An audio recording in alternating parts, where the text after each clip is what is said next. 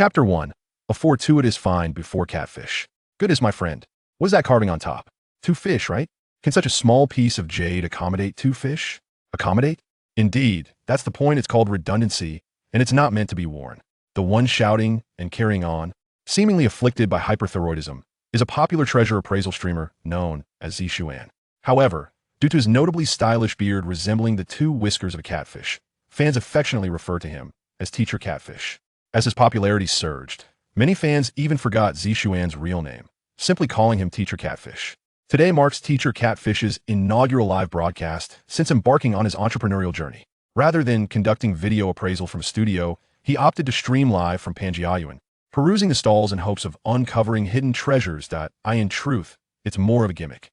The stall owners at Panjiayuan are quite familiar with Catfish, and even if he expresses interest in an item, they are unlikely to offer it at a discount.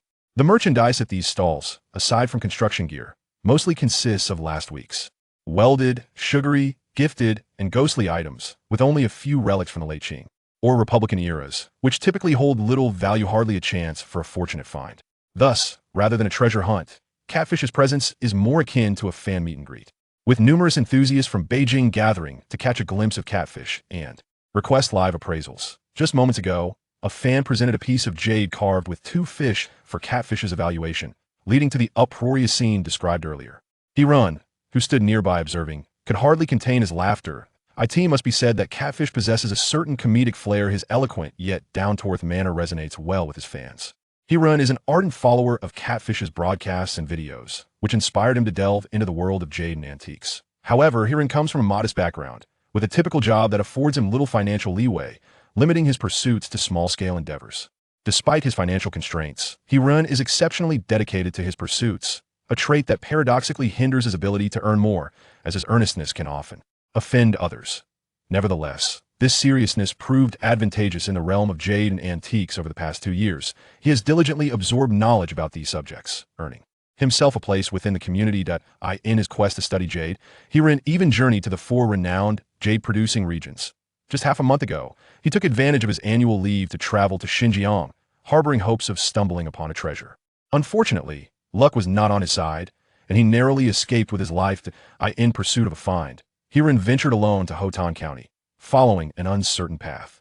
Midway, he was caught in a sudden downpour and sought refuge in a culvert. Just as he reached the midpoint of his shelter, a thunderous clap struck him directly. Before losing consciousness, one thought consumed Hirun. If only this luck could be applied to the lottery. To his surprise, fate proved kind. The lightning bolt did not claim his life, nor did it leave a mark. Of fortunate twist indeed. Upon returning home, Hirun retrieved a small jade pendant he had acquired from a fellow villager days prior. To his astonishment, he noticed 2 lines of tiny inscriptions appearing on the pendant. Name: Hetian Jade, greenish-white pendant. Age: 10 years. Though the information was succinct, it struck Hirun profoundly. Could it be that his good deeds, such as helping elderly women cross the street, had caught the attention of the divine? Was this a reward for his kindness? Name: Great Jade Guanine Pendant. Age: 1 year. Although he had initially overlooked this guanine pendant, he felt a surge of excitement upon seeing the small inscriptions, convinced he had become one of the chosen few endowed with the ability to discern treasures effortlessly. With this newfound vision, Hirun believed he could surpass even Teacher Catfish as a master of treasure appraisal. Why attend classes when he could amass wealth through serendipitous finds? Upon realizing his awakening, Hirun promptly called his employer to resign, expressing his grievances to his supervisor before hastily making his way to the antique street to commence his treasure hunting venture. Reality, however, proved harsh. Hirun discovered that while the antique street in the provincial capital was bustling with goods, none were worth pursuing. After over an hour of searching, he felt overwhelmed by the sheer volume of information, finding nothing worthy of investment. Just as despair began to set in, a notification from Teacher Catfish's livestream popped up on his phone. Upon entering, he heard Catfish announce plans to visit Panjiayuan the following day. Hirun's eyes sparkled with excitement. Even if he couldn't find a treasure, he could still join the live stream. However, he knew he couldn't just start broadcasting. Without credibility, no one would watch or believe in his appraisal skills. He needed to showcase his abilities first, and the best way to do that was to ride on the coattails of Catfish's popularity. Without delay, Hirun packed his bags and rushed to the train station, purchasing a ticket for the next train to Beijing. He traveled with a carefree spirit. After all, he was an orphan without a girlfriend, so one less mouth to feed made no difference to him. Upon reaching the vicinity of Panjiayuan, He ran checked into a budget hotel, indulged in a refreshing shower, and savored a hearty meal before making his way to join teacher. Catfish was still engaged with other fans. While he Ren's keen, I scanned the stalls. This marked Ren's fifth stall following Catfish, yet he had yet to spot a genuine item. Anxiety began to creep in if he failed to find something suitable soon. Teacher Catfish's livestream would likely conclude without him having made a worthwhile discovery. Just then, his gaze landed on a jade bracelet. Name: glass bracelet. Age: 3 months. At first glance, the bracelet appeared counterfeit even without being struck by lightning. Run could discern its fakeness. Nevertheless, he squeezed between two fellow enthusiasts and approached Teacher Catfish. Raising his voice, "Excuse me, could I take a look at that bracelet?" The stall owner, clearly delighted, promptly handed over both the box and the bracelet. Run examined it closely, pretentiously pretending to inspect it for translucence. Teacher Catfish noticed the unfolding scene. He too recognized the bracelet as a fake, but remained silent, unwilling to disrupt the decorum of the occasion. He thought that if the owner quoted an exorbitant price, he might intervene, but if the price was reasonable, it would serve as a lesson for the fans. After all, one must pay tuition in the realm of jade and antiques. Feigning ignorance, Run inquired, "What's the price for this bracelet?" The owner grinned, extending a hand. "This is a top-notch icy jade bracelet, and I want haggle 5,000. At this point, many of the surrounding enthusiasts had caught on to the ruse. A genuine icy jade bracelet for only 5,000? Were they being taken for fools? Yet, no one spoke up. They were all eager to witness the spectacle. In the world of jade and antiques, perception is key. That if one were to alert others to a fake, they might even be accused of trying to take advantage. Teacher Catfish furrowed his brow. The owner was being rather unscrupulous. Just as he was about to speak up, Run interjected, "That's a bit steep. How about 1,000? The owner's heart leapt with joy, but he maintained an expression of reluctance. 1,000 won't do. Just look at the quality and the pattern. How about 3,000? You can take it." Run gritted his teeth. 2,000. "We'll transfer you the money right now. Deal." The owner's expression shifted to one of disbelief. "I see we have a connection. I haven't sold anything today, so just 2,000. And buying it as a gift for my girlfriend. The box is quite lovely, so please include that as well." Of course, a mere box is no trouble. Once you've made your purchase, do visit often. Before Catfish could intervene, Run had already pulled out his phone and successfully scanned the code. He nonchalantly tossed the precious bracelet onto the stall without a glance, instead carefully picking up a nearby box. Everyone was left in stunned silence. Chapter 2. Regardless of your insistence. 80,000. The street vendor, perplexed, thought Run had changed his mind and immediately exclaimed, "What do you mean? In our line of work, one must possess discernment. Once a purchase is made, I shall not issue a refund." The onlookers collectively scoffed, finding the vendor's audacity quite shameless. Run chuckled, "Are you serious?" The vendor, with a defiant posture, asserted, "Of course, I am." "Then I am relieved, as long as you do not regret your decision." The vendor, utterly bewildered, inquired, "What exactly do you mean? Do you still want this imperial bracelet?" The vendor grew agitated. "You're slandering me." The crowd was equally confused. They sensed that Run had indeed hit the mark. Yet, if Run could discern the bracelet's authenticity, why had he spent 2,000 to acquire it only to discard afterward? Run, fully aware of the crowd's bewilderment, chose not to keep them in suspense. He swiftly removed the velvet cloth from the box he held. The onlookers gasped. Could it be that the box itself was the treasure? However, upon closer inspection, it appeared to be nothing more than ordinary hardwood. Among the crowd, there were those knowledgeable about such matters who quickly recognized the box as quite commonplace. Crafted from a type of hardwood. This term, hardwood, encompasses various dense and sturdy woods such as ash, elm, and jujube, which typically hold little economic value and are often used for firewood without a second thought. The street vendor, evidently familiar with the wooden box, crossed his arms, a smirk creeping onto his face as the weight of his earlier concern lifted. He had initially thought Run had discovered some hidden treasure, which would have been quite the embarrassment for him. It now appeared that Run was merely another hapless individual, not unlike a half-filled bottle clinking about. Nienyu furrowed his brow, unable to discern any unique quality in the box. At that moment, Run extracted a folding knife from his pocket and, with a few deft motions, carefully sliced through the lid of the box, removing the surrounding rivets. The box unfolded like a blooming flower, scattering its components. Run discarded the extraneous parts, retaining only the base, from which he lifted the velvet cloth. Under the sunlight, a radiant sheen emerged, glistening with vitality. Those knowledgeable in such matters began to speculate about the material of the wood, though they hesitated to believe it. Nienyu, his mouth agape in astonishment, stepped forward and implored, "Friend, may I have a closer look?" Run grinned, unable to refuse, and promptly placed the square piece of wood into Nianyu's hands. After scrutinizing it for some time and feeling its texture repeatedly, Nianyu murmured, "Friend, you have truly stumbled upon a remarkable find today." His words sent ripples of astonishment through the gathered enthusiasts. To uncover a treasure in Panjiayuan was akin to winning the lottery, perhaps even more elusive than striking gold. Yet, not all were well-versed. Some whispered inquiries. "What is this precisely?" "Wang Wali," one knowledgeable individual exclaimed. "But is it from Hainan or Vietnam?" "If it is from Hainan, my goodness. Such a sizable piece. What a remarkable fortune." At that moment, the street vendor's face turned a ghastly shade of green, as he had never anticipated that an ordinary hardwood jewelry box would be crafted from Hainan oil pear wood. Was the artisan who created this piece not in their right mind? Who could have discerned such a detail? Contemplating this, the vendor's expression grew even more grim, particularly because the young man before him had not only recognized the box's worth, but had also feigned ignorance, purchasing it for 2,000 yuan. It is worth noting that wild Hainan Ongvalid is on the brink of extinction and is strictly protected against logging. Selling such a substantial piece of oil pear wood for a mere 100,000 yuan would be entirely reasonable. The vendor's heart was bleeding. Hiren could not help but silently commend the discerning eye of the catfish. Had he not possessed an innate ability to identify such treasures, he would never have noticed the jewelry box's flaw.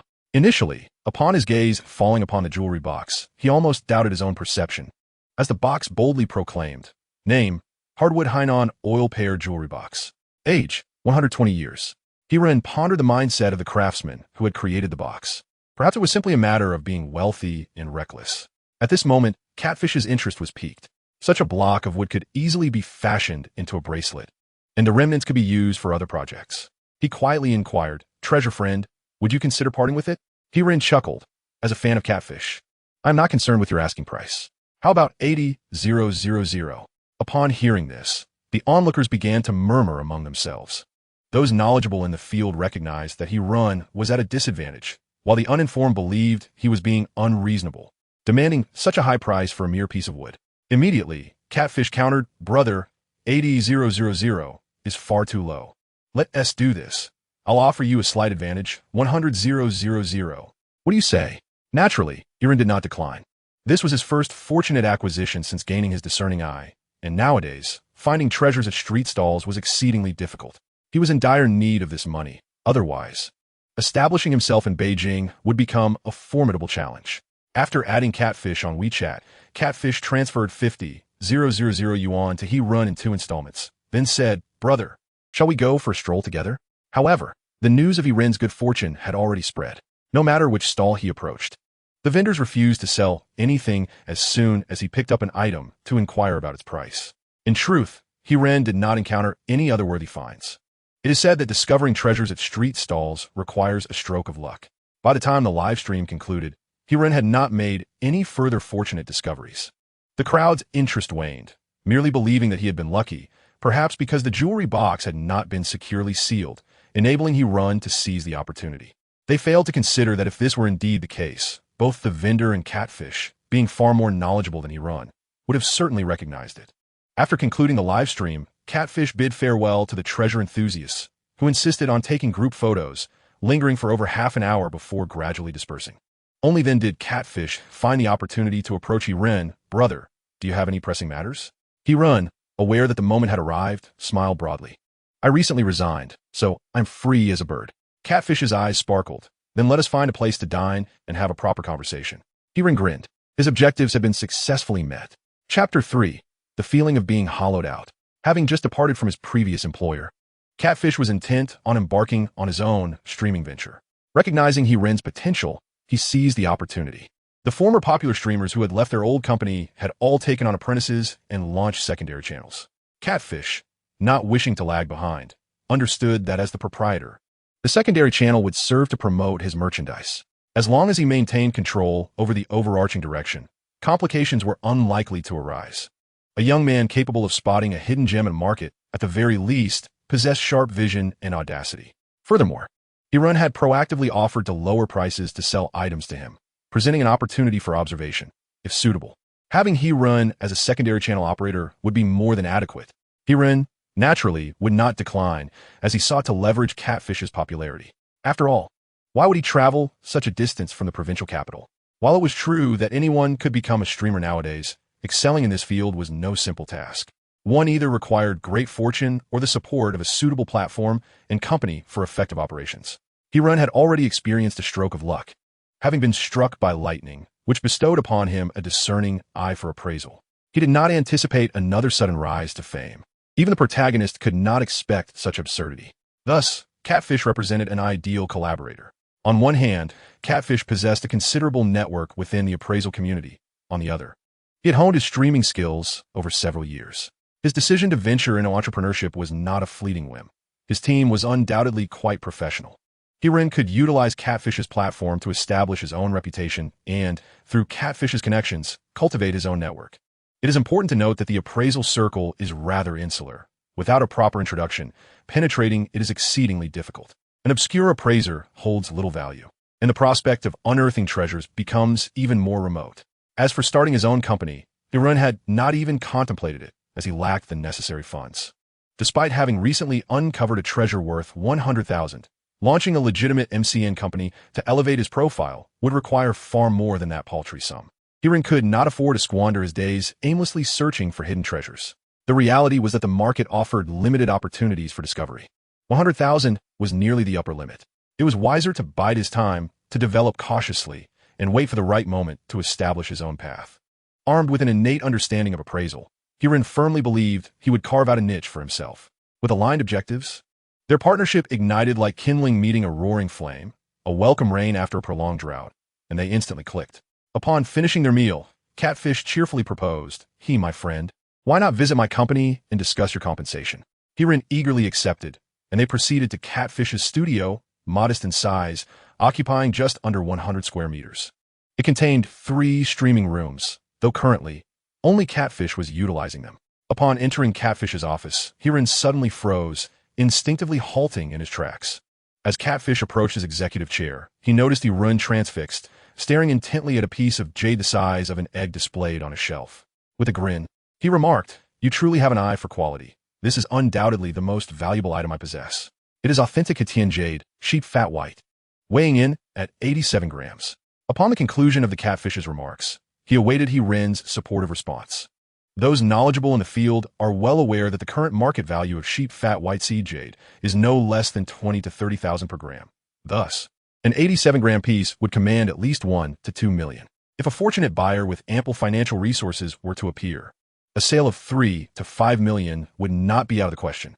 In truth, a tempest of turmoil surged within Hirun, for when he cast his gaze upon the piece of Hatian jade, not a single hint of information emerged. Could it be that his appraisal vision had failed him? Had he relished in his newfound ability for merely 2 days? What, then, was the point of broadcasting? Despite possessing a modicum of expertise in antiques and jade, Hirun felt inadequate when it came to authenticating treasures for others. Even in face-to-face evaluations, he lacked confidence. My brother. Just as despair began to settle in, Hirun heard the Catfish's call, prompting him to recall his purpose for being there. He immediately considered declining the Catfish's invitation, reasoning that without his appraisal vision, it would be best not to linger and risk embarrassment. However, a sudden glance at the bracelet on the Catfish's wrist revealed familiar information once more. Name: small leaf purple sandalwood bracelet. Age: 50 years. Yet, if Hirun could discern the authenticity of the sheep fat white seed jade, there was no reason the Catfish could not. Given the Catfish's wealth and connections, he surely had access to reputable channels. This was a prized possession, and it would be improbable for him to seek an unfamiliar buyer. Thus, only one explanation remained. Hirun's appraisal vision was limited. This was quite logical. Having read numerous novels featuring time travel, special abilities, and systems, Hirun noted that most included limitations, leading him to conclude that his own appraisal vision was similarly constrained. The Catfish, mistaking Hirun's silence for folly, called out to him a couple more times. Hirun hastily responded, prompting the Catfish to laugh heartily. "I know your eye for value is keen, but we must still follow the proper procedures. I have a few items that require your discerning gaze." Hirun nodded in agreement. After all, they needed to draft a contract and arrange payment, and the Catfish would not engage in a mere charade. Evaluation was inevitable. After exchanging a few more pleasantries, the Catfish received a WeChat message and then rose to say, "Brother, let us proceed. It is just next door, not far at all." Hirun followed the Catfish into a small room, which was evidently the location where the Catfish usually conducted his broadcasts. The table had been cleared, now displaying 5 items: an emerald bracelet, a jade pendant, a bracelet, a porcelain bowl, and an ink wash painting. After a thorough examination, Hirun could ascertain the value of 3 of the items even without his appraisal vision.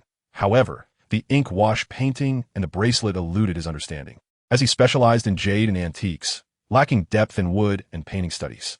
Nevertheless, this was no longer an issue. Hirun donned white gloves and approached the table with composure, first picking up the emerald bracelet, which he assessed to be high ice violet, of medium quality.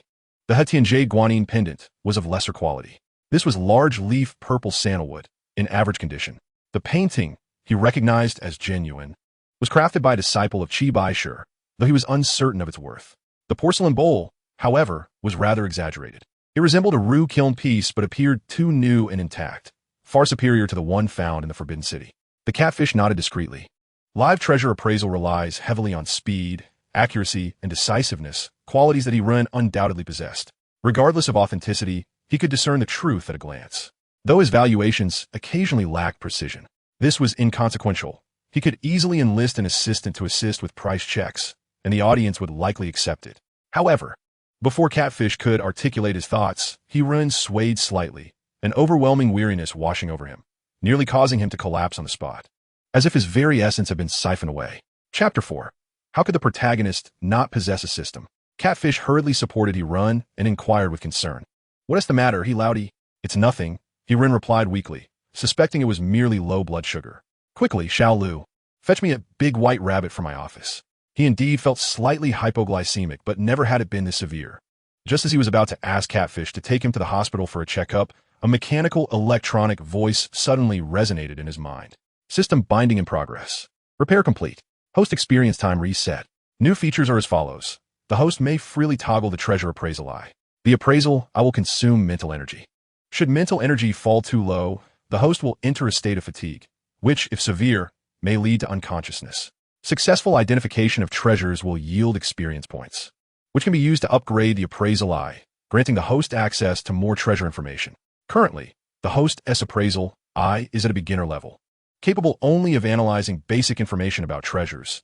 Detailed information and high-value treasures, including economic and research value, cannot be discerned. Due to the host entering a state of fatigue for the first time, system protection has activated automatically to assist the host in returning to a normal state. Hirun was elated. He had previously worried that the appraisal eye might suddenly cease to function, yet now it was bound to a system. It seemed only fitting. How could the protagonist lack a supportive system? The sensation of being drained earlier was due to the sheer volume of items he had examined today. In an effort to ride on Catfish's coattails, Hirun had scrutinized everything meticulously, even objects that were blatantly counterfeit. If the appraisal eye were a skill, then mental energy would be akin to a blue energy bar, and after such extensive use of his abilities today, it was only logical that it had been depleted. This also clarified why the appraisal eye had failed to activate when he viewed that piece of Hetian jade. It must have been too valuable for the beginner eye to comprehend. Suddenly, a realization struck him. Could this be a system bug? Earlier, when he examined that Ru kiln porcelain bowl, the appraisal eye had distinctly labeled it as a replica with a timestamp of 2.5 years. This implied that in the future, if the appraisal eye failed to display information about a treasure, it would certainly be genuine. If he could masterfully exploit this bug, the necessity of upgrading the appraisal eye would become irrelevant. Before Hirun could fully indulge in this fanciful thought, another electronic voice interrupted. Bug has been fixed. Should the beginner appraisal eye be unable to identify a treasure, it will uniformly display as genuine information. Hirun felt an overwhelming urge to leap and chastise himself for indulging in such fantasies. Glancing at the Ru kiln porcelain bowl on the table, he found that the information had indeed changed. Name, Ru kiln official porcelain bowl. Date, 973 years. Hirun could discern that it was a counterfeit, as it appeared too pristine. However, if he were to encounter a master forger, he might easily be deceived. The electronic voice echoed once more, expressing gratitude for the host's discovery of the system bug, and awarded him with a high-grade appraisal eye experience card, valid for 24 hours and available for immediate use. At present, Hirun had no time to explore this experience card, as the Catfish had already begun to thrust a third large white rabbit candy into his mouth. Enough. Teacher, I'm fine now. If I eat more, I fear I might contract diabetes. The system restored Hirun's vitality, and he no longer felt the emptiness he had previously experienced. He was brimming with energy, capable of running a half marathon without issue. However, hearing could not spring up immediately. That would be a medical miracle, wouldn't it? The catfish, skeptical, inquired, "Are you truly all right?" "Absolutely," Ren replied, sitting up straight in a bodybuilder pose. He explained that his poor sleep the previous night and the excessive amount of information he had consumed today had led to mental fatigue, which he had momentarily succumbed to. "Oh, then you should get up and move around." Ren promptly stood and walked several laps, which reassured the catfish. "Since you're fine, let us discuss compensation." At this moment, Ren was less concerned about that, given that his appraisal I was merely at a beginner level. Incapable of identifying even the $1 million Hatian jade seed material, he needed to revise his live streaming strategy. It is known that the higher the value of an item, the more sophisticated the forgery techniques employed. Should Ren misidentify an item during a live stream, he could initially attribute it to unclear video footage, but repeated occurrences would erode his credibility. Thus, Ren resolved to delve into the processes and techniques of antique and jade forgery, not necessarily to recognize genuine items, but at the very least to discern where the fakes lay. Nevertheless, he still intended to adhere to the catfish's path. He could not be so rebellious as to divert from the conversation about compensation. The remuneration offered by the catfish was quite reasonable, with a base salary of $20,000, requiring 60 hours of live streaming per month and additional commission for extended hours. The commissions for merchandise, gifts, and advertisements were also substantial. Generally, the current market rate saw companies taking 70%, while streamers received 30%. Of course, this did not apply to major streamers who took the lion's share. For example, an item might cost only 5 yuan but be priced at 79, with a major streamer pocketing 70. The catfish generously allocated Ren 40%, which was commendable, especially as his company was newly established and in need of personnel. The contract duration was set for 3 years, with a penalty of 1 million for breach, which was not considered harsh in the industry. It appeared the catfish had not yet turned into a ruthless capitalist, or, perhaps, lacked grand ambitions, leaving Ren with no reason to decline. With the terms agreed upon, they scheduled to sign the contract on Monday. Ren eagerly inquired, "Teacher Catfish, I am particularly interested in forgery and wish to understand the latest techniques." The catfish's expression shifted dramatically, his gaze towards Ren becoming suspicious. One could not help but wonder if this young man intended to rely on forgery to deceive others.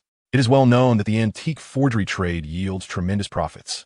Various methods such as acid washing and dyeing quartzite to impersonate jade and precious stones, with costs as low as a few yuan, could command prices in the tens of thousands or even hundreds of thousands, leaving many unsuspecting victims in their wake. If Ren wishes to venture into this field, Catfish must act with remarkable speed. His livestream treasure appraisal aims to earn money transparently. He has no desire to engage in the unscrupulous act of forgery. Ren, being astute, quickly discerned Catfish's misinterpretation and clarified, "Teacher, you are overthinking it. I merely believe that approaching authentication from the perspective of forgery could be swifter and more convenient. The essence of treasure appraisal lies in the act of discerning, and while studying the methods of forgery may indeed provide a shortcut." Catfish felt compelled to offer a word of caution. "My dear brother, allow me to advise you. In the antiquities trade, one must avoid impatience. Haste makes waste. Nowadays, technology evolves at an astonishing pace, and forgery techniques are continually updated. You might think you have mastered all methods of forgery, but you may fall victim to the traps laid by the forgers themselves. Such occurrences are not unheard of." Ren nodded, acknowledging the validity of Catfish's concerns. "Rest assured, teacher, I will treat this merely as a reference and will not become overly fixated." As Ren took the notebook, he reflected on Catfish's kindness. Chapter 5, Brother.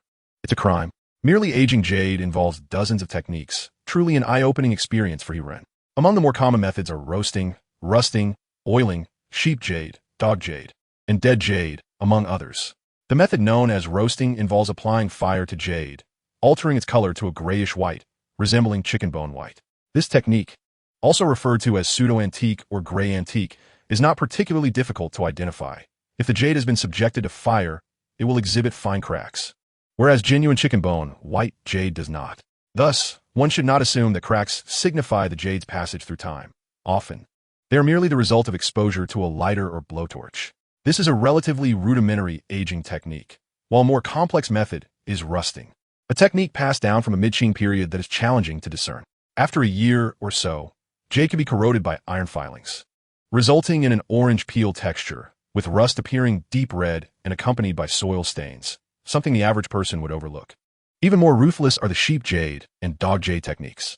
Typically, forgers select high-quality jade, carving it according to ancient methods. Then insert the jade into the leg of a living sheep before stitching it up. Years later, upon retrieval, blood markings will appear, closely resembling genuine ancient jade. At this point, one must carefully observe the texture. The patterns produced by this method of aging will not appear entirely natural, making analysis reliant on experience, thus increasing the difficulty. Dog jade is even more brutal, involving the killing of a dog, allowing the blood to coagulate before placing the jade inside its abdomen and burying it. After a few years, upon removal, the jade will display earth-toned spots that can only be distinguished by color and carving traces. In addition to studying forgery techniques, Hiran also took the opportunity to examine his system. He discovered that his system seemed particularly aloof. Aside from the initial introduction during binding, there were no further explanations. In terms of skills, he possessed merely a basic treasure appraisal eye, devoid of the so-called beginner-esque gift packages, sign-ins, or lotteries mentioned in novels. As for the experience bar for the basic appraisal eye, Hiran glanced at it but did not pursue further. He tested it using the jade pendant on him, successfully appraising it once and gaining a small amount of experience, while the required experience for leveling up stood at a staggering 100,000 points. Hiran felt that there was an issue with his appraisals. After all, he had previously assessed this jade pendant, and it was normal for him to lack experience. Subsequently, Hiran returned to Panjiayuan and casually appraised several counterfeit items from street vendors, still receiving only level 1 experience. Hiran was bewildered. If it required the appraisal of 100,000 treasures to level up, when would that ever happen? Undeterred, Hiran sought out a well-decorated antique shop and utilized his appraisal skills on several items from the Republic of China and late Qing dynasty.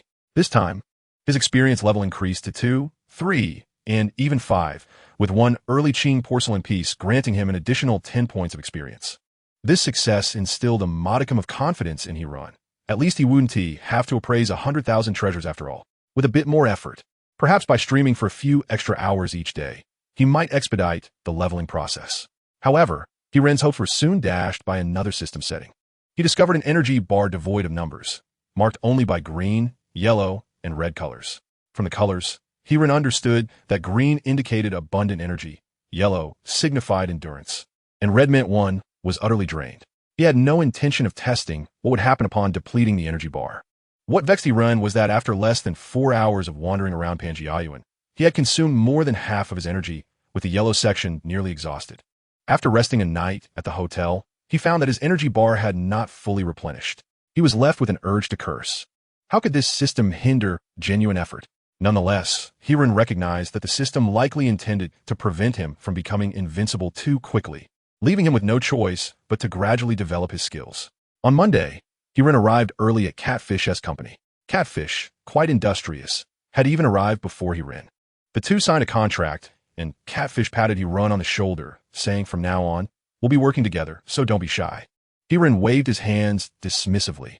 He was not one to know what it meant to be shy. Catfish placed significant value on Hiran, deciding not to let him stream solo right away.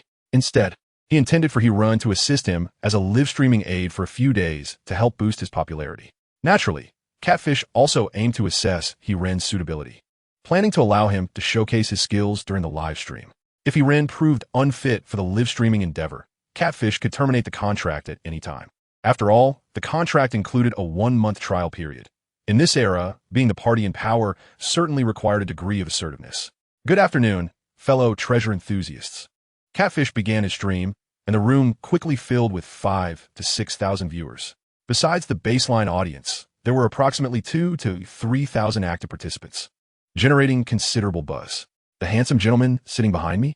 I believe some of you watched my previous stream from Panjiayuan where I uncovered a treasure. This young man is the one who found that piece of Haiwang during the live stream. His name is Hiran.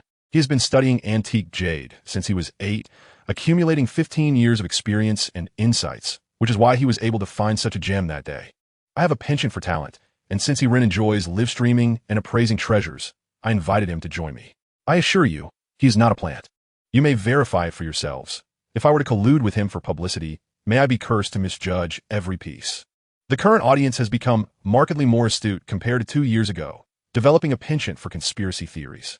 Upon seeing Hiran seated behind Catfish, some speculated that Hiran's fortunate discovery was merely a publicity stunt aimed at promoting him. However, following Catfish's vehement oath, skepticism diminished significantly. replaced by an eagerness to witness Hiren's prowess. As a broadcaster, it is essential to cater to the viewer's inclinations. Observing the incessant barrage of comments on screen, Catfish chuckled, urging everyone not to rush, as Hiren would soon take the stage. Catfish commenced his usual live connection, quickly captivating his audience with his enthusiastic exclamations, momentarily diverting attention from Hiren. Approximately half an hour later, after noting the viewer count had just surpassed 20,000, Catfish deemed the moment ripe. With a mischievous grin, he announced his intention to step aside, allowing Hiren to take over. Feeling a surge of anxiety, Hiren concealed his trepidation as his assistant successfully established a connection with an individual known as Brother Gio. "Hello, Brother Gio. Teacher, could you please take a look at this?" Before Hiren could fully express his courtesy, he noticed a milky white bracelet materialize on the screen, exuding a lustrous and translucent quality. Why has the host fallen silent? Is he unable to recognize it? I maintain that his previous discovery was merely luck. If the host remains mute, let us switch back to Catfish. As the viewers grew impatient, Hiren suddenly spoke, "Brother, this is a fine piece. The prospects appear increasingly promising." Chapter 6. Officer, the task is at hand. The item in the video was an ivory bracelet. Even without employing the appraisal eye, Hiren could identify it instantly. However, for the sake of prudence, he activated the appraisal eye, and the information that emerged startled him. Name: Asian ivory bracelet. Age: 3 to 8 months. What astonished Hiren was the age provided. After a day spent using the appraisal eye, he had discovered that the system typically indicated the crafting period. This is quite rational, as jade and gemstones generally span millions of years in formation. Without displaying the manufacturing time, the results would be chaotic. Yet, encountering two distinct ages simultaneously was a first for Hiren. Suddenly, a thought struck him. Could one age signify the crafting period while the other indicated the hunting period? The viewers were equally bewildered, struggling to grasp Hiren's implication. What did he mean by prospects appearing promising? Could a mere bracelet hold significant value? The individual on the line, also perplexed, timidly inquired, "Teacher, what do you mean? Is my item valuable?" "Indeed," Hiren replied with a smile, "but I refer to the sentence for a crime. Your piece is made of ivory from the Asian short-haired species. If you purchased it, it generally carries a sentence of less than 5 years. If you were involved in its creation, it may range from 5 to 10 years. The individual panicked, "Teacher, please don't jest. This item is a family heirloom. Hiren has arrived, and I suggest you say you found it outside. Just look at the quality of this bracelet. It lacks any signs of aging, has no patina, and appears remarkably white, undoubtedly fresh, certainly not more than a year old. The person selling it to you seems rather uninformed, having not even placed it in an oven. My friend, I recommend you turn yourself in. The police have a policy of leniency for those who confess, while resistance is met with severity." Before Hiren could finish his words, the other party abruptly severed the connection. Hiren then turned to the Catfish standing nearby. "Teacher, please report this person's ID." Subsequently, Hiren addressed the camera. "Are there any police officers in the live stream? Come here." The entire chat room erupted in excitement, as some astute viewers began to surmise that the bracelet was made of ivory. Catfish had previously appraised similar items, but he merely smiled without confirming authenticity or providing an estimate, as such items are prohibited from trade. Unexpectedly, this host's humorous ruse had indeed unearthed something of substance.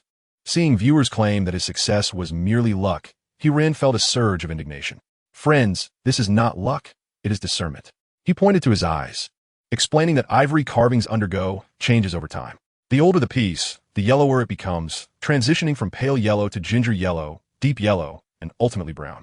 Concurrently, fine hair-like patterns, known as sparrow strands, will appear on the ivory. The longer the duration, the more pronounced and darker these strands become, potentially even leading to cracks. The viewers were astonished. They had not anticipated Hiren's extensive knowledge, which encompassed not only criminal law, but also methods of forgery. Catfish was equally taken aback.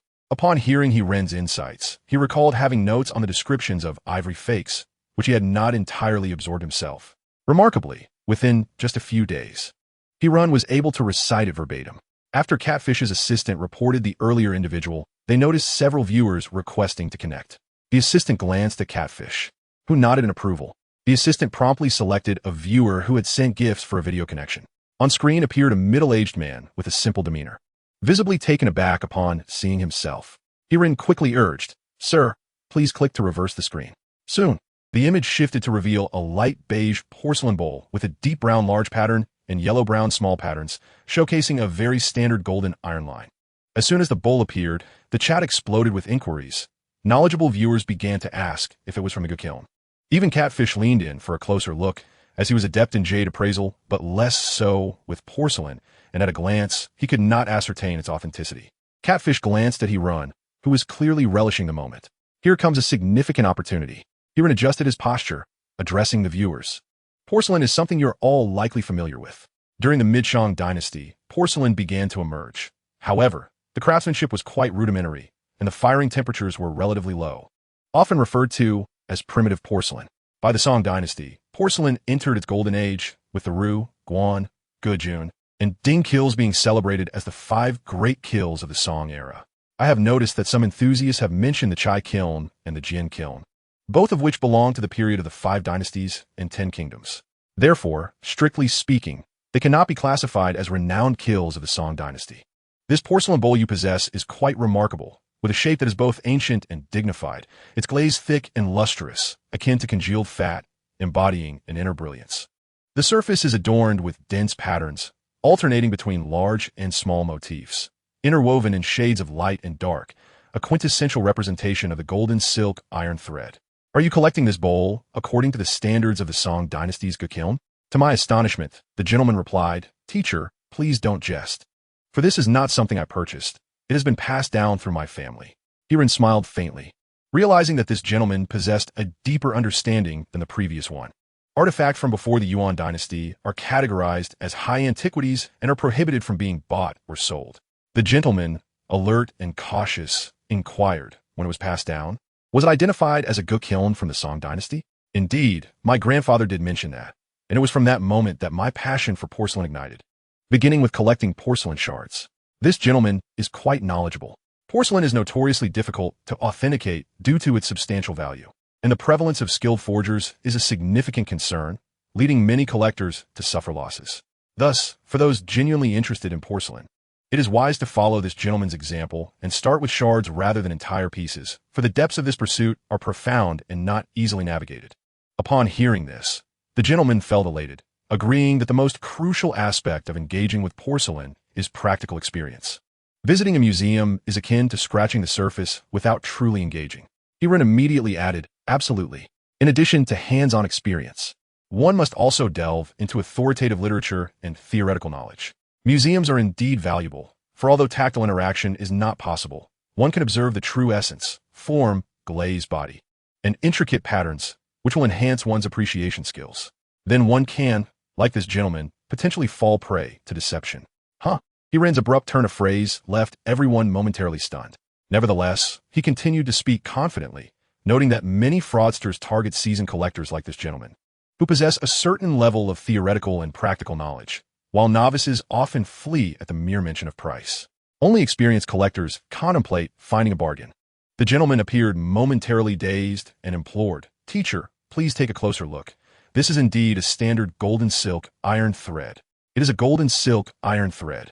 Hirun acknowledged, but it was merely dyed with ink after successful firing. "Now, be honest, how much did you actually pay for this piece?" 300,000. The gentleman gritted through clenched teeth, seemingly wishing to smash the bowl before him. Hirun, noticing his agitation, quickly interjected, "Do not be overly distressed. You haven't lost as much as you think." Chapter 7. On the first day of appraising treasures, the police arrived. Hirun's sudden twists left everyone bewildered, particularly the gentleman who had been connecting with the appraisals, who stood in stunned silence for 30 seconds before asking, "Teacher, what exactly is going on here?" Hirun realized he may have gone too far. I should have first inquired if the gentleman had high blood pressure, as his face had turned an alarming shade of red. It would be unfortunate if things took a turn for the worse. This bowl is indeed from the Gukiln, but it is a Qing imitation. An imitation? Is it fake? The gentleman posed the same question as the barrage of comments flooding in. Hirun chuckled softly. "Well, it cannot be entirely dismissed as a forgery. Thus far, the enigma surrounding Gukiln porcelain remains profound. The precise location remains uncertain, and it is debatable whether it is an official imitation. Some have even suggested that Gukiln may not have existed at all. However, to deviate from the point, Gukiln porcelain is characterized by its dignified and ancient forms, with a glaze that is rich and sumptuous. During the Yuan, Ming, and Qing dynasties, numerous imitations emerged, with Emperor Qianlong having a particular fondness for these ceramics, leading to a peak in the imitation of Gukiln wares during his reign. The bowl in question, indeed dating from Qianlong's era, exhibits such exquisite craftsmanship that it seems to lack the soulfulness of authentic pieces, suggesting it is a product of folk imitation. He Ren's recent revelations left everyone astounded, igniting a flurry of comments on the streaming platform. Was the host merely boasting? His wealth of knowledge is indeed impressive. He understands criminal law, wood, ivory, and even porcelain, though it remains uncertain if he possesses knowledge of jade. The question arose, is this item valuable? Upon noticing the barrage of comments, the host responded, "Teacher, is this item indeed valuable?" He Ren furrowed his brow slightly, admitting that his ability to authenticate the porcelain bowl is truly a credit to the system. Specifically, the gem appraisal tool provided the following insights. Name, Qing Dynasty imitation Gukiln porcelain bowl. Age, 240 years. This time frame corresponds precisely to the late Qianlong period. He Ren deduced the process through the outcome, somewhat showcasing his reservoir of knowledge. However, regarding the pricing, he confessed ignorance. After years of studying antique jade, he could only engage with porcelain shards, having never handled a complete piece, thus unaware of its market value. The advantage of live streaming is the presence of an assistant to conduct research. While He Ren was expounding, his assistant swiftly gathered the relevant pricing information, and upon presenting it, He Ren was enlightened. He sensed the palpable relief from the viewer, who had braced for a potential loss of 300,000, only to learn that the actual loss might be a mere 50,000, prompting a sense of fortune. While the viewer felt reassured, the community began to express skepticism. Is an imitation from the Qing dynasty truly worth this much? I've encountered many Qing imitations that were valued at merely thousands or tens of thousands. He Ren replied with a smile, affirming its worth. Indeed, it is valuable. A few years ago, a Qing imitation Gukiln Guan ear pot from the Qianlong period fetched over $1 million. In the same auction, a Yuan imitation Gukiln square wash sold for over 26 million. Ultimately, the value hinges on the quality and the fortunate encounter. This information, of course, was sourced by the assistant, but to the broader audience, it solidified He Ren's reputation as a knowledgeable connoisseur. After disconnecting from the viewer, another user named Night Raid on Bachelor Village sought to connect. This time, the assistant did not hesitate and promptly established the connection. "Hello, teacher. Hello, young lady. You are truly lovely." He Ren's tone shifted, infused with an involuntary charm, prompted by the striking beauty of the young woman on screen, who rivaled many celebrities. The comments section erupted. "The host is a flirt, no explanation needed. Wow, another captivating distraction. I'm genuinely fond of this." Despite her audacious username, the young lady appeared shy, quickly turning the camera to reveal a jade pendant in her hands. "Your hands are indeed lovely." Ahem. He Ren straightened his demeanor, assuming a posture of propriety. "Young lady, please turn it around." As the jade pendant was flipped, He Ren closed his eyes, already aware of its worth. He spoke. "Is it a bamboo carving?" "Yes, it is bamboo. Oh, and there's a beetle as well. A splendid beetle. This is what one would call wealth beyond measure. This is a piece of glutinous, spring-colored jadeite. Genuine indeed. Sister, where did you acquire this jade pendant?" "I bought it during a trip to Yunnan." "How much did it cost at that time?" "Not much. Just over 2,000, under 3,000. Before the sister could respond, the comments flooded in, urging the Catfish to learn from He Ren how to speak properly, so that the live stream would no longer attract complaints from treasure enthusiasts. The Catfish's face darkened. The sister, taken aback, felt both shy and delighted. "Really? It must be true," He Ren replied earnestly. "If this jade pendant were to be sold normally, it would fetch at least 500. The merchant made quite the oversight. So I can rest easy then? You mean to say this is only worth 500? He Ren nodded vigorously. "Perhaps 550? 600? No more than that." A wave of laughter erupted from the sister. "This feels like a roller coaster ride. My heart is racing, jumping up and down. Do be careful, sister, lest your boyfriend grows jealous." "I don't have a boyfriend." "Then may I add you on WeChat?" The treasure enthusiasts could hardly contain themselves, and the assistant hastily cut the video connection. The Catfish gestured to He Ren that he could continue with the live stream. After these 3 connections, the Catfish had recognized He Ren's talent. Though initially nervous, once on camera, he was full of charm and displayed a keen eye for detail, revealing a natural talent for live streaming. Just then, a viewer inquired why He Ren was not allowed to continue streaming. The Catfish playfully retorted, "This is my live stream. Are you plotting a rebellion?" Naturally, the viewers, feeling rebellious, clamored for the Catfish to relinquish control in favor of He Ren. Seizing the moment, the Catfish added, "As it happens, my brother he will be starting his own live stream in a couple of days. I specialize in jade, but for other items. Feel free to consult Brother He for appraisal. Of course, Brother He possesses his own unique insights on jade as well, just as everyone expressed their unwavering support. The door to the live stream room swung open suddenly, and 2 police officers entered, stating, "Excuse me, who was just connected for the appraisal. We kindly ask for your cooperation in our investigation." Everyone was taken aback, particularly Hiren, who thought, on my very first day of video appraisal. The police have come knocking? Chapter 8. Live streaming is not as simple as it seems. Although the treasure enthusiasts could not see the officers, they could hear their voices. The Catfish's assistant, slow to react, failed to cut the stream immediately. Just as he attempted to do so, the Catfish stopped him. "This is a joke. Now that the viewers know the police are here, if you shut down the stream, it would only draw more suspicion." While the Catfish had not directly been approached by the police, his peers had previously given statements, often due to some disoriented inheritors of the old 9 gates who presented items still caked in dirt for appraisal, naturally prompting police inquiries. Therefore, the Catfish was not particularly flustered. Before the Catfish could utter a word, Hiren stood up and inquired, "I was the one who identified it. Is there something the police need?" "Indeed," one of the officers replied. "A colleague of ours watched your live stream and mentioned that you discovered a bracelet made from recently poached ivory." Hiren affirmed, "Yes, I can assure you." Before he could finish, another officer raised a hand to halt him. "Are you still broadcasting? This is a matter of confidentiality. Please cease the live stream." He complied, yet the viewers were abuzz with excitement. Are there really police watching the live stream? It seems other streamers were not merely boasting. It appeared that the situation had escalated, and the days were becoming increasingly serious. It's not even off duty yet. Are the police perhaps slacking off? Why include the word also? The viewers speculated, diverging from the main topic. Hiren, however, remained focused, earnestly stating the facts. The bracelet was undoubtedly crafted from ivory, authentic, and specifically from the Asian elephant. "Can you discern that solely from the video?" An officer inquired. "Certainly. The lifespan of Asian elephants exceeds that of African elephants, and their climatic conditions differ, resulting in a more lustrous, refined, and denser ivory. Primarily, one can observe the striations. The ivory in the video exhibits finer lines, confirming it is Asian." One officer, who evidently had some knowledge, asked, "Is it possible it could be mammoth ivory?" "Impossible," Hiren replied. "The distinction between woolly and short-haired is quite pronounced, easily recognizable at first glance." "I heard your analysis of the age. Can you ascertain that it was poached within the past year?" Hiren hesitated, reluctant to specify a time frame, unsure how to explain the reasoning. "I cannot confirm an exact time, but it is certainly within the last couple of years, as there is no patina present." The officer nodded and further probed, "Can you determine where it was poached? Domestically or internationally?" Hiren shrugged, genuinely unaware. Even if he had known, he could not disclose it. How would he explain? "I have a clairvoyance insight." The officers acknowledged his response, expressing gratitude for his cooperation, stating they might need to consult him again.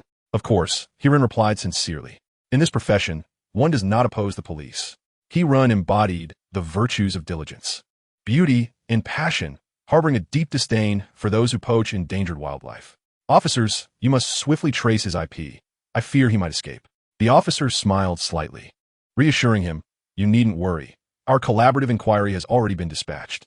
If they act promptly, the individual is likely already apprehended." At that moment, one officer's phone rang. After a brief conversation, they promptly took their leave. Although the officers did not disclose the nature of the matter, Hiren overheard that the individual had indeed been located. The live stream was interrupted, and the Catfish had no intention of resuming. It was merely a half-day's respite. However, he could not depart just yet. He needed to prepare for the evening's sales broadcast and assign Hiren a live streaming assistant. The assistant need not possess gem appraisal skills, but should be well-versed in the streaming process, aware of sensitive terms to prevent the broadcast from being suspended. Additionally, they should be astute, knowing when to check prices for Hiren and when to remind him to share links. Certainly, the most crucial aspect is that this individual should ideally be a trusted ally, capable of assisting Catfish in monitoring Hiren. It is not that Catfish intends to deceive Hiren. Rather, in these times, one must remain vigilant against potential betrayals. Thus, it is prudent to prepare thoroughly. Naturally, Hiren need not linger here any longer. Having merely greeted everyone, he set off in search of accommodation. With the substantial sum of 100,000 yuan obtained from Catfish, Hiren found his options considerably expanded. Initially, he thought to settle for a modest 2-bedroom apartment.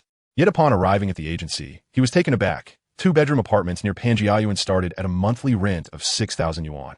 Coupled with the deposit, that 100,000 yuan might barely cover a year's rent. After some deliberation, Hiren managed to secure a one-bedroom unit for 4,500 yuan, albeit slightly farther away, measuring just over 40 square meters. Fortunately, it was ready for immediate occupancy, which spared him a fair bit of hassle. After paying 6 months' rent, along with the deposit and agency fees, Hiren realized he had merely 50,000 yuan remaining. The cost of living in Beijing was indeed exorbitant. He contemplated visiting Panjiayuan soon to seek some extra pocket money. Once settled in his new place, Hiren examined the system panel, only to discover something astonishing. His energy bar had turned yellow. During his live stream that morning, he had activated the appraisal feature 3 times, distinctly recalling that his energy had barely diminished, still appearing green. Did this energy bar not solely pertain to the appraisal feature? Could it also deplete from general fatigue? Yet, this seemed quite reasonable, as the energy bar was not a blue one.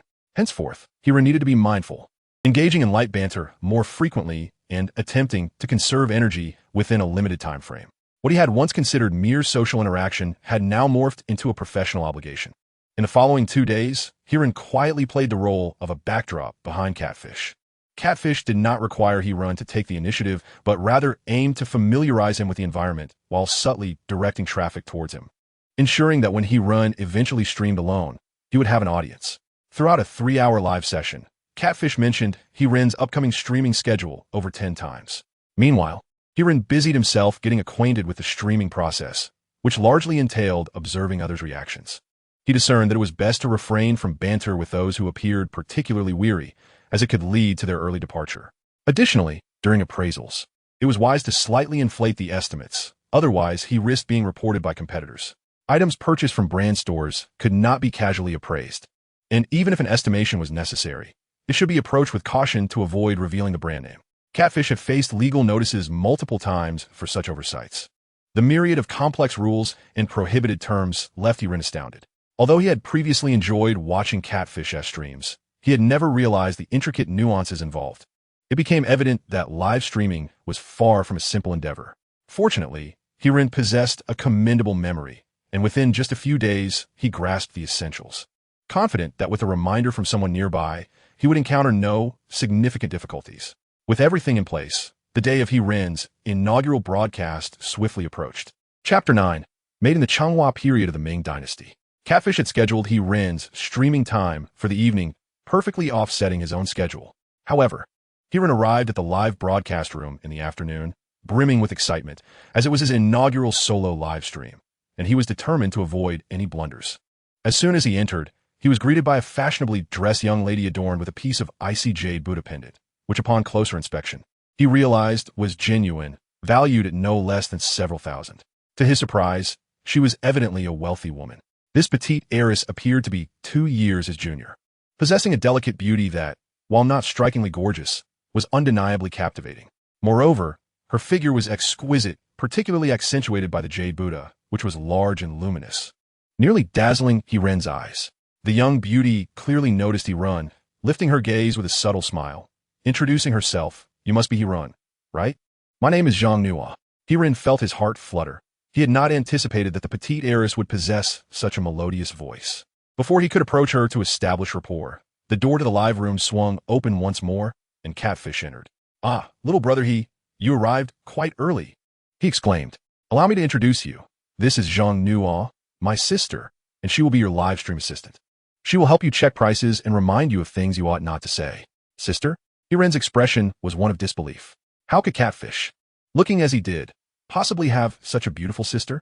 Was she perhaps a romantic interest? Yet, if that were the case, why would Catfish not have her assist him directly? Could it be that distance creates beauty? Hiren's face betrayed his thoughts, prompting Catfish to scowl and mutter through clenched teeth, "Cousin." "Oh." Hiren instantly transformed his expression into one of delight, grasping Catfish's hand enthusiastically. "Dear brother, you are truly my elder brother." Catfish's countenance darkened further. He was uncertain whether it was wise to have his cousin assist Hiren. Had it not been for their mother's ultimatum the day prior, Catfish would have preferred not to bring her to work. Setting aside the fact that this would introduce a little spy into the company, his cousin was not someone easy to deal with. If one assumed her lack of aggression indicated gentleness, they would certainly face considerable challenges. Zhang Nua chuckled lightly. "Brother, I brought you dumplings. Would you like to have some?" "Never mind that. You two should get acquainted. I must return to the live stream," Catfish said, hastily exiting Hiren's live broadcast room. "Dumplings?" The last time Catfish had crossed paths with this little enchantress, he ended up with mustard-filled dumplings. Bringing Zhang Nuo into the company was sure to lead to something even more unpalatable. Indeed, Zhang Nuo was not particularly keen on being He Ren's livestream assistant. Her true passion lay in archaeology, which was also her field of study in university. However, after graduation, her mother, who was Catfish's aunt, vehemently opposed her daughter working outdoors in the elements, leading to a series of tears and tantrums that resulted in Zhang Nuo being placed in Catfish's company.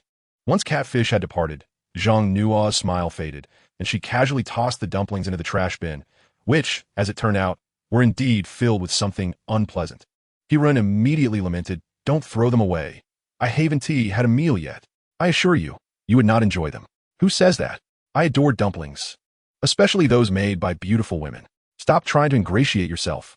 Zhang Nuo's mood shifted faster than the turning of a page. "And I must warn you that our relationship is purely professional. Do not harbor any other thoughts. I detest men who are glib and insincere." "Oh." He Ren felt a tinge of disappointment, yet he clarified, "I am not glib. I possess the gift of eloquence." Zhang Nuo remained skeptical, having encountered numerous individuals, and was not easily deceived. Soon enough, she discovered that He Ren was indeed quite articulate. He Ren's debut broadcast garnered considerable attention. Not only did he personally inspect the room, but he also gifted He Ren 2 rockets valued at 2,000 RMB and purchased a substantial amount of popularity. The moment He Ren began his stream, the viewership surged to 10,000, with at least half of that being purchased by his patron. "Greetings, everyone. I am He Ren, here to extend my belated New Year wishes to all. May your later years be filled with happiness." He Ren had meticulously prepared his opening remarks, borrowing a comedic routine from a friend, and it seemed to have an admirable effect.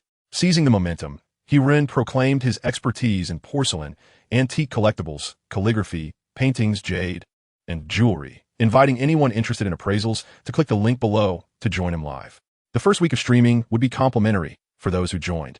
Before he could finish, a user named Memon Runsheng Lu, the long journey of life, requested to join the stream. He Ren glanced at Zhang Nuo, who subtly shook her head, indicating that this individual was not a plant. To prevent He Ren's broadcast from falling flat, his patron had enlisted several staff members to impersonate collectors. But it was now evident that such measures were unnecessary. Surprisingly, Memon Runsheng Lu turned out to be a young man with a certain charm. As soon as the video connected, the boy lamented, "Teacher, I tried to connect with you in the fish stream that day, but you left after appraising 3 items. I waited several days for you. Thank you, my friend. What treasures do you have? Show us." He Ren was taken aback. He didn't expect to have fans on his very first day of streaming. The scene shifted, and the camera focused on a table where He Ren exclaimed, "Goodness, there are 5 or 6 pieces of porcelain displayed here. Bottles, jars, bowls, everything." Without needing to employ his appraisal skills, He Ren could tell at a glance that the items on the table were all replicas. Unbeknownst to Memon Runsheng Lu, he continued animatedly sharing his story while holding up a Dotsai porcelain bowl. "Teacher, I found this last year in Hebei. Look at the underglaze blue and the overglaze colors. It's so vibrant."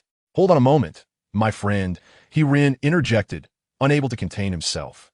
"You haven't been collecting porcelain for long, have you?" Memon Runsheng Lu paused, astonished. "You can tell that too?" "Indeed," He Ren chuckled. "This bowl you have is a reproduction based on the Changhua period, isn't it?" Memon Runsheng Lu was dumbfounded. "Teacher, you are truly remarkable. How did you guess that?" Not only was he astonished, but the viewers were equally taken aback. Just one glance, and He Ren could discern the era of the item. His discerning eye was indeed impressive. "It's not a guess, it's observation," He Ren replied with a smile. "Now, let us turn it over. I want to see the mark." Memon Runsheng Lu carefully flipped the bowl over. Upon inspection, it indeed bore the 6 characters of the Ming, Changhua, Nianji.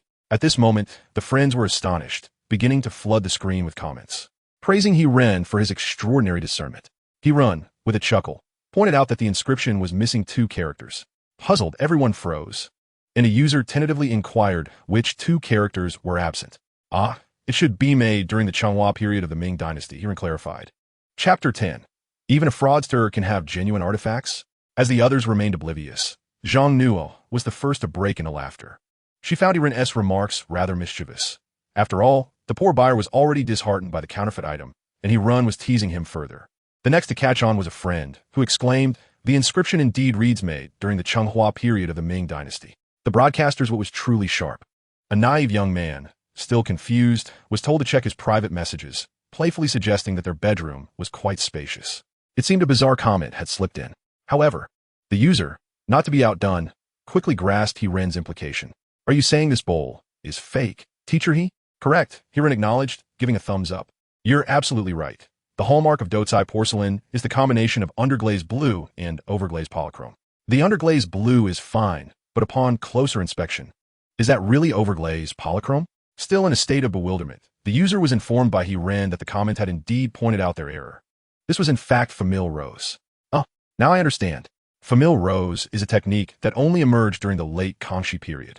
How could it possibly appear on a bowl from the Qinghua era? Feeling somewhat disheartened, the user picked up a Dotsai porcelain plate and asked, Teacher he, is this one also fake? Hiren nodded, a look of satisfaction on his face, encouraging the user to trust his instincts. Really? Zhang Nuo could no longer contain her amusement and burst into laughter, prompting a friend to remark that Hiren must be keeping a hidden beauty. Annoyed, Hiren retorted, What do you mean by keeping a hidden beauty? This live stream room isn't even 10 square meters. How can you call this a hidden beauty? Under Zhang Nuo's piercing gaze, Hiren cleared his throat, explaining, There's no hidden beauty. It's simply my assistant. She lacks experience and inadvertently provided our young friend with a poor experience. She has received professional training, and regardless of how amusing something may be, she will not laugh. This made the user even more uncomfortable. Observing the young man's distressed expression, Hiren felt a twinge of guilt and asked, Young man, you didn't spend too much on these items, did you? Not really. Altogether, it was less than 10,000 yuan, the young man replied. Hiren nodded thoughtfully and cautioned, Friends, remember this. It is not easy to find genuine bargains. Many counterfeiters exploit the desire for a good deal, purposefully setting low prices while pretending to be ignorant. Sometimes, they even recruit accomplices to drive up the bidding. Before he could finish, the user exclaimed, How did you know? There was indeed an old man eyeing these items. That was a shill, Hiren explained. The goal is to compress your decision-making time, leaving you unable to assess the situation properly. When people are anxious, even knowledge that they usually possess can slip their minds. However, it is fortunate that you didn't spend much. Consider it a lesson learned. I suggest starting with porcelain shards. They are relatively inexpensive in the long journey of life. At this moment, there was no inclination to have Hiren continue with his appraisal. However, just before disconnecting the video call, Hiren called out to him, Wait a moment, my friend. Could you take out that innermost furnace and show me? This one? Mammon Rinshu picked up a copper furnace, incredulously asking, Is this a replica? I didn't seriously purchase it. It cost 500 yuan because I particularly admired its design, so despite knowing it was a forgery, I bought it anyway. Was it purchased along with those counterfeit Dotsai porcelain pieces? Exactly. At that time, I recognized that this Schwanda furnace was indeed a replica, and that old gentleman sold it to me outright. Just this one? Then it must be true. My friend, you've stumbled upon a treasure. Mammon Rinshu was taken aback once more. Stumbled upon a treasure? Is this Schwanda furnace not a forgery? What are you thinking? A genuine Schwanda furnace is worth at least several million. Hiren rolled his eyes. This one is undoubtedly a replica, but it dates back to the late Qing dynasty. The walls of this furnace are thin, with numerous sand pits, and its weight is likely not substantial. It was cast using the sand casting method, which is rather crude. After examining it from various angles for a considerable time, Mammon Rinshu found it to align perfectly with Hiren's description. Then, Teacher he, how much is this Schwanda furnace worth? If you encounter a collector fond of this design, it could fetch up to 80,000. Mammon Rinshu was astonished. Such crude craftsmanship could be valued at 80,000? Hiren chuckled. Indeed, the antique market predominantly relies on serendipity. However, if you were to sell it, you could still manage to get at least 30 to 50,000. Those who deceived you likely thought the craftsmanship was too poor and assumed it was a mere imitation by an amateur, which allowed you to find this bargain. Mammon Rinshu ended the video call with satisfaction. Although his discerning eye was lacking, his fortune was commendable. Not only did he avoid a loss, but he also profited several tens of thousands from swindler.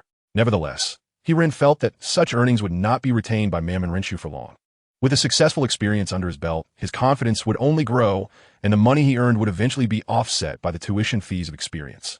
Zhang Nuo intended to connect Hiren with another treasure enthusiast, but Hiren intervened. As the comment section was flooded with remarks questioning whether genuine items could also exist among forgeries, Hiren felt it necessary to clarify that, in fact, there are instances where this is true. Many individuals typically specialize in one or two methods of antique forgery, some in jade, others in porcelain, and yet others in gemstones. The young man was scavenging in rural areas, It would be impossible for him to possess only one type of item, as that would expose the ruse. Thus, they must have sourced items from various places, creating the potential for genuine finds amidst the flow of goods. Although such occurrences are rare, the same principle applies to the antique market. Many have claimed that one cannot find treasures in Pangaean, yet I have succeeded once.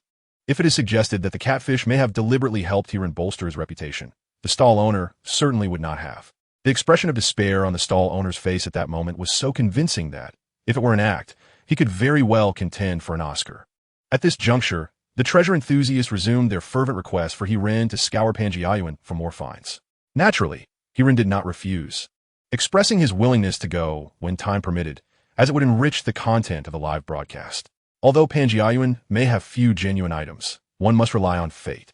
As he mentioned earlier, as long as the market remains dynamic, there exists a possibility that authentic treasures have yet to be discovered by others, albeit with a rather slim hope. Naturally, some enthusiasts wish to accompany Heron in the hunt for hidden gems, but Heron pretends not to notice. It is a jest. There are hardly any treasures to be found, and why would he take them along? Do they truly believe the host is engaged in philanthropy? Or do they regard the host as an easy target? There aren't that many naive individuals around. He gestured, and Zhang Nua immediately connected with a lady. This treasure enthusiast possessed an abundance of items, far surpassing the long journey of life itself. At least a dozen pieces, all jewels and jades. Heron sighed. Just as he had remarked on the scarcity of naive individuals, one appeared before him. Chapter 11. Getting in the car. Hello, madam. May I ask your age? The lady appeared puzzled. Is there an age limit for appraising treasures? No. Appraising treasures is merely a form of casual conversation. Oh, I just turned 50 this year. Heron nodded inwardly. Your health seems good. Your voice is quite robust. The lady beamed. Indeed, my health is excellent. I relish every meal. Heron felt reassured. That's wonderful. Shall we inspect the items now? Upon hearing the mention of inspecting items, the lady's joy faded as she grabbed an orange bracelet. Teacher, could you please examine this chain for me? Heron, without needing to activate his appraisal vision, recognized it as fake. Madam, what criteria did you use for your purchase? The seller told me it was amber. Amber? Heron felt a sense of dread. Amber is not this vivid. How much did you pay for it? 150. Bidgram? Per piece? No, 15 beads for a total of 150. One bracelet for 150? That's acceptable. You haven't lost much, but this is not amber. Not amber? Then what is it? Heron scratched his head. This is acrylic, essentially plastic. Let us say the cost is 50 cents. I could offer you a single unit. What? The lady was displeased. This is plastic? Absolutely plastic. If you don't believe me, you can burn it with a lighter. It's quite distinguishable. Amber has a pine scent, while plastic produces an unpleasant odor. Seeing Heron's unwavering confidence, she hesitated to question further and reached for a few more bracelets nearby. Heron immediately intervened. Madam, there's no need to examine those. They're all plastic. The red one attempts to imitate blood amber, and the yellow one tries to mimic golden amber. But the colors are far too vivid. Such hues do not occur in nature. They're clearly artificially produced. Especially that blue one. Madam, it contains fluorescent agents and reflects light. This item should never be worn. It is harmful to your health. Upon hearing this, the lady tossed the bracelet aside. Yet she remained unconvinced. Teacher, are these worthless then? Worthless. Together, they could barely purchase a set of pancake rolls, and without extra eggs. How much did you spend in total? For these 7 bracelets, I paid 1,000 yuan. The comments began to flood in with disbelief over the 1,000 yuan expenditure. It was evident, even to many treasure enthusiasts, that this was a clear case of deception. The elder sister, unperturbed, retrieved 3 crystal bracelets from the side and exclaimed, Teacher, could you please examine these crystals for me? The 2 blue ones are priced at 500 each, while the white one was a gift from a merchant due to my substantial purchases. Heron, upon inspection, could not help but exclaim in astonishment. These crystals are remarkably radiant and translucent. If they possess such quality, not even 5 million would suffice to acquire them. Everyone, there is no need for further scrutiny. These are indeed the venture into the world variety. Zhang Nua chuckled, and Heron promptly defended her remark, saying, Elder sister, do not take it to heart. She merely reminisced about something joyful. Unbeknownst to them, the elder sister remained bewildered. What sort of crystal is venture into the world? Isn't this simply blue crystal? Ah, venture into the world refers to snowflakes. Yours are crafted from beer bottle glass, the blue kind. The elder sister gazed incredulously, pointing at the snowflakes within the white crystal. Is this also glass? Glass cannot possibly have striations.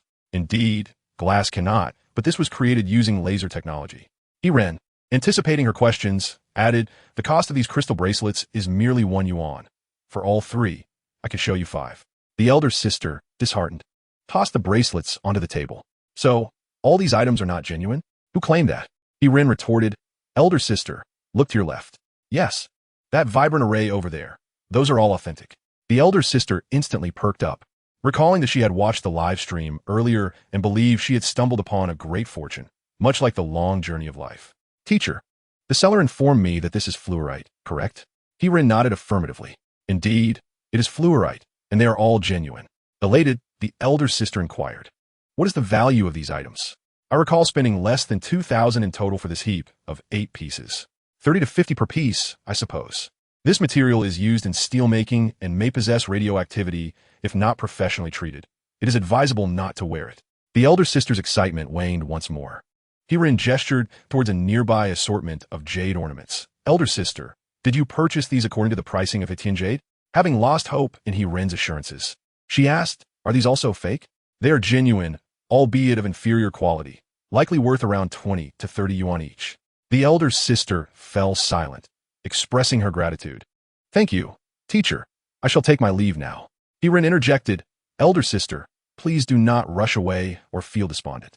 Fortunately, your expenditure was modest, and your losses are not substantial. In the future, such items should be avoided. If you wish to purchase genuine ones, you are welcome to visit our store. Ren then held up a peace pendant. Elder sister, consider this, a natural A-grade jade peace pendant from Myanmar. I shall not charge you 200, nor even 150. Today, I offer it to you as a gift, hoping to alleviate your emotional distress. The elder sister was taken aback. Such kindness exists? Of course, elder sister, our meeting is serendipitous. Should you require anything in the future, do visit our store. While I cannot guarantee low prices, I assure you of authenticity. Thank you. Thank you. I'm truly grateful. No need for thanks, elder sister. After the broadcast, my assistant will reach out to you. Remember our store's blue V mark. Others may be deceitful. Zhang Nu ended the elder sister's connection, but refrained from connecting the next one, as Ren was eager to continue selling. Ren raised the jade piece pendant in his hand. Moments ago, I noticed a viewer in the comments asking where one could purchase such a splendid jade piece. I must say, this individual has indeed posed a pertinent question. As soon as the words left my mouth, the comments section erupted. Are we crafting comments here? Who asked you? I did. Pray tell, dear host, where might one procure a peace pendant? Ren chuckled heartily, pointing out the quality of the material and the intricacy of the craftsmanship. Although it lacks intricate carvings, which may seem insignificant, the jade's clarity appeared somewhat average as well. The atmosphere in the live stream was filled with mirth. Zhang Nu, in jest, raised his fists as if to strike Ren, questioning whether they were truly selling goods. For who would dare speak ill of their own merchandise? Ren swiftly redirected the conversation, emphasizing that this was indeed natural A-grade jade from Myanmar, guaranteed authentic. While it may not be entirely transparent, today we will not charge 998, but a mere 98, and will even include a complimentary chain. The individual who mentioned the gold chain was rather extravagant. One must wonder about their background. Without further ado, the original price of 268 is now slashed to 98 each, limited to just 20 pieces. Let us seize the opportunity. As soon as Ren's words concluded, Zhang Nu clicked on the link, causing the comments to explode once more. Some knowledgeable viewers acknowledged that the peace pendant in Ren's possession, while not particularly remarkable in quality, still bore the assurance of being sold by a reputable seller. At 98, it was truly a bargain. Moreover, some had ventured into the store and confirmed the identical price of 268, so why hesitate any longer? Chapter 12, The Master of Sales. In less than 30 seconds, the 20-piece pendants were snatched up entirely. Many who missed out glanced at the photos in the store and deemed 268 reasonable, especially with the upcoming Qixi festival, thinking of purchasing one for their girlfriend, who would easily believe it cost 1 or 2,000. Meanwhile, in the back office, the fishmonger was taken aback within mere minutes. Over 100 orders for the peace pendants had been placed. It is worth noting that this particular item had been listed in the fishmonger's store for over a month, and despite previous promotions, it had only sold around 200 units. Unexpectedly, Ren demonstrated a remarkable ability to drive sales, much to the fishmonger's delight. The fishmonger was puzzled, wondering if perhaps the previous extravagant customer had spurred consumption, or if it was simply fortuitous timing with Qixi approaching. Regardless, it mattered little. If Ren could facilitate sales, The fishmonger would reap additional profits, allowing this young man to continue his endeavors. He was equally elated. Should these over 100 orders materialize, he could potentially earn several thousand yuan within mere minutes, nearly matching his previous monthly salary. He understood the principle of moderation, advising his companions to act within their means as they moved forward. Suddenly, a middle-aged man appeared on the screen, slightly balding. "Hello, dear friends. Good day, sir. May I inquire about silver jewelry?" "Certainly, my good fellow. Please rotate the camera." As the gentleman turned the camera, 2 yuan shirkai, silver coins, accidentally fell onto the table. Before the man could utter a word, Hiren interjected, "Sir, there's no need for authentication. Those are counterfeit." What? Not only was the gentleman taken aback, but so were the viewers, who had yet to see the coins. How could Hiren declare them fake? "Are you using X-ray vision?" Hiren chuckled. "No, dear sir. It's all about the sound. Your coins produce a high-pitched, sharp tone, which unequivocally indicates they are false. If you don't believe it, weigh it on a kitchen scale. The actual weight is 265 grams. My friend still seems perplexed. Can this item not wear down? It can, but it generally will not fall below 258 grams. If the weight is incorrect, it is likely counterfeit. Seeing that my friend remained somewhat skeptical, Hiren added, "If you are not concerned, you could try nitric acid. The counterfeit will bubble green or turn black, indicating an excess of copper and tin, or it may simply be silver-plated."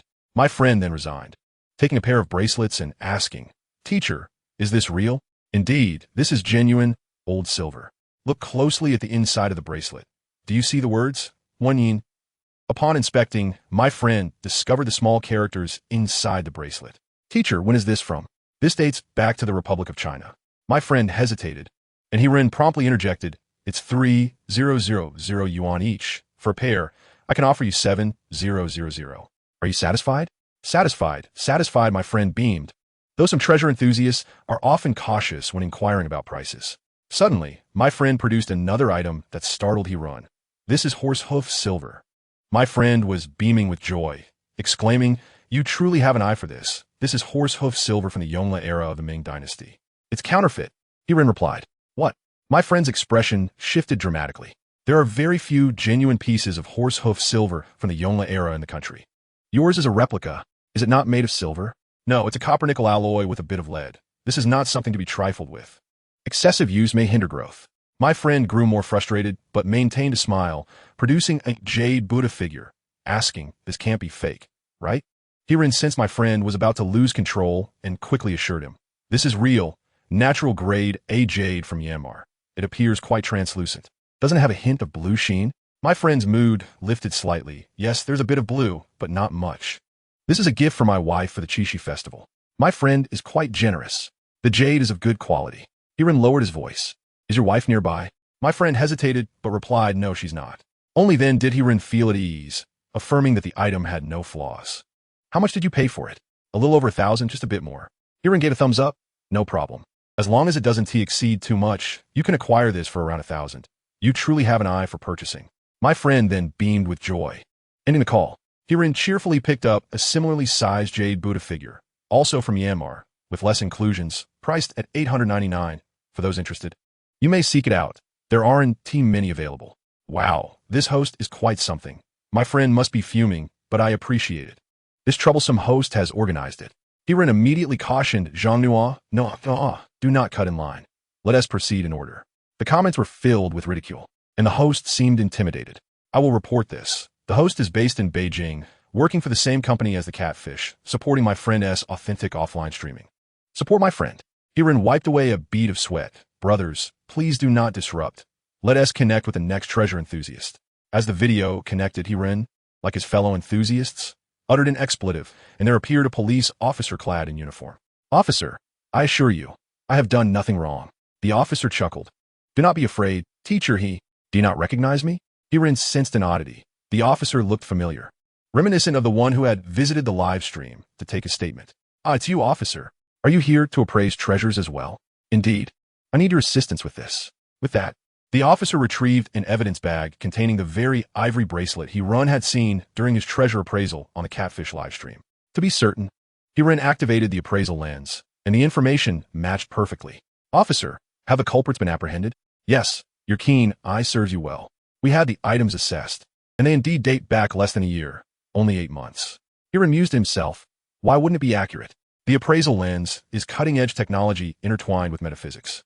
It must be extraordinary. Yet, he feigned modesty. Congratulations on your significant achievement. Herein eagerly interjected, indeed, my friends, why not indulge in some jade? It is beneficial for the spirit and retains its value, alleviating fears of being deceived. Just a tap on the little yellow card. And everything in Teacher Catfish's store is guaranteed authentic. Plus, we offer a 7-day, no-reason return policy. The peace pendants and jade Buddha figurines are all sold out. I presume. Fear not, for we still have landscape plaques, imperial bracelets, and guanine pendants. Brothers in need, take your time to choose. In another room, Catfish looked on in astonishment, wondering if Yurun was not only a treasure appraisal prodigy, but also a sales virtuoso. Chapter 13, The Old Leak Gate. Zhang Nuo was equally amazed. On just his first day of streaming, Yurun's sales volume was nearing what his cousin achieved in a week. Could it be that Yurun was a live-streaming genius, or was his cousin simply lacking in prowess? Zhang Nuo leaned toward the latter, as his cousin often ridiculed the enthusiasts, disapproving of this and that, unlike Yurun, who engaged with flair yet selected his audience wisely. Esteemed enthusiasts, this is not advisable to wear. The barrage of comments erupted with excitement, most being fans of Catfish, relishing in the statement. Now, they had Catfish by day and Yurun by night, double the delight. The gentleman on the other side, holding a piece of agate, looked close to tears. Teacher why can't I wear this? Because it is counterfeit. The gentleman was taken aback. Is this not agate? It is agate, but the varnish was applied afterwards. You purchased this as an antique, did you not? His voice trembled. A friend told me it was from the Qing dynasty. Yurun chuckled. From the Qing dynasty? More like from a clearance sale. Teacher, how much is this agate worth? 100. The gentleman was on the verge of tears, and Yurun, feeling a pang of sympathy, replied, all right, 150, but no more. Curiosity piqued. Yurun asked, how much did you pay for it? 12,000. Yurun regarded him with newfound respect, giving a thumbs up. Consider this, my friend. Can you truly acquire such exquisite Qing dynasty agate for 12,000? The comments below were filled with mirth. Exploiting familiar faces, absolutely exploiting familiar faces. Half the strangers fall into traps, while the familiar ones are total jackpot. Every industry is similar. Last month, my family renovated our home, and my father's friend took advantage of us. Yurun comforted, don't be disheartened, brother. Consider this as tuition fees. Spending 12,000 yuan to discern a friend is not a loss. The elder brother silently disconnected the call, seemingly unable to recover anytime soon. Yurun chose not to continue selling, aware of the saying that too much is as bad as too little, and gestured for Zhang Nuo to continue the connection. This time, it was still an elder brother on the line, and Yurun felt slightly disappointed, muttering, where have all the young ladies gone? It's barely past 8. It's not yet time for beauty sleep. Change your avatars to your own photos, and I will prioritize connecting with you. As soon as Yurun said this, the barrage of comments erupted with remarks about lewd streamers. He chuckled at the comments, then turned his attention back to the screen, exclaiming in surprise. This elder brother had 5 or 6 pieces of jade and jadeite in front of him, including Buddha amulets, landscape pendants, and various carvings, yet none valued over 1,000. This was even more exaggerated than the elder sister who had just bought a pile of plastic and glass items. As she hadn't adorned her plastic and glass with a golden chain, knowing that the 150 yuan items did not merit a 1 or 2,000 yuan chain. Hello, teacher. Could you help me assess this landscape pendant? Is it Hetian jade? Yes, it is Hetian jade. The elder brother was delighted. Then what kind of material is this Hetian jade? Yurun did not even need to activate the appraisal tool. With a glance, he replied, ah, this is Huanko material. What is Huanko material? The elder brother seemed confused. Huh, aren't you an experienced player? I'm just starting to play with jade. Then why are you asking me about the material? Yurun was taken aback.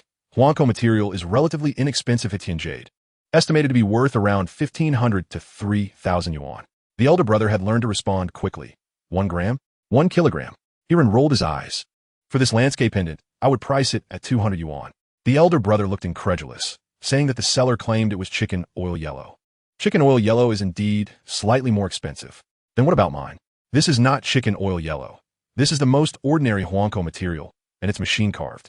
How about this? I can offer you 240 yuan. Not only did Yurun realize the truth, but the comments also flooded in, causing a frenzy in the chat. Silence ensued. Garen brought whispers, breaking the silence. Yurun inquired, brother, how much did you buy this for? After a few seconds of hesitation, the elder brother finally replied, a little over 10,000. Yurun was astonished. More than 10,000. The elder brother's silence was deafening. Hirun was at a loss. Could it be a second-hand purchase? The elder brother's voice trembled about that. Where did you buy this? I bought it while traveling in Yunnan. The treasure friends began their chatter again, triggering key phrases. Hirun was also speechless. Huanco material generally originates from Xinjiang. It was purchased in Yunnan. Concerned that he might misjudge due to inexperience, he deliberately opened the appraisal tool to check, which clearly stated, name, Hetian Jade Huanco Material Landscape Pendant. Age, 10 years. Hirun could only comfort him, brother, do not be disheartened. Currently, the price of Huanco material is still relatively low. However, the jade market is ever-changing, and Huanco material is a non-renewable resource. Perhaps in a few years, the price will rise. The elder brother silently set aside the landscape plate and picked up a piece of jade Buddha pendant. Master, could you take a look at this? This is white ice with floating cotton, though it doesn't sound very appealing. Perhaps we should call it floating snow. The cotton is rather dispersed. The water quality is acceptable. But it is a dangerous material, not Burmese jade, so the price will likely be lower. Dangerous material? Is it hazardous to wear? Hirun smacked his forehead, realizing that his brother was quite naive. Danger material refers to Guatemalan jade, which is slightly less expensive. If this were Burmese jade, the price could reach a myriad. And over 10,000 would not be unreasonable. A myriad? I bought it for 50,000. This time, Hirun fell silent. These unscrupulous sellers were exceedingly deceitful, exploiting individuals mercilessly without adhering to any basic ethics. Master, is there a delay? No delay. Hirun sighed. Brother, do you still have the receipt for these items? You can return them now. I suggest you make another trip to Yunnan and return all of these. Master, do you mean this piece of jade is not worth 50,000? Hirun rolled his eyes. It was quite evident. Brother, let me be frank. This piece is dangerous material. The water quality is mediocre, and it is only worth around 500. If you have the receipt, you should promptly return it. But I had a certificate when I purchased it, stating it was natural A-grade jade. It is indeed natural A-grade jade, but it is not worth 50,000. With a discerning eye, Hirun examined the other pieces as well and remarked, Brother, the piece on the left is a bean variety, worth merely a few hundred, less than the chain you paired it with. The middle one is dyed quartzite, and the one on the right is Shio jade, which holds little value. Brother, let me speak candidly. If you are not knowledgeable, it would be wise to start with cheaper items, lest you become a victim of exploitation. The elder brother grew anxious. Master, please do not speak carelessly. My family is of good standing, and we do not engage in illicit dealings. I never suggested you were involved in illicit activities. I meant the term old chives refers to inexperienced individuals. Chapter 14. My smuggling father-in-law. The elder brother fell silent again, but suddenly a woman's voice emerged. Master, can these items be returned if the receipts are lost? Lost receipts complicate matters. There is no way to prove where the items were purchased. You must be the sister-in-law, correct? Hirun felt something was amiss. This elder brother, with a level 46 account, had likely spent hundreds of thousands. He should not be someone who could be easily swindled to such an extent that the sister-in-law would berate him so. At that moment, the elder brother spoke up. Thank you, Master. I will certainly refrain from making impulsive purchases in the future. Then he abruptly disconnected the video call. Just as Hirun was preparing to connect with the next person, the elder brother unexpectedly sent a substantial gift, leaving Hirun rather perplexed. Not only did he send gifts, but the elder brother also expressed his gratitude in the chat, completely bewildering Hirun. After teasing the elder brother for quite a while, Hirun thought it was surprising that he did not report himself, yet he still sent gifts and thanks. Brother, what is this? The elder brother instantaneously exited the live stream, and Zhang Nuo scoffed. What a performance, saving up his private funds. Goodness. Hirun couldn't help but utter a curse. Realizing that this gentleman was deliberately purchasing counterfeit goods to conceal his private stash, only to return for appraisal. He thought he was merely jesting, unaware that the gentleman regarded him as a mere tool. The man's performance was nothing short of Oscar-worthy, far surpassing those youthful heartthrobs. His expressions of shock, astonishment, and disbelief were heart-wrenching, bringing tears to the eyes of onlookers. In the end, it was all an act. The fool in this scenario was none other than Hirun himself. The barrage of comments could no longer contain themselves. Host, I found two noses, one belonging to a clown and the other to a pig. Which one is yours? In the circus, he was the busiest in Gotham City. He was the wildest, standing guard before McDonald's and reigning over the playing cards as the Joker. Hirun wished he could touch his nose to mask his embarrassment. Yet, confronted with a screen full of red-nosed icons, he found it difficult to do so, clearing his throat to reclaim some dignity. Hirun gestured for Zhang Nuo to connect the next victim, or rather, the next treasure seeker.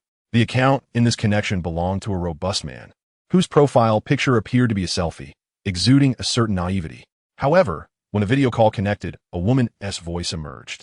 Teacher, I have something here that I can't quite identify. Could you take a look? Wait a moment, sister.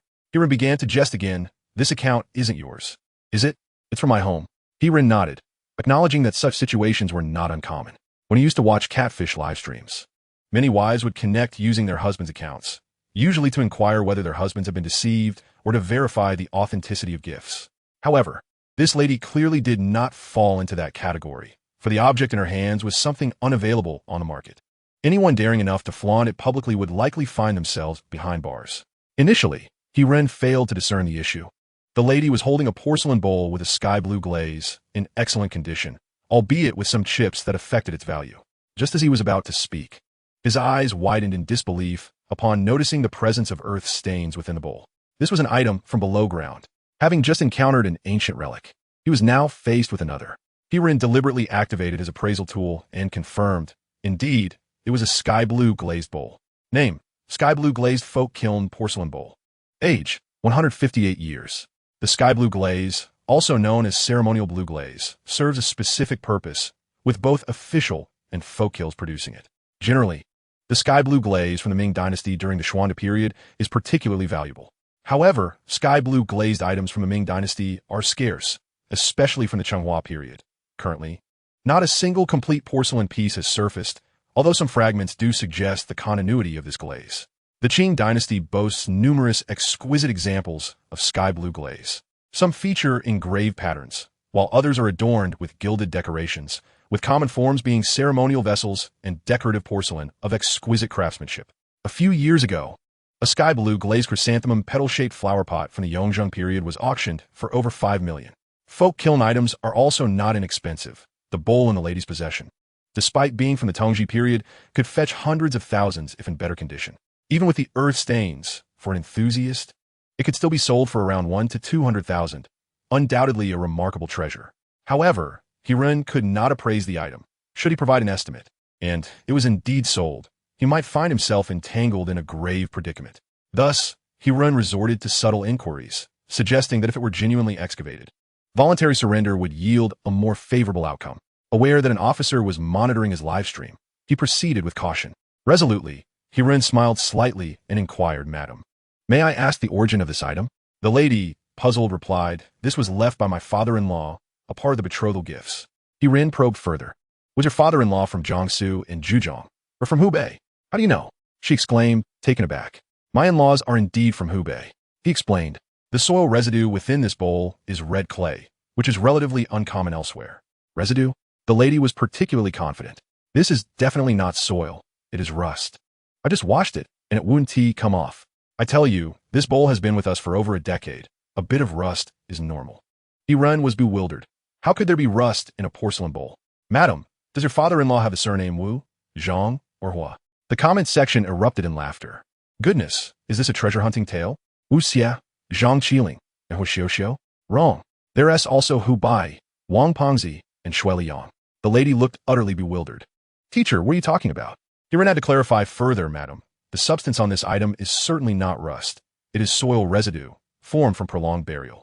She shook her head repeatedly. Impossible. My father-in-law's family was too poor for such dealings. Teacher, is this item genuine? It is authentic, dating back to the late Qing dynasty, albeit from a folk kiln.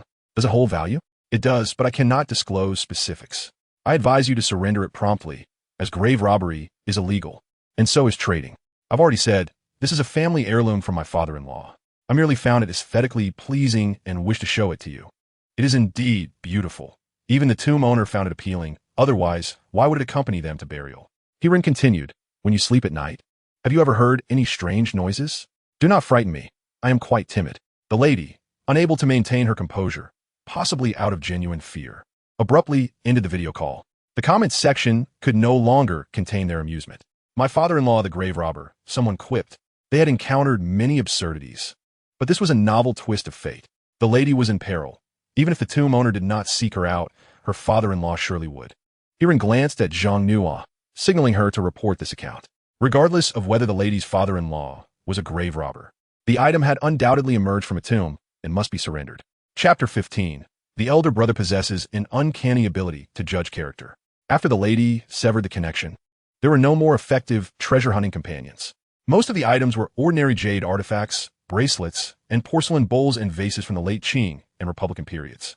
Hiren glanced at the time. He had been streaming for nearly 4 hours today. With a decisive gesture, he signaled to Zhang Nuo and smiled.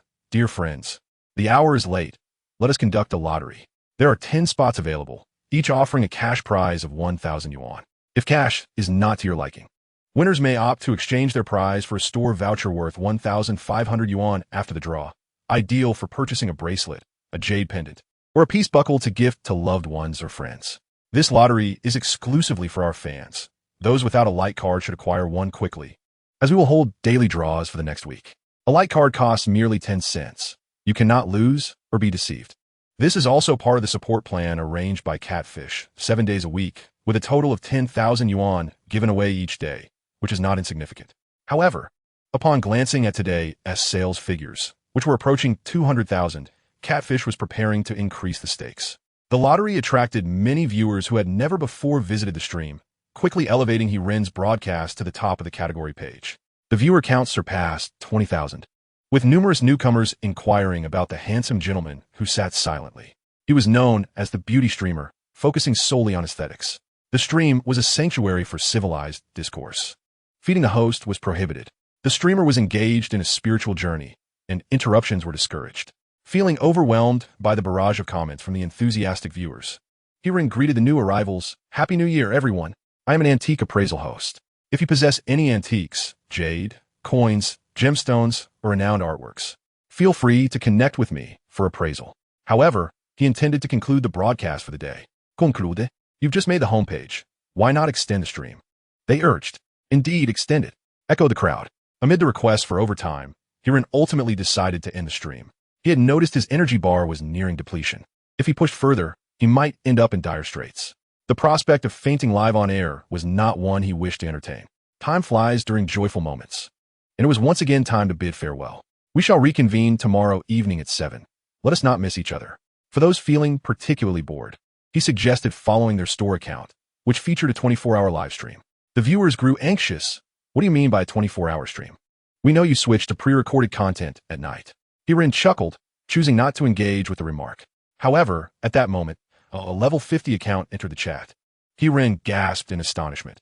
A level 50 account must have spent over 1 million, and with a bit more, they could easily procure the exquisite Hetian jade from Catfish.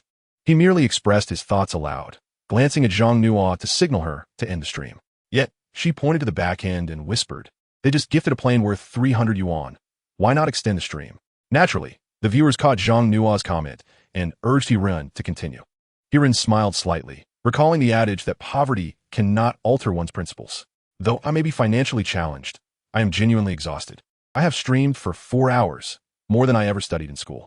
Before he could finish his thought, that level 50 account named I Know My Place gifted 10 luxury cars, leaving Hiren utterly speechless. A sports car is priced at 520, and just like that, over 5,000 has been spent? Perhaps Hiren's experience is limited. He usually watches treasure appraisal streamers akin to Catfish and has not encountered any affluent individuals.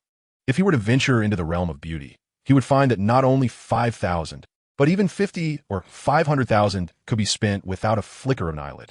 However, Hiren remains steadfast in his principles. Genuinely apprehensive about the generosity of the big spender, pleading, please refrain from spending. I am not that kind of person. The big spender, however, remained silent, sending another 10 sports cars, followed by a request to connect. Hiren quickly donned a smile, exclaiming, you have a keen eye? Zhao Nuo, quickly. Let us connect with him. The barrage of comments erupted in laughter. They relished the transformation of the streamer's demeanor, filling the room with an atmosphere of merriment. It was not that Hiren was greedy for the money. Rather, the arrival of the Catfish meant that the viewers were merely seeking enjoyment through their donations. Streamers are performers, after all, and there is no need for pretense. Upon reflection, Hiren realized this sentiment held true. Thus, he decided to connect, thinking that a brief appraisal would not cause significant trouble. Initially, he assumed that a person inclined to lavishly spend money might have a poor temperament. However, this individual, who introduced himself as I possess my own discretion, turned out to be quite polite and surprisingly youthful, resembling a university student. Hello, teacher. I watched your stream for a while. Do you have expertise in treasure appraisal? Hello. Indeed, I have a modicum of understanding. Can you assess jadeite? Absolutely. It is my forte. That is splendid. Please help me examine this. I wish to purchase it as a gift for my girlfriend. With that, the big spender turned the camera, and a flash of green light nearly blinded Iren. Please, you need not illuminate it just yet. I apologize, teacher. I conducted some research earlier and saw someone claim that this is a high ice type bracelet. Is there an issue with that? Iren rubbed his eyes and inquired. How much did you purchase this bracelet for? The big spender gestured with his thumb and index finger, forming the sign for 8,000? Iren shook his head. What are you saying? 80,000. Wow. Iren felt a surge of respect. Please lift the bracelet. I wish to take another look. Rotate it and shine some light on it. Iren examined it for over 30 seconds, even activating his appraisal vision twice, confirming the details. The inscription read, Premium Ice-Type Burmese Jadeite Bracelet. The age, 1 year. What is the size of this bracelet? 56. After some contemplation, Iren finally remarked, This is not high ice. Rather, it is premium ice. It barely qualifies as half mountain, half water. I could value it at 30, no. Given that it is a round, thick piece, perhaps 35. Initially, he had thought the big spender acquired it for 8,000 and wanted to commend him on a fortunate find. However, at 80,000, Iren anticipated that I possess my own discretion would be quite upset. Instead, the individual merely remarked nonchalantly, Only worth 35, but thankfully it's for my girlfriend. Thank you, teacher. Iren was left speechless. What else could he say? He could only reflect on the realm of the wealthy, which he could hardly comprehend. Losing over 400,000 with no hint of regret. Unexpectedly, I possess my own discretion added. Let me offer a word of caution to everyone. I bought this bracelet from a certain brand, so do pay attention when making future purchases. What more can Iren say? He can only lament that luxury goods do not exploit the impoverished. Alas, my friend, refrain from mentioning brand names. The Catfish, observing from the sidelines, grew anxious, warning that revealing a brand name during a live stream could lead to a legal notice. Chapter 16, Outdoor Live Streaming. My apologies for my abruptness. I maintain a good temper as always. After expressing my regret, I continued, expressing my interest in a set of imperial green jewelry, a necklace, 2 pendants, and a ring face. I wondered if teacher he had the time to accompany me to take a look. As you know, I am a novice. I fear not spending money, but I dread purchasing fakes. Iren remarked, You are indeed generous to your girlfriend. I smiled knowingly. This is not a gift for a girlfriend. It is for an elder, hence it must be authentic. Might I trouble you for a favor, teacher? Iren suddenly understood. This fellow was seeking assistance, and it was hardly a trivial matter. He found it peculiar that someone so affluent did not seek a professional appraiser. Could this be the allure of the internet? Regardless, Iren was reluctant to acquiesce. The items of interest would undoubtedly be expensive, at the very least high-quality imperial green. If it were of the glass type, its worth would be even greater. A single ring face could cost $1 million, while a bracelet or a tablet could reach tens of millions. It was far more costly than Catfish's Huttian jadeseed material, and Iren's elementary gem appraisal skills were insufficient to discern value.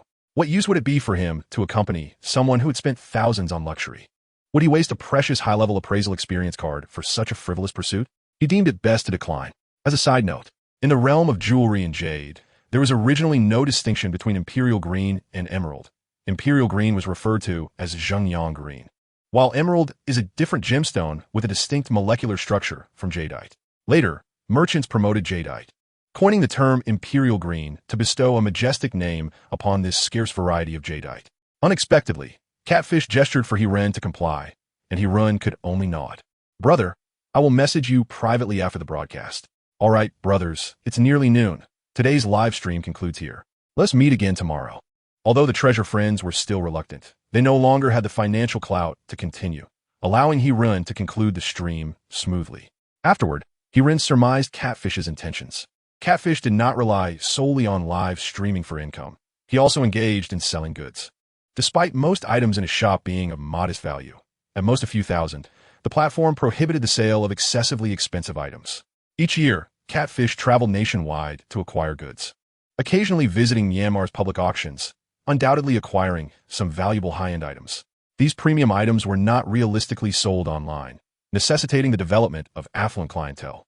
Clearly, this individual, who referred to himself as I have my own measure, was a promising client, likely unconcerned with amounts in the range of 1 to 200,000.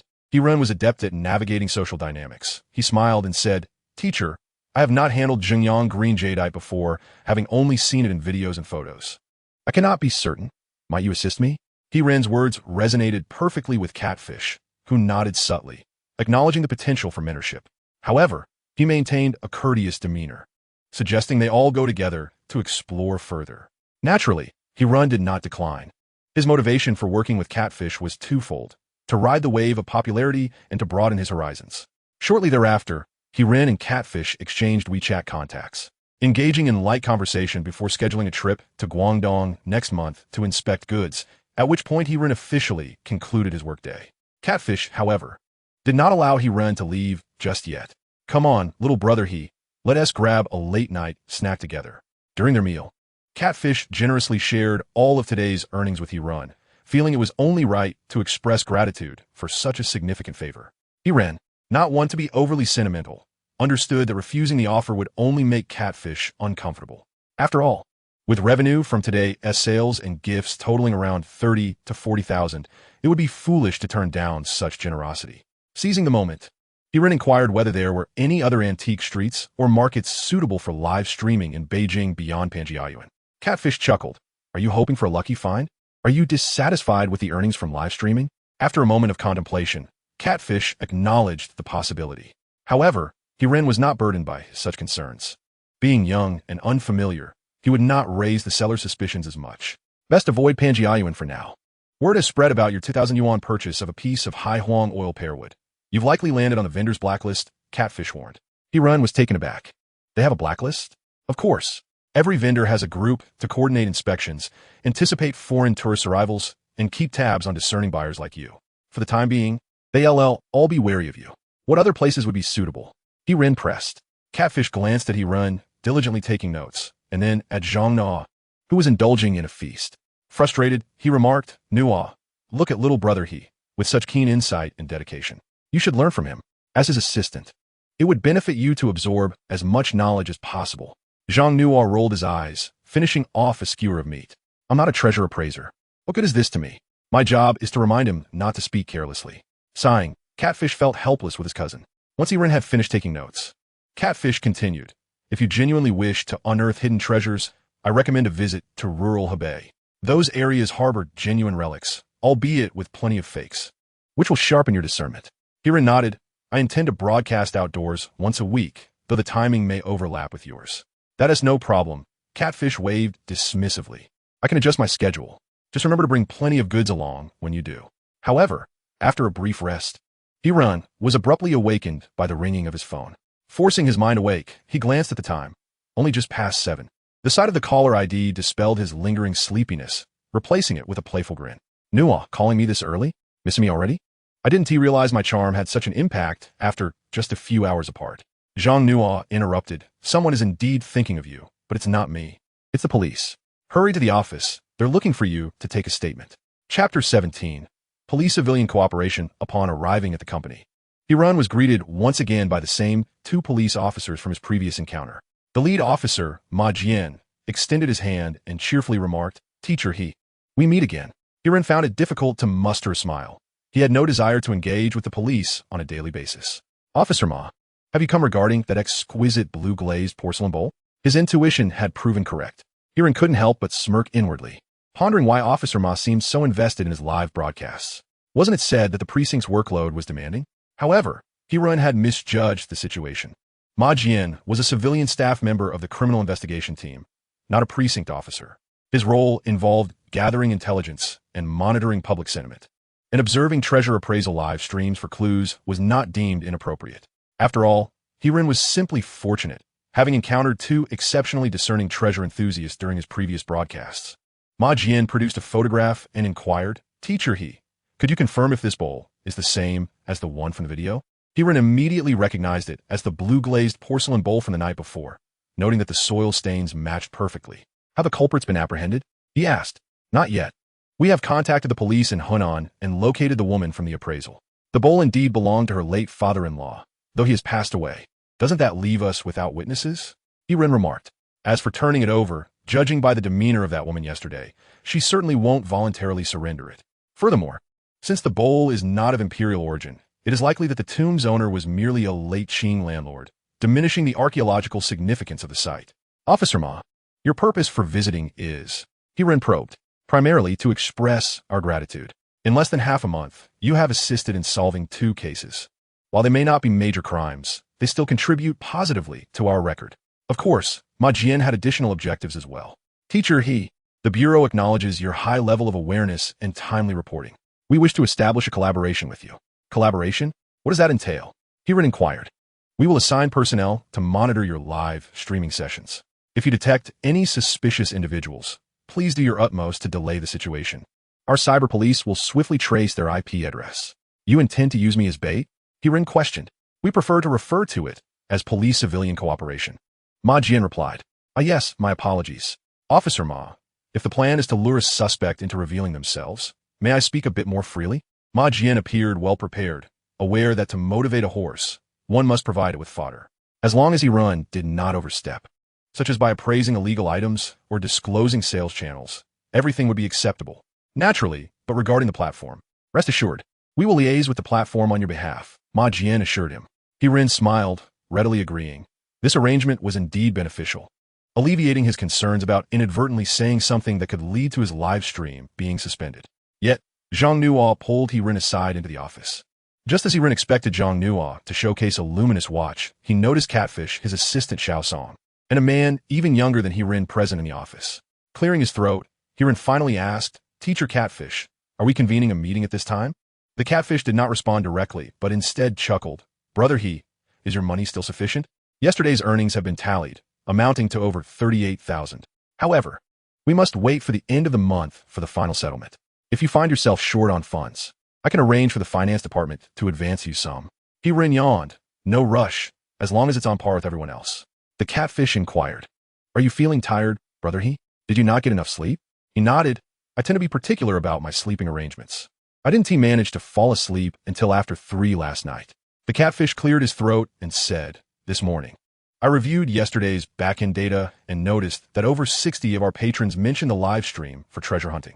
Perhaps you should go live tomorrow? We can start gathering interest. Our first stop can be Lilikang. Tomorrow? So soon? Is there a problem with that? Then it's settled, the Catfish replied with delight. This is your newly assigned live assistant, Lu Fei, a recent university graduate. He will assist you with the filming equipment and carry your bag. Mhat abut no. He chuckled. Haha, Nuo remains your assistant. She will help you with price inquiries and remind you of various details. Hiren felt reassured. He preferred working with a beautiful woman, even if she was a fiery one, rather than a burly man. The piece lock had sold out, and a batch of Russian landscape pieces would arrive this afternoon, around 500 in total. As per usual, 20 pieces at $299, with the rest priced at $499, and a raffle as well. You can arrange it as you see fit. I have faith in you. Hiren felt somewhat perplexed. He did not think 500 landscape pieces were excessive. Honestly, even for Russian material, selling them for 500 was reasonable, and he had no doubt they would sell. He simply found it peculiar that the Catfish had such confidence in him. But confidence is confidence. Perhaps it is typical for bosses to paint grand visions. Little did he know, the Catfish regarded him as a rare talent for product promotion. While getting ready, Hiren nearly fell asleep again. After finally completing his morning routine, he checked his energy bar, which was full, yet he felt unusually fatigued. After pondering for a while, without arriving at a conclusion, he decided to head to the Catfish's live stream room. It was already past 6, and he feared he might be late. They say that having many friends makes the journey easier, but even with numerous friends, navigating Beijing's evening rush hour is a challenge. He jumped out of the taxi and sprinted, arriving at the live stream room at 6:50, as he did not wish to be late on his second day of streaming. Good evening, everyone. Hiren could not suppress another yawn. Melvning. The patrons who had pre-booked the live stream spotted Hiren yawning and seized the opportunity to tease him. Did the host not behave last night? Is the host feeling a bit too excited after watching others dig for treasures and decided to work last night? Were you perhaps taken away by the police again? Hiren scanned the comments without responding. Let us welcome our first patron. Our first treasure hunter. Chapter 18. Not bad. The losses were minimal. Hiren's performance today was not particularly stellar, yet the live stream data was exceptionally strong, as he had moved the raffle time forward. A wave of Russian jade landscape cards, coupled with a cash lottery of 10,000 yuan, propelled Hiren to the front page today within just over an hour, reaching a peak popularity of over 30,000, surpassing the average figures of the Catfish live broadcast. Hiren encountered few effective treasure friends today, with only one individual involved in wildlife, who was reported by Zhang Nuo. However, Hiren felt that Zhang Nuo was somewhat hasty, as the gentleman was dealing with tridacna, which Hiren identified as being over 30 years old. At that time, trading tridacna was not deemed illegal, making it difficult to pursue accountability. Brothers, tomorrow's live broadcast will commence at 2 in the afternoon. I will take you to the market to hunt for bargains, though I shall keep the location secret to prevent you from preemptively snatching up the treasures. Treasure friends remain quite exhilarated, as bargain hunting is far more entertaining than appraising items. Appraising can be likened to electronic pickled vegetables, providing some amusement while also offering a few perks. In contrast, bargain hunting is different. Many treasure friends fantasize about acquiring a skill or two, hoping to find a treasure themselves. The notion of sudden wealth is a common aspiration. After all, why else would lottery sales be so robust? Mao Ning, I welcome everyone to join my live stream punctually. The following afternoon, Hiren felt significantly rejuvenated. At 2 o'clock, he promptly opened the live stream room, with Lu Fei exhibiting remarkable steadiness, which pleased Hiren. However, he was less than satisfied with Zhang Nuo, who, without makeup, had the audacity to abandon her leader to engage in conversation with another handsome gentleman. Hiren was quite irked.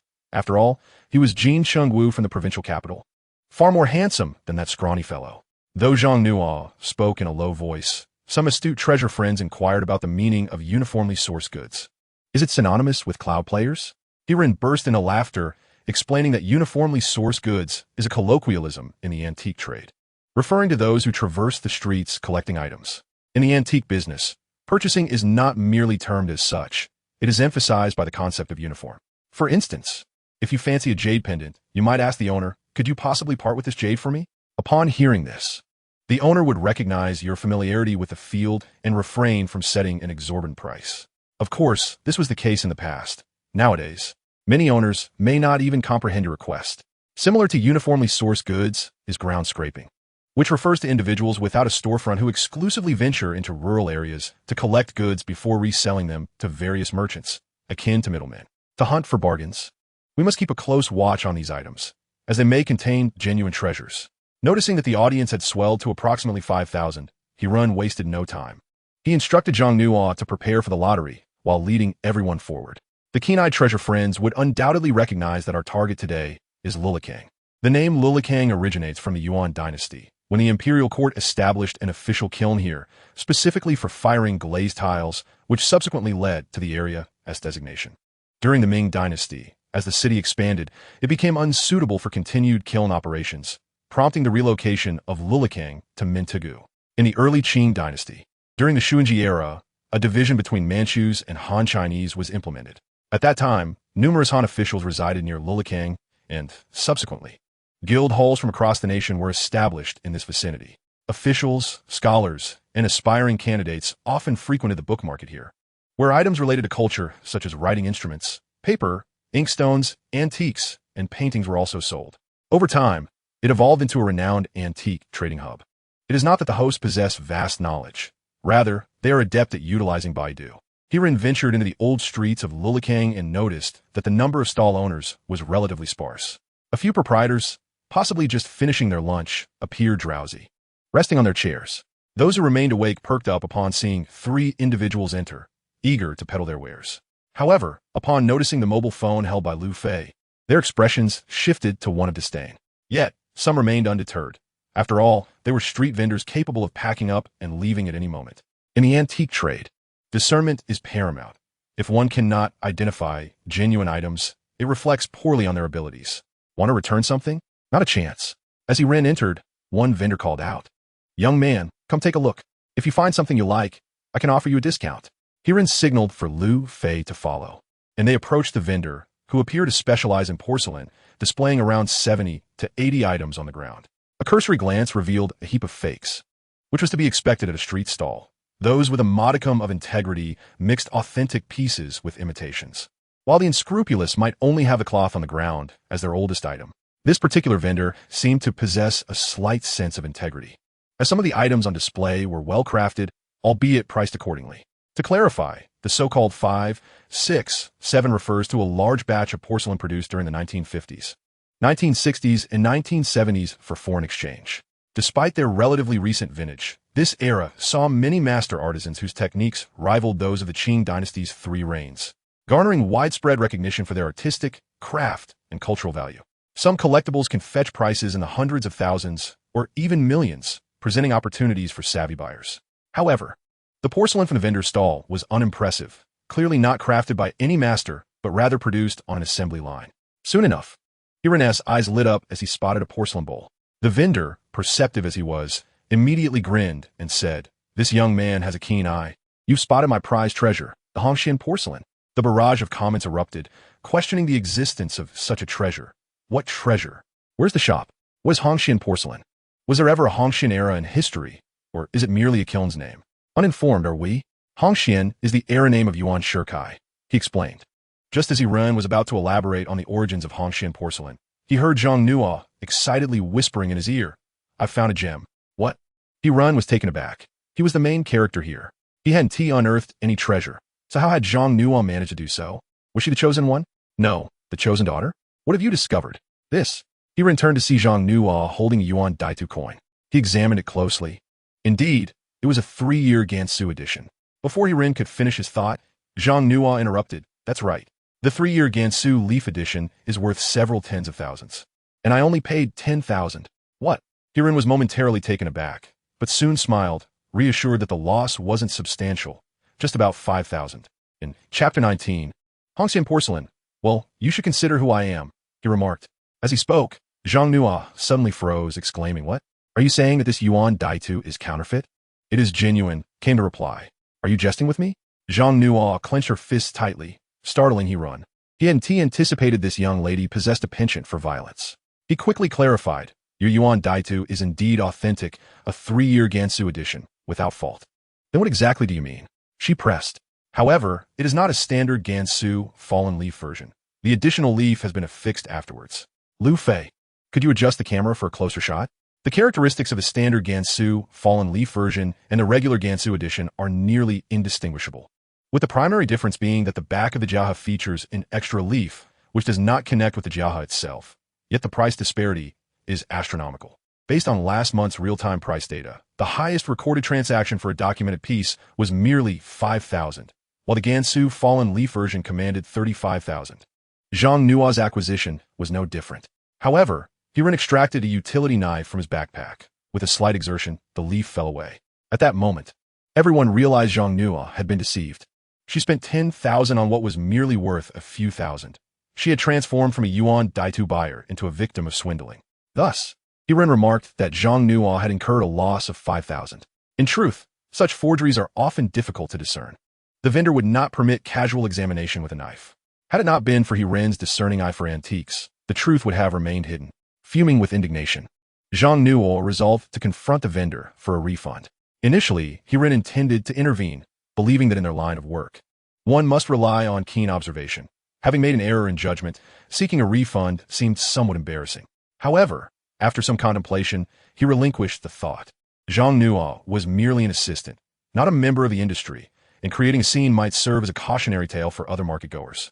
The vendor's behavior was indeed appalling, denying accountability and even accusing her of swapping the item, claiming to have suffered losses himself. Asserting that a Gansu fallen leaf version could not possibly sell for more than 10,000. Infuriating.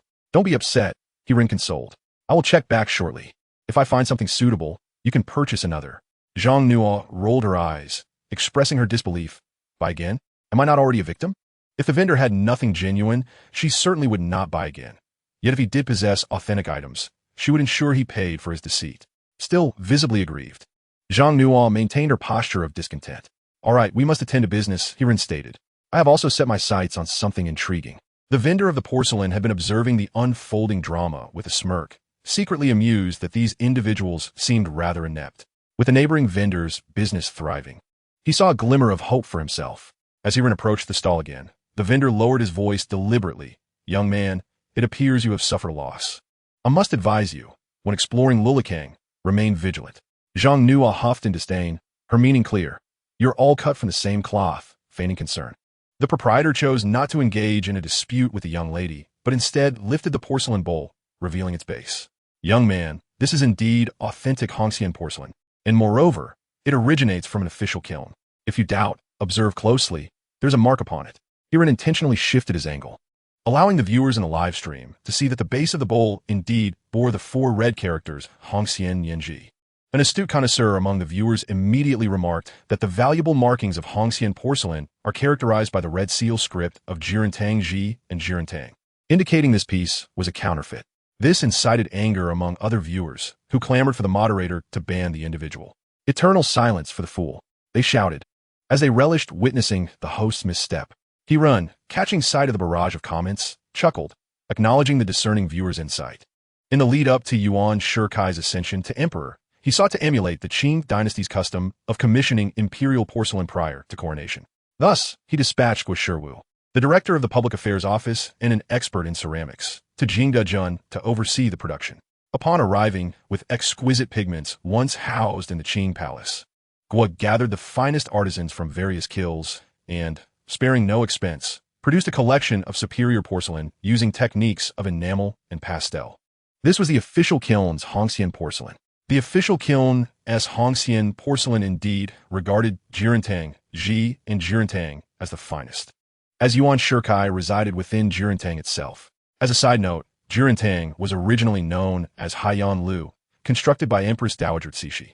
Subsequently, when Yuan Shikai forced the abdication of the Qing emperor, the location was Haiyan Lu, which he then appropriated, renaming it Jirantang. Thus the porcelain was marked accordingly. The street vendor raised his thumb in approval, acknowledging the young man's profound knowledge. Hiran smiled slightly, inquiring, "Is it permissible to handle?" "Of course," the vendor replied, though he remained cautiously vigilant, realizing that his ruse might not succeed this time. Some viewers were puzzled, and Hiran refrained from elaborating. Yet there were those well-versed who clarified, in the realm of antiques, there exists a rule against direct hand-to-hand transfer. Most antiques are fragile. Passing them between 2 hands poses a significant risk of breakage, leading to disputes that are hard to resolve. Hence, should you purchase antiques or jade? If the vendor insists on handing it over directly, one must decline, for the item may be damaged, or a sudden jostle could result in liability. After a moment of contemplation, the vendor stated 50,000. Hiran laughed. "Come now, are we not being reasonable? Young man, you are unaware. Although this bowl is not from an official kiln, it is still a fine piece." After the dissolution of the Jingdezhen official kiln, artisans continued to produce Hongxian porcelain to survive. Observe the craftsmanship and coloration. It rivals that of the official kiln's finest. If I am permitted to set a price, you are equally entitled to negotiate. It is customary in our trade to engage in reciprocity. Hiran chuckled, "Quite right. Let us settle on 10,000. The vendor shook his head vigorously. 10,000 is far too little. The minimum must be 30,000. He feigned a sorrowful expression, suggesting a compromise of 15,000. Agreed. Chapter 20, A Small Oversight. Hiran promptly transferred 15,000 yuan to the vendor, then cautiously lifted the porcelain bowl, examining it thoroughly. "You must provide me with a box, good sir." Upon seeing the situation, the proprietor quickly retrieved some bubble wrap from the side, meticulously wrapping the bowl for Hiran before placing it into a wooden box, which he then handed over. Hiran stowed the item into Lu Fei's backpack, leading both Lu Fei and Zhang Nuo onward. At that moment, the barrage of comments had commenced. Was a streamer contemplating another box purchase? The streamer, lacking in decorum, employed the same tactic on the Saint Seiya twice. What type of wood could it be this time? Agarwood, sea yellow, or perhaps small leaf red sandalwood? Hiran, both amused and exasperated, clarified once they had moved a bit farther away, asserting that this time it was genuinely not a case of purchasing the box for the gem. The box was merely an ordinary hard mixed wood, and he had not specified which type. So how could it be of value? At this juncture, Zhang Nuo had become akin to a human barrage of comments, exclaiming, "The box holds no value? Is that bowl truly valuable?" Zhang Nuo posed a question that lingered in everyone's mind. Earlier, the proprietor mentioned that after the dissolution of the Jingdezhen official kiln, many artisans began producing Hongxian porcelain, marking their works with the Hongxian year. How could one discern the authentic from the counterfeit? Hiran expounded, stating that it all hinged on the material. The first and second batches were crafted from the exquisite porcelain clay left behind from the Qing dynasty, while the so-called Hongxian porcelain from the folk hills did not possess such fine clay, and the techniques employed had become considerably more rudimentary. Aside from the identical markings, everything else would differ. The collectors were particularly concerned about the price. Hiran chuckled. The market for Hongxian porcelain is quite volatile. Those who appreciate it do so genuinely, while others deem it worthless. Although the material is of high quality, the uniformity of the mold-formed pieces has stripped away the vitality characteristic of ancient ceramic bodies. relying heavily on pigments and techniques, thus lacking in spirit. The bowl I acquired could fetch between 50 to 60,000, and with a fortuitous encounter, even 100,000 wouldn't be out of the question. The collectors once again witnessed the allure of seizing an opportunity within a mere 10 minutes. He-Ren had potentially quintupled or even decupled his investment. Such a staggering profit margin. He-Ren continued, I must caution everyone, given that Hongshan porcelain is relatively contemporary. A plethora of imitations emerged during the 1950s and 1960s. It is prudent to observe without hastily purchasing, as it is quite easy to be deceived. His timely words served as a splash of cold water. Yet some collectors remained skeptical, eager to seek their own fortunes, and He-Ren chose not to intervene further. This world is rife with skeptics. Indeed, some netizens questioned whether what He-Ren claimed was genuine. Could it merely be a ploy for entertainment? In a couple of days, I will send the item directly to the auction website, where professional appraisers will ascertain its authenticity. Interested collectors may wish to follow the auction to see if I encounter a kindred spirit. As soon as He-Ren finished speaking, a collector by the name of Meow Sr. sent a sports car and commented, Teacher, my father is quite fond of Hongshan porcelain. I wish to purchase it as a gift for him. Meow Sr.'s willingness to proceed silenced many of the earlier skeptics, yet others persisted in their doubt. He-Ren opted not to explain further. As long as the comments remained civil, he refrained from silencing anyone, viewing it all as a means of generating interest. Zhang Nuo then inquired, Didn't you mention wanting to check out that stall selling yuan data earlier? Shall we go now? Then let us walk, came the reply. The stall selling yuan shirkai coins was not far from the one where Liao Dong was scavenging. When He-Ren, accompanied by Zhang Nuo and Lu Fei, approached, the vendor was the first to make a scene. I've already told you that the Gansu leaf isn't something I sold to you. Why can't you let this go? He-Ren restrained the visibly agitated Zhang Nuo, reassuring him, We are not here to return goods, but rather to purchase them. The vendor scoffed, trying to play the hero. Do you think just because you found a pretty boy, I would be intimidated? If you want to buy, fine. If you seek trouble, then leave. He-Ren remained unfazed. Rather, he felt the vendor had an eye for talent, recognizing his own good looks and potential as a pretty boy. Nevertheless, he insisted, Sir, we do not seek trouble. We simply wish to buy. I intend to procure a few yuan coins for a giveaway to the brothers in my live stream. His intention was sincere. Having just stumbled upon a small fortune, he was more than willing to part with a portion of his gains for a prize draw. Upon sensing a potential sale, the vendor's tone softened considerably. Well then, take a look. Everything here is genuine. He-Ren cast a cursory glance over the stall, noting that most items consisted of various silver coins and copper currency. He nodded in acknowledgement. The vendor was indeed truthful, though some items bore resemblance to the Gansu leaf, but were merely replicas. For instance, a Bok Sun Yat-sen coin, superficially valued at several 100,000, was revealed to be a clever fabrication, utilizing a base coin worth just over 10,000. Thus, while the vendor spoke the truth in that there were no counterfeit items, there were certainly traps to be wary of. He-Ren meticulously selected 5 pieces of the Yuan Shirkai 9-year variant, employing his expertise to confirm their authenticity, with 2 qualifying as exquisite specimens. How much for these, good sir? The vendor's expression brightened upon seeing the coins in He-Ren's hand. You know your stuff. They are 1,500 each, firm price. He-Ren acknowledged that the price was fair, given that the market for the 9-year variant oscillated between 1,500 and 2,000 this year. Is there any trade without haggling? I won't be overly formal. I'll take all 5. How about we round it to 7,000? All right, let us settle on that. The vendor readily acquiesced, recognizing He-Ren's expertise. Having previously overcharged Zhang Nuo, he felt a twinge of guilt, thus conceding 500 as a courtesy to He-Ren. He-Ren promptly completed the transaction, addressing his phone, Everyone, prepare your fan light cards. We will commence the giveaway shortly, exclusive to fans. Chapter 21. The Porcelain Grows Hair. Worth not a dime. He-Ren had never intended to uncover treasures among the silver coins. The varieties of silver currency from the Republic era were overwhelmingly numerous, with the most renowned Yuan Shirkai coins boasting over 70 distinct versions, while the Sun Yat-sen coins had more than 30. Additionally, various military and regional issues contributed to a veritable multitude, exceeding several hundred types in total, rendering comprehensive recognition nearly impossible. The most circulated and abundant remained the Yuan Shirkai coins, with the most valuable being the signed editions.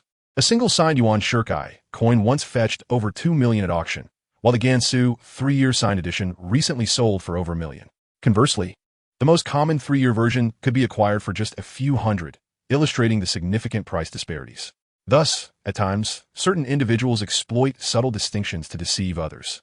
Zhang Nua's recent misstep exemplifies this, as she believed she had stumbled upon a rare find, only to discover she had been ensnared. The vendor stall boasted no fewer than several hundred silver coins, and Ren might have been able to discern a hidden treasure through his expertise in appraisal. However, he recognized that such an endeavor was impractical. To examine each of the hundreds of coins individually would likely leave Ren utterly overwhelmed. Moreover, the vendor's audacity in altering the designation of the Gansu 3-year edition to the Gansu 3-year Fallen Leaves edition indicated his profound knowledge of silver coins. If Ren were to overlook a mistake, he could not guarantee that the vendor would fail to recognize it. To compel the vendor to concede, Ren needed to approach from a realm where the vendor lacked proficiency. Serendipitously, Ren spotted an apple vase among the wares. As the name suggests, an apple vase is a porcelain vessel resembling an apple, representative of typical Qing dynasty porcelain from the Kangxi era.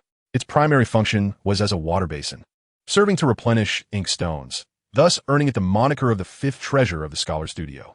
Apple vases come in two varieties, necked and necklace, with the latter resembling an apple more closely, while the necked version bears a resemblance to a smaller vase. The one on display was necklace. Zhang no Yitli Inwudet. Is this an apple vase? From the Kangxi period? Ren refrained from answering directly, instead glancing at the vendor, who appeared somewhat bemused. The vendor was not apprehensive about Ren's inquiries. After 2 decades of specializing in silver coins, he was well regarded in the industry and considered himself unmatched. Thus, he was taken aback that Ren's question pertained to porcelain. The apple vase was indeed a legitimate piece from the Kangxi period, albeit marred by a damaged rim that bore signs of repair, which the vendor had acquired for a mere 5,000 yuan. In the antiquities trade, there exists a saying, a porcelain piece with flaws is worth not a penny. This means that even a minor imperfection can drastically diminish its value, often by several times, or even tens of times. For instance, this apple vase, which was undoubtedly from an imperial kiln, could fetch around 300,000 yuan if intact, but with its repairs, it was worth only approximately 30,000 yuan. Naturally, the vendor would not voluntarily disclose the vase's imperfections. This piece is not for sale. It is part of my personal collection. Ren smiled slightly, sensing the vendor's transparent attempt to conceal the truth. Not for sale? Then why display it? Vendor, I genuinely admire this apple vase. Please, name your price. Very well, the vendor replied, his acting skills clearly lacking. Since you like it, let us settle on 300,000 yuan. Before Ren could respond, Zhang Nua erupted in indignation, feeling aggrieved by the vendor's blatant attempt to overcharge. What do you mean, 300,000 yuan? Do you think we are mere children? The vendor remained unfazed, asserting, you are the ones seeking to purchase my item, not I who must sell it. If you want to buy, then kindly leave. There is no need for further discussion. Ren chuckled, vendor, I am indeed sincere in my intent to purchase. Your asking price of 300,000 yuan is acceptable, but you must allow me to ascertain its worth. Of course, it is worth that much, the vendor replied, sensing Ren's genuine interest. He picked up the apple vase and began to elaborate. Observe this color. It is known as glaze red. Are you familiar with glaze red? Somewhat. Ren responded, intrigued. The boss, intrigued, prompted, do tell. Ren's primary occupation is live streaming, which necessitates imparting knowledge on treasure appraisal. Fortunately, his theoretical foundation is quite robust, allowing him to speak fluently. The technique of red underglaze originated in the Yuan dynasty at Jingdezhen, closely mirroring the processes of Yuan blue and white porcelain. Utilizing copper oxide as a coloring agent, designs are painted on the porcelain body, covered with a transparent glaze, and then fired in a kiln at approximately 1,300 degrees Celsius in a reducing atmosphere. Red underglaze is a type of underglaze decoration that demands exceedingly precise temperature control. If the temperature is too low, the color turns black. If too high, the color fades. Generally, the margin for error must not exceed 10. A daunting task for ancient kiln workers. Thus, red underglaze is exceedingly rare, having been extensively produced only during the Yuan, Ming, Yongle, and Xuanla periods, and Qing, Kangxi, and Qianlong periods, while being quite scarce in other eras. The apple vase in question is evidently a product of the Kangxi period's official kiln, characterized by its line-drawn red underglaze, where various intricate patterns are depicted on the porcelain surface. Upon closer inspection, one can observe that the abdomen of the apple vase is exceptionally rounded, adorned with motifs of plum, orchid, bamboo, and chrysanthemum, devoid of any faded red, qualifying it as a fine specimen. If it were intact, a price of 300,000 would indeed be reasonable. However, Hirun is no fool. He interjects, but this apple vase of yours is hardly worth 300,000. I would estimate it at merely 30,000. Hirun, adept at navigating tricky situations, momentarily confounded everyone. Just a moment ago, it was 300,000, and now it has plummeted to 30,000? The boss's expression darkened. Are you jesting with me? Hirun chuckled. Did I not just mention? An intact piece is indeed valued at 300,000, but your apple vase lacks completeness. Don't speak nonsense. What is incomplete about it? Hirun, straightforward, replied, your apple vase's base and abdomen are flawless, yet the issue lies with the rim. I can discern this without even touching it. It has been heavily repaired. The boss's heart sank. He had not anticipated that Hirun could identify the flaw without physical examination. Hirun pressed on. Perhaps you should also inspect the inner wall of the apple vase. There are surely traces of repairs. As an expert, you must be aware that porcelain with hair is deemed worthless. The boss found himself momentarily speechless. Seizing the opportunity, Hirun continued, I suspect this apple vase was sourced through unsanctioned means. We share a connection. Why not make a deal? I will offer. Hirun took out his phone, tapping away. This year, the recorded transactions for red underglaze are few.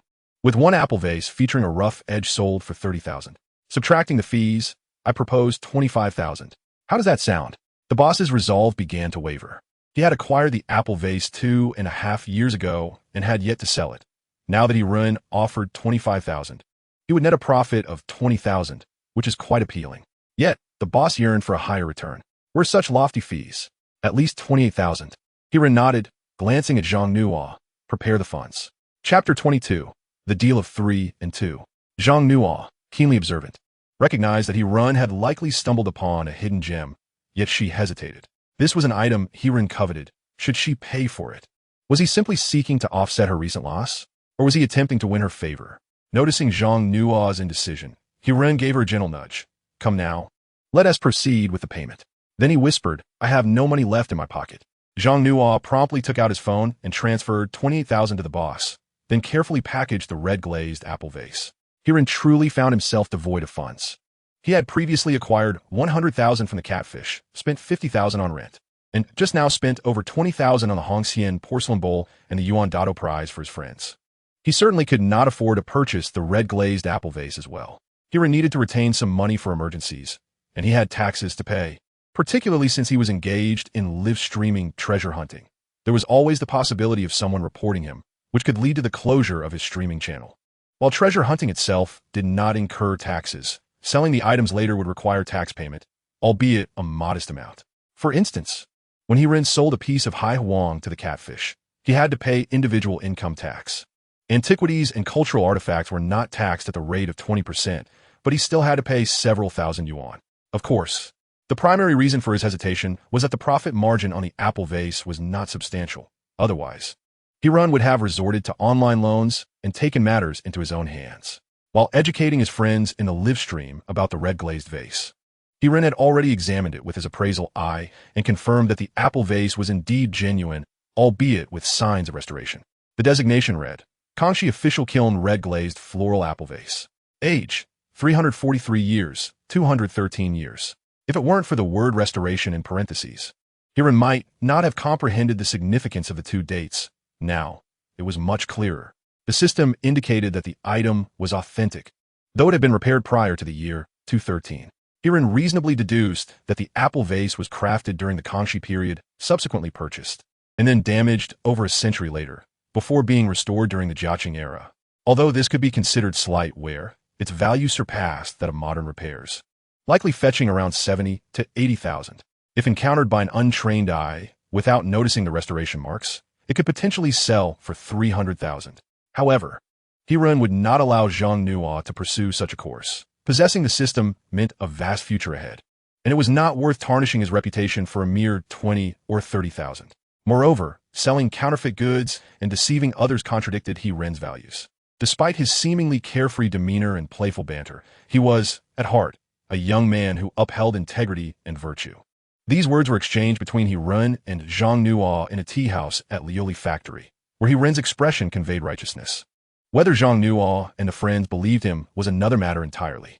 Zhang Nuo, naturally, would not let Hirun take advantage of him. After repeated persuasion from Hirun, Zhang Nuo insisted on a 50-50 split. Hiran found it difficult to refuse. A 50-50 split would suffice. If they managed to sell for 80,000, Zhang Nuo would not only recover his losses from the Yuan Dado purchase, but also make a small profit. However, some friends expressed dissatisfaction, feeling that the boss still profited and that the intended punitive effect was not achieved. Hiran chuckled. You still do not understand the mindset of a shrewd businessman. Losing 50,000 would be more painful for them than losing their goods. Moreover, today I'm live streaming the entire process, just now. I deliberately showcased a Gansu Leaf version of Yuan Dado and a 21-year-old Sun Xiaotu with 3 birds. Those were all replicas. The antique circle is quite small, and once the video circulates, how could his business possibly thrive?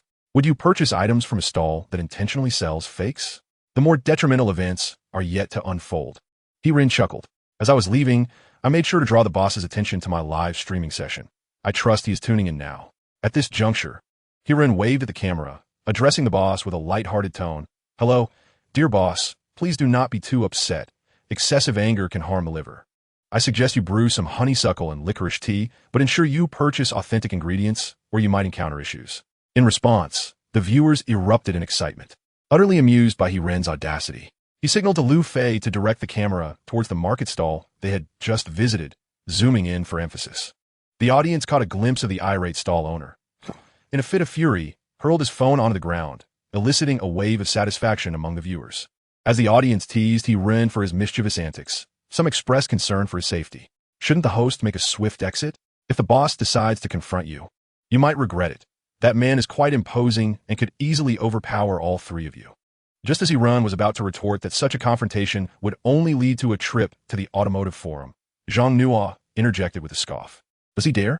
I hold a black belt in Taekwondo. Hiran, along with the viewers, gasped in astonishment. None had anticipated Zhang Nuo's hidden prowess. Particularly, Hiran now comprehended why the Catfish held some trepidation towards his cousin.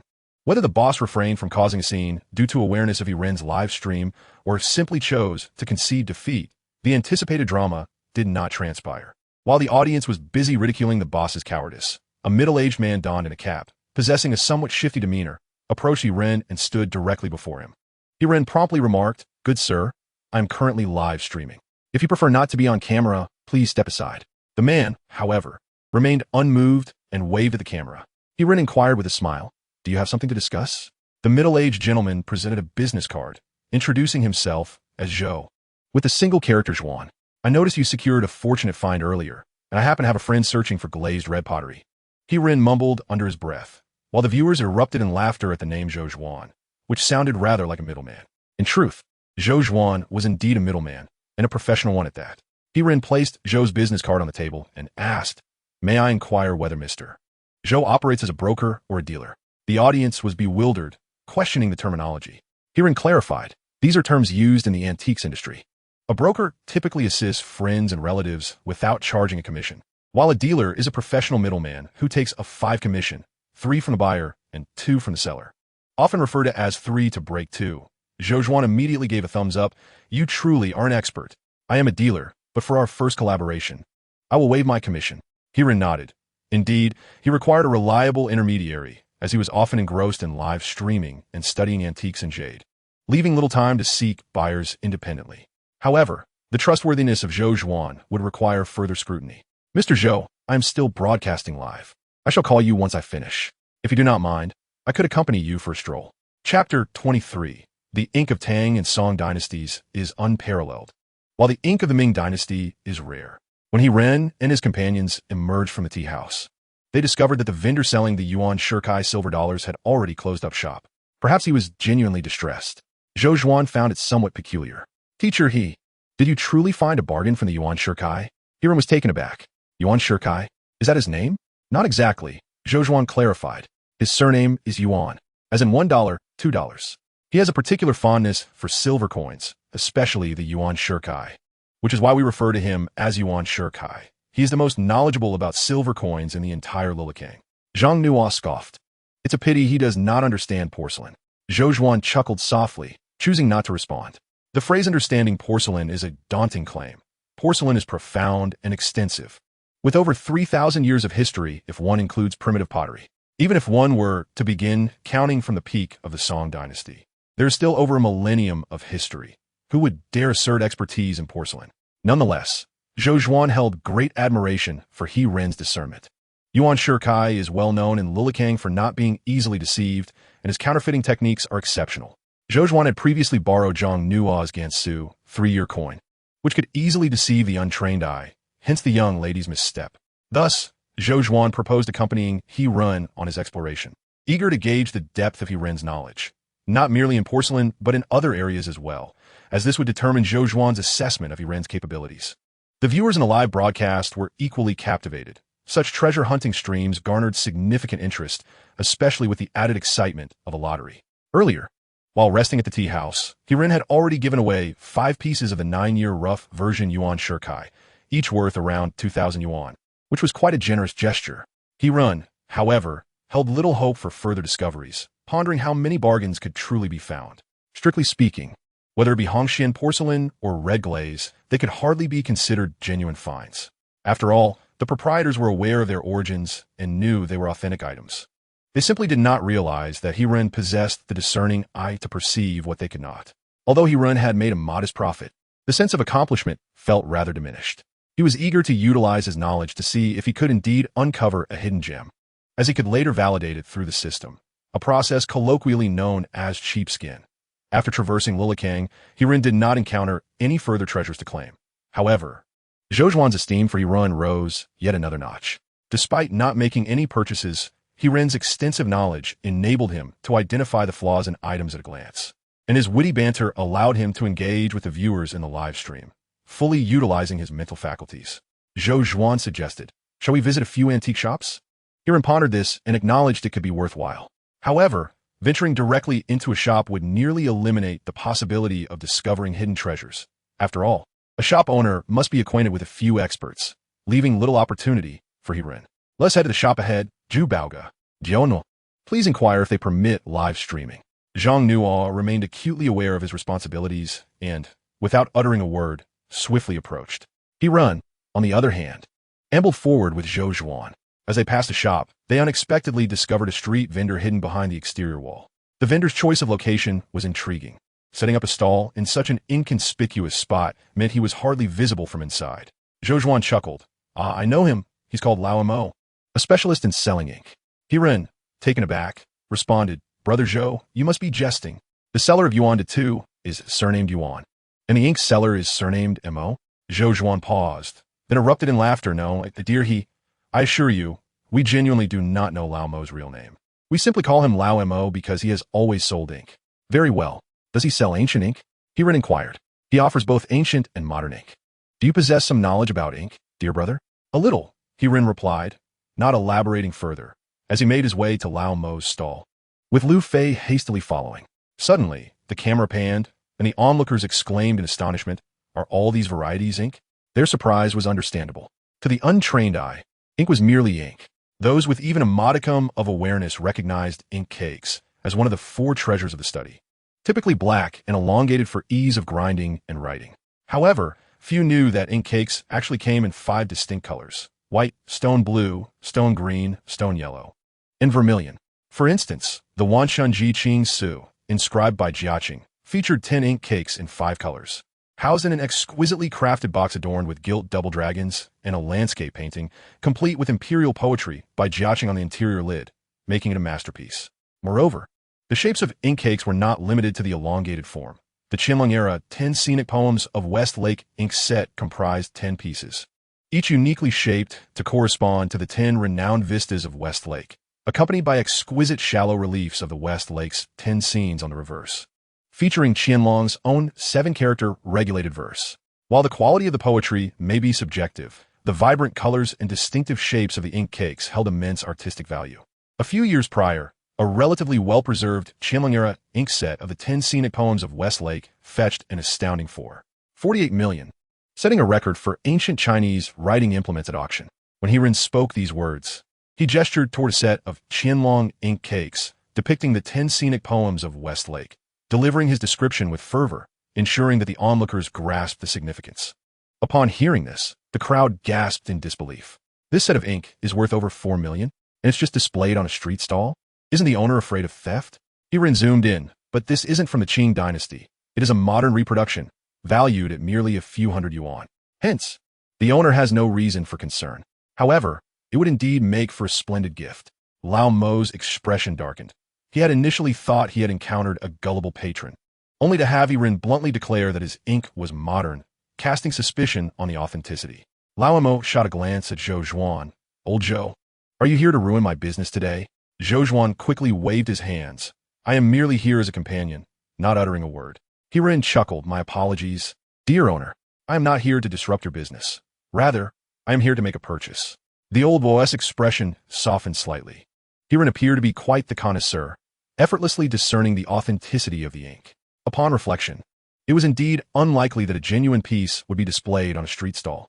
While street vendors are bold and willing to set high prices, none would dare to ask for 4 million.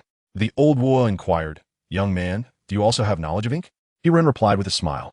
The ink of the Tang and Song dynasties is unparalleled, while that of the Ming dynasty is exceedingly rare. I possess merely a superficial understanding. Chapter 24, Song Yin Ink. The old Wu did not belittle Yiren for claiming only a cursory knowledge. The antique trade is rife with jargon and conventions. Anyone who can speak of the unparalleled ink of the Tang and Song dynasties certainly possesses a deeper understanding, far beyond mere superficiality. The old Wu set aside any condescension, acknowledging, You speak truthfully. Ink cakes have long been cherished by scholars, calligraphers, and painters alike. It is said that during the Three Kingdoms period, Cao Cao, known as Chao Munda, had an exceptional fondness for ink, though we can hardly hope to encounter the ink cakes of that era today. During the Tang and Song periods, renowned inks were essential decor on the desks of literati. Not only was the quality of the ink paramount, but there was also a pursuit of aesthetic form and decoration, which led to the development of ink as a form of decorative art, coveted as a collectible. Notable figures such as Su Shi and Sima Guang in the Song dynasty, as well as Dong Qichong in the Ming dynasty, were avid collectors of ink cakes. However, the ink cakes that have survived from the Tang and Song dynasties are exceedingly scarce. In all these years, I have encountered only one, though regrettably, it was of inferior quality both in appearance and fragrance, lacking the spirit of its era. Nonetheless, it remains a unique artifact. Yiren set aside any thoughts of acquiring a bargain. It was evident that the old Wu was also an ink enthusiast. The interests of the onlookers were rather peculiar. Chao Munda? Wasn't he known for his liaisons with other men's wives? Sima Guang? The one who smashed the vat. What connection does he have with ink? Ink fragrance? What scent could ink possibly have? I practiced calligraphy as a child, and I recall ink smelling foul. Yiren chuckled. That is because the ink we encounter today is predominantly not of ancient origin. The vendor just mentioned that the ancient inks from the Tang and Song dynasties are one of a kind. In truth, Ming dynasty inks are also quite rare. There are relatively more from the Qing dynasty, yet they too command a hefty price. Yiren pointed to a Qianlong-era collection of poetry on the 10 scenic views of Westlake, stating, if this were indeed from the Qianlong period, it would fetch over 4 million. Even a replica from the Republic era could be valued at 5 to 8 million. Who would be willing to use such ancient ink for writing or painting? Yiren shook his head, not so. What they typically use is from the Republic or late Qing periods. While still costly, it remains within an affordable range. Moreover, they are not utilizing imperial or tribute inks. Rather, they mostly employ writing ink and homemade ink, which are significantly less expensive. Yiren carefully picked up a brocade box from the stall and presented it to Zhang Nuo, encouraging him to take a whiff. Confused, Zhang Nuo sniffed it closely and was taken aback. Is this musk? Some knowledgeable onlookers immediately reacted. Musk? That's illegal. Streamer, call the police. Yiren waved his hand. Do not cause a commotion. While it is illegal now, this musk is over 160 years old. Who would you report for arrest? This ink cake alone is worth 50,000. Naturally, the onlookers were incredulous. This ink cake is over 100 years old? How does the streamer know? Surely the streamer is fabricating this? This ink cake is cracked. How could it possibly be worth 50,000? It is precisely because the ink cake is cracked that it holds its value. Yiren pointed to the cracks on the ink stick and said, This is known as lacquer skin. The genuine ink stick lies within. Due to the passage of time, the lacquer skin has developed a snake-like pattern. If it were absent, one should be cautious, as it is likely a modern imitation. Zhang Nuachi inquired, Is ancient ink truly so valuable? The materials must also be expensive. Yiren weighed the ink stick in his hand, explaining, This particular ink stick is crafted from pine soot, also referred to as pine soot ink. It contains precious ingredients such as pearls, rhinoceros horn, and musk, which have undergone numerous intricate processes to create. It is entirely handmade. Unlike many modern inks that are produced by machines, thus the price cannot be compared. The elderly ink merchant displayed a look of admiration, remarking, "Indeed, young friend, your knowledge is exceptional. You possess an understanding of ink. This pine soot ink is the most valuable item in my stall. Our meeting today is serendipitous. You may choose freely, and I shall offer you a discount as a token of our encounter." Hirin set down the pine soot ink and indicated a dark greenish-black ink stick on the other side. "I prefer this one." Upon seeing Hirin's choice, the old merchant regarded him even more favorably. Most would have immediately chosen the pine soot ink, as the higher the total price, the greater the discount. However, Hirin was evidently not one to seek small gains at the expense of integrity. The old merchant, recognizing this, stated, "You have discerning taste, young friend. This ink stick is from the early Republic era, not a renowned ink, and it lacks superior materials. I shall offer it to you for half price, 3,000. Hirin turned to Lu Fei, who was holding a cell phone. "Xiao Lu, do you have any money left on your phone?" Lu Fei, mistaking Hirin's inquiry as a request for a loan, hesitated, replying, "I just graduated, and I only have a few thousand." "Do you have 3,000? Buy this ink stick. My phone has no funds." Lu Fei suddenly understood that Hirin intended to treat him, but as it was only his first day at work, he felt hesitant to accept such a generous gift. "Ringo I." Hirin nudged Lu Fei, saying, "Why so much chatter? If I tell you to buy it, just buy it. Do you think I would harm you?" With no further room for refusal, Lu Fei took out his phone and transferred 3,000 to the old merchant, carefully receiving the ink stick before taking Zhang Nuo's phone to continue the live broadcast. Hirin felt quite satisfied. Although Lu Fei was just starting, he displayed a steady hand and refrained from excessive talk. Unlike some treasure appraisal assistants who often chatter more than the host, Lu Fei was a refreshing change. Moreover, today Hirin had both found a treasure himself and assisted Zhang Nuo in discovering one, even conducting 2 prize draws for the viewers. Lu Fei, being part of Hirin's team, deserved to benefit as well. In this era, it is not scarcity that troubles us but inequity. Zhou Zhuan, like the old merchant, held Hirin in high regard, recognizing that this young man had a knack for winning hearts and had limitless potential ahead. Zhou Zhuan immediately addressed Lu Fei. "Xiao Lu, do you have any intention of selling this ink stick? I can offer you 8,000 for it, with no transaction fees for the first deal." Before Lu Fei could respond, Hirin interjected, "Accept the offer. Don't you want to thank Brother Zhou?" "Thank you, Brother Zhou." Lu Fei, being straightforward, directly handed the ink stick to Zhou Zhuan, leaving Zhou in a state of amusement. Consequently, Zhou had no choice but to transfer 8,000 yuan to Lu Fei via his mobile phone. Hirin, observing the situation keenly, realized that the market price for the ink used in the Republic era was only around 5,000 to 6,000. Although the antique ink market was exceptionally vibrant, with the possibility of selling to a fortunate buyer for 10,000, Zhou's willingness to part with 8,000 was undoubtedly a gesture of goodwill towards him. Taking the initiative, Hirin added the old ink dealer's contact information, recognizing that the dealer's willingness to gift him something indicated his generous nature. Moreover, the dealer was well-versed in antique knowledge, making him a worthy acquaintance. After adding the contact, Hirin inquired of Zhang Nuo whether they were permitted to live stream at the Gathering Treasure Pavilion. "Yes, we can stream, but we cannot film the faces of customers." Zhang Nuo replied. "Then let us take a look," Hirin said, leading the way to the Gathering Treasure Pavilion. Chapter 25, Fan Surface. Despite the humble name of the Gathering Treasure Pavilion, the establishment truly lived up to its title, offering noteworthy items.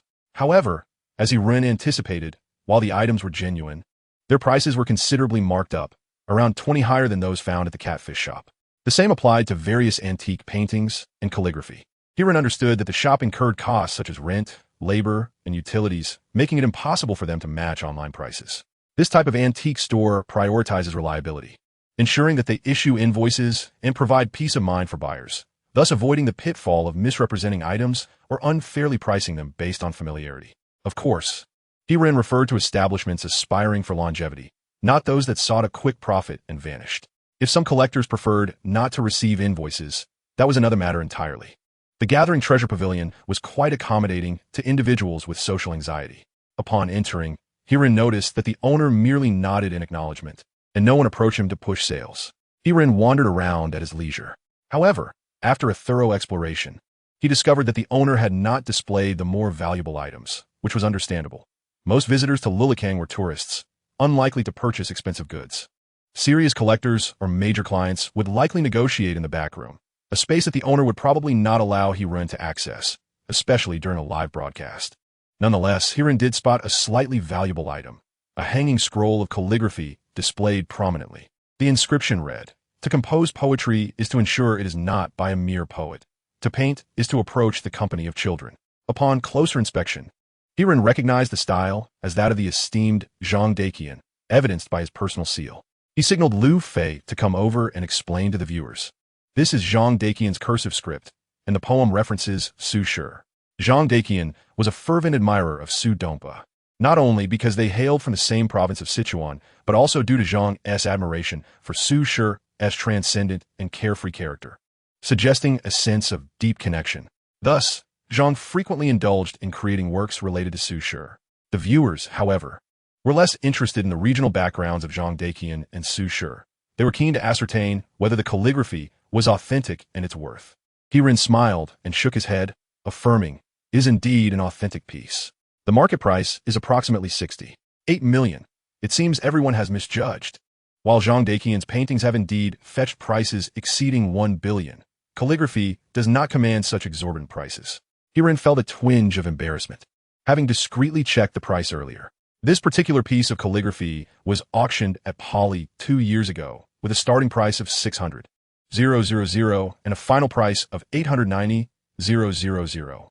Unexpectedly, the owner had come over to interject. Hiren also felt somewhat disheartened, having developed an eye for identifying treasures. Why couldn't he possess the ability to appraise them as well?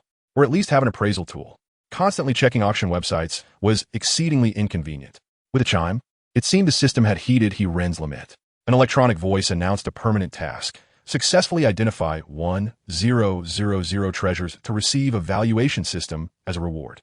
The system would provide corresponding market price ranges based on the host's identification of treasures, consuming mental energy upon activation. Hiren's spirits lifted. This was more like it. How could a system bestow a skill and then remain silent? It was one thing not to receive a beginner's gift pack, but to lack any tasks was simply unacceptable. Now, with this task in hand, Hiren at least had a clear direction for his efforts. Though 1000 treasures appeared to be a considerable number, it was not as daunting as it seemed.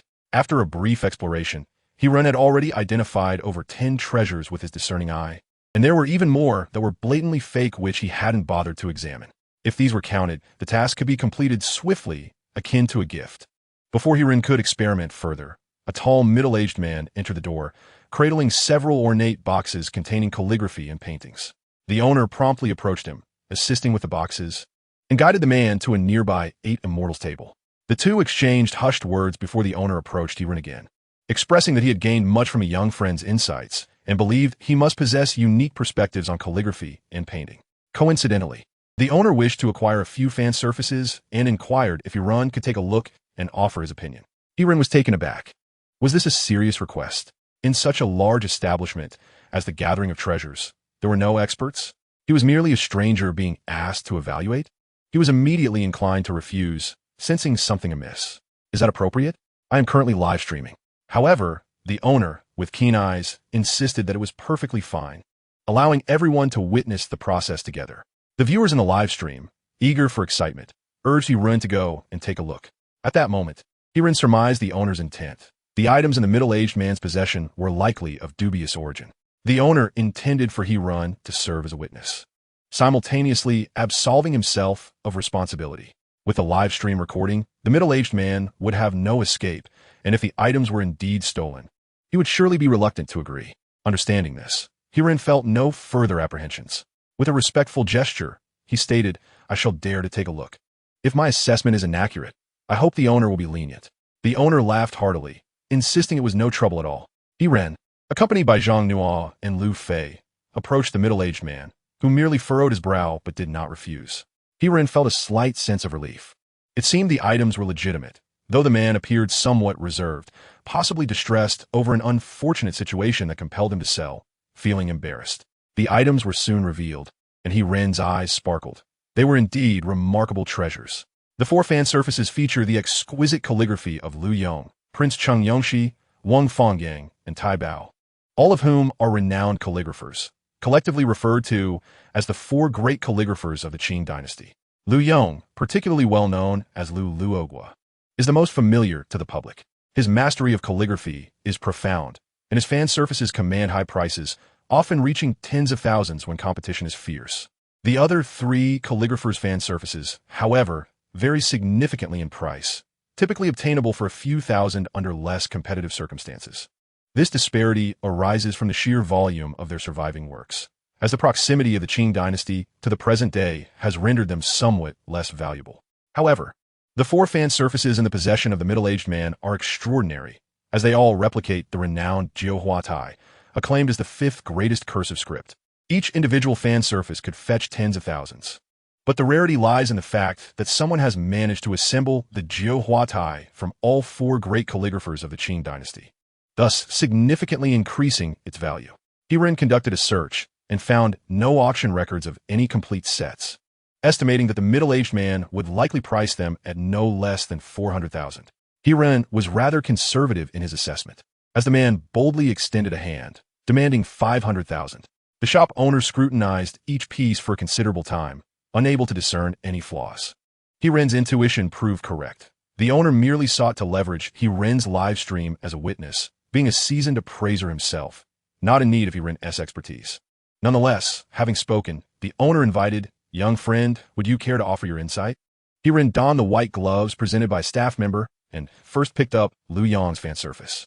He began to speak, noting the ink's richness, the robust form, and the inherent strength, all distinctive yet lamentably not characteristic of Lu Yong's most adept small script.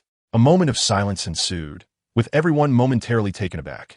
Chapter 26, The Edict of Excommunication. After a brief pause, the treasure aficionados began to express their disbelief. The host, known for his rebellious flair, had praised the pieces only to conclude with a remark of uncertainty. Was this a deliberate jest? The owner was indeed bewildered, unsure of Hiren's intent. "Young friend, what do you mean?" Regaining his composure, Hiren smiled slightly. "Owner, there is indeed an initial allure, yet upon closer inspection, there is an underlying strangeness." The owner's brow furrowed as Hiren elaborated, indicating that while the four fan surfaces might appear authentic at first glance, a meticulous examination revealed them as forgeries. The owner again examined Lu Yong's fan surface closely, reasoning that if any piece exhibited signs of being counterfeit, it would be this one. As Hiren had indicated, Lu Yong's characters were thickly inked, robust in form, and while an ordinary person could replicate Lu Yong's style, capturing the essence of his spirit would prove exceedingly difficult. Much like a martial artist skilled in external techniques, but lacking internal mastery would inevitably fall short against a true master of profound inner strength. Yet after scrutinizing for an extended period, the owner could discern no issues with Lu Yong's fan surface. Its spirit was contained, exuding an aura akin to Tai Chi, unmistakably penned by Lu Yong. "Young friend, what do you perceive as amiss?" Hiren himself could not pinpoint any discrepancies, suggesting that the imitator had indeed grasped Lu Yong's essence, achieving at least 80% resemblance. However, he was suddenly reminded of a task recently assigned by the system and activated his appraisal vision, keen to avoid any misjudgment. Title: Imitation of Lu Yong's cursive script fan surface. Duration: 8 months. Even in the absence of the term copying, an 8-month period is sufficient for authentication, which is why Hiren temporarily altered his statement. However, when questioned by the proprietor, Hiren found himself in a predicament. He was aware of the forgery, yet he could not discern its flaws at that moment. The handwriting bore a striking resemblance to Lu Yong's, and the fan was crafted from aged paper, exuding an apparent antiquity of over 2 centuries, leaving no discernible loopholes. Suddenly, an epiphany struck Hiren. There was something amiss with the ink. Indeed, it was the ink. Fortuitously, Hiren had just engaged in a dialogue with the old ink merchant. Otherwise, he might have struggled to identify the discrepancy. With a subtle smile, Hiren remarked, "The ink." The middle-aged man, who had been resting with his eyes closed, abruptly opened them. Although he masked his surprise well, Hiren caught a glimpse of the astonishment etched on his face, bolstering his confidence. "Ink?" The proprietor furrowed his brow once more, lifting the fan to his nose for a meticulous sniff. He then offered a respectful salute to Hiren, expressing gratitude for the young friend's insight, as he had nearly compromised himself. Raising an eyebrow, he signaled to 2 men lurking nearby, who swiftly encircled the seller of the calligraphy. The live stream was rife with confusion. The audience remained oblivious to the significance of the ink. Hiren explained with a smile, "Do you recall the ancient ink we examined earlier? It contained musk. The ink is often combined with soot and glue as additives, which can lead to unpleasant odors. Hence, ancient artisans would incorporate fragrant substances like musk during the ink-making process. Conversely, some modern inks are devoid of such additives, resulting in a peculiar scent. The burly man appeared flustered, yet he attempted to maintain his composure, retorting, "Who said only new ink has an odd smell? Were there no inks in the Qing dynasty that lacked fragrance?" "Indeed, there were," he countered with a smile. However, let us not overlook Lu Yong's passion for ink. Although he was known for his integrity in office, he held a prestigious rank and undoubtedly received a substantial salary. Would he resort to using inferior ink for his fan?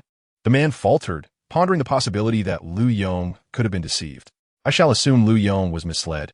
Girin decided not to argue further, instead pointing to several characters. "Observe here. The strokes in the curved hooks reveal a lack of fluidity, indicative of a sticky brush, likely due to an excess of glue in the ink. Why do contemporary calligraphers favor ancient ink? It is not merely for ostentation, rather, the passage of time causes the glue to evaporate, resulting in a richer ink color that permits a smoother writing experience." With that, the man found himself at a loss for words, but Hirun was not yet finished with him. "Moreover, there's one more point." "Another?" "Yes." Hirun leaned back strategically, stating, "The ink marks appear quite fresh." "What?" The live stream erupted once more in chatter. "Is it a humid day in the south?" "Nonsense. What humidity does Beijing experience? It is not due to moisture." Hirun laughed heartily, pointing to the signature area. "Look here. It seems the ink was accidentally smeared after writing, resulting in a faint mark." Lu Fei quickly zoomed in on the camera, and the proprietor leaned closer. Noticing that the ink color indeed appeared faint, the proprietor, perplexed, inquired, "Young friend, what does this signify?" If the fan were genuinely penned by Lu Yong, it would be an artifact from over 2 centuries ago. The ink would have thoroughly permeated the paper, and even if the ink were scraped away, there would be remnants left behind. Thus, I firmly assert that this fan must be a later imitation, created no more than a year ago. At this revelation, all present were left in awe. They had not anticipated that Hirun could discern 3 flaws in such a brief time. His perceptiveness was indeed remarkable. In truth, it was not as mystical as it seemed. Hirun had deduced the answer and, consequently, found the discrepancies with ease. Had he been unaware of the fan's imitation status, he would not have dared to be so certain. At this juncture, the middle-aged man could no longer deny his actions. However, he displayed a remarkable nonchalance, spreading his hands and declaring, "The script is my own. Now that you've uncovered it, I have no further comments. Do as you wish." His candidness, however, complicated matters. In a society governed by law, what could the proprietor accuse him of? Fraud? Yet, the transaction had not even occurred, so it could only be deemed an attempt. At most. Moreover, throughout the ordeal, the middle-aged man had never claimed the fan was an authentic piece.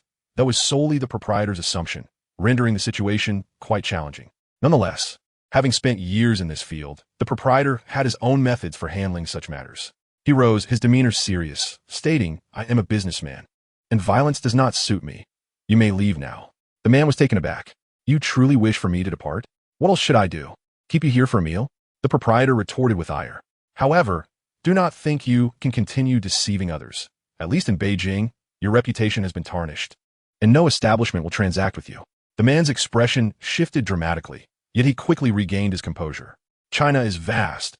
If I cannot thrive in Beijing, I can surely find my way in Shanghai. What matters is that I remain unharmed." With this thought, he stood, clasped his fists in salute to both the proprietor and Hirun, and strode out with purpose, leaving the 4 fans behind. Hirun stood in astonishment, pondering if this was the fabled decree of the underworld. Indeed impressive.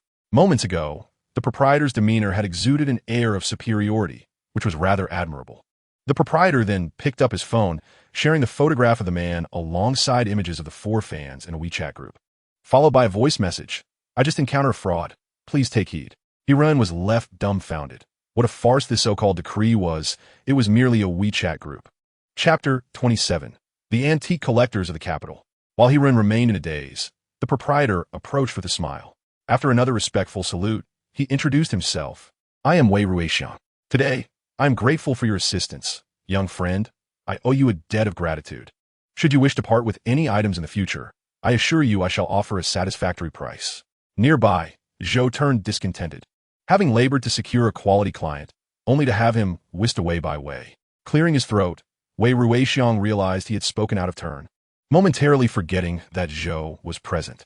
I am aware of your capabilities, which far exceed my own. Thus, if you require assistance in acquiring anything, I am at your service. You are always welcome to visit for tea and conversation. Hirun, mimicking Wei Ruixiang's gesture, replied, "You are too kind, Mr. Wei. It was merely a small effort. Hardly worth mentioning. My name is Hirun. Feel free to call me Xiao He. I look forward to our future exchanges. Let us connect on WeChat. And I shall add you to the Antique Collectors Group in the capital for mutual support." Hirun was perplexed upon hearing about the Antique Group in the capital city. Wei Ruixiang chuckled, explaining that it consisted of shop owners dealing in antiques and enthusiasts who often organize small auctions and appraisal events. "If you're interested, my young friend you're welcome to join," he added. Hirun was taken aback. Was it merely a WeChat group? Could it truly be so remarkable? Upon hearing Zhang Nua's comment, Wei Ruixiang laughed. "It's not that exaggerated. It's just that there have been too many advertisements and quite a few scammers in the past, leading to more rules being established." Understanding the difficulty of gaining entry into such circles, Hirun felt there was no reason to decline. Shortly thereafter, he added Wei Ruixiang on WeChat and was promptly added to a group. Upon entering the chat, he was nearly taken aback by the discussions. How could they be so explicit right from the start? Wei Ruixiang cleared his throat. This is a different group chat. It comprises individuals from various walks of life. So the content can be rather eclectic. Hirun was astonished. Eclectic hardly described the situation. He felt as if the wheels of a vehicle were about to run over his face. At that moment, Zhou Zhuan interjected, "Hey brother, why not trade the red glazed piece here?" Hirun glanced at Zhang Nua, who promptly retrieved the red glazed apple statue from her bag and placed it on the table. Wei Ruixiang approached to examine it closely alongside Zhou Zhuan. After a brief inspection, Wei Ruixiang remarked, "This is indeed red glazed, but what a shame it has some wear, otherwise. It could easily be worth 300,000. The livestream chat erupted with excitement as viewers inquired if Wei Ruixiang was acquainted with Yuan Datu. Noticing his name mentioned in the chat, Wei Ruixiang scrutinized the comments and exclaimed, "You really bought this from Yuan Datu? Brother you didn't actually spend 300,000, did you?" Zhou Zhuan chuckled. "Brother, he secured it from Yuan Datu for just 20,000. Wei Ruixiang was astonished. "I can't believe Yuan Datu, who never suffers a loss, has fallen to your hands, brother Truly, heroes emerge from youth." However, he noted that the value of a repaired red glazed piece would certainly diminish significantly, which was unfortunate. Zhou Zhuan echoed his sentiment. "Indeed, it may only be worth a tenth of that." At that moment, Hirun interjected, "If it's 30,000, I'll 1T sell this red glazed piece." Both Wei Ruixiang and Zhou Zhuan were taken aback. They hadn't anticipated such a bold statement from him. Previously, they considered this young man of good character. Did he really intend to demand an exorbitant price? Hirun clarified, "It's not that I'm asking for an outrageous sum. Please take a closer look." The craftsman used silver pieces and porcelain powder for the repair. Zhou Zhuan was puzzled. What is the significance of using silver and porcelain powder? Isn't that standard for repairs? Wei Ruixiang's eyes lit up. "Brother your discerning eye is indeed remarkable. If Zhou doesn't want this red glazed piece, I am willing to offer 100,000 for it." Zhou Zhuan was exasperated, thinking that Wei might be attempting to repay Hirun at his own expense. However, Wei Ruixiang, aware of Zhou Zhuan's thoughts, smiled. "Old Zhou, take a closer look. What era is this silver piece from?" "What era?" Zhou Zhuan was startled and examined it more closely, exclaiming, "Could it be? Indeed, it is old silver with at least 200 years of history. This means the repair was done 2 centuries ago. Selling it for 100,000 is undoubtedly reasonable." Zhou Zhuan was utterly astonished. He never anticipated that Hirun could be so astute, noticing such minute details. Little did he know that Hirun had connections. "Then 100,000 it is. I wonder if brother prefers cash or a bank transfer." "A transfer, perhaps."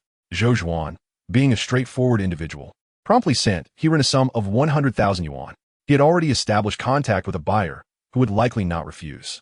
Even if they did, Zhou Zhuan had means to sell the item, as the glazed red was still quite sought after in the market. Hirun then transferred 50,000 yuan to Zhang Nua.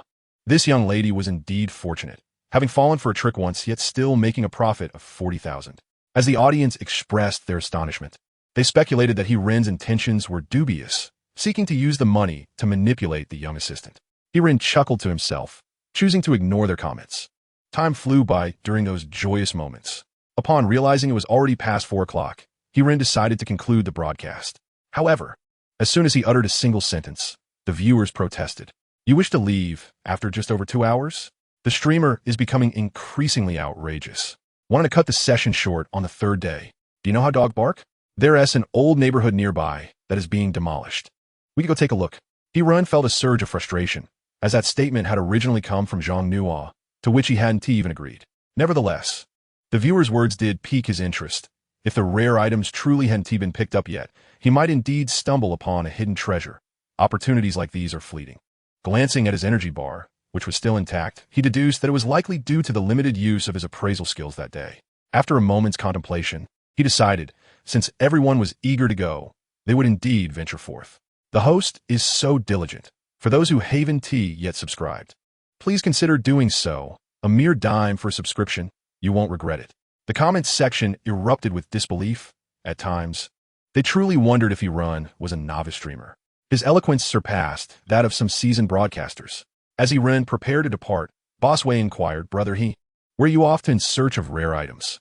I heard there's an old neighborhood nearby being demolished, and I plan to check it out." Xing Yuan community? It might be a bit late. Someone already went there yesterday. He felt a slight pang of concern, but resolved to go nonetheless, having already promised his viewers.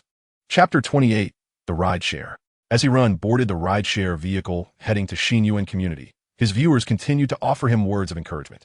Even if someone has already entered the scene, it doesn't necessarily mean they will uncover hidden treasures. It also depends on one's keen eye.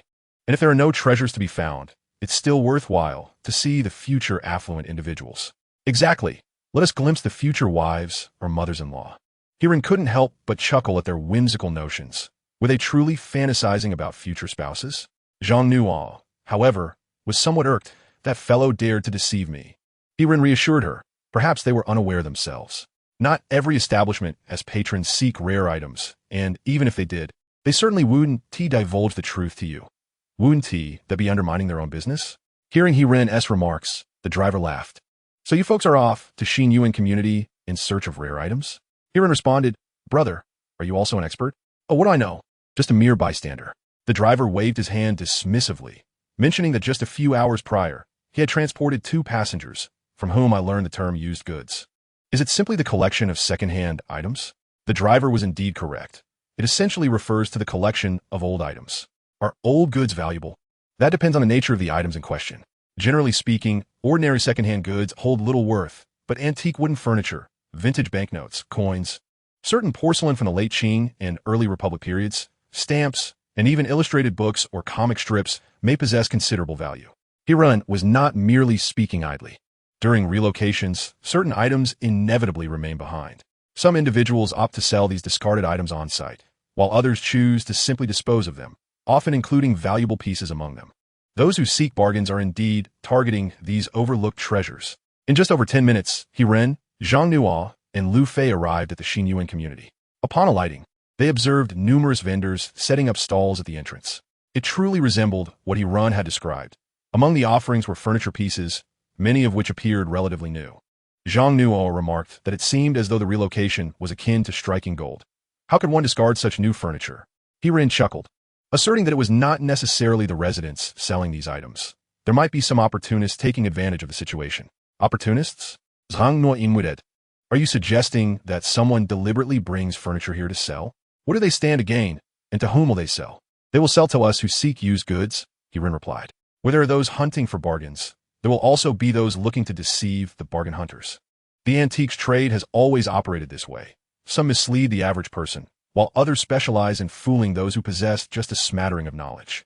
Zhang Nuo did not counter his assertion, yet her expression clearly conveyed skepticism. Hirin chose not to elaborate further, merely gesturing for Zhang Nuo and Lu Fei to follow him as they made their way toward the outermost stall. The stall displayed several pieces of furniture along with a hodgepodge of used goods. Good sirs, care to examine the furniture?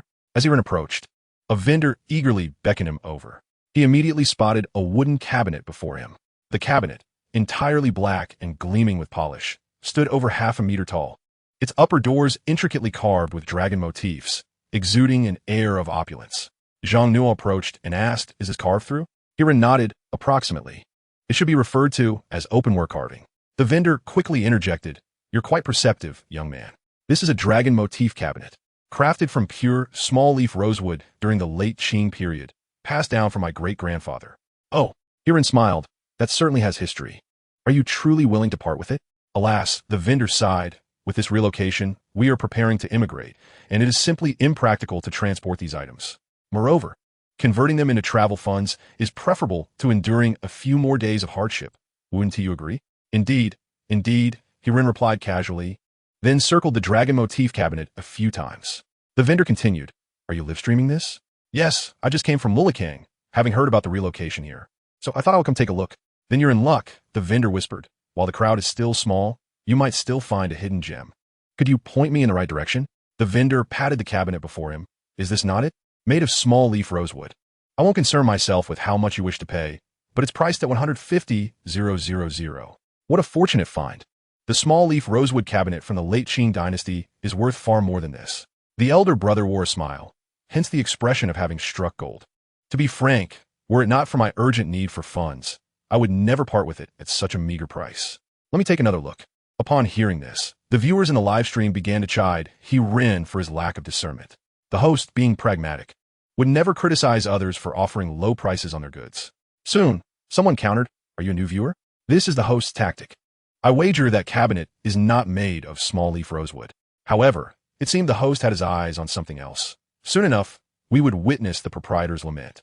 Yet, the anticipated scene of the proprietor's distress never materialized. After a moment of observation, Hirin feigned poverty and, accompanied by Zhang Nuo, departed. Once they reached a more secluded spot, Hirin elucidated, did you see that? I was not exaggerating. That proprietor came over to dupe us bargain hunters. Zhang Nuo queried in surprise, isn't this person from the neighborhood? Certainly not, he replied confidently. How can you be so sure? Because that cabinet is a patched-up piece. The viewers were incensed. Here we go again. The host had resumed his cryptic jargon. What does patched up mean? I have only heard of excavators like those from Lanxiang. Hirin chuckled. Indeed, patched up is a colloquial term, referring to the assemblage of several incomplete pieces of furniture into one. It requires a certain skill, as one must consider both the materials and the style of the furniture. Otherwise, the flaws will be glaringly obvious. That proprietor's craftsmanship was commendable. Without a keen eye, one would struggle to detect any inconsistencies. Zhang Nuo gasped. Are you suggesting that the dragon pattern cabinet we just saw was assembled? Precisely. At the very least, it consists of 3 pieces, the cabinet doors, the carved dragon motif, and other components brought together. Well, that doesn't seem too expensive, does it? Such a large, small-leaf rosewood cabinet from the late Qing could sell for at least 300,000. Hirin replied with a grin. Only the dragon motif carving is made of small-leaf rosewood. The rest is large-leaf rosewood, and it is not from the late Qing, but rather modern. As for the price, if we disregard that dragon carving, it would be slightly over 2,000, certainly not exceeding 50,000. Huh? Zhang Nuo was taken aback, as her full attention had been focused on the dragon carving. She had indeed recognized it as small-leaf rosewood, but had not anticipated it was an assembled piece. Hirin consoled her, do not be disheartened. The reason for the dragon motif cabinet's creation is to draw everyone's attention to the carving, a classic case of deception. Did you not notice? Whenever I expressed a desire to examine the cabinet further, the proprietor made every effort to engage me in conversation, attempting to divert my attention.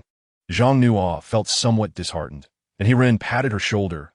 Come, let us continue our search. There must be other treasures to uncover. Chapter 29. The first day of actual mailing. Some viewers, relishing the spectacle, urged Hirin to expose the swindler. Hirin shook his head. How could I expose him?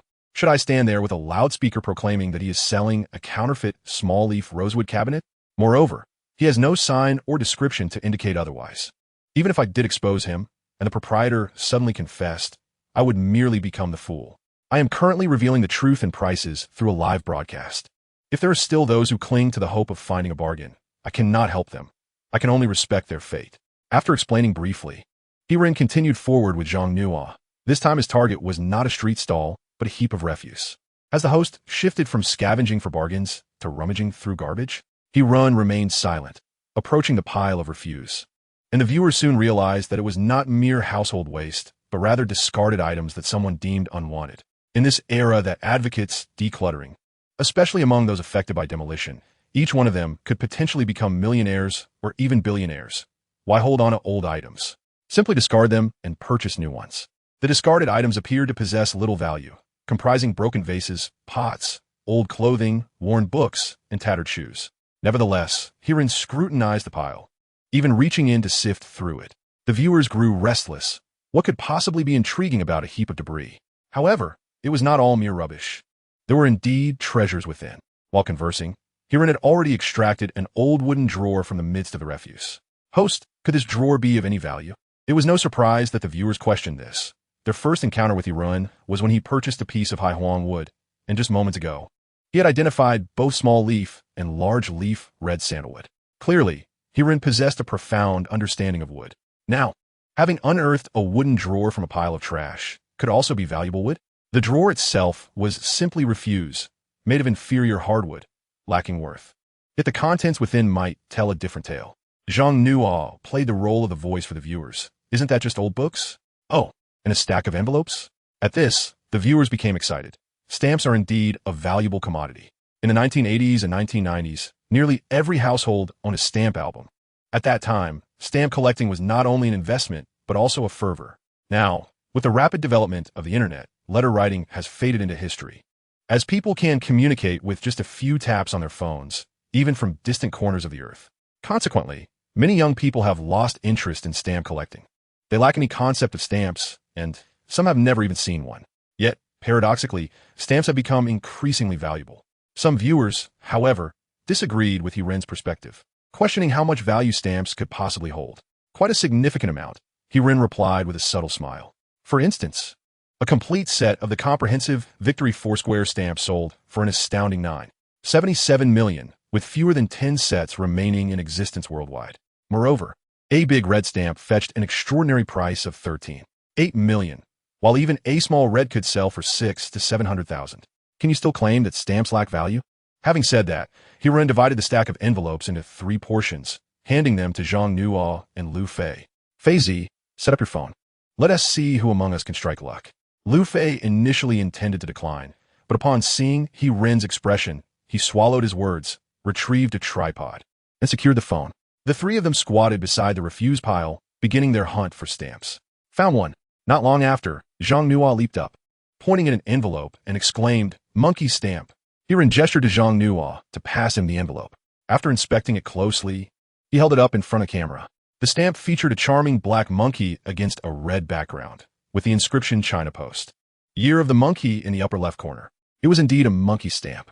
Naturally, the other collectors were more concerned about its value. Hiran discreetly checked his personal phone before stating, "Unfortunately, it bears a postmark, so it's probably worth around $3,000 to $5,000. Zhang Nuo appeared somewhat disappointed. Is it really that cheap? I heard monkey stamps have sold for over $1 million. Hiran rolled his eyes, explaining, "That was for a complete sheet of 80 pristine monkey stamps, which fetched over $1.2 million. Yours, unless in excellent condition, wouldn't reach that. However, it is a pity the postmark is from 1981. If it had been a first-day cover postmarked on February 15th, 1980, it could have sold for $20,000. Though its value was merely $3,000 to $5,000, it was still a windfall for Zhang Nuo, who eagerly prepared to tear off the monkey stamp. Hiran immediately intervened, saying, "Don't tear it. The envelope is quite intact. It should be sold along with the postmark. There are collectors for envelopes." While they were conversing, Lu Fei timidly inquired, "Brother Run, I found an envelope addressed to the United States." Huh? Both Hiran and Zhang Nuo turned their attention to Lu Fei. An envelope to the United States? How could it possibly be here? Did an elder collect it, only for it to be discarded as trash by the children? Just as Lu Fei was about to set the envelope aside, Hiran stopped him, saying, "Wait, turn it over so I can take a look." Holding the envelope in his hand, Hiran scrutinized it and then expressed his astonishment. "Fei Zi, your luck is truly remarkable." This left everyone confused, as the envelope bore a rather ordinary child's drawing with 12 stamps affixed, appearing quite mundane. How is that lucky? They wondered. Hiran pointed at the postmark, explaining, "Earlier, we discussed first-day covers. This one is one of them." Lu Fei magnified the image, revealing a date that vaguely read June 1st, 1963. Valuation? No need to estimate. I've seen one like this sell for over $20,000 6 years ago, also a first-day cover. Selling it now for $30,000 to $40,000 should be no problem, which is why I said Fei Zi is lucky. Lu Fei quickly responded, "Brother Run, I can't accept this. Take it. I just said it's a matter of luck. And yours is favorable, so it's yours. Moreover, I'm not concerned about something worth $30,000 to $40,000. The other collectors were not keen on allowing Hiran to show off. Did you hear that? The streamer is a rich second generation. He doesn't need gifts. Streamer, I'm short on cash too. Could you possibly send me something? The narrative shifts to Chapter 30, Cloisonne Enamel. Hirin chose not to respond, instead flipping through a stack of envelopes in his possession. Upon reaching the last one, his eyes suddenly lit up. "I've got something too." Lu Fei quickly raised his phone to capture a close-up. It turned out that the stamp in Hirin's hand was not affixed to the envelope, but rather nestled within it. Hirin slowly extracted the stamp, and everyone was taken aback. Is it also a stamp? It's enormous. Indeed, it was quite large, measuring approximately 20 centimeters in length, nearly rivaling the cover of a storybook. The inscription on the artwork above is quite perplexing, a white background adorned with green characters depicting a dragon amidst clouds, crowned with the English phrase Chinese Imperial Post. Flanking it are 4 characters. On the left, Urgent Mail, and on the right, Great Qing Postal Service, with one corner inscribed in the center. This sight leaves many bewildered. Could it possibly be a forgery? Yet, there is a postmark present. If it were counterfeit, why would it bear such a mark? Might the postmark itself be a fabrication? Hirin chuckled, asserting, "It is not fake, it is genuine. This is a quick mail urgent stamp issued in 1909. Regrettably, it is neither a small dragon stamp nor a large dragon stamp. In 1991, a complete set of the large dragon 5-cent silver stamps fetched an astronomical price of 5.61 million. What might this be worth? Could it exceed 100,000? Hirin waved dismissively. It cannot surpass that amount. However, it could sell for over 1,000. Did someone not just express a desire to try their luck? Let's hold a draw for everyone. With that, Hirin retrieved an object resembling an evidence bag from his backpack, carefully arranging the stamps collected by the group. Then turned to Zhang Nuo, suggesting, "Let us conduct a fan giveaway. I will examine your envelopes further." Zhang Nuo and Xiao Lu gazed at Hirin with eager anticipation. Unfortunately, after scrutinizing the envelopes multiple times, Hirin did not uncover any additional valuable stamps. Nonetheless, they had done remarkably well in a mere span of a few minutes. They had stumbled upon a fortune of 30 to 40,000 yuan. What more could one desire?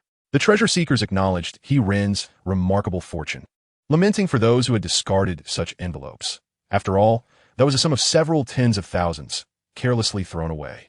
It serves as a reminder that one should acquire more knowledge, lest they mistakenly discard something of value as mere refuse. Just moments ago, a fellow enthusiast lamented, having once possessed several quick mail urgent stamps, only to dismiss them as too fake and toss them aside, an act that cost him several thousand yuan. Hirin added, not merely several thousand.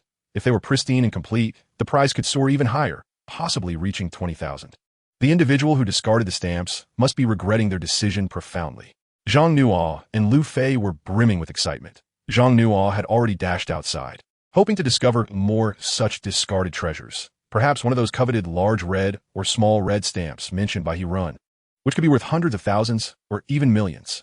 While Lu Fei remained steadfastly live-streaming on his phone, his gaze wandered in anticipation. He had experienced a bountiful day, having spent 3,000 on an ancient ink that he resold for 8,000 within a minute, netting a profit of 5,000, more than his monthly salary. Having just collected 12 stamps, and with Hirin estimating their value at 30 to 40,000, it meant Lu Fei had nearly earned a year's worth of salary in a single day. How could he not be elated? Meanwhile, Hirin continued to stroll leisurely. Recognizing that Zhang Nuo was indulging in fanciful thoughts, stamps valued in the millions are not simply discarded. Unless one encounters a few ignorant spendthrifts, it is improbable. Hirin had carefully inspected the stack of envelopes. They did not share a single address. The Great Qing quick mail urgent stamp was still nestled within the envelope, clearly indicating that someone had intentionally collected them. Their good fortune in finding such treasures was already extraordinary. To expect a second stroke of luck within the same day would be exceedingly rare. Zhang Nuo clearly held a different perspective. She believed that when fortune arrives, it is unstoppable, akin to a winning streak in mahjong. She felt that she was currently riding such a wave of luck. After a brief search, she spotted an elderly man dressed in tattered clothing, rummaging through a heap of trash, presumably scavenging for discarded items. Initially, Zhang Nuo had no intention of competing with him, but her attention was suddenly captured when she noticed the old man retrieving a small knife from the refuse. A fleeting glimmer caught her eye. It appeared to be a paper cutter, perhaps even adorned with cloisonne enamel. Zhang Nuo was not entirely devoid of knowledge regarding antiques. She was a student of archaeology and frequently watched her cousin's videos and live streams. Thus, she possessed a fair degree of confidence in her discerning eye, which is why she would not hesitate to purchase items like the Gansu 3-year fallen leaf version of Yuan Daitu. In truth, she perfectly embodied the archetype described by Hiran, a person who knows a little about everything yet is easily deceived. Hiran was momentarily taken aback, glancing in the direction Zhang Nua indicated. Indeed, there was a stooped old man who seemed to have finished gathering his treasures and was now shuffling toward his next target. In the old man's hand was indeed a dagger-like object, complete with a sheath, likely crafted from cloisonne, which, from a distance, bore some resemblance to early Qing pieces. The Qing dynasty had a particular penchant for crafting paper cutters from bamboo and ivory, typically priced around 20 to 30,000. However, those with superior craftsmanship could command even higher prices. More refined choices included lacquer carving, which could double the price, while the most exquisite options, such as cloisonne, could exceed 100,000. Of course, this was not an absolute rule. If the ivory was of exceptional quality and intricately carved, bamboo and ivory paper cutters have been known to fetch transactions in the hundreds of thousands. Nevertheless, Hiran felt an unsettling dissonance regarding the cloisonne paper cutter, particularly one of the Jing Talon variety, which appeared strikingly beautiful. Even contemporary pieces of such craftsmanship could be valued in the hundreds or thousands. How could it be carelessly discarded? Moreover, Hiran sensed something amiss about the old man, though he could not pinpoint the source of his unease. He waved his hand dismissively, reasoning that the elderly man's slow pace would limit his distance. He thought it prudent to observe further. What are you waiting for? What if someone else snatches it up first? Zhang Nua interjected. Did you not see that the old man is holding the knife? It's visible to everyone. The viewers, momentarily setting aside their jests at Hiran's expense, urged him on, recognizing the opportunity to seize a valuable cloisonne piece worth several tens of thousands. Perhaps the host feels it inappropriate to take advantage of the old man, one suggested. You could always offer him a bit more. Indeed, if someone else acquires it at a lower price, it would be a greater disservice to the old man. Hiran conceded that there was merit to this argument. Just as he was preparing to advance, a middle-aged man stepped forward, engaging the elderly gentleman in conversation, clearly drawn by the allure of the paper cutter. Zhang no frustrated, stamped her foot, lamenting, you hesitated, and now someone else has moved ahead. The viewers echoed her sentiments, believing Hiran had squandered a prime opportunity. At that moment, the old man handed the paper cutter to the middle-aged man, only to realize his trousers were slipping down and instinctively adjusted them. Suddenly, a realization struck Hiran. This was a trap, a potential setup. Chapter 31. A hidden trap. A hidden trap? This inquiry was not posed by Zhang Nua, but rather by Baoyu. Hiran took a few steps back and quietly explained that the term laying mines refers to the practice of strategically placing counterfeit items in specific locations, such as the homes of elderly villagers, descendants of prestigious families, or relatives of influential leaders. The perpetrators simply await the arrival of unsuspecting individuals, as those responsible for laying the mines will proactively disseminate information, thereby luring individuals into traps, as Uncle Ben Sean would articulate. Subsequently, it is a question of performance. Generally, an unexpected yet plausible narrative unfolds, leading to a series of events where the unsuspecting buyer ultimately triggers the trap and falls victim to deceit. For instance, if a grand tomb were to suddenly surface in a certain area, some self-proclaimed clever individuals might rush to nearby villages to collect artifacts. At this juncture, those who lay the mines would make their appearance, having arranged in advance with a particular household to place the prepared fakes within their home. When the collectors arrive, the villagers can claim that the items were merely salvaged amidst the chaos, often resulting in a successful transaction, with the buyers too intimidated to speak out. At this moment, a Baoyu inquired, but what if they come looking for the items afterward? Hiran shrugged, explaining that those capable of such undertakings typically hold some standing within the village. If few approach, they cannot contend with the individuals involved. If many do, the culprits could simply alert the authorities. How would one justify their intentions? Would they claim to be interested in trading cultural relics, or perhaps wish to purchase a silver bracelet? One brother articulated a valid point. The trade of antiquities is inherently dubious. As a proponent of positive energy, my streaming platform embodies this ethos, and I hope all of you will also embody this spirit. Furthermore, many artifacts are unearthed from tombs. Are you not apprehensive? Perhaps consider purchasing a jade mountain water pendant instead. There are not many natural Russian jade pieces left, and you wouldn't want to miss out. Hiran, noticing the lack of discontent among the listeners, chuckled, stating, I speak earnestly. You see, one must exercise caution when purchasing antiques. Isn't this a mine that has appeared? He expressed surprise that such traps are not only laid in rural areas, but have now been actively set even in neighborhoods undergoing redevelopment. Are you implying that the elderly man intentionally allowed me to see the paper cutter in his hand? Hirin shook his head, clarifying that the elderly gentleman had likely placed the paper cutter in a refuse heap beforehand, only to retrieve it once he spotted a suitable target. As the saying goes, like the old fisherman Jiang Tai Gong, those willing take the bait.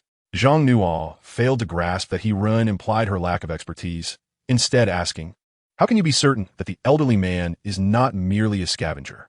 "Observe his shoes," Hirin replied. Lu Fei then shifted his phone's camera to focus on the elderly man's footwear. Zhang Nuo glanced at them, still skeptical, remarking, "They're just a pair of athletic shoes. Not Nike or Adidas. They can't be worth much. Those are Under Armour, which are not particularly expensive, perhaps a little over 1,000 yuan. But do you believe a scavenger would invest in such costly shoes? What if he simply bought them?" Zhang Nuo countered. "Look at the mud on the shoes. What if he found them? That seems unlikely, as those are a new collaboration for Basketball Star, released less than a week ago. They are nearly impossible to obtain. Where do you pick them up?"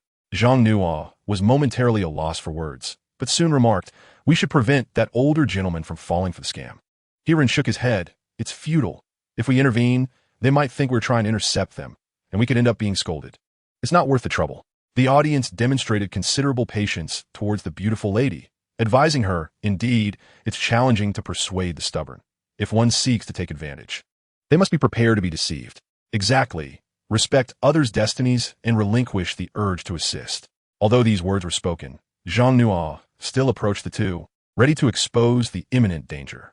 To her dismay, the middle-aged man displayed the same expression of shock as Hirin had predicted, clutching the cloisonne tightly in his arms, and promptly transferred 3,000 yuan before turning to flee. Zhang Nuo was disheartened, while the audience found the situation amusing. Hirin, having undergone training, maintained his composure, saying, "Zhang Nuo, do not be disheartened. Think positively. After all, the gentleman only lost over 2,000 yuan. This trap is not too severe." Zhang Nuo remained unhappy, and Hirin refrained from further persuasion, recalling his own sense of justice in the past. Hirin disdained such actions, but not long after, he found himself ostracized by the group, failing to pass the probationary period. Initially, Hirin believed he was not suited for advertising, only to learn from colleagues months later that he was not cut out for idleness. Subsequently, Hirin continued to seek out bargains with a few others. Yet it seemed that both he and Lu Fei had exhausted their luck, wandering until nightfall without encountering anything worthwhile. The audience urged Hirin to engage in a night market exploration or a food broadcast, but he firmly declined, as he realized his energy levels were alarmingly low.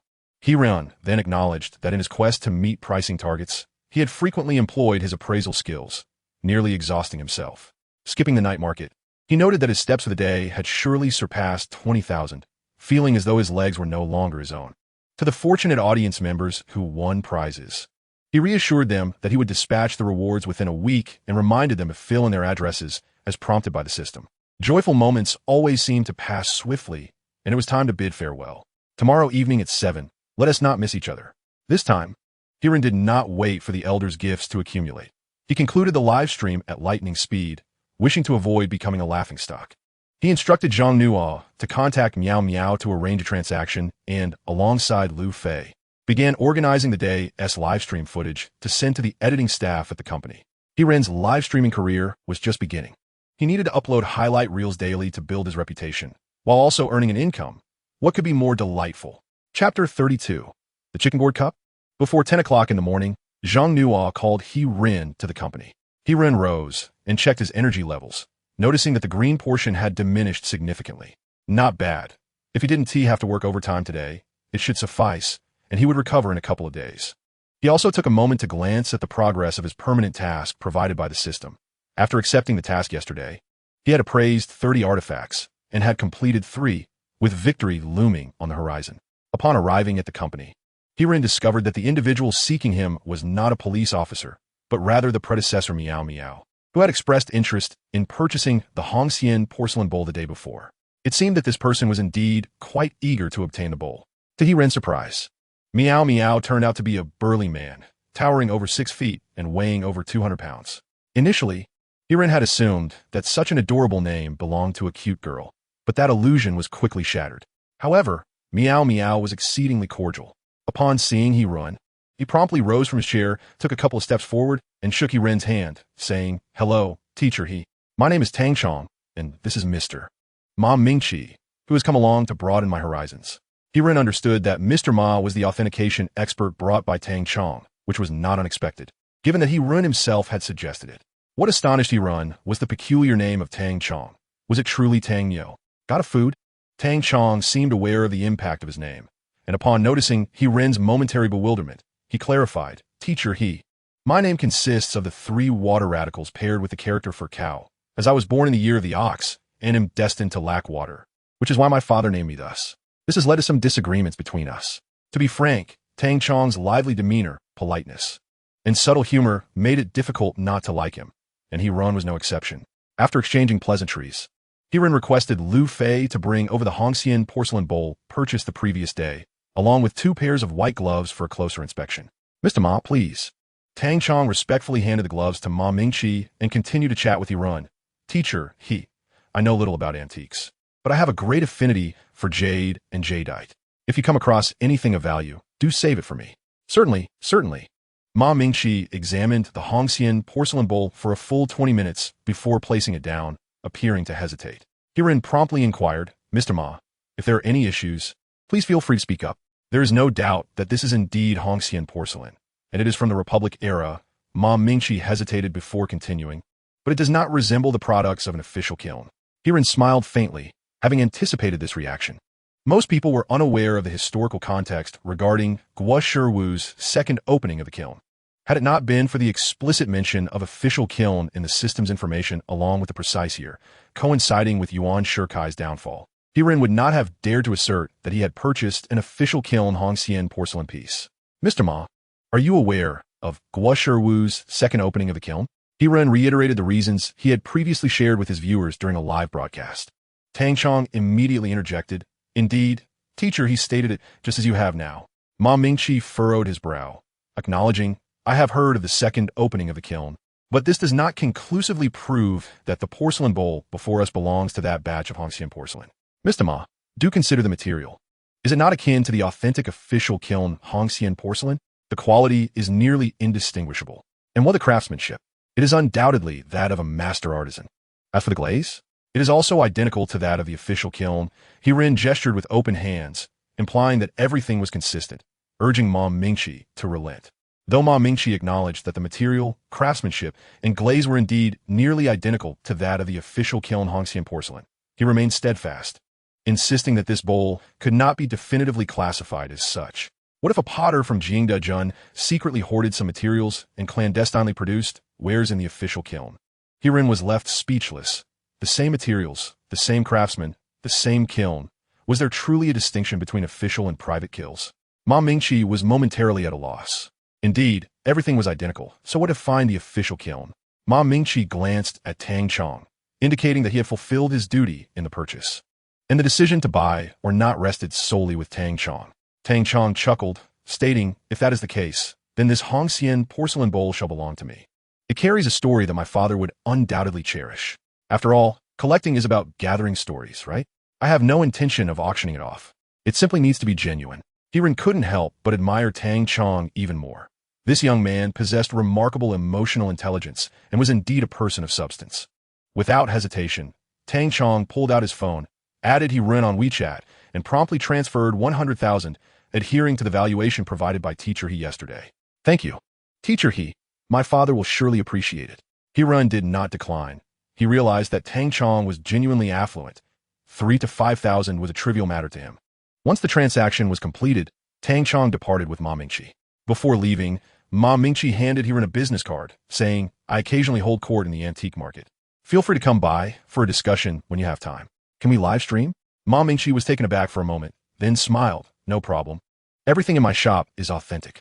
After bidding farewell to the two, Hiren revisited the edited video from yesterday, made several suggestions for modifications, and censored the names of a few shop owners before uploading it. One must exercise caution when creating videos. Otherwise, they risk being reported and taken down. Once he finished, it was nearly time for the live stream. Hiren had a bite to eat and called Zhang Nua to join him. Gutning, Gutning. Hiren waved his hand. Everyone was quite supportive yesterday. We sold out the Shanshui brand. What other types are you interested in? The Pinyin token? The Buddha figure? Or the Guanyin pendant?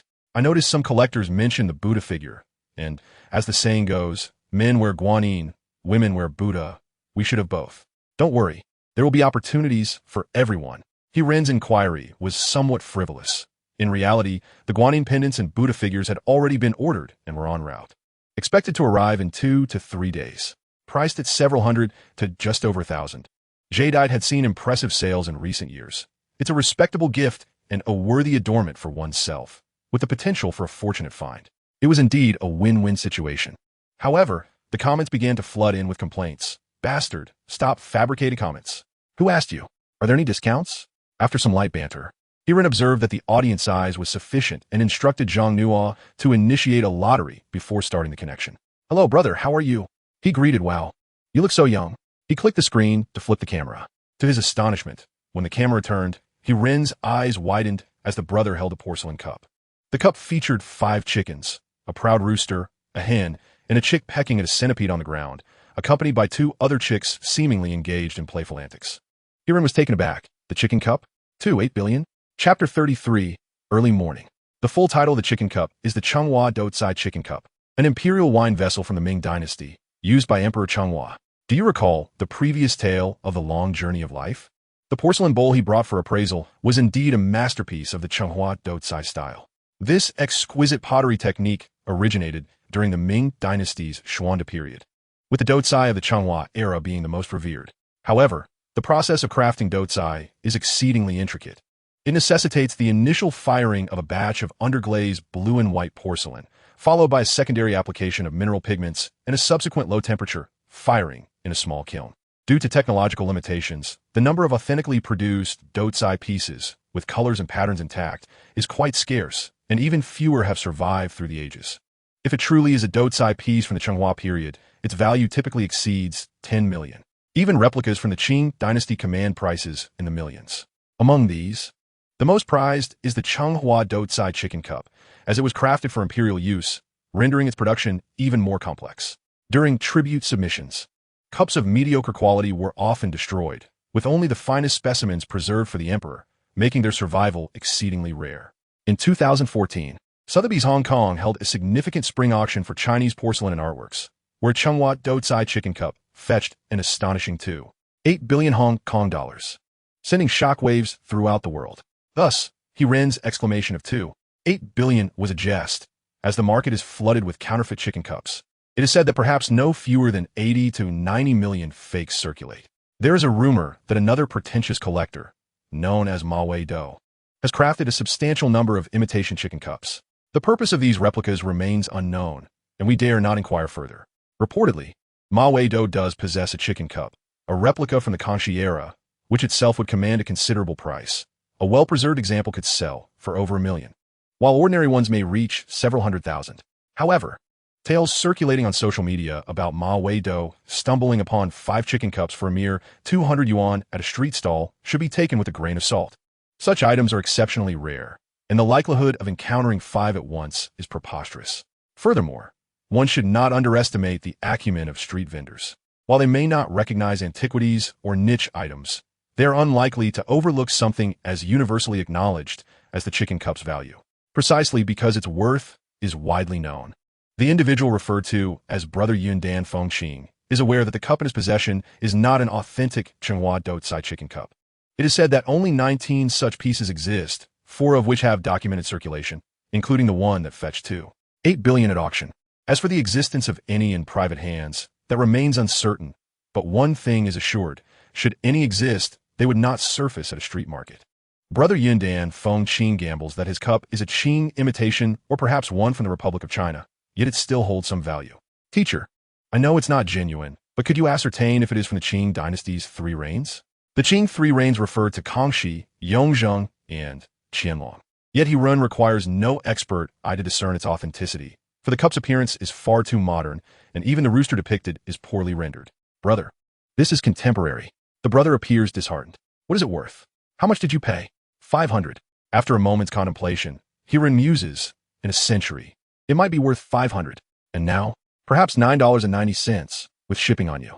The brother falls silent, while the atmosphere in the live stream is filled with joy, as viewers delight in the spectacle of the unwitting fool. Drink, drink, drink, drink. Suddenly, The elder brother chuckled, leaving Hirin utterly astonished. Are you all right, elder brother? Oh, I'm fine, truly. He added, I have a penchant for studying antique porcelain, although I sometimes find it challenging to discern. How is your health? Hirin inquired. Really, I am in excellent health. I appreciate an honest teacher like you. Let us speak candidly without restraint. Hirin beamed, delighted by such a refreshing request, having never encountered it before. At that moment, the elder brother presented a blue porcelain bowl, which a viewer of Hirin's livestream had recognized just 2 days prior. Isn't this a Jylin glaze? Hirin smiled, acknowledging the knowledgeable viewer. Indeed, this bowl is of Jylin glaze, but it lacks earth seepage, so it certainly isn't from underground. The elder brother immediately concurred. Exactly. I never associate with those individuals. Hirin gave a thumbs up, exclaiming, what positive energy you possess, elder brother. It aligns perfectly with the spirit of our live stream. Hirin pretended to ignore the barrage of comments and continued, elder brother, when did you purchase this? Early in the morning, the elder brother replied, his voice tinged with excitement. Indeed, it appears to be from the early morning. Some viewers were taken aback.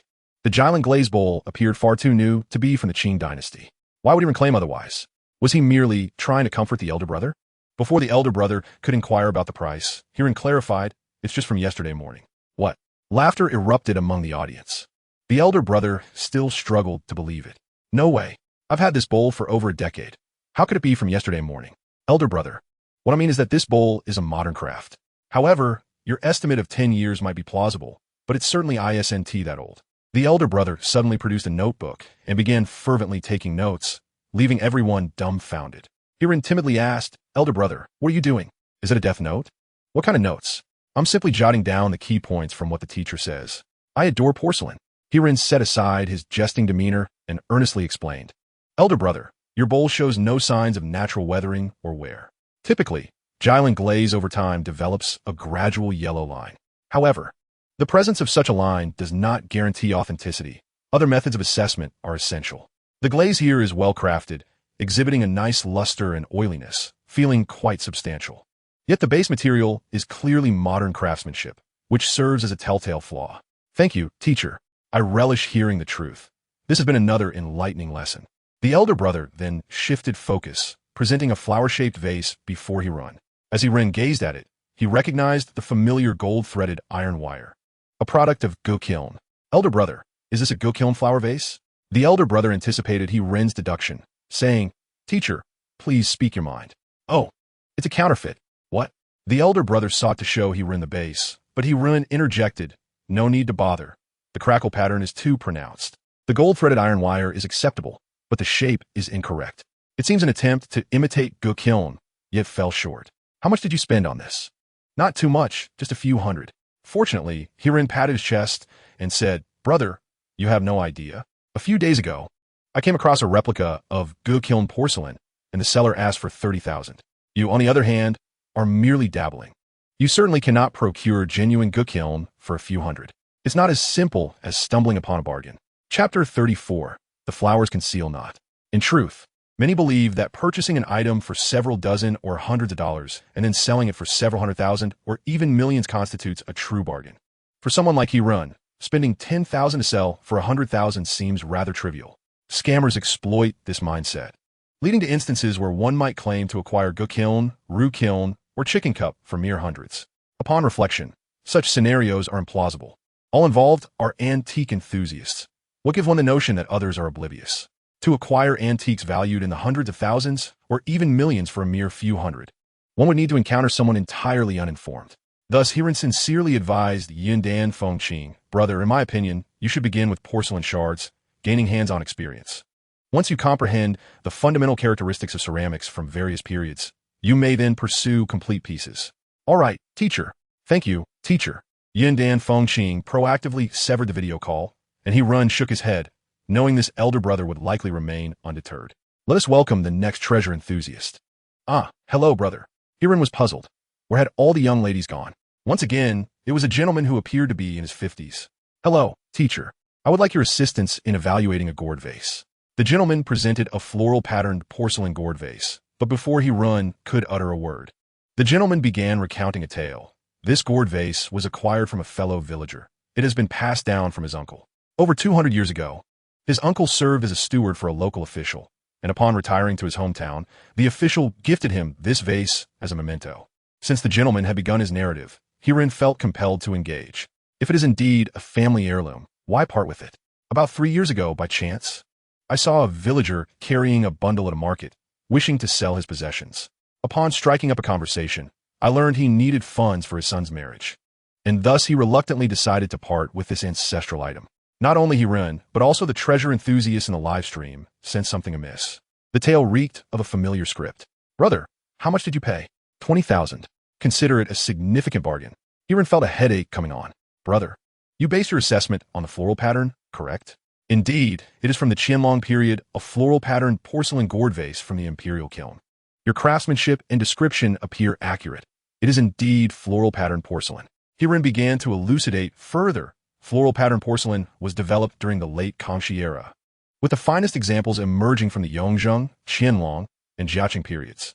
Surviving pieces are relatively scarce, while numerous replicas from the late Qing and Republican eras exist, though these have regressed in craftsmanship, lacking clarity and vibrancy. The porcelain bowl I bought yesterday at the market is, in fact, a type of floral pattern porcelain. One can easily discern it by its vivid colors, yet it lacks soul. Regarding the concept of 100 flowers not revealing the ground, it actually pertains to 100 flowers not exposed, where exposed signifies a technique of overglazed decoration. This implies that the floral designs entirely cover the porcelain body, leaving no blank spaces visible. It is also known as 10,000 flower brocade, 10,000 flower mound, or 10,000 flowers presenting auspicious omens. The elder brother seemed to be quite pleased, frequently agreeing with the discourse. However, Hirin swiftly shifted the conversation, stating, "But brother, this cannot possibly be from the Qianlong era. It is a modern creation." The elder brother grew anxious, exclaiming, "I have consulted numerous experts for authentication, and they all affirmed its authenticity, with more than one valuing it in the 8-digit range." Hirin had anticipated this response and countered. "Did these experts invite you to participate in an auction? First, a fee for authentication, followed by a deposit? Oh, my mistake. It should be termed as a catalog fee now. Some companies even require a promotional fee." "How do you know?" "It is common knowledge," Hirin retorted. "My point is, this is standard practice. Their profit derives from these fees rather than auction commissions. In reality, the items rarely sell, and they often go unsold. Their small-scale auctions are not genuine, and they certainly would not invest in promotion. Collectors typically do not attend their auctions, and even if there are transactions, they are merely staged for your benefit." The elder brother remained obstinate, insisting, "I have even consulted descendants from renowned imitation families in Jingdezhen, who claim that such imitations are exceedingly challenging. Ordinary artists cannot replicate them, and even masters may require several months to produce a single piece, needing to redo it if they are not careful. Moreover, dozens of colors are necessary, and the pigments change upon firing, making it virtually impossible to achieve a close resemblance."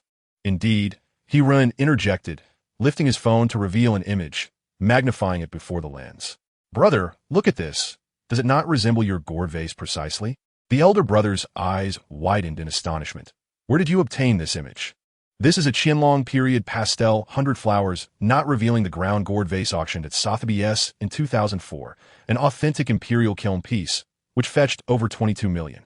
The floral designs on your gourd vase were likely directly copied, then digitized, and applied using laser or decals." But the imitation family said, "Brother, did you give the money at that time?" "I did." "Then that confirms it. Think for yourself. Not to mention whether those who produce imitations would easily admit to it. Even if they did, they would not divulge their trade secrets. There's a high probability you have been deceived." Noticing the elder brother's silence, Hirin added, "If you still doubt, simply open the app and use the image recognition feature. I wager you could procure a similar version for around 2 to 300 yuan. The elder brother, still on the call, could not investigate, but fellow collectors were eager, and someone had already found the information. Hirin glanced at the comments. "I even overestimated the price. The cheapest version is available for just 159. Brother, you have certainly been misled." The elder brother's silence was deafening, and Hirin shook his head, reflecting that there are many collectors like him, who naively hope to profit from good fortune, akin to an obsession with lottery tickets. Though the purchase of the gourd vase cost merely 20,000, the cumulative expenses from various appraisal fees, catalog fees, and travel costs were undoubtedly substantial. This gentleman even ventured to Jingdezhen to consult with counterfeiters, likely incurring considerable advisory fees. These expenditures far exceeded the initial 20,000, potentially reaching 200,000. The experts from the Forbidden City. Hiran did not foresee that a casual remark would embroil him in difficulties. Chapter 35. The Great Treasure Appraisal. After connecting with Hiran, the gentleman who purchased the Biwabalu D gourd vase shared his experiences online. The narrative aligned closely with what he had recounted during the live broadcast, primarily detailing his interactions with various small auction houses, whose aim was to profit from catalog fees, appraisal fees, and promotional expenses. His post was alarming, revealing that after 2 decades of collecting, he had been deceived countless times, resulting in cumulative expenses for travel, accommodation, and other costs amounting to millions. He lost his job, his wife left him, and even his relatives and friends ceased communication, fearing he might solicit loans. A few years prior, he sold an entire property, and now those funds were nearly depleted. The catalyst for his misfortune was the earlier appraisal of the Biwabalu D gourd vase by Hiran. The experts from the Great Treasure Appraisal had also evaluated it more than once, arriving at an entirely contrary conclusion. Appraisals were categorized into 2 tiers, the first being a standard appraisal requiring patrons to queue alongside fellow collectors. Without hesitation, he opted for the second tier, promptly flying to Beijing, where he paid 20,000 in appraisal fees, receiving a validation of authenticity. Naturally, he brimmed with confidence and subsequently incurred personal expenses to fly from Gansu province to Shaanxi province, only to be astounded by the overwhelming crowd. The selection venue was teeming with at least 3,000 individuals, yet only 1,000 numbers were issued daily, rendering his chances of entry bleak. Moreover, he arrived on the final day of selections. Should he fail to gain entry, all prior expenditures on travel and appraisal would be rendered futile, necessitating at least another month of waiting. Reluctantly, he spent 2,000 to purchase a number and waited 7 hours before finally entering the selection venue. After paying an additional 500, he was thrilled to sit before the expert. However, the outcome was disappointing. The on-site expert, much like Hiran, immediately discerned the issue and advised him to leave promptly to avoid delaying other collectors. Frustrated, he implored the expert for further consideration, but the expert summoned security. The expert's brusqueness was somewhat understandable. The Great Treasure Appraisal had engaged over a dozen specialists, tasked with evaluating 1,000 items brought by collectors each day, some of whom presented numerous artifacts for appraisal, leaving little time for meticulous examination. For an item as evidently counterfeit as his, further scrutiny was unwarranted. He then approached the organizers, arguing that having paid 20,000 for an appraisal, there was no justification for the conflicting results. The organizers, however, deflected responsibility, claiming ignorance of the individual who had facilitated his one-on-one appraisal, leaving him indeed duped. Yet, how did the fraudsters possess knowledge of the items he held? This intricate web of connections warrants closer scrutiny. The elder brother, feeling a sense of resignation, approached Hiran with a mere attitude of trial and error. And it seems he has finally lost all hope, hence he shared the entirety of his experience. Naturally, Hiran remained oblivious to this, as he was engaged in a live treasure appraisal at the time the elder brother posted, "Oh, an anonymous benefactor has gifted a sports car." Expressing gratitude for such a generous offering, is the elder brother attempting to cut in line? His judgment of character is indeed astute. Xiao Nuo. Please arrange for the elder brother. Instances of gifting for priority access are commonplace in numerous live streams, and Hiran, too, did not deviate from this norm. The treasure enthusiast had long since grown accustomed to it. "Hello, teacher. Oh, it's not the elder brother, but a beautiful lady. Finally, I have laid eyes upon a beauty, and your voice is truly melodious." Hiran was merely jesting, for the treasure enthusiast was quite professional, as the video commenced with the item prominently displayed, leaving no room for personal appearance. "Teacher, could you help me ascertain the authenticity of this item?" Upon closer inspection, Hiran discovered it to be a pair of couplets, not inscribed on paper, but rather crafted into porcelain boards, which were then embedded into a wooden panel.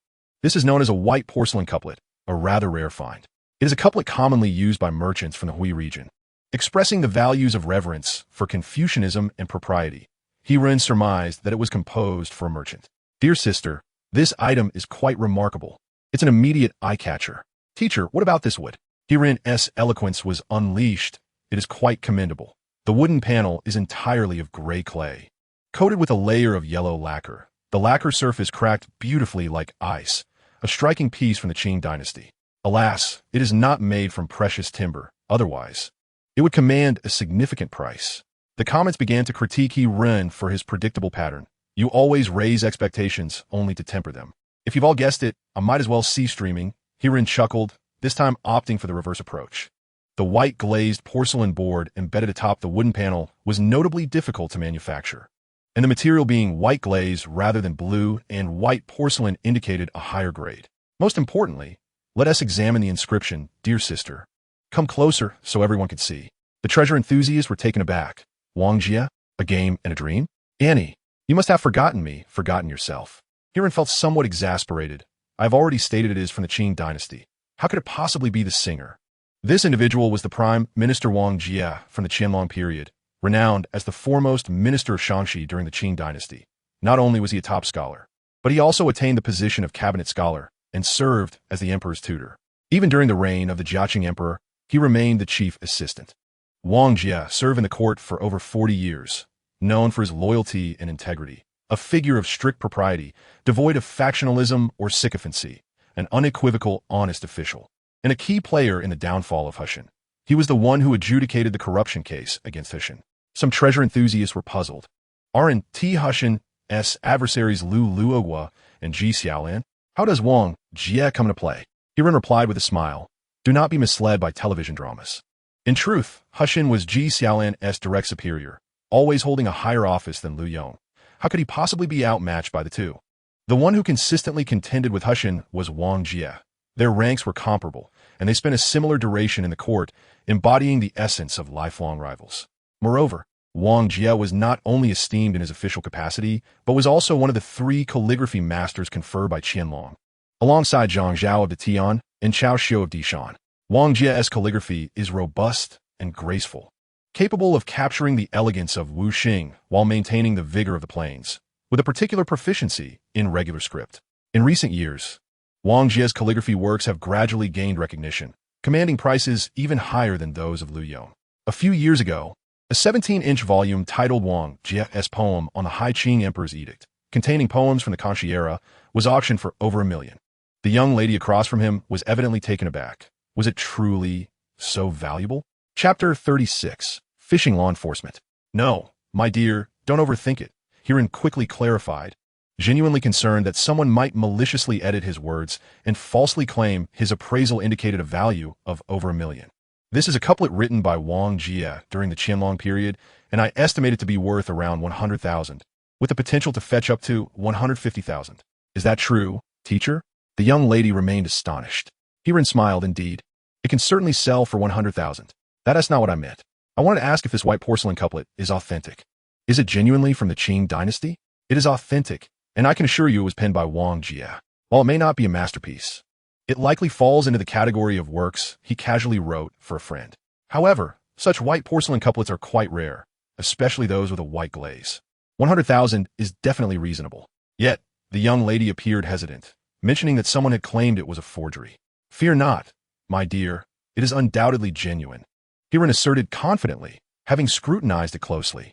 But that expert is quite renowned. Herein furrowed his brow, about to refute her, when a memory from his reading of Catfish notes struck him. He asked, did the expert contact you privately after declaring it a fake? Did he attempt to purchase it from you at a lower price? How did you know? The young lady was shocked.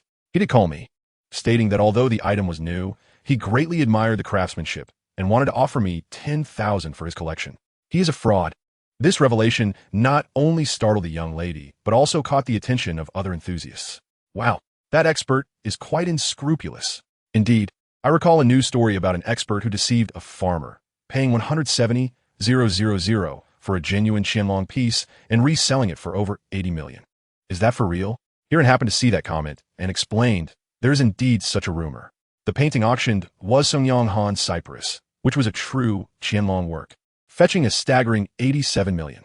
As to whether that painting was the same one sold by the farmer, both parties have their assertions, and there has been no definitive conclusion. Legally, it cannot be determined that the farmer sold it to the expert since a contract was signed, leaving the matter unresolved. The enthusiasts were incensed, convinced the expert had deceived the farmer. That's utterly despicable, even trying to con a farmer. 80 million, a fortune one could never exhaust in a lifetime. Herein refrained from further elaboration, leaning towards the belief that the expert had indeed duped the farmer. After all, how could one purchase a counterfeit and simultaneously acquire an authentic piece?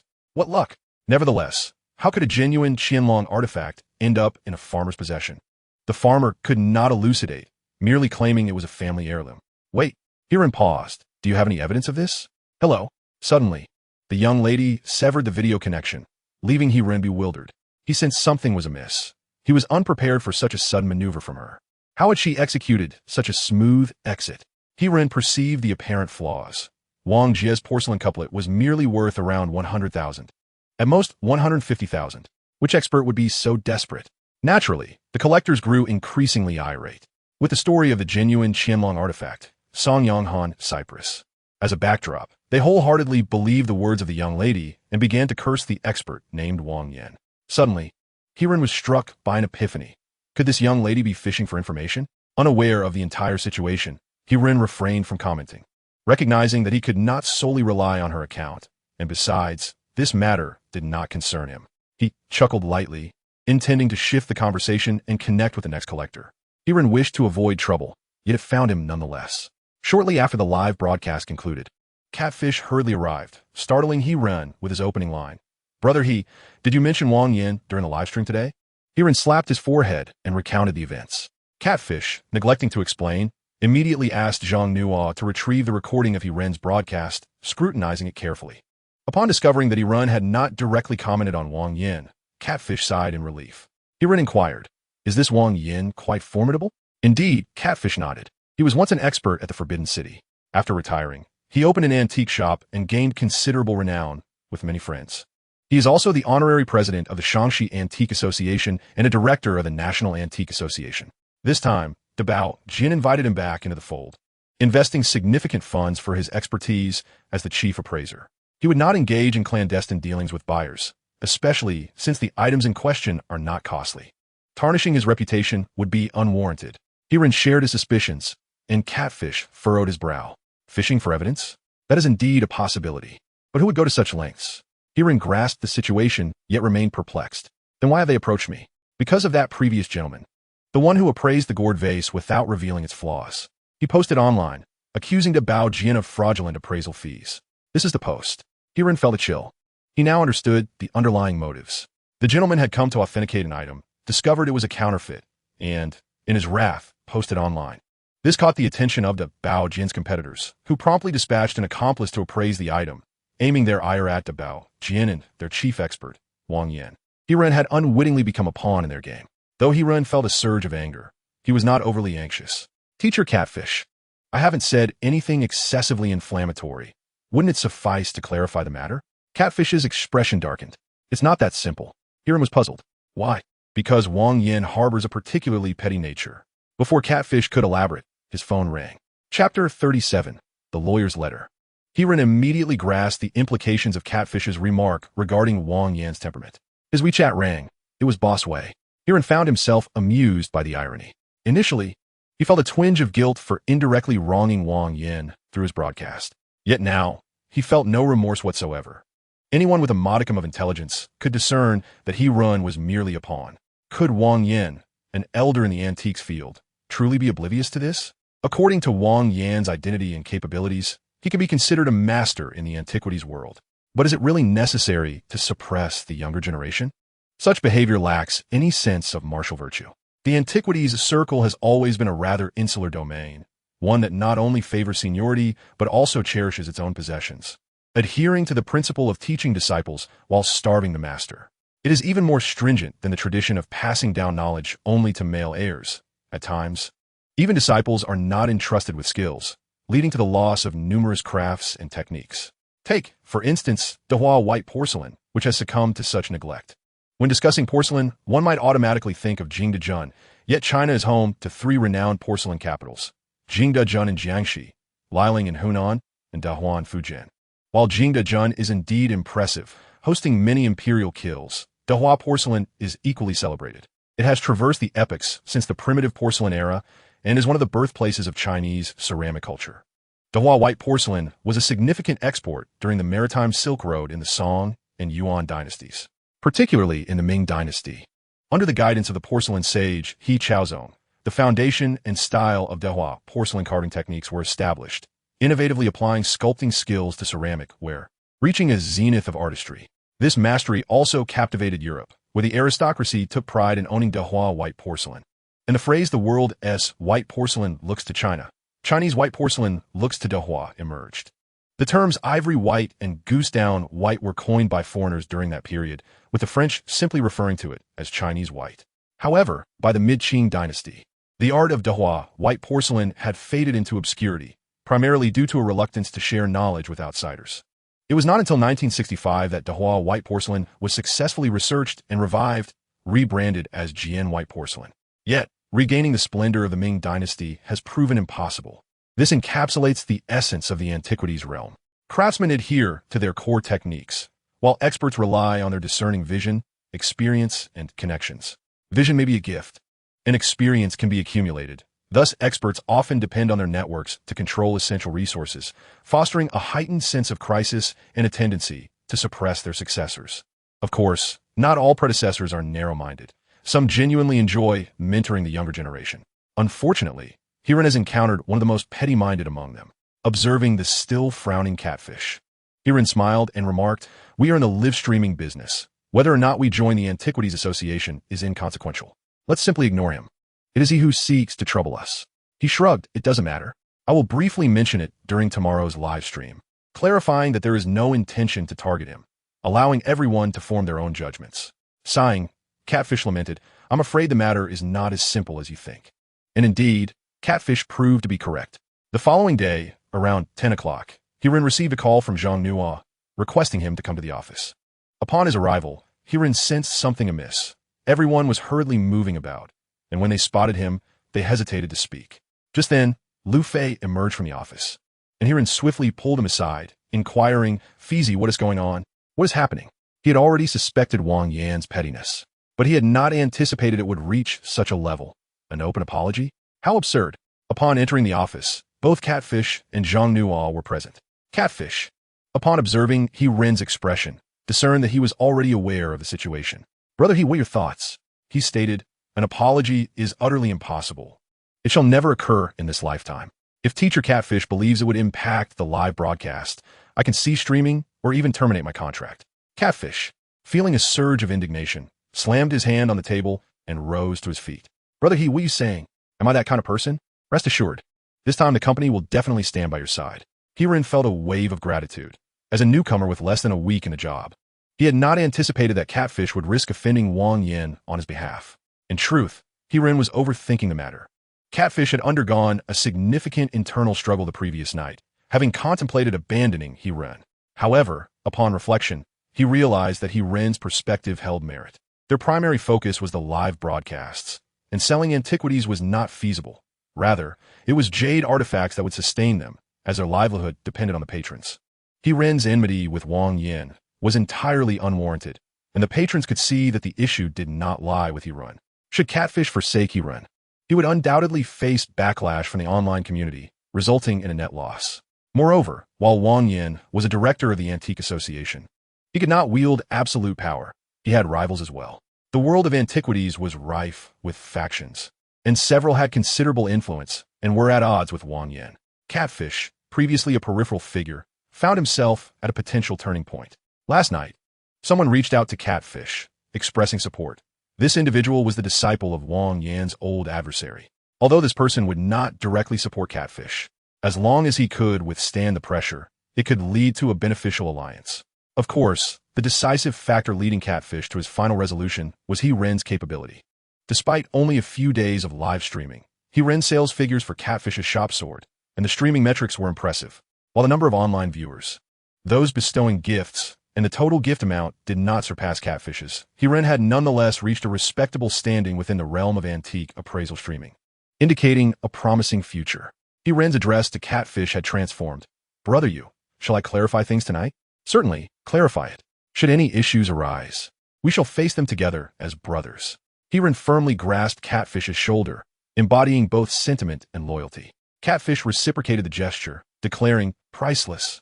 "Enough," Zhang Nua interjected, pushing the two apart. "Are you two performing in the god of food? The dual knife, turkey?" They both awkwardly cleared their throats. Hiran remarked, "They've sent a lawyer's letter. Should we also send one to accuse them of defamation?" "Yes, we absolutely must, although we won't genuinely pursue legal action against them." Chapter 38.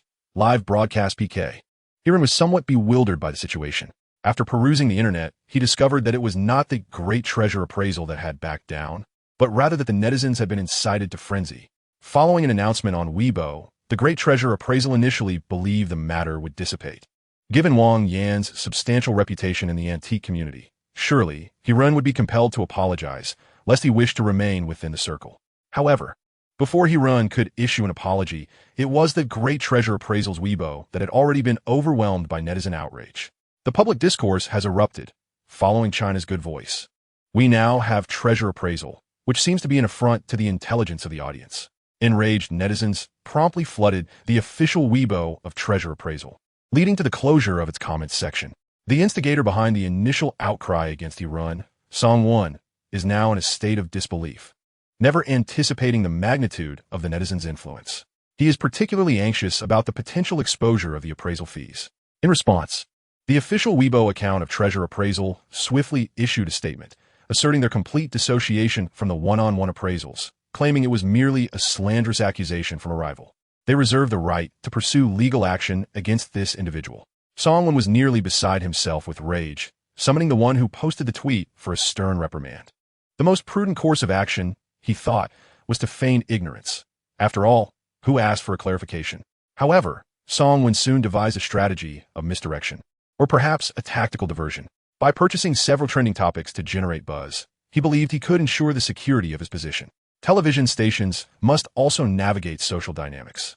And with Song-won having powerful connections, as long as the situation did not escalate, he would remain unscathed. As for the netizens, he deemed them forgetful. Hiran's immediate reaction was one of indifference. He had no intention of participating. Yet, Catfish had a differing opinion, insisting that he should indeed attend. Why?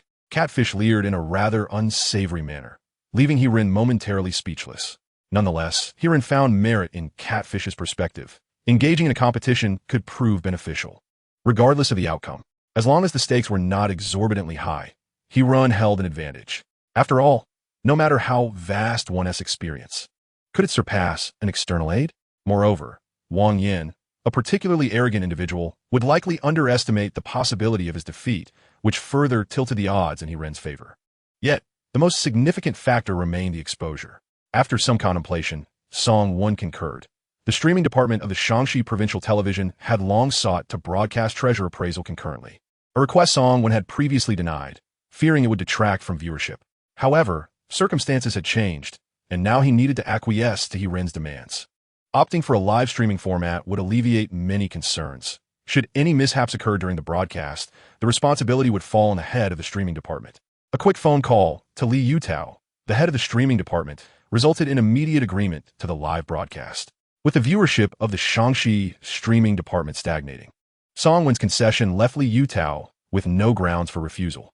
Not only did he promise to cover the expenses for experts, guests, and Hiran's travel, but he also proposed the inclusion of several celebrities to enhance the entertainment value.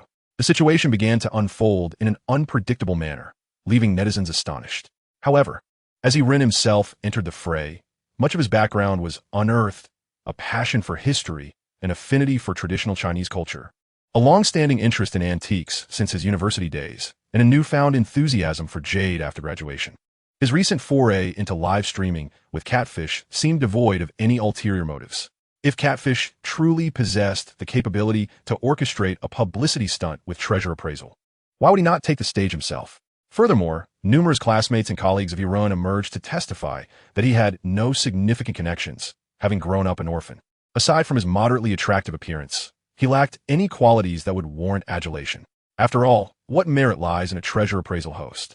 Everyone is exceedingly curious about Hiran, flocking into his live stream. Chapter 39, the 6th. Hiran is currently showcasing his talents. Brother, is this a jade pie show pendant? Did you buy it for your sister-in-law? For my fiancée. She is not yet my wife. Brother, that is not quite right. Is your sister-in-law here? Yes, let her greet everyone. A charming young lady suddenly appeared on the screen, prompting Hiran to exclaim, "Goodness! Brother, you are indeed fortunate. Your sister-in-law is truly beautiful. You must be quite wealthy." The regular viewers of Hiran have already begun to chuckle, while the brother remains oblivious, continuing to inquire, "Teacher, is this jade?" "Indeed, it's a fine material, quite good." The brother perked up. "Really? Is it valuable?" Hiran's eyes twinkled as he replied. This paixão does not conform to traditional craftsmanship. It incorporates some Western techniques and artistic concepts. Western techniques? Precisely, brother. Are you familiar with Picasso? Yes, the great painter? Correct, the master of abstraction. The craftsmanship of your paixão possesses an abstract quality, differing from the typical representations. The viewers burst into laughter. So it's an abstract style, meaning it doesn't resemble the usual forms at all. Damn, I almost believe that. Fine material, is it for warmth? The brother also failed to suppress a laugh. Abstract? Teacher, please don't deceive me. Why would I deceive you? Yes, you. This abstract method of sculpture is rarely employed nowadays, a true marvel of artistry. The brother hesitated. Is what you say true? Absolutely. Then how much is this item worth? Hiran fell silent, prompting the brother to add, No worries, teacher, speak your mind. My health is robust. Then I can be at ease. Ahem, brother. If you wish to purchase from my live stream, it's 98 buy one get one free. 98 for two. The brother could no longer smile. I spent nearly 10,000 on this. Hiran's eyes suddenly widened in astonishment. Brother, don't jest with me. The brother echoed Hiran's earlier words. Really? Why would I deceive you? Hiran suddenly recalled a previous encounter where a brother had intentionally bought a counterfeit and then sought an appraisal to hide his secret stash of money. To his surprise, this brother revealed an invoice, and upon seeing the figure of 12,800, Hiran was left dumbfounded. Ahem, Zhang Nuo reminded Hiran to quickly silence himself. Is that something you can say? The Tourism Bureau will come to protest. Let us connect with the next viewer. The comment section was unfazed by the Tourism Bureau, fervently discussing topics such as Huanglong Jade, Cinnabar, and Xiao Jade, with no end in sight. Hiran, fearing the live stream might be suspended, hastily urged everyone, dear viewers, please refrain from nonsensical chatter, or we might lose the stream. Do you think we are fools? The first time it might just be a few minutes suspension. You haven't experienced it yet. This is a familiar matter. Exactly, we'll discuss our things, you broadcast yours. It doesn't interfere. Hiran was a loss for words, thinking that these viewers had been rebellious for far too long. Just at that moment, the friend on the line adjusted the camera, and Hiran exclaimed, Ah, my friend, you possess a jade landscape pendant, Russian material, with commendable craftsmanship, hand-carved, and not overly cottony, quite splendid. Teacher, how much is this worth? Well, if I show it to a large audience, it could easily surpass 1,000. The friend opposite fell silent, and Hiran, amused, inquired, How much did you purchase it for? Share it with everyone for a bit of amusement. The friend quietly produced a package, and upon seeing it, Hiran exclaimed, Goodness, this is precisely the packaging from the Catfish shop. Are you attempting to backstab me? My old friend? The comments flooded in, demanding the friend to reveal the price. The friend laughed heartily. Come now, don't make wild accusations. I'm certainly not a plant. When will you settle your fees? Teacher, enough of this jesting. Hiran hastily clarified, I assure you, I am not a plant. Our sales are conducted with fairness and transparency. By the way, the Buddha and Guanyin pendants are arriving soon. Those interested may pre-order. Jono, please provide a link for everyone. The comments erupted into playful jeers again, and Hiran chuckled, for he was not at all concerned about potential betrayal. The rationale was simple. The prices at the Catfish shop are relatively modest. He had just begun his venture, aiming for volume and to build popularity, pricing things slightly below average. Prior to the live broadcast, the Catfish had advised him to slightly inflate prices during appraisals to avoid offending anyone, which is why Hiran typically quoted higher values. This friend was not merely intent on deception. He had more inquiries. Teacher, I saw your statement with Dabao Jian. Are you truly going to conduct live treasure appraisals? Hiran glanced at Zhang Nuo, sensing that this person resembled a plant, but Zhang shook her head, indicating her ignorance. Hiran then replied, Regarding this matter, did you watch my live stream yesterday? I did. I watched the entire thing. I believe you were in the right. That woman was clearly fishing for trouble, using you as a pawn. So, will you genuinely challenge Teacher Wang Yan? Hiran chuckled, for he intended to flatter Wang Yan, showcasing his own magnanimity while portraying Wang Yan as somewhat petty. His aim was to corner Wang Yan into a challenge. After all, Hiran would undoubtedly benefit from it. If Teacher Wang has no objections, I certainly wish to learn more from him. The friends in the audience grew excited.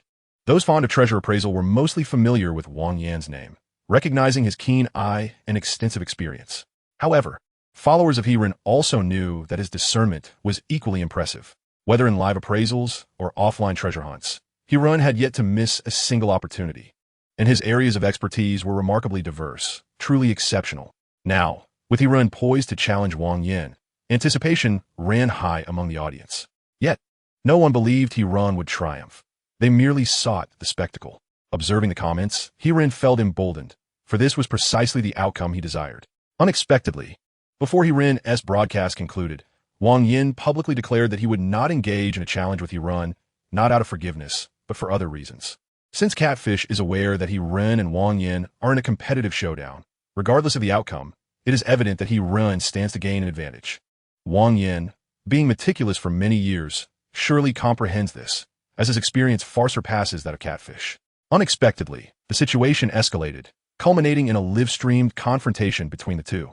Wang Yin would undoubtedly refuse to participate. He is not foolish. However, he is equally unwilling to let He-Run off the hook, genuinely believing that He-Run is deliberately targeting him. The urgency lies in the imminent re-election of the Antique Association. The incumbent chairman Ma has long announced his intention to step down due to health concerns, and Wang Yin is one of the candidates.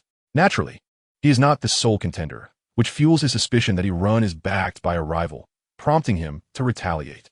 Yet, Wang Yin soon realizes that aside from preventing He-Run from joining their group, he has little recourse against him. Just then, Song Wen presents an opportunity, and Wang Yin is keen to seize it. However, he does not intend to personally engage. Instead, he plans to send forth his most cherished apprentice, Zhou Wei. Zhou Wei, Wang Yan's protege and adopted son, is 25 years old and possesses considerable talent. Nevertheless, Zhou Wei is also plagued by a flaw, his arrogance. His unique status, combined with a petty-minded master, has earned him a degree of deference within the circle, and his genuine skills have made him somewhat haughty, leading to numerous conflicts on behalf of his master. For instance, when others in the field make mistakes, they typically address it subtly when seeking assistance with appraisals, using euphemisms like there seems to be a hint of something unusual. Those who err are well aware of their missteps and tend to save face. In contrast, Zhou Wei is unreserved. Even when accompanying Wang Yin to assist others, he bluntly criticizes even the most seasoned veterans for their poor judgment. While this boldness garners attention, it also leaves an impression of someone who is unforgiving in victory.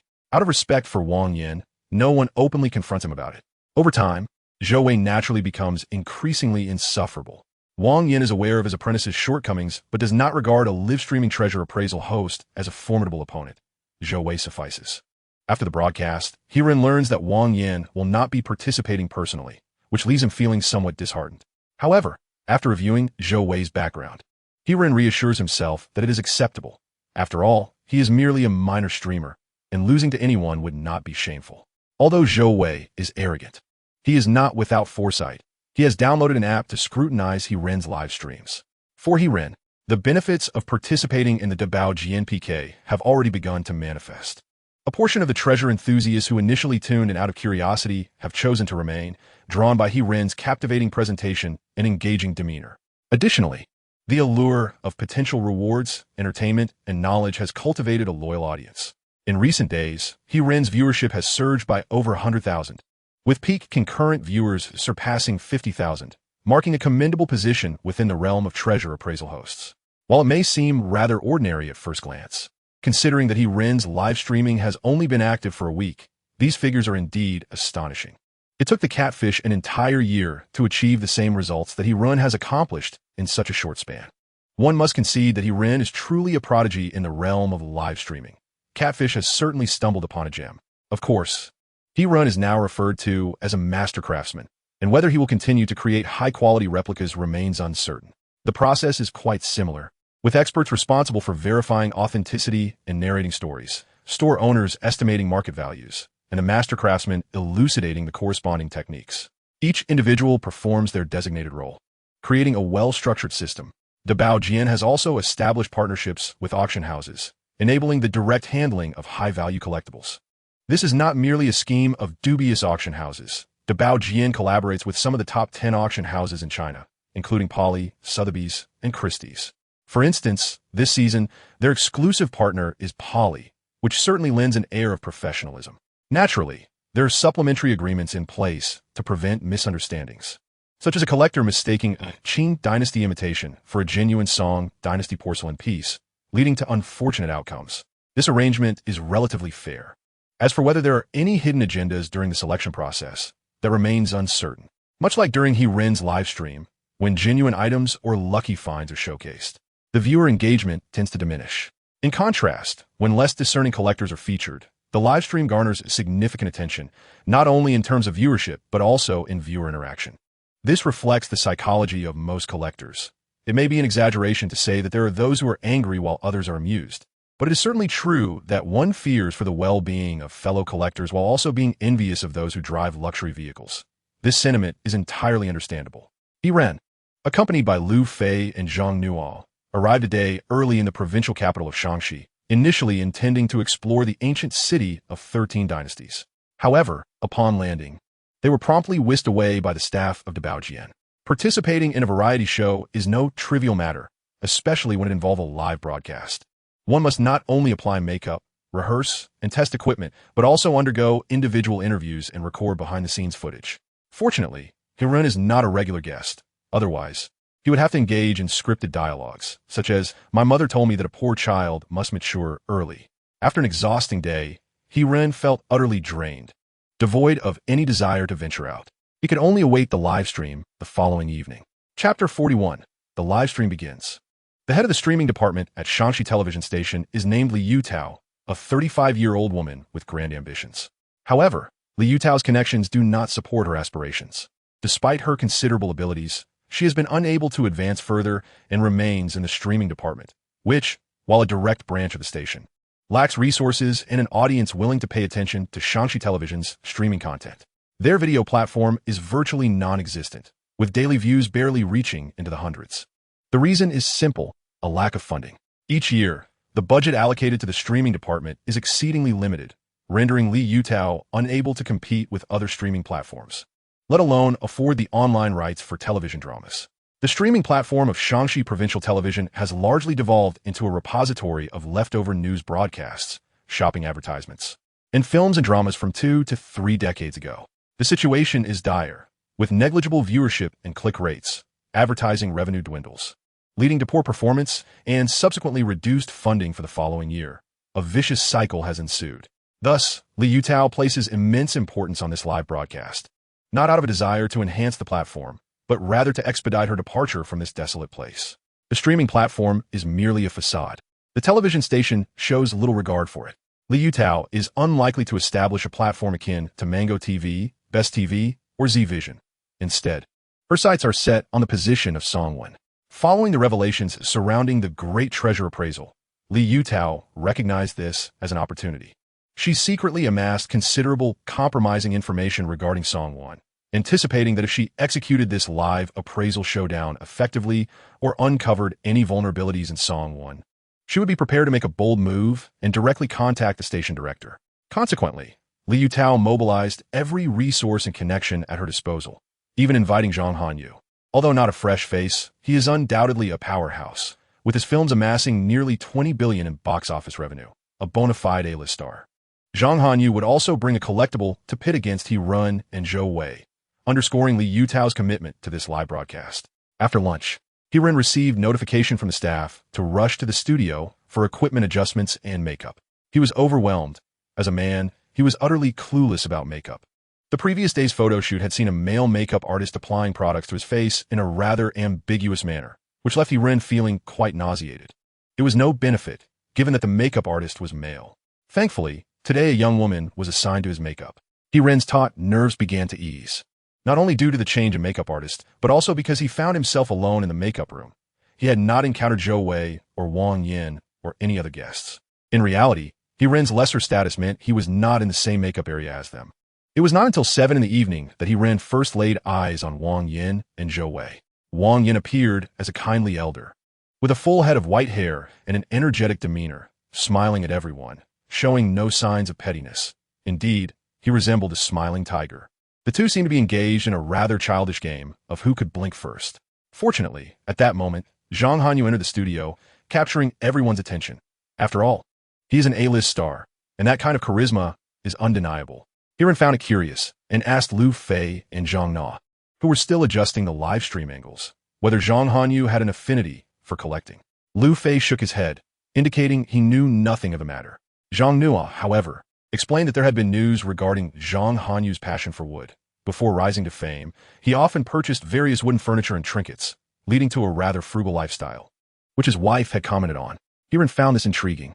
At that moment, a tall, beautiful woman stepped onto the stage, prompting Hiran to immediately glance at Lu Fei, inquiring if everything was ready for the adjustments. The live broadcast has commenced. Hiran glanced over, noticing that Lu Fei indeed had a keen eye, as he swiftly directed the camera towards a stunning beauty with long legs. The viewers in the live chat were brimming with excitement, neglecting to cheer for Hiran, engrossed in discussions about the enchanting legs. Shushu's voice was delightfully sweet, and the audience had already succumbed to her charm. Shushu, hee, my Shushu, one viewer exclaimed, expressing their adoration. Hiran was a loss for words. Was it merely a beautiful woman? Was it really that significant? Indeed, it was. Not only the viewers in the chat, but also the audience present erupted into enthusiastic applause. Hiran suspected they might not be there solely for the treasure appraisal, but perhaps primarily to behold the beauty. Let's welcome Hiran, a young and popular treasure appraisal streamer among netizens. The camera then shifted to Hiran, as Shushu provided a rather brief introduction, which was to be expected since Hiran had only been a streamer for a little over 10 days. Another participant in the PK was Zhou Wei, a council member of the Shanxi Antique Association, the secretary of the Chinese Youth Antique Association, a member of the Chinese Antique Association, and a well-known young collector. Hiran rolled his eyes. What a ridiculous title, well-known young collector. Was it simply enough to be young and fond of antiques? By that logic, he qualified too. However, from the introduction, Hiran realized that today SPK would not be an easy battle. Not to mention that Wang Yin was sitting on the judging panel. It seemed that the other guests and shop owners were also aligned with Zhou Wei. To emerge victorious, one would likely need to rely on absolute skill. Today, we have invited 5 treasure holders, 4 of whom were meticulously selected through a rigorous audition process, while the last is a celebrity treasure holder, Zhang Hanyu. Let's extend the warmest applause to Teacher Zhang. As Shu Shu concluded her introduction, a middle-aged gentleman in traditional attire, wearing glasses and with a rather ample physique, stepped onto the stage. Following him was a young maiden, delicately holding a tray covered with a red cloth, adding an air of mystery. This was all a gimmick orchestrated by Liu Tao. Previously, treasure holders would present their items themselves, as they were hesitant to entrust others with their valuables. Hiran honestly thought this arrangement was rather unwise. The young maiden was wearing high heels. What would happen if something were to fall? Nevertheless, the item had already been brought forth, and Hiran's attention was irresistibly drawn to it. In the center of the stage stood a small podium, upon which the maiden placed the tray. Hostess Shushu approached and unveiled the red cloth. Hiran was taken aback. He had not anticipated that the first treasure would be a purple clay teapot. In recent years, the prices of purple clay teapots have soared, with transactions reaching several million, and even tens of millions for some. Among these, the Yixing purple clay teapots are the most sought after, particularly those from the Ming Dynasty. With renowned craftsmen such as Gong Chun, Shi Dabin, and the early Qing master Chen Mingyuan, who is often hailed as the foremost expert of the early Qing period. One of his renowned Chuan Xiang teapots had once fetched an astounding price of 34.5 million, and that was not even the highest. The record for the highest price goes to the modern master Gu Jingzhou. In 1959, he crafted a squirrel grape tea set consisting of a pot, a jar for cups, and 4 saucers, totaling 10 pieces, which astonishingly fetched a staggering price of 89.6 million, shocking the nation. Tied for second place, alongside Chen Mingyuan's fragrant teapot, was another vessel, the flat-bellied pot created by Gu Jingzhou, which also commanded a remarkable price of 34.5 million. This phenomenon is undoubtedly linked to the rampant overpackaging and speculation surrounding purple clay teapots in recent years. A decade prior, a similar set made by Gu Jingzhou, comprising 1 pot, 5 cups, and 5 saucers, 11 pieces in total, could be acquired for less than 18 million. Records indicate that even a single pot by Gu Jingzhou could be obtained for just over $1 million. Now, such affordability seems an unattainable fantasy. Other masters have experienced similar inflation. Over the span of 10 years, pots that once sold for tens of thousands have escalated to hundreds of thousands, even millions. However, Hiran remains indifferent to the speculation surrounding purple clay teapots. His concern lies with the limitations of his appraisal skills. It is worth noting that he once failed to recognize a He Tian jade seed material worth over $1 million, leading him to suspect that the upper limit of basic appraisal skills might be merely 1 or 1.5 million. Hiran promptly sought to test his appraisal abilities, yet the purple clay teapots on the table were obstructed by Shu Shu.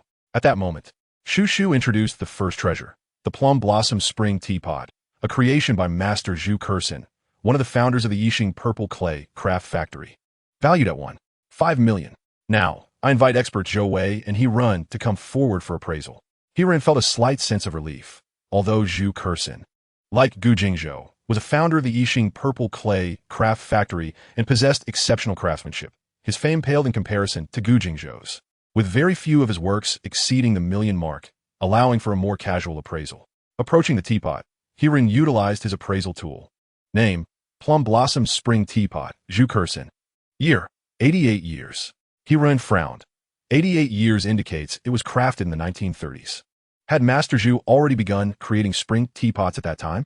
Zhou Wei interpreted He Run's demeanor as a sign of uncertainty or lack of understanding and smiled gently, declaring, "Allow me to begin. Purple clay teapots are well known. They brew tea without imparting a stale flavor while preserving the tea's aroma. A quality purple clay teapot can absorb tea essence, gradually developing a patina over time. Even pouring boiling water directly into an empty pot will yield a delightful fragrance. They are universally recognized as the finest tea vessels." The appraisal of purple clay teapots generally considers 5 aspects: material, structure, technique, performance, and author. The teapot showcased by the owner features a plum stake shape, a high-footed design, and a flat spout. The old branches and new shoots vie for beauty, embodying the notion that a myriad of flowers dares to bloom amidst the snow, heralding the arrival of spring. The body of the teapot is crafted using the tube-forming technique, with a uniform slab and a sturdy body. The decorative methods employed include pushing, pasting, carving, and sculpting, skillfully integrating the plum blossom branches into the spout, knob, handle, and trunk, resulting in a composition that is both harmonious and naturally flowing, truly a masterpiece. Such meticulous craftsmanship ensures that the pot's performance is beyond reproach.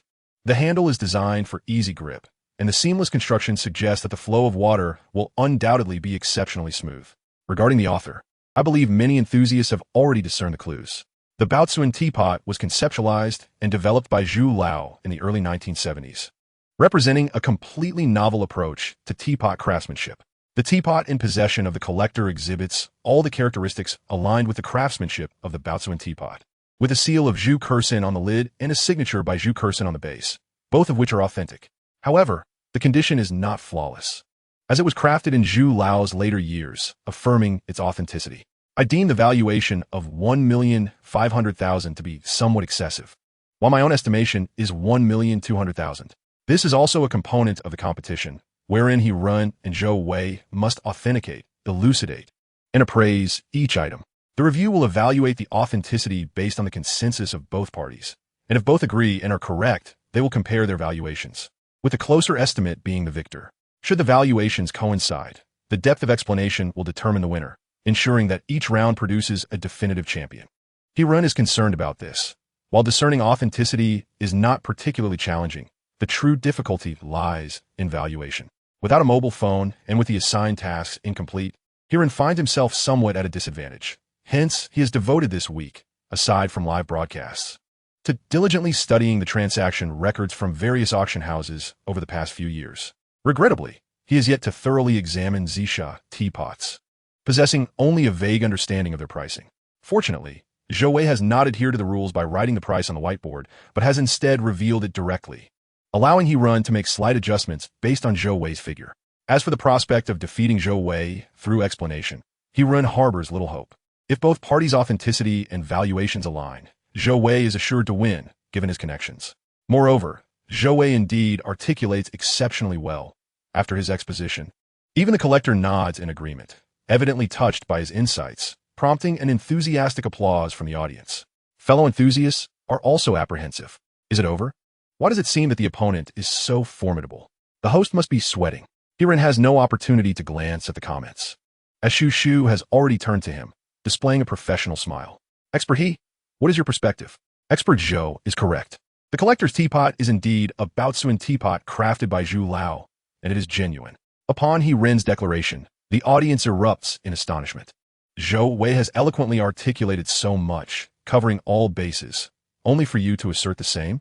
Wang Yin shook his head, realizing he had overthought. He Run appears merely to be a jester seeking the limelight, lacking genuine expertise. Zhou Wei nearly bursts into laughter, casting a playful glance at He Run. Expert He, could you share something we do not already know? Ah, Zhou Wei is genuinely amused now.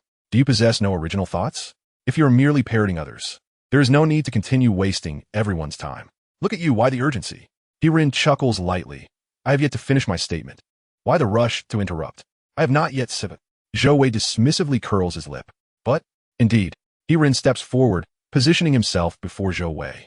Their gazes locking in a fiery exchange. However, this is not a piece from Zhu Lao's later years, but rather one from his earlier period, approximately from the mid-1930s. Upon Hirin's pronouncement, the audience gasps once more. Chapter 43, Securing an Advantage.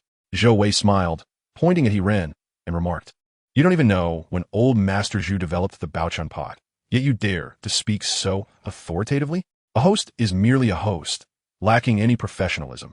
I suggest we forego further discussion and allow the judges to determine the victor. Hirin remained unperturbed, his eyes twinkling with amusement as he gazed at the host. Shu, as one of the contenders in this PK, do I not possess the right to express my opinion? Shu paused for a moment before quickly responding. Of course you do. You may share your views freely. Hirin nodded and then turned his attention to Wang Yan. Teacher Wang, as a judge, may I inquire whether the outcome is decided by you or by my opponent? If it is determined by my opponent, I shall withdraw immediately. Wang Yan's expression darkened. He had never been fond of Hirin, and now, faced with Hirin's overt challenge, his disdain intensified. Yet, recognizing that Hirin had the upper hand in this argument, Wang Yan opted not to act out of spite. He merely shot a fierce glare at his disciple Zhou Wei, thinking to himself that this fellow was getting carried away while Hirin was clearly being unreasonable. Wang Yan, a man of great composure, managed to smile despite his irritation. Let us engage in mutual exchange. Let us not speak of victory or defeat. Share your thoughts, if you have any. Zhou Wei seethed with frustration, having never encountered such an opponent before, feeling as though he were striking a fist against cotton, a rather humiliating experience. Nevertheless, he resolved to make a bold statement. I shall see what you can possibly articulate. Hirin chuckled, unbothered by the tension. Zhou Wei's assertion that the Baochuan pot was a late work of old Master Zhu was based on the premise that its craftsmanship was not entirely flawless and its appearance was somewhat lacking. Initially, Hirin shared this sentiment, reasoning that as one ages, their creations might not reflect the peak of their artistry. However, the system had clearly indicated the pot's age, 88 years. This led to another possibility. The Baochuan pot might indeed be an early work of old Master Zhu, a time when he had not yet reached his zenith, and his understanding of the Baochuan pot was still maturing, resulting in a piece of lesser quality. Thus, Hirin confidently declared, Brother Zhou's explanation of the Baochuan pot was quite professional and accurate. I truly have little to add. Upon hearing this, Zhou Wei rolled his eyes and scoffed. However, Hirin continued, But, Brother Zhou, you made one error. Zhou Wei reacted as though his tail had been stepped on. What did I say wrong? Patience, Brother Zhou. It is my turn to speak now, and I refrained from interrupting you while you were speaking. Zhou Wei was on the verge of losing his temper. Meanwhile, the viewers in Hirin's live stream were nearly in stitches, reveling in his characteristic style of witty banter. Glancing at his master's darkened expression, Zhou Wei chose not to further engage with Hirin's provocation and instead asked, Pray tell, where exactly did I err? The Baochuan pot was not created by old Master Zhu. Mr. Xia, a standing member of the Yixing Purple Clay Culture and Art Research Committee, has previously verified that the Baochuan pot was designed by Wang Shiji, the principal of the Yixing Ceramics Vocational School in the 1930s. He adapted the trophy design to the Yixing Purple Clay Teapot, which was successfully developed by several master craftsmen. Initially, it was not called the Baochuan pot, but rather a large coffee pot. Nonsense. Amidst the gathering of numerous experts, a debate commenced. Zhou Wei found himself at a loss. While Hirin continued with eloquence, recounting that in 1959, Master Fan Jingjin crafted a spring pot. This particular vessel was adorned with an ink green plum blossom motif, characterized by a slightly slender and elevated base, devoid of a neck. In contrast, Zhu Lao's spring pot typically features a handle shaped like a bending plum branch and a spout with a gentle curve, complete with a neck. Hirin then dropped another bombshell. The pot in question lacked a neck. This revelation prompted all present to rise from their seats. Observing the commotion, Li Yutao promptly instructed the photographer to project the image onto the large screen, allowing everyone to clearly see that the pot displayed indeed had no neck, distinguishing it from the spring pots crafted by Zhu Kersin in later years. Hirin chuckled, suggesting that upon seeing a spring pot, it was natural for everyone to subconsciously associate it with Zhu Lao, overlooking such a simple flaw. Hirin deftly provided an escape for the others. who began to convince themselves that their oversight was not due to a lack of discernment. Zhou Wei was rendered speechless, having indeed missed this detail. Herein continued, reminding everyone that Zhu Lao also created a classic pot known as the Three Friends of the Pine, Bamboo, and Plum, which similarly lacks a neck and is currently housed in the Nanjing Museum. A middle-aged expert, who had previously supported Iran, interjected with a question, "Are you suggesting that this is not a spring pot, but rather a variant of the Three Friends pot?" Iran replied cautiously, "Not quite. We understand that the study of new pot forms follows a certain process. In the 1930s and 40s, Zhu Lao had not yet reached the pinnacle of his craft. Thus, I speculate that this pot was created during his exploration of the spring pot design, embodying characteristics of both the spring pot and the Three Friends pot." The expert nodded in agreement, acknowledging the validity of Hiren's reasoning, and remarked that this could potentially be a significant discovery in the history of Zisha teapots. Before Hiren could respond, Zhou Wei interjected urgently, "How can you ascertain that this pot was made by Zhu Lao in the 1930s?" "I cannot say for certain," Hiren replied, raising his hands in a gesture of concession. He could not claim that the time frame was a product of systematic analysis. Instead, he clarified, "I merely surmised this. The exact dating requires further verification. However, it is certain that this pot is not a later work of Zhu Lao, and its craftsmanship and quality are not exceptional. Hence, I estimate its value to be around 1 million. At this moment, the owner of the pot delivered a decisive blow to Zhou Wei. When Shushu inquired about the pot's provenance, the owner disclosed, "This pot was passed down from my grandfather to my father, and then to me. According to my father, it has been in our family since his childhood, though I am not certain of its exact production date." Wang Yin then posed the question, "How old is your grandfather this year?" The owner replied, "He is 79 years old." Zhou Wei's complexion turned ashen as he realized his defeat. Although he had identified the pot as a work of Zhu Kersin, his failure to recognize the absence of a neck was a significant oversight, indeed a glaring error. The audience erupted into applause, a tide of appreciation for Hiren's triumph. Chapter 44, Yang Sui. Zhang Nuo and Lu Fei immediately approached to commend Hiren for his brilliance. The event then took a brief intermission of 15 minutes, allowing the attendees and guests to refresh themselves. This delineates the distinction between live streaming and pre-recorded broadcasts. During a live session, every moment must be accounted for. Li Yutao would never allow the audience to wait idly. She skillfully orchestrated advertisements while simultaneously engaging viewers with prize quizzes at their screens. These resources were entirely at her disposal, courtesy of Song 1, and she utilized them without hesitation. Meanwhile, Hiren initiated a lottery, interacting with the treasure enthusiasts. The audience was quite curious about how Hiren discerned the issues with the spring pot. Could it be that he possessed knowledge of Zisha pottery? He chuckled, stating he had a modest understanding, humorously claiming his knowledge was somewhat eclectic. Naturally, the enthusiasts playfully mocked Hiren for his pretentiousness, yet they felt a sense of pride. After all, the host they supported had triumphed in a competition against a notably impressive young collector, one recognized by Baidu Baiki, which added to their sense of prestige. As laughter and conversation flowed, 15 minutes swiftly elapsed, and the second treasure bearer took the stage. This time, it was another middle-aged man. Though his attire was markedly simpler, an old sweater paired with a worn suit, reminiscent of a rural laborer in the city. However, Hiren immediately spotted a flaw. This time, it was not his shoes, but rather a watch. The gentleman wore an IWC timepiece, a classic model that Hiren himself coveted. How could a laborer afford a watch worth several tens of thousands? There was surely something amiss. It seemed likely he was deliberately dressing down. While Hiren pondered these thoughts, Shushu returned to the center of the stage, smiling as she introduced the next treasure bearer, Brother Liao from Guangdong. Today, he would present a family heirloom, which he appraised at 15 million. As for the nature of this treasure, Shushu teased the audience, inviting them to observe before unveiling a prize quiz.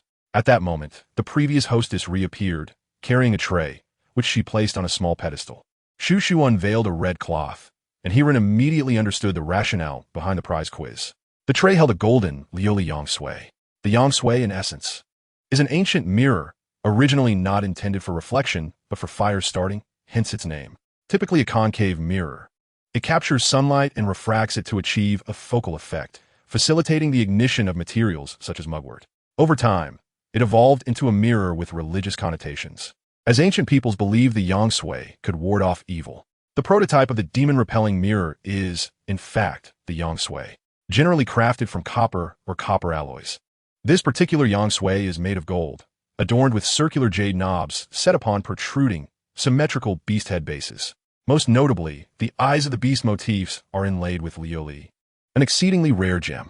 Lioli is esteemed as the premier of China's 5 revered artifacts and one of Buddhism's 7 treasures, surpassing gold, silver, jade, ceramics, and bronze in value. The tale of Journey to the West is well known. Sha Sung was banished for shattering the Jade Emperor's lioli lamp, underscoring the rarity and significance of lioli. Often referred to as ancient glass, this designation is somewhat misleading. The history of ancient Chinese glaze can be traced back to the Western Zhou dynasty. The earliest glaze was inadvertently created during the process of bronze casting. Later, when glass was introduced to China, what was initially referred to as glaze began to be called glass as well. However, the two materials differ significantly in both composition and production techniques. Western glass is primarily composed of sodium and calcium, while Chinese glaze contains lead and barium. By the Han Dynasty, the craftsmanship of glaze had reached a considerable level of sophistication, but the knowledge remained closely guarded among the royal aristocracy, ultimately becoming lost by the Ming Dynasty. The traditional materials used in glaze production are unique, and the craftsmanship is notably intricate, requiring a meticulous process characterized by the phrase fire to come, water to go.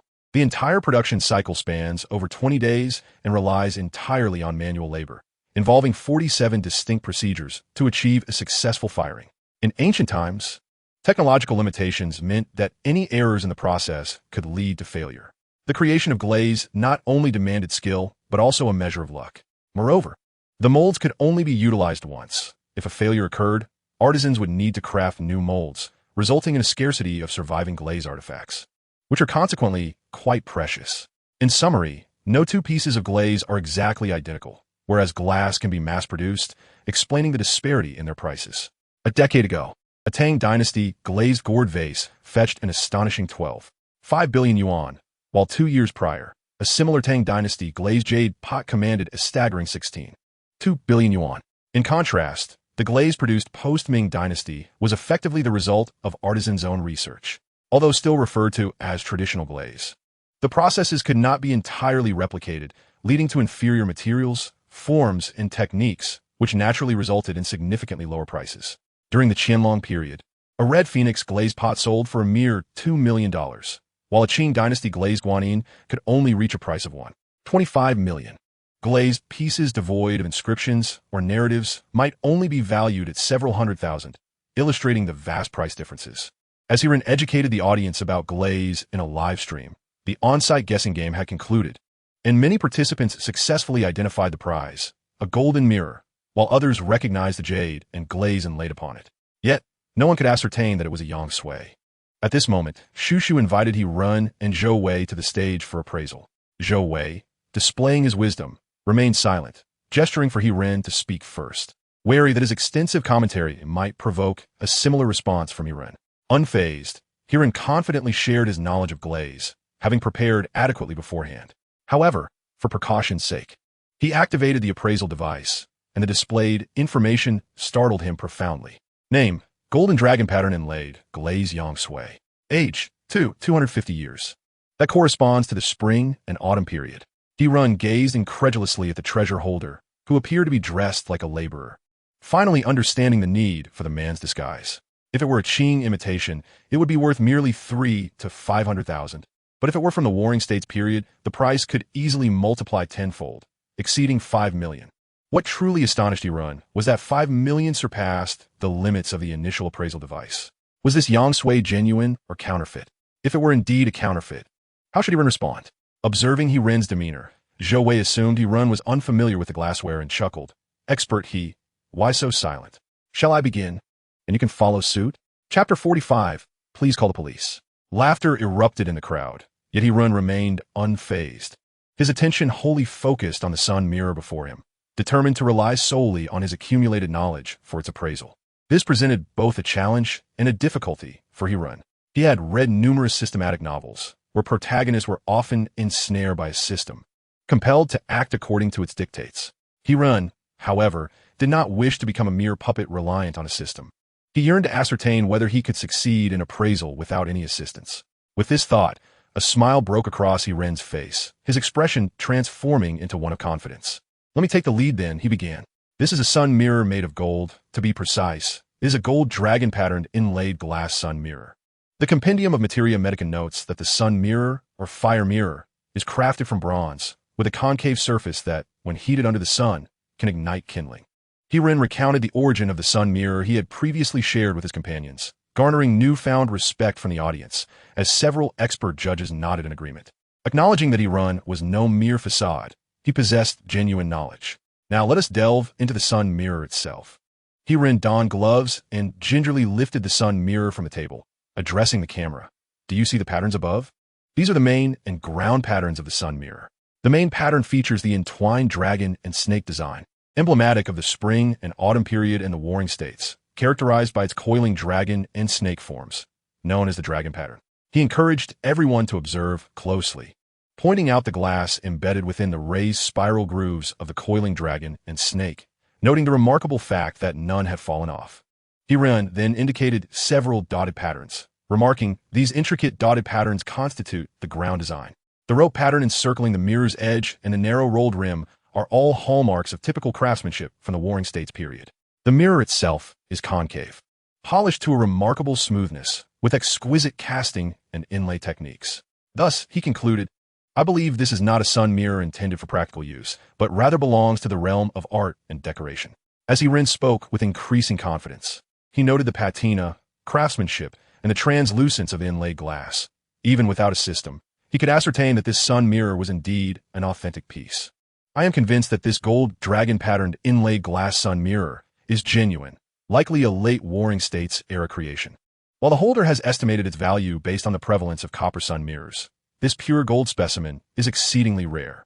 Given its pure gold composition and intricate craftsmanship, it must be a highly esteemed ceremonial vessel, potentially used by someone of noble status. However, I believe the valuation of 15 million is somewhat inflated. Although the piece is exquisite, the quality of the glass is not exceptional, and its quantity is limited. Therefore, I propose a valuation of 5 million. After a brief silence, applause once again filled the room. The host, Shu, gazed at Zhou Wei with hopeful anticipation. "Expert Zhou, what are your thoughts?" Zhou Wei was momentarily taken aback. He truly did not expect Heron to possess such extensive knowledge. Even for himself, he could only discern a general outline. He was aware of the Panlong pattern and the Yang Sui, yet he had no inkling that there were references to Yang Sui in the Compendium of Materia Medica. Zhou Wei yearned to exclaim, "I feel the same," but he refrained, for that would be akin to striking his own face. After a prolonged hesitation, he finally stated, "I believe this is an authentic piece. However, I contend that this Yang Sui is not a product of the late Warring States period, but rather of the early Western Han dynasty." Upon this declaration, the audience exhibited little reaction, yet the panel of experts found themselves in an awkward predicament. These specialists possessed a thorough understanding of history. The gap between the late Warring States period and the early Western Han dynasty was minimal. Zhou Wei's assertion evidently aligned with Heron's analysis, yet he found himself unable to propose an alternative viewpoint, resulting in an unfortunate attempt to salvage his dignity. His perspective was rather limited. Shu inquired, "Expert Zhou, what is your valuation?" Zhou Wei furrowed his brow, pondering for a moment before responding. "This Yang Sui is crafted from pure gold, exuding opulence, and the embedded glaze is of superior quality. The bubbles within the glaze formed naturally during the firing process, possessing a certain vitality. Thus, my estimation is 5,500,000. At this point, some experts could no longer contain their discontent, particularly the one who had previously debated with Heron regarding the Zisha teapot, who let out a disgruntled grunt, clearly dissatisfied. As Zhou Wei was evidently resorting to opportunism, artifacts from the Warring States period rarely circulate in the market. Even this Yang Sui, which has not yet been designated as a national relic and can be traded domestically, has virtually no transaction records. Scattered auction records exist, predominantly overseas, where prices tend to be somewhat elevated. Heron, evidently lacking knowledge in this area, had offered a slightly lower price, which was understandable. He was merely an online treasure appraisal streamer, and minor discrepancies in valuation were to be expected. However, Zhou Wei was not in the same position. Over the years, he had accompanied Wang Yin to numerous large-scale auctions and should possess a comprehensive understanding of the pricing for artifact from the Warring States period. Yet, he provided an estimate so closely aligned with Heron's, subtly implying to the expert panel, especially to his mentor, that they should inflate their valuations. Such behavior was truly unbecoming. In truth, Zhou Wei indeed harbored such thoughts. He aspired to emulate the character Crow from Young and Dangerous, bidding an extra 100 regardless of others' offers, ensuring that if the expert panel's valuation surpassed 5 million, victory would be his. However, this was a live broadcast, and he could not afford to be so shameless. Noticing the lull in the atmosphere, Shushu felt compelled to propel the proceedings forward, stating, since both experts have provided their authentication results and valuations, let's invite our expert panel to offer their insights. The camera shifted to the guest seats, where vigorous discussions ensued. In truth, there was little to deliberate. As the sentiments echoed those of the earlier expert, everyone was largely following Wang Yan's lead. Before long, a conclusion emerged. Wang Yan personally inscribed the verdict on a card, placed it within an envelope, and a young lady of protocol stepped forward to receive the envelope, handing it to Shushu. Shushu opened the results with a smile, announcing that after a unanimous discussion among the expert panel, the gold-plated dragon pattern artifact embedded with glazed glass was authenticated as genuine, valued at 6 million RMB. The current victor of this round is expert Zhou Wei, bringing the score to a tie of 1-1. The audience erupted in astonishment. They were not fools. During the earlier appraisal of the purple clay teapot, Hiren may not have revealed anything particularly novel. Yet he pointed out the significant flaw of the absence of a spout and estimated its age. Zhou Wei, however, had no remarkable insights this time. Could it truly be that he triumphed simply by overestimating the value by 500,000?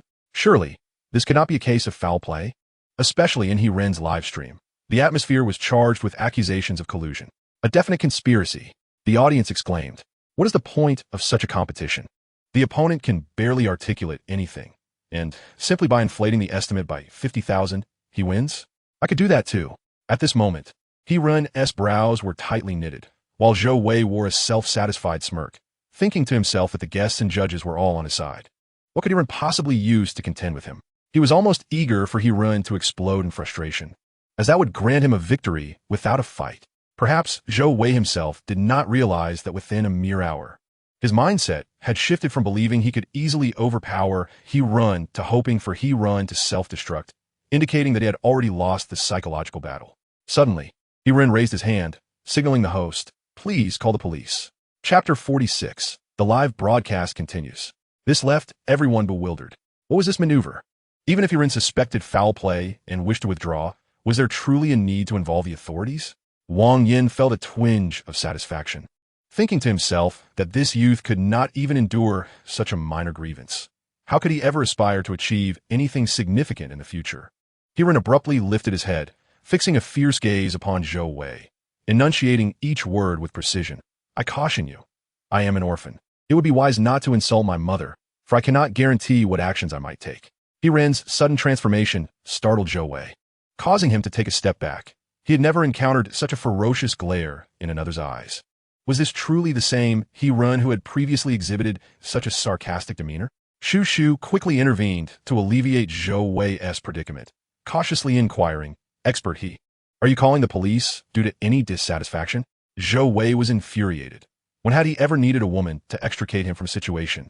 As he prepared to retort to Hiren, he caught sight of Hiren's fierce expression and faltered. Under Shushu's gentle urging, Hiren's demeanor softened slightly. He generally possessed great patience towards beautiful women. He pointed towards the artifact holder observing the commotion, accusing, "Because he's involved in tomb raiding, are you not concerned? Television station? What?" The audience was left in shock. What was the connection here? They had anticipated a dramatic confrontation between Hiren and Zhou Wei, perhaps even a physical altercation, yet instead, Hiren had brought up tomb raiding? The artifact holder was equally bewildered, exclaiming, "Do not slander me." Of course, this pertained to the appraisal. Zhang Nuo harbored doubts about Hiren's integrity, always sensing a predatory glint in his gaze. Although the police would not arrive immediately, security had already gathered. Li Yutao was exceedingly excited. The audition was overseen by Song Wan, and if a tomb raider truly emerged, Song Wan's career as a producer would be effectively over. The treasure bearer asserted, "There must be a misunderstanding. This item is a family heirloom. I am but a humble farmer. How could I possibly engage in such unscrupulous acts?" Hiren glanced at the treasure bearer, inquiring, "Are you certain this Yang Sui is indeed an heirloom of yours?" The bearer, with a defiant stance, replied, "Of course it is." Hiren further probed, "Are you sure it was not purchased?" "No," came the reply. "And it was not excavated from the ground?" The treasure bearer hesitated, but maintained, "No. I have already stated it is passed down from my great-grandfather." Very well, Hirin exclaimed loudly, leaving the treasure bearer momentarily stunned. I feared you would claim it was unearthed from your own yard. After all, Yangshui was most frequently utilized in the regions of Yu, including Guangdong. Who would believe a farmer could afford a watch worth tens of thousands? Could an artifact from the Warring States period possibly be transmitted through so many generations? Let us summon the experts to examine this. This Yangshui bears a distinct earthy scent. The crowd immediately rose from their seats and gathered around for a closer inspection. Soon, someone noticed an issue with the beast's eye on the back of the Yangshui. Old Wang, come take a look. The soil hasn't been cleaned properly. Wang Yin, upon observing, recognized Hirin's words as truth.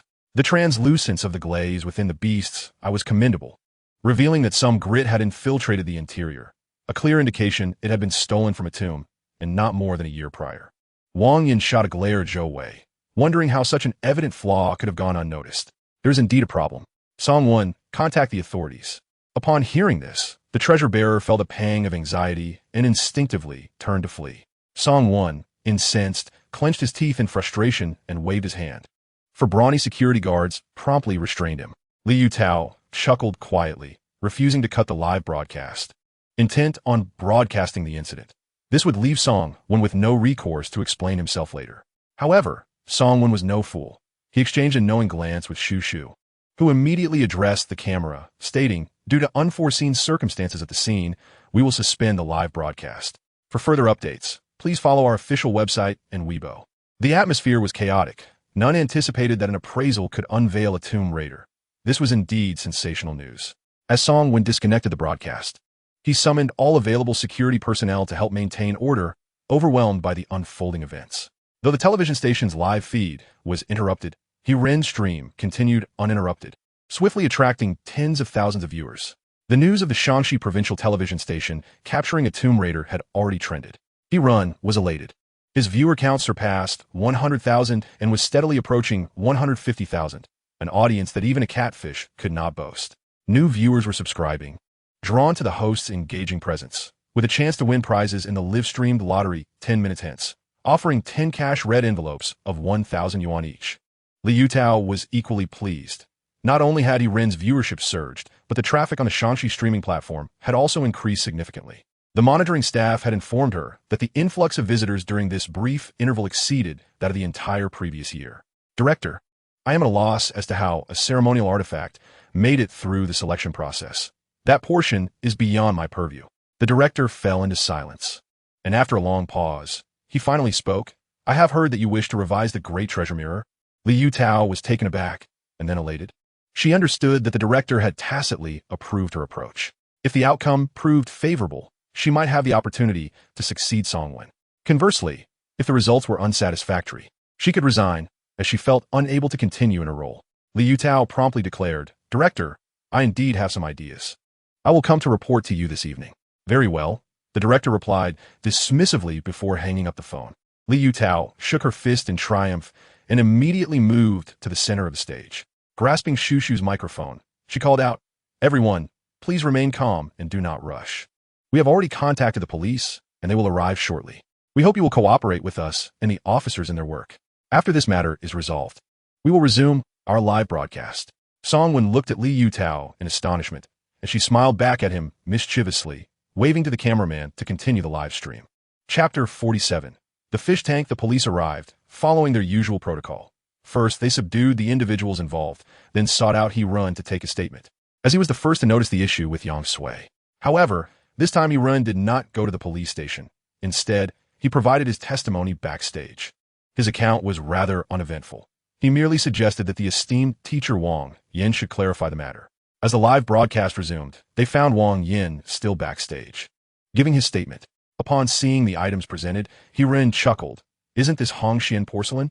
But this time, it is a vase rather than a bowl.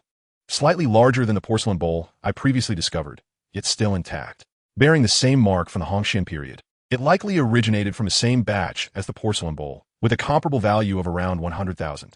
Hirin confidently announced, this is a Hongxian porcelain vase, crafted with Western enamel materials introduced by the Qing Palace Workshop. The mark is clear, confirming it as an authentic imperial kiln piece. He then recounted the earlier story of the second kiln opening, which left the audience in awe.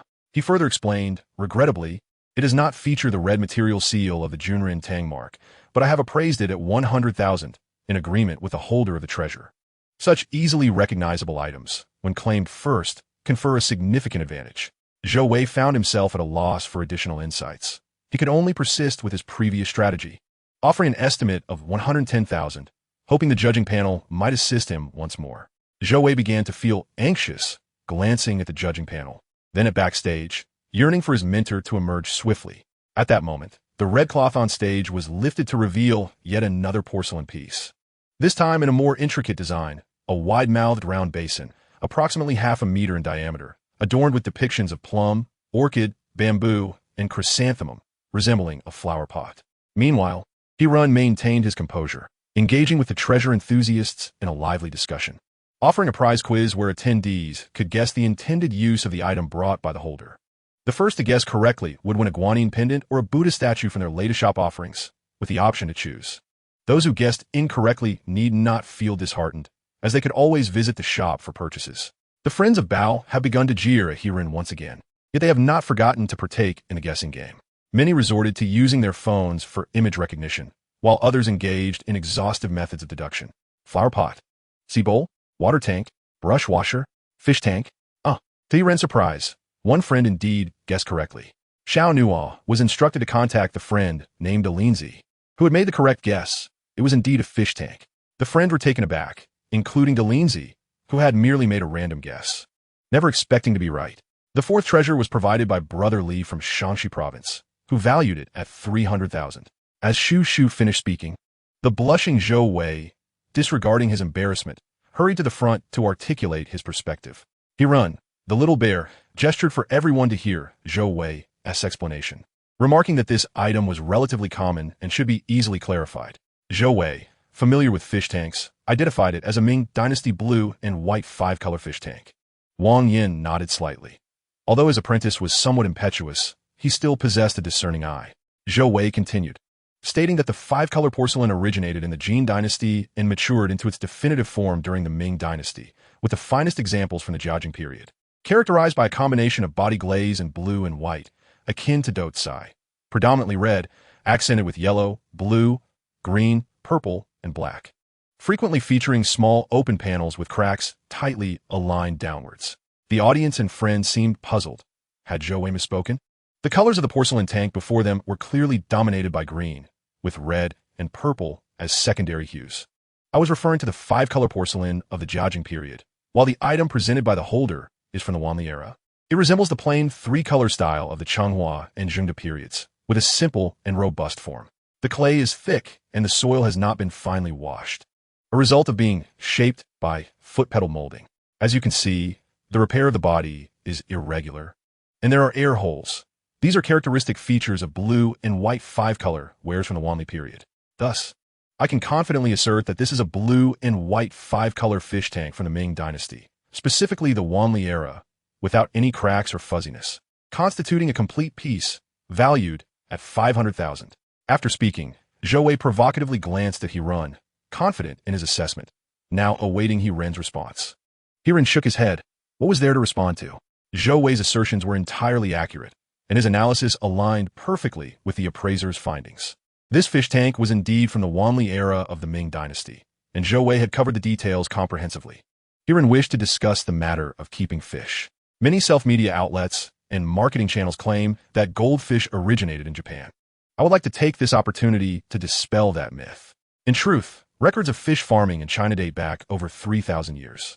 Oracle bone inscriptions unearthed from the Yin ruins reference fish in ponds, indicating that during the late Shang dynasty, people began to cultivate fish in ponds, primarily for consumption at that time. As for goldfish, there are relevant records indicating that during the Jin dynasty, a certain Huan Chong traveled to Lushan, where he encountered a fish with red scales and 3 points, which he named goldfish, with documented cultivation beginning in the Song dynasty. This suggests that as early as the Western Jin period, people had begun to raise goldfish for ornamental purposes, and by the Song dynasty, many officials and nobles would construct fish ponds in their courtyards specifically for goldfish cultivation. When we watch historical dramas, we often see several large vats in the courtyard, which are actually used for fish cultivation. Hirun pointed to the fish tank on the stage, explaining that this smaller tank is intended for ornamental fish. Should the master wish to admire the fish, a servant would catch some from a large vat and place them into the smaller tank for the master's enjoyment. Zhou Wei grew somewhat impatient, as this was common knowledge. He urged Hirun to provide an estimate. With a slight smile, Hirun followed Zhou Wei's lead and declared, "My estimate is 490,000. Zhou Wei was infuriated, nearly exploding with rage. Despite Hirun making the same choice as Zhou Wei, he lacked support in the court, rendering his efforts futile. Under Wang Yan's guidance, the expert panel assigned a valuation of 600,000, resulting in another victory for Zhou Wei and a stalemate between the two. Although some viewers still accused foul play, the numbers had significantly dwindled, primarily due to the audience's limited understanding of ancient fish tanks. Hirun was no longer concerned with winning or losing. At this point in the live broadcast, observing the data and viewer comments, he realized he had already triumphed. Zhou Wei's performance had been unexpectedly impressive. His extensive knowledge and keen insight stood out. However, he resembled a spoiled child, and when compared to Hirun, his performance, emotional intelligence, and overall perspective were lacking. While Zhou Wei fixated on winning or losing, Hirun focused on debunking the misconception that goldfish originated from Japan, a clear distinction. Furthermore, Zhou Wei's mentor sat on the judging panel, fueling the audience's favorite conspiracy theories, leading them to believe Hirun stood no chance of victory. A sudden mission arose to defeat Zhou Wei during the Dabao Jian event, with a successful completion granting the reward of an encyclopedia of calligraphy and painting, while failure would result in the sealing of his beginner's appraisal eye for a week. Hirun understood immediately that the system was not inclined to let him concede defeat. It was only logical, as he was the chosen one. How could he lose to a mere clown? Even if there were underhanded dealings, it was unacceptable. Hirun furrowed his brow, agreeing with the system's perspective. Yet the outcome relied on the final item's worth held by the last appraiser. At that moment, Shu Shu took the stage, her demeanor quite spirited. The final appraiser was our star, Zhang Hanyu. Many may not know that teacher Zhang has a passion for collecting, particularly wood. He once traveled thousands of kilometers for a prized piece of timber, spending 10 times its worth. Let us welcome teacher Zhang to share his collection story with us. Hirun smacked his lips. Indeed, a celebrity has tales to tell, unlike the other 4 appraisers who were not afforded such an opportunity. However, today was different. The live appraisal had already extended long enough, and inviting another person to narrate their story would stretch the broadcast into the early hours of the next day. Zhang Hanyu waved as he took the stage, addressing the audience both present and those watching on screens at home. Hello everyone, I am Zhang Hanyu. I know you are eager to hear that little story. It's not quite as dramatic as it sounds. About 20 years ago, while filming in Fujian, I came across a piece of small leaf rosewood. The owner initially quoted 1,000, which I found exorbitant, but the owner refused to budge on the price, and thus we could not reach an agreement. The audience erupted in a wave of amicable laughter, relishing tales of celebrity secrets. No sooner had the words left his mouth than an individual ascended the stage, bearing a flat-top table. No red cloth this time, as it was evident to all that this was indeed a piece of furniture. Hirun had already elucidated in the live broadcast that a flat-top table is a common style of Ming Dynasty furniture, characterized by its level surface and lack of embellishment at both ends. The viewers began to jest again, questioning why the host was stating the obvious. If a table is not flat, what is it? A table is simply a table. Why call a case? The ancients loved to show off. Hirun chuckled, asserting that this was not mere pretension from ancient times. There's indeed a distinction between a table and a case. Tables typically feature straight legs and surfaces with few curves, and even those are modest in size. In contrast, a case often has legs that recede beneath the tabletop. Upon closer inspection, the viewers observed that teacher Zhang's flat-top table indeed had a significant recess. As Hirun took the stage, Zhou Wei was simultaneously explaining the differences between a table and a case to the audience. Teacher Zhang's flat-top table was a fine piece of furniture from the late Ming to early Qing dynasty, crafted with skill and employing a mortise and tenon structure. Zhou Wei confidently remarked that if he was not mistaken, it should be golden camphor wood, to which Zhang Hanyu gave a thumbs up, affirming that he indeed purchased it as golden camphor.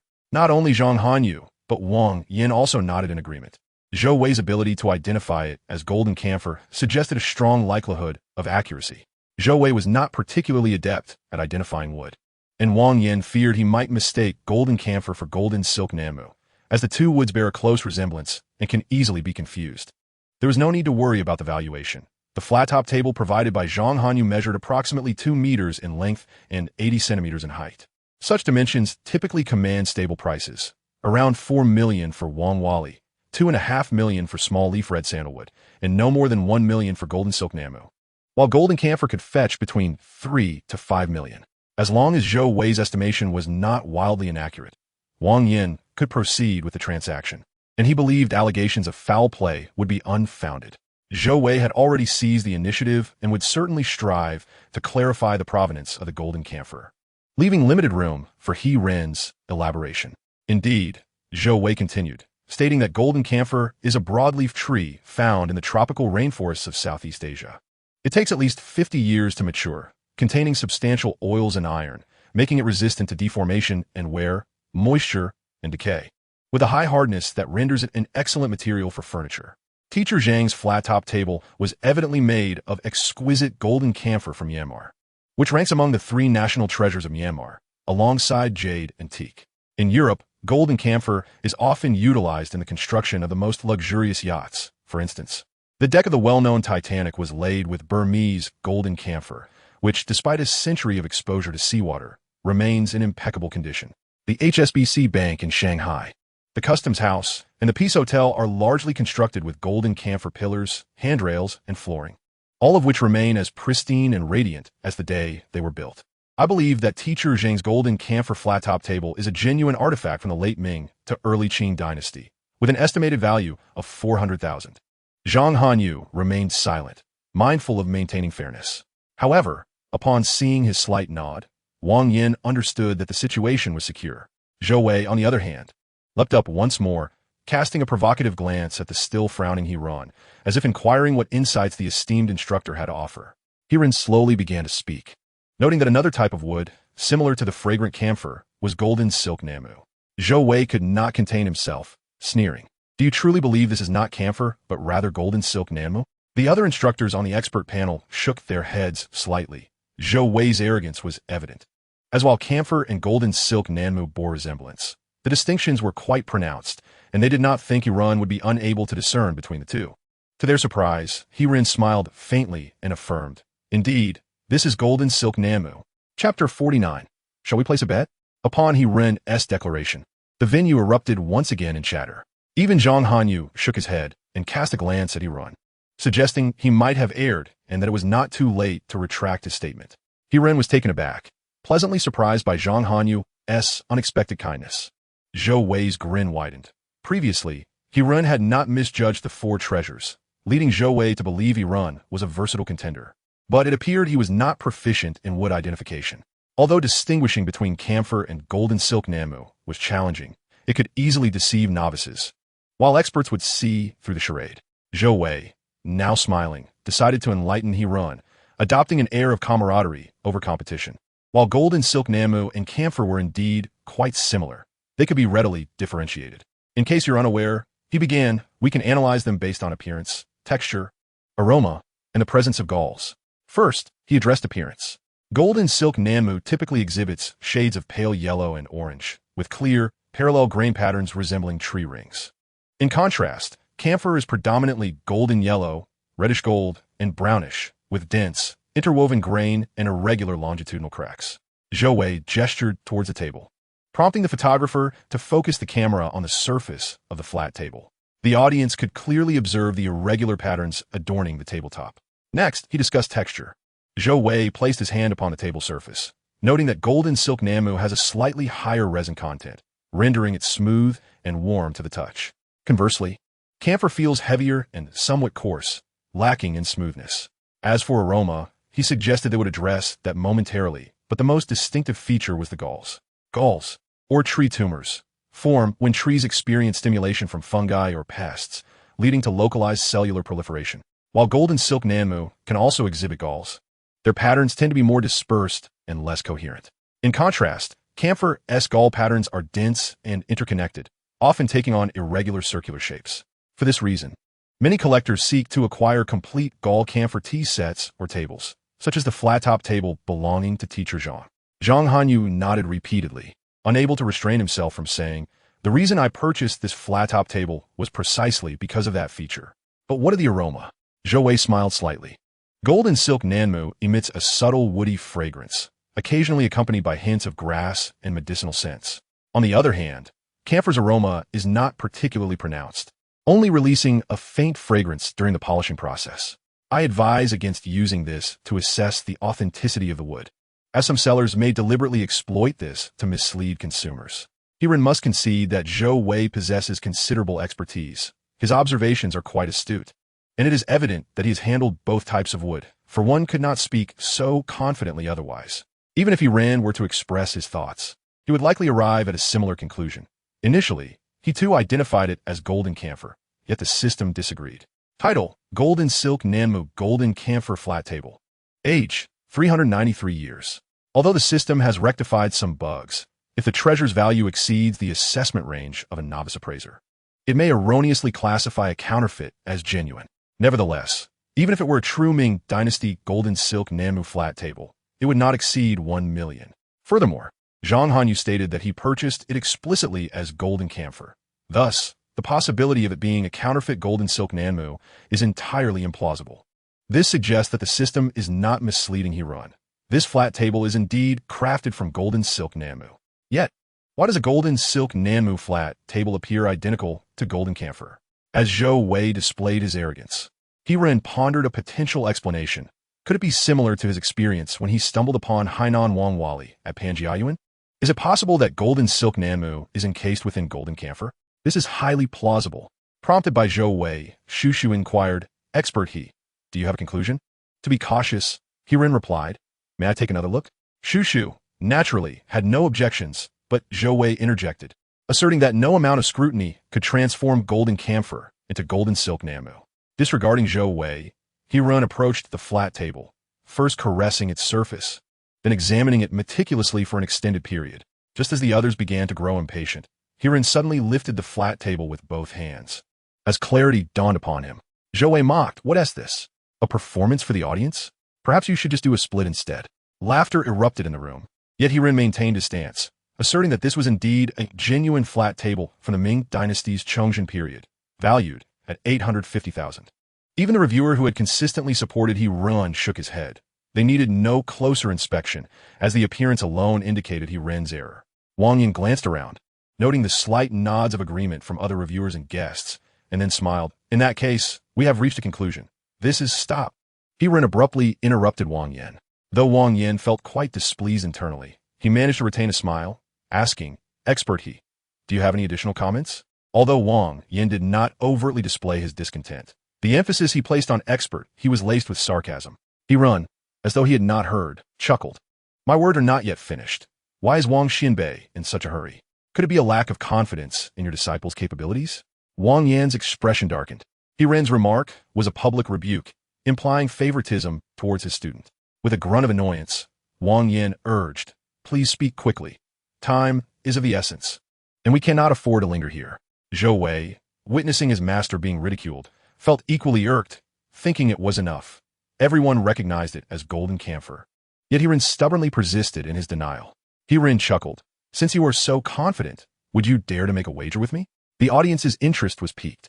They relished the prospect of a bet. Zhou Wei scoffed disdainfully. "All right, what shall we wager? Let us stake your string of agarwood. If I am not mistaken, it is crafted from the old materials of Brunei, isn't it? 108 beads? Huh." Zhou Wei laughed. "You certainly possess a discerning eye. This string is made from high-grade Brunei agarwood. I have been collecting it for 5 years. It is worth at least 250,000. Zhou Wei scrutinized Heron, standing with his hands clasped behind his back. "What do you have to wager against me?" Heron nodded in acknowledgement. Zhou Wei's agarwood exuded a rich luster. Its exquisite quality indeed warranted the valuation of 250,000. Nowadays, finding high-grade Brunei agarwood is quite rare, and it could even fetch 300,000. Let us consider it valued at 250,000 then. If I win, that string of agarwood will be mine. If I lose, I shall immediately transfer you 250,000. Being gentlemen, Zhou Wei refrained from checking Heron's WeChat balance on the spot. In truth, had he done so, he would have been in for a surprise, for Heron did not possess 250,000 in his account.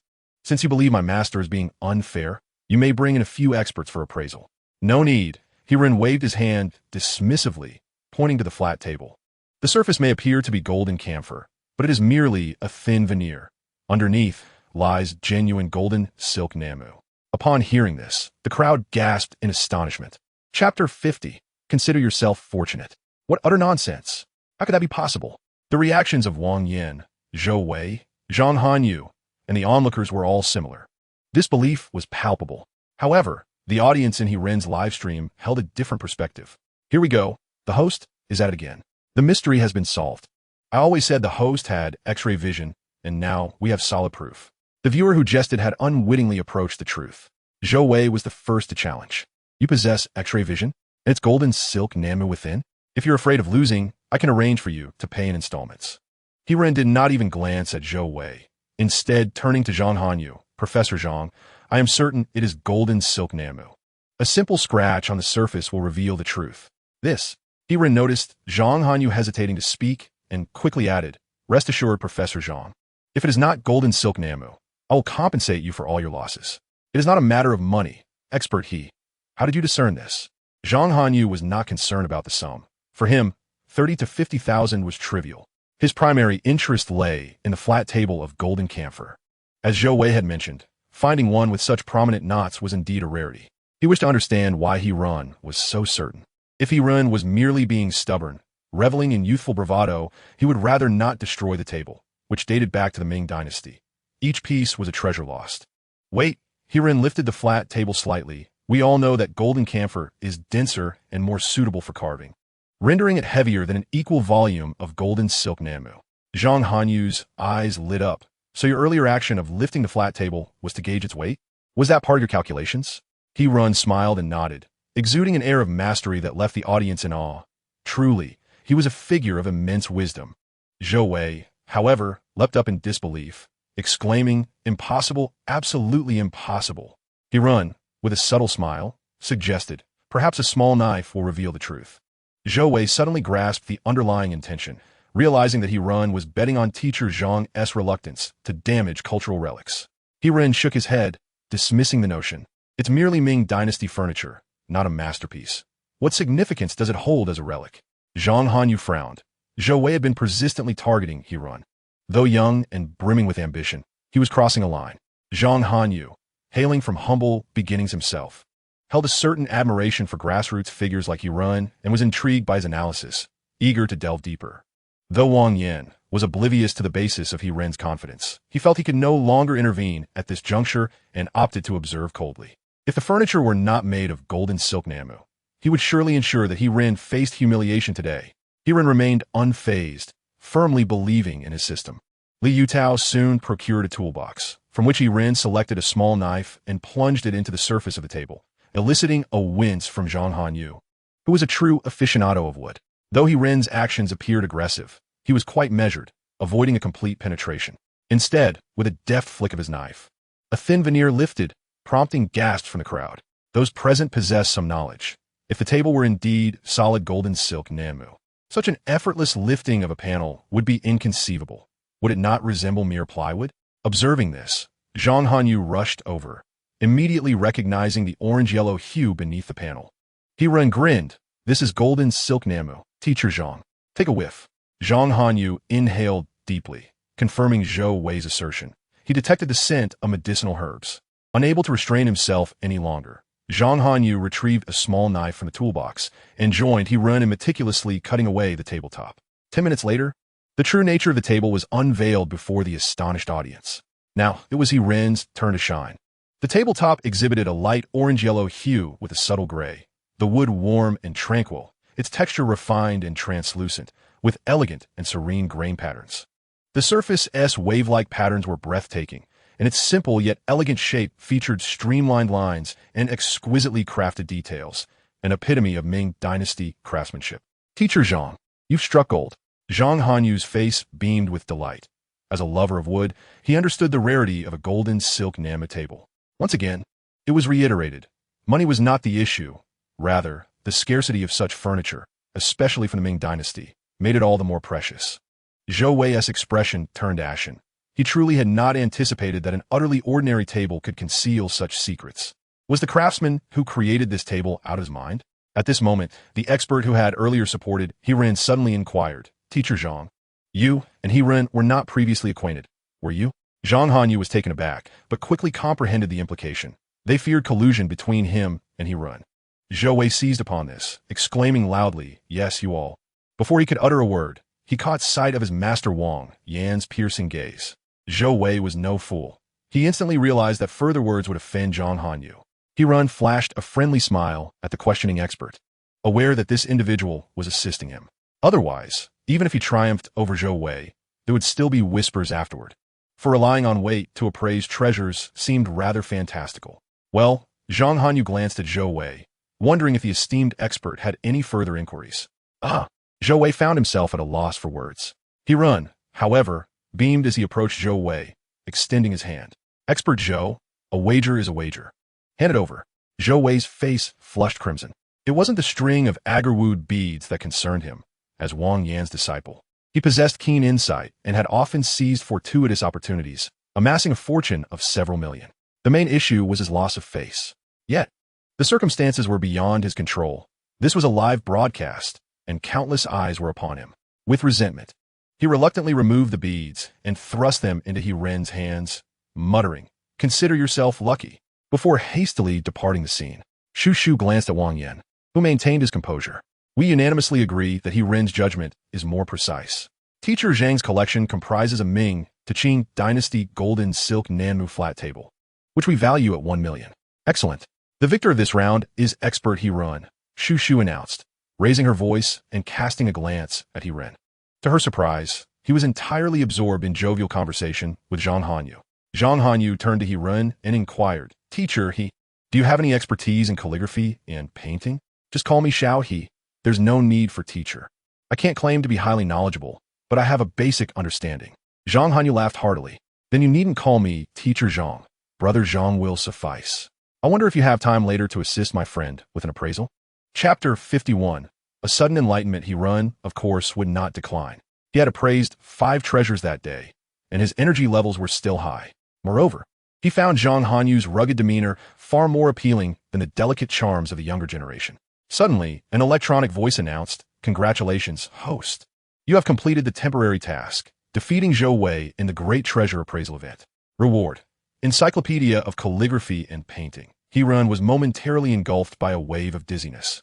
His mind went blank, and then a torrent of knowledge flooded in, leaving him momentarily disoriented. Brother He, Fang Yi."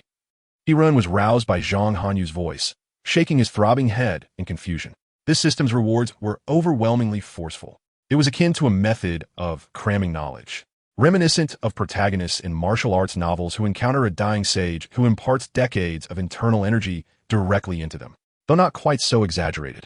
The content of the Encyclopedia of Calligraphy and Painting was nonetheless substantial, encompassing not only appraisal methods, but also a wealth of information on lesser-known artists, which would prove invaluable to He Ren. How many masters of calligraphy and painting have graced Chinese history? Even with an excellent memory, He Ren could not possibly commit them all to memory. Furthermore, calligraphy and painting have always been the weaker points of He Ren, who possesses a greater affinity for antiques and jade artifacts. Now, it seems the system has graciously bestowed upon him an encyclopedia installed within his mind. "How are you, Brother He? Are you feeling overly fatigued? Perhaps we could reschedule?" He Ren waved his hand dismissively. "It's nothing.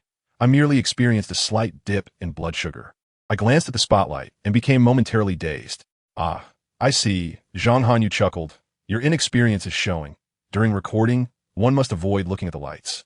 At that moment, Lu Fei noticed He Ren's unusual demeanor and promptly approached him with a piece of white rabbit candy. It must be said that Catfish has been quite attentive towards He Ren, ever since He Ren fainted in his office.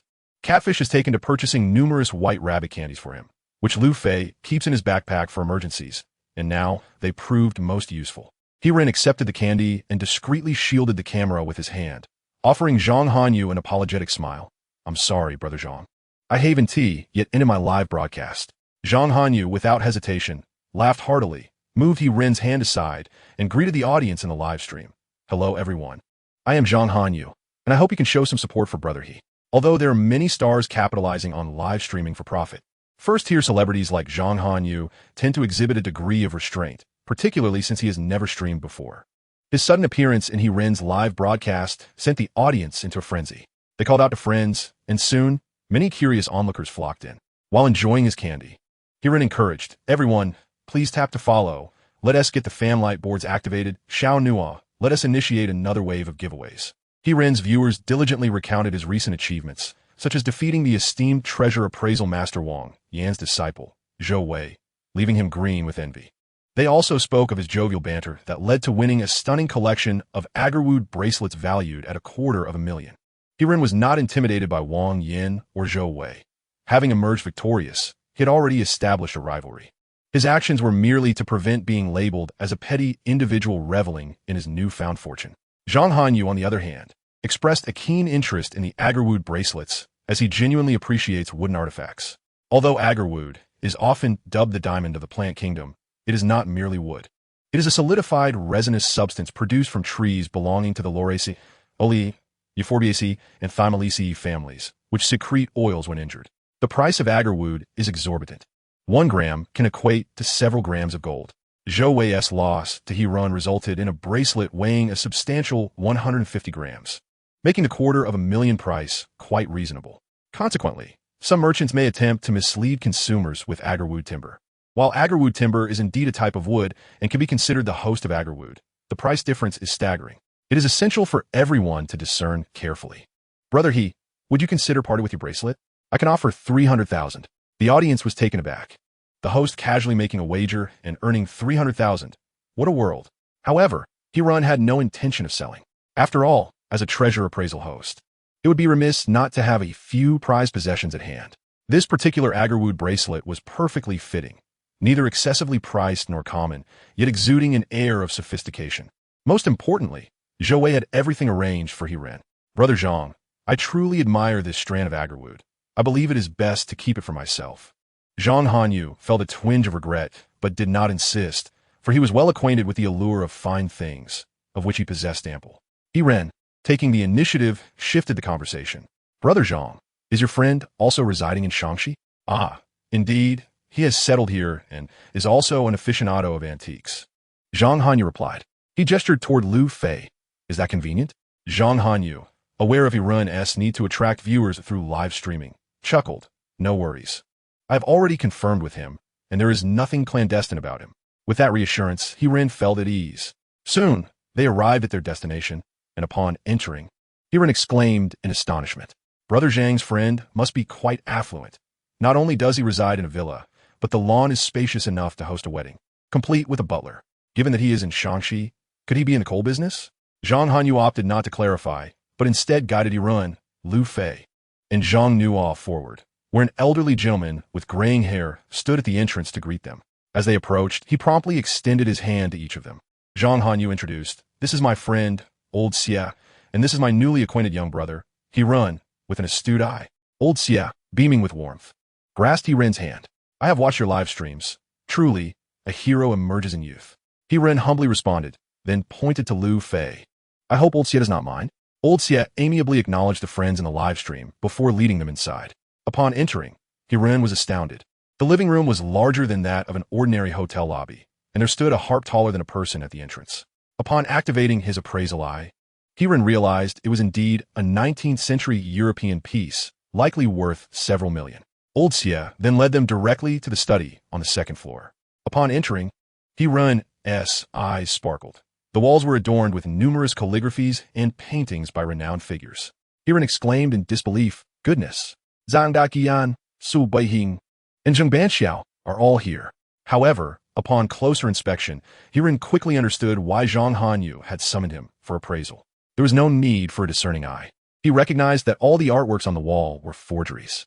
It became evident to Heron why Old Xia's collection consisted solely of replicas. He too was a connoisseur with a penchant for hunting treasures and unearthing bargains. Old Zhang, young He, come and take a look. Is this not a genuine piece by Hiyu?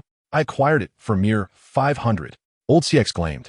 Hiyu, a painter of modest repute during the late Qing and early Republican eras, had studied under Gongshou and Ren Banian, eventually becoming a disciple of Zhu Menglu. He excelled in flower and bird paintings, characterized by concise brushwork and elegant colors, vivid and lifelike in representation. However, his works were not particularly valuable due to their abundance. Hiyu had painted for 60 years, resulting in a plethora of surviving pieces, which kept prices from soaring. The piece Old Xia had found, approximately 7 feet in size, bore the inscription Fragrance far enhances clarity, with the seal of He-Yu's calligraphy, though it could be considered one of He-Yu's better works. Its market value barely exceeded 10,000. Observing old Xie's elation, it was clear he was not motivated by the mere monetary aspect. He-Ren, naturally, offered praise.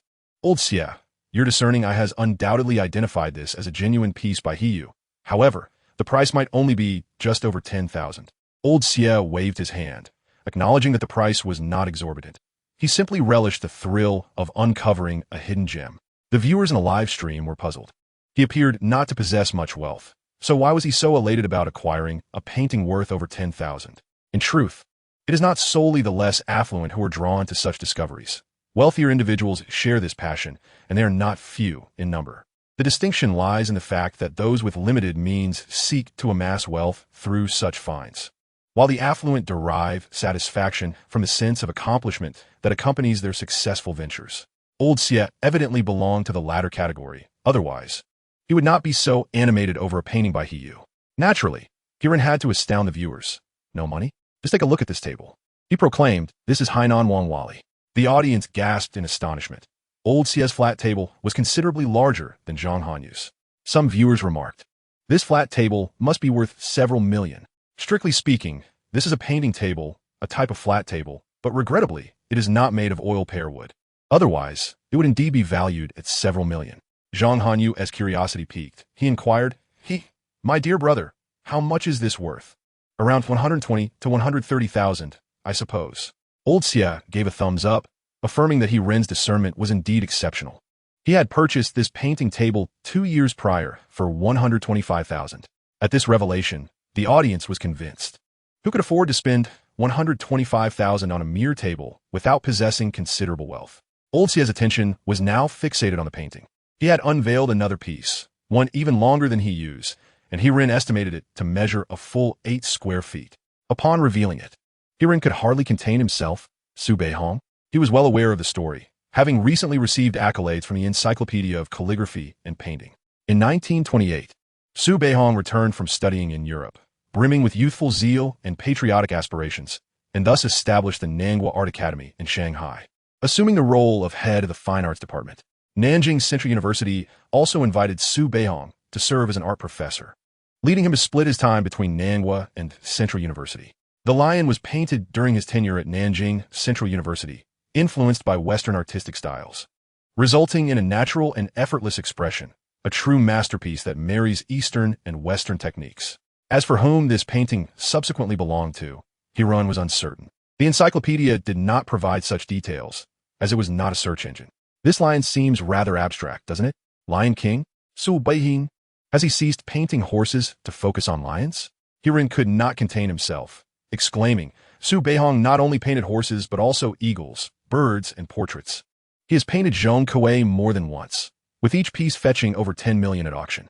The lion in Old Xie's painting, rendered in ochre tones, was both simple and striking, with precise structure. The mane billowed in the wind, and the lion's gaze was resolute, exuding an aura of courage, determination, and a vibrant spirit. The audience in the live stream, along with Old Xie, became increasingly animated. Words escaped Old Xie as he stammered, "My dear brother, are you asserting that this painting is indeed by Su Beihong?" "I never said that," He-Ren replied innocently, leaving everyone momentarily stunned. Familiar with He-Ren's antics, the viewers began to tease, "Come on, host, we've seen this routine before." He-Ren laughed heartily. "Old Xie, this painting is not an authentic work of Su Beihong. How much did you pay for it?" 30,000. He-Ren was momentarily taken aback. Before responding, "Old Xie, it is impossible to acquire an authentic piece by Su Beihong for 300,000. If this painting were indeed genuine, it could fetch at least 8 or 9 million, possibly even 10 million. How could one possibly buy it for 300,000? At this point, Old Xie found himself at a loss for words. He was well aware of this principle. However, upon seeing the painting, he detected no apparent flaws and decided to take a gamble. Nevertheless, he quickly regained his composure and asked, "Brother can you enlighten me on where this painting is flawed?" Indeed, upon a superficial glance, the painting did not reveal many defects. Its linear forms and bold brushwork resonated with Su Beihong's signature style. He-Ren had also examined it with a discerning eye and noted the inscription of Su Beihong's lion. However, he refrained from jumping to conclusions. as the authenticity of Su Beihong's works far exceeded the capabilities of a novice appraiser. After careful observation, he discovered a flaw that warranted his definitive assessment. At this moment, the treasure enthusiasts and old Xia awaited He Ren's verdict. However, if you look here, He Ren said, pointing to the lion's left paw. Old Xia, Zhang Hanyu, and Zhang Nuo leaned in closer, while Lu Fei quickly adjusted the camera lens for a closer view. Upon inspection, they indeed found that, as He Ren had indicated, the lion's paw bore the inscription Kiba, which was nearly imperceptible at first glance. He Ren remarked with a smile. Many skilled counterfeit artists are also somewhat renowned painters in their own right. Their forgeries are often a means of livelihood, and not all of them intend to deceive. They might discreetly employ their personal seals in inconspicuous places, serving as a sort of anti-counterfeiting mark. Then who is this Kiba? He Ren shrugged. That remains unclear, as those who imitate others' works typically do not use their real names for personal seals. However, old Xie need not be overly disheartened, given the craftsmanship. This painting could still sell for a good sum, perhaps over 100,000. Old Xie sighed, quietly putting the painting away, while He Ren assisted him in packing up the other painting by Hiyu. Yet, as soon as He Ren grasped it, he sensed something amiss. Zhang Hanyu noticed He Ren's unusual demeanor and asked, "Brother He, what is wrong?" He Ren murmured, "This painting feels a bit thick." Chapter 53, The Painting Within a Painting. The moment He Ren's words escaped his lips, the others present were taken aback. They knew He Ren was an expert in appraisal and would not make such a statement without reason. Zhang Hanyu stood between the two paintings, placing his hands on each to feel for differences, yet he detected none. Old Xia abruptly pushed Zhang Hanyu aside, saying, "Your hands are too rough. Let me take a look." Reluctantly, Zhang Hanyu stepped back, conceding his position to old Xia. Initially, He Ren had not deliberately examined Hiyu's painting. He intended to test the efficacy of the Encyclopedia of Calligraphy and Painting. However, he was soon captivated by Su Beihong's counterfeit. After appraising it, he decided to activate his appraisal vision and quickly realized something was off. Title: Fragrance Enhances Clarity. Hiyu, Landscape. Run. Date: 118 to 128 years. He Ren immediately surmised that this could potentially be a painting within a painting, much like Zhang Hanyu's plain desk from a few hours prior. The outer layer featured Hiyu's work, while the inner layer revealed Ren-E's landscape. Ren-E, also known as Renbanian, was one of Hiyu's esteemed mentors. Renbanian was a prominent figure in the high school of painting, celebrated alongside Wu Changshua, Sugu, and Pu Hua as one of the four masters of the sea. His artistic techniques were comprehensive, excelling in landscapes, floral compositions, and figure painting, particularly noted for his prowess in depicting figures and birds. In his early years, he was distinguished for his meticulous brushwork, later delving into freehand styles, allowing his brushstrokes to become more liberated and expressive, significantly influencing modern flower and bird painting. However, Renbanian's artworks are not excessively priced. A parallel can be drawn with Hiyu, as the sheer volume of his output means that one can acquire a piece featuring his floral motifs for just a few thousand yuan. Nevertheless, as a master, his finest works command much higher prices, ranging from hundreds of thousands to millions. His landscape paintings are comparatively rare, and, if authentic, they could fetch tens of thousands. Old Xia, brimming with excitement, had heard numerous stories of paintings within paintings, but had never encountered one himself. My young friend, can you be certain about this?" he inquired. "What experiment?" "Spraying water," came the reply. Without hesitation, old Xia nodded in agreement and instructed someone to fetch a spray bottle. The intention was not to douse the entire painting, but rather to apply a few droplets in the blank areas. If it were indeed a painting within a painting, and if the blank area did not completely obscure the underlying image, it might reveal some ink colors. Naturally, this method was somewhat unreliable. Excessive spraying could ruin the outer painting, and it might be that the underlying image was sufficiently concealed to remain undetectable. The most reliable approach would be to consult a mounting master to unveil the painting. Yet old Xia's eagerness was palpable. Soon, a servant presented a delicate spray bottle, and old Xia was about to use it when He Ren intervened. "Old Xia, allow me to handle this. Let's avoid damaging the original work. After all, it is an antique, and we lose one less if it is ruined." This sentiment reflected He Ren's genuine appreciation for antiques and traditional Chinese culture. By taking charge, he aimed to ensure minimal damage to Hiyu's artwork. He Ren sprayed a couple of droplets onto his hand, and then let his fingers hover over the lower left corner of the painting. Before long, a drop of water fell onto the rice paper, prompting everyone to gather around to witness the outcome. He Ren found the situation amusing yet exasperating. What are you all crowding around for? You can't see anything with the light obstructed. Oh, right. The crowd quickly dispersed. Hirin lifted the painting under the light, and, indeed, some ink colors seemed to emerge, visibly seeping through the paper. This discovery ignited excitement among the onlookers. Old Xie rubbed his hands together in glee. Even though he used authentic works, may not hold considerable value. The potential of having a painting concealed beneath one of his originals certainly enhanced its worth, something to boast about in the future. Hirin then asked, Old Xie, do you know a mounting master? This requires a professional's expertise. It likely won't do for an amateur. Indeed, I do. Old Xie scratched his head. I know a master named Wu, though his temperament is rather difficult. I must first inquire if he has the time. Would you like to stay a few more days? My young friend? Hirin eagerly accepted the invitation. Artisans of such skill were increasingly rare, especially those of master caliber. It was essential to cultivate relationships with them, for future opportunities might arise. Meanwhile, the viewers in the live stream were puzzled. What does it mean to be a master of Wu mounting? A master of weaponry? I'm a master of solo plays, exclaimed Jax, proudly declaring his prowess. Hirin smacked his forehead, exclaiming, Do not speak nonsense. The mounting and restoration of ancient texts and paintings are generally classified into northern and southern styles.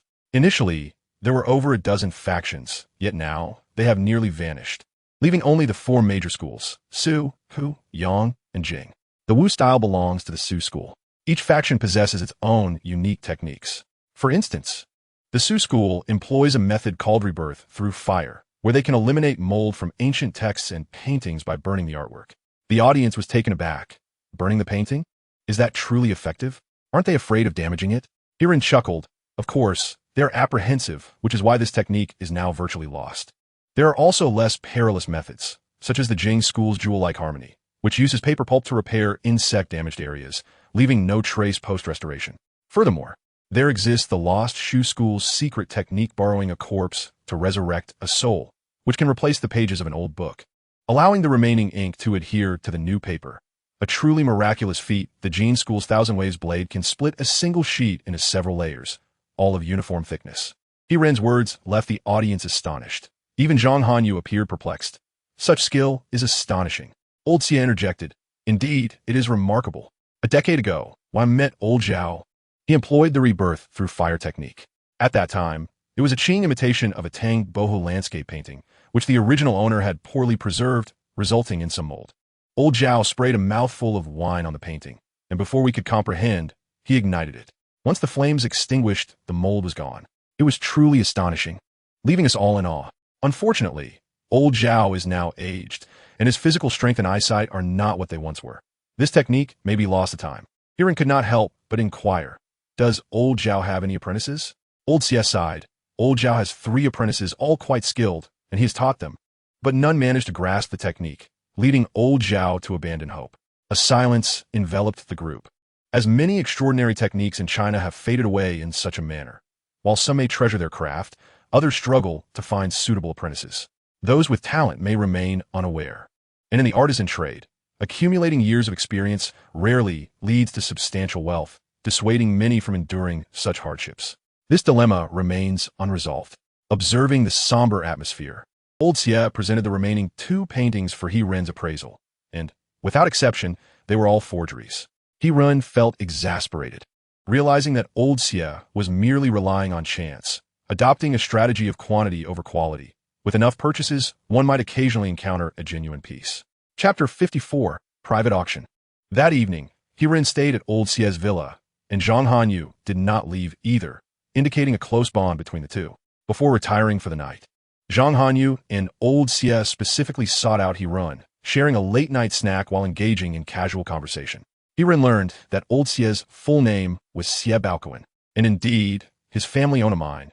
However, he was a second-generation miner, responsible for nothing but spending money, essentially a prodigal son. Though he was not yet 50, he appeared much older, causing Hirin to mistakenly address him as Old Xie for quite some time. Brother Xie, why didn't you correct me earlier? Xie Baoquan laughed heartily. Hearing others call me Old Xie gives me a sense of accomplishment. Hirin was rendered speechless. The tastes of the wealthy were indeed perplexing. After conversing for a while longer, Hirin found his eyelids growing heavy and had no choice but to inquire, Brother Zhang, Brother Xie, do you have matters to attend to?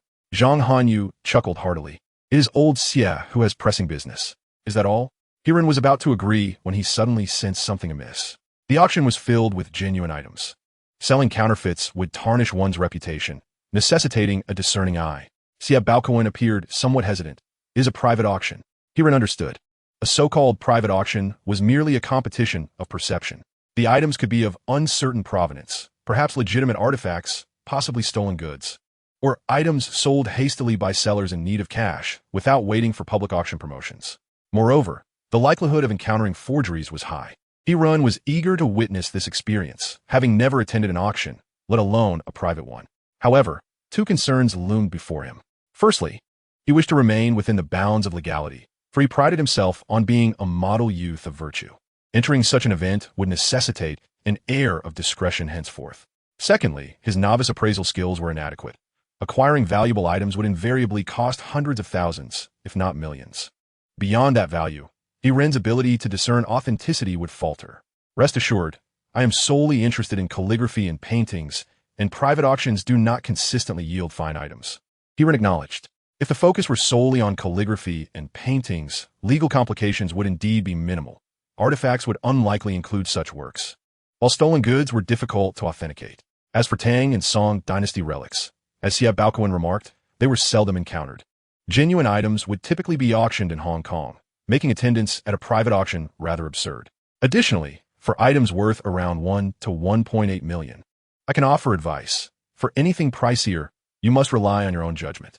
Xia Baocowen readily agreed. From his perspective, he had often been a fool at such events.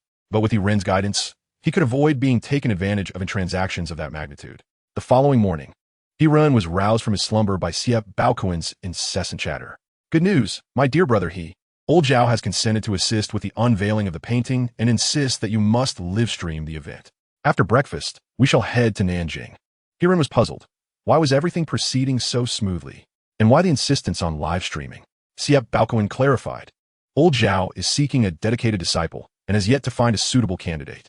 If, during the live stream, anyone expresses interest, they may come to Nanjing to meet him. Hiran smacked his forehead. It appeared old Zhao was rather anxious, resorting to such measures.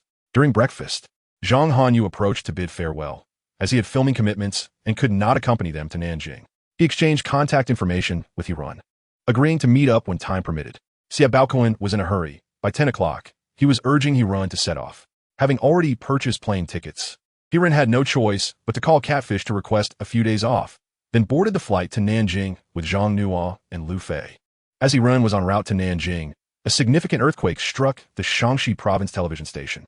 It was reported that the live broadcast of Dabao Jian the previous night had garnered excellent viewership, despite several issues arising. Nevertheless, netizens expressed satisfaction with the station's handling of the situation, appreciating that they did not merely cover up the problems, which was indeed a positive development. Wang Yin and Zhou Wei have faced a torrent of criticism from netizens, particularly after their identities were thoroughly exposed. The public harbors a profound disdain for those who monopolize resources within the industry and ruthlessly suppress their juniors, as many can empathize with such grievances. Subsequently, a plethora of information surfaced, especially regarding Wang Yan's petty exploits, with various insiders anonymously leaking details, seeking retribution, and airing their grievances. In no time, Wang Yin and Zhou Wei became the targets of widespread contempt, akin to pariahs scurrying through the streets. Wang Yan's aspirations of presidency appear to be in shambles. Given their temperaments, their animosity towards Hiran is palpable, yet they find themselves powerless to retaliate, as the antique circle is hardly a den of iniquity. Thus, Wang Yin and Zhou Wei can only feign indifference, enduring the vitriol. The most unfortunate among them is Song Wan. While netizens were scrutinizing Wang Yin and Zhou Wei, they inadvertently delved into Song Wan's affairs, and his corruption scandals quickly came to light, aided by Li Yutao as contributions. The Shaanxi provincial television swiftly severed ties with Song Wan, which, in itself, could be perceived as a protective measure. Li Yutao ascended to prominence, becoming the producer of Dabao Jian. Her first order of business was to reach out to Hiran, hoping to enlist him as a regular guest, serving as an expert in appraisal. As Hiran disembarked from the plane, he received a call from Ninyu. Furthermore, the financial gains were minimal, making live streaming seem far more appealing. Upon arriving in Nanjing, Hiran was greeted by a business vehicle, leaving him astonished at Zhao Lao's warm reception. Xia Baoquan rolled his eyes, indicating that this was his arrangement, as he also owned property in Nanjing. Hiren reciprocated with a roll of his eyes, dismissing the notion that wealth was particularly impressive. However, wealth indeed held significance, as Hiren stood before Zhao Lao's residence, dumbfounded by its grandeur, surpassing even Xia Baoquan's abode. Does framing paintings yield such riches? He mused. Xia Baoquan chuckled. Zhao Lao is not only a master of traditional costumes, but also a renowned collector, indeed quite affluent. Zhao Lao's 3 disciples emerged to welcome him, and Hiren, taken aback, hurriedly greeted each one. After traversing through 3 courtyards, Hiren finally arrived at Zhao Lao's reception room, where he beheld the venerable figure. Zhao Lao, with his silvery hair yet youthful visage, appeared remarkably spry. Hiren glanced at Xia Baoquan, silently questioning if this was the frail Zhao Lao he had been led to believe. Xia Baoquan remained reticent, but Zhao Lao laughed heartily. Shao Xia, please be seated. I shall first examine the paintings. Chapter 55, Revealing the Paintings. Zhao Lao abo pensti formality. As Xia Baoquan retrieved the artwork, he quietly remarked to Hiren. Hiren nodded, appreciating the straightforwardness, as he too detests superfluous pleasantries. It seems that despite his advanced age, Zhao Lao retains the purity of a craftsman. This purity undoubtedly fuels his desire to perpetuate his craft. With this in mind, Hiren beckoned Lu Fei and Zhang Nuo to approach and inquired of Zhao Lao, "Shall I commence the live broadcast now? If you have reservations, we can unveil the paintings first." Hiren was taken aback. Zhao Lao genuinely wished to avoid any semblance of obligation. "Zhao Lao, if you're to take on disciples, should they not witness your artistry and the financial prospects of this profession?" Hiren rubbed his fingers together and made a gesture as if counting money. The youngest of Zhao Lao's 3 disciples chimed in. "Master, I believe he makes a valid point. In this day and age, one must entice with profit." Zhao Lao grunted softly. "When I take on disciples, I place great importance on character. Those who are obsessed with making money cannot master their craft." Such words cannot be uttered lightly. Observing Zhao Lao's 3 disciples bowing their heads like quails, Hiren realized that Zhao Lao enforced strict discipline at home. "Master Zhao, even if your disciples are not money-oriented, they have families to consider. One must persuade their parents. After all, filial piety is paramount." Zhao Lao's expression softened slightly. "Then what do you suggest I do? Should I announce on camera how much I earn from framing a painting?" "That is unnecessary," Hiren chuckled. "You need not say a word. I will take the viewers on a tour of your home, and they will understand just how lucrative your work is." As they conversed, Hiren had already instructed Zhang Nuo to open the live stream. It was just past 7 in the evening, the usual time for Hiren's broadcasts. Zhang Nuo sent out a live stream notification, and soon, several thousand viewers flooded into Hiren's room. He pointed the camera toward the door, catning. "Joyous times are about to begin. Wait, the host isn't appraising treasures. He's selling wine now? Is it a wine barrel? What wine barrel?" This was a line from a hero in a game. "Hey, that's off topic. Why isn't the host in the live stream? Where are you? Has the host become addicted to outdoor streaming? Great Treasure Appraisal is inviting you to be a guest. Are you venturing into the entertainment industry?" Hiren was drenched in sweat. "Venture into what entertainment industry? I decline that. I wish to continue my treasure appraisals." "I can't bear part with you all." Zhao Lao, puzzled by Hiren's endless banter, wondered what this young man was up to. Zhao Lao's disciples exchanged glances. They dedicated their days to honing their craft, leaving little time for watching live streams. Zhang Nuo approached quietly to explain, "The initial viewers aren't too many. Hiren is just chatting with them. Once the numbers increase, we can begin." Zhao Lao nodded. "I have a request. At least 200 people should be watching the live stream. This way, the selection range is broader. If there are fewer than 200, let my disciples take over." Zhang Nuo hesitated. "Master Zhao, there are already 8,000 people in the live stream. It might reach 20,000 shortly." Zhao Lao was taken aback. "So many?" Hiren is quite eloquent, and the viewers seemed to enjoy his presence. Zhao Lao broke into a smile. Let him continue chatting. "Xiaoya, go brew a pot of tea. Show some initiative." A middle-aged man left with a grimace. Meanwhile, Hiren glanced at the live stream, which had reached 15,000 viewers, and began crafting the comments. In just a few words, Hiren revealed Zhao Lao's intention to take on disciples, emphasizing the remarkable skill in framing that Zhao Lao possessed, describing it as a rebirth from the flames, a perfect match, and a resurrection, leaving the treasure enthusiasts in awe.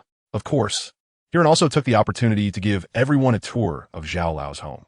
Merely observing the spaciousness, decor, and the famous calligraphy on the walls made it evident just how profitable the framing master truly was. Now, allow me to showcase the exquisite craftsmanship of Master Zhao.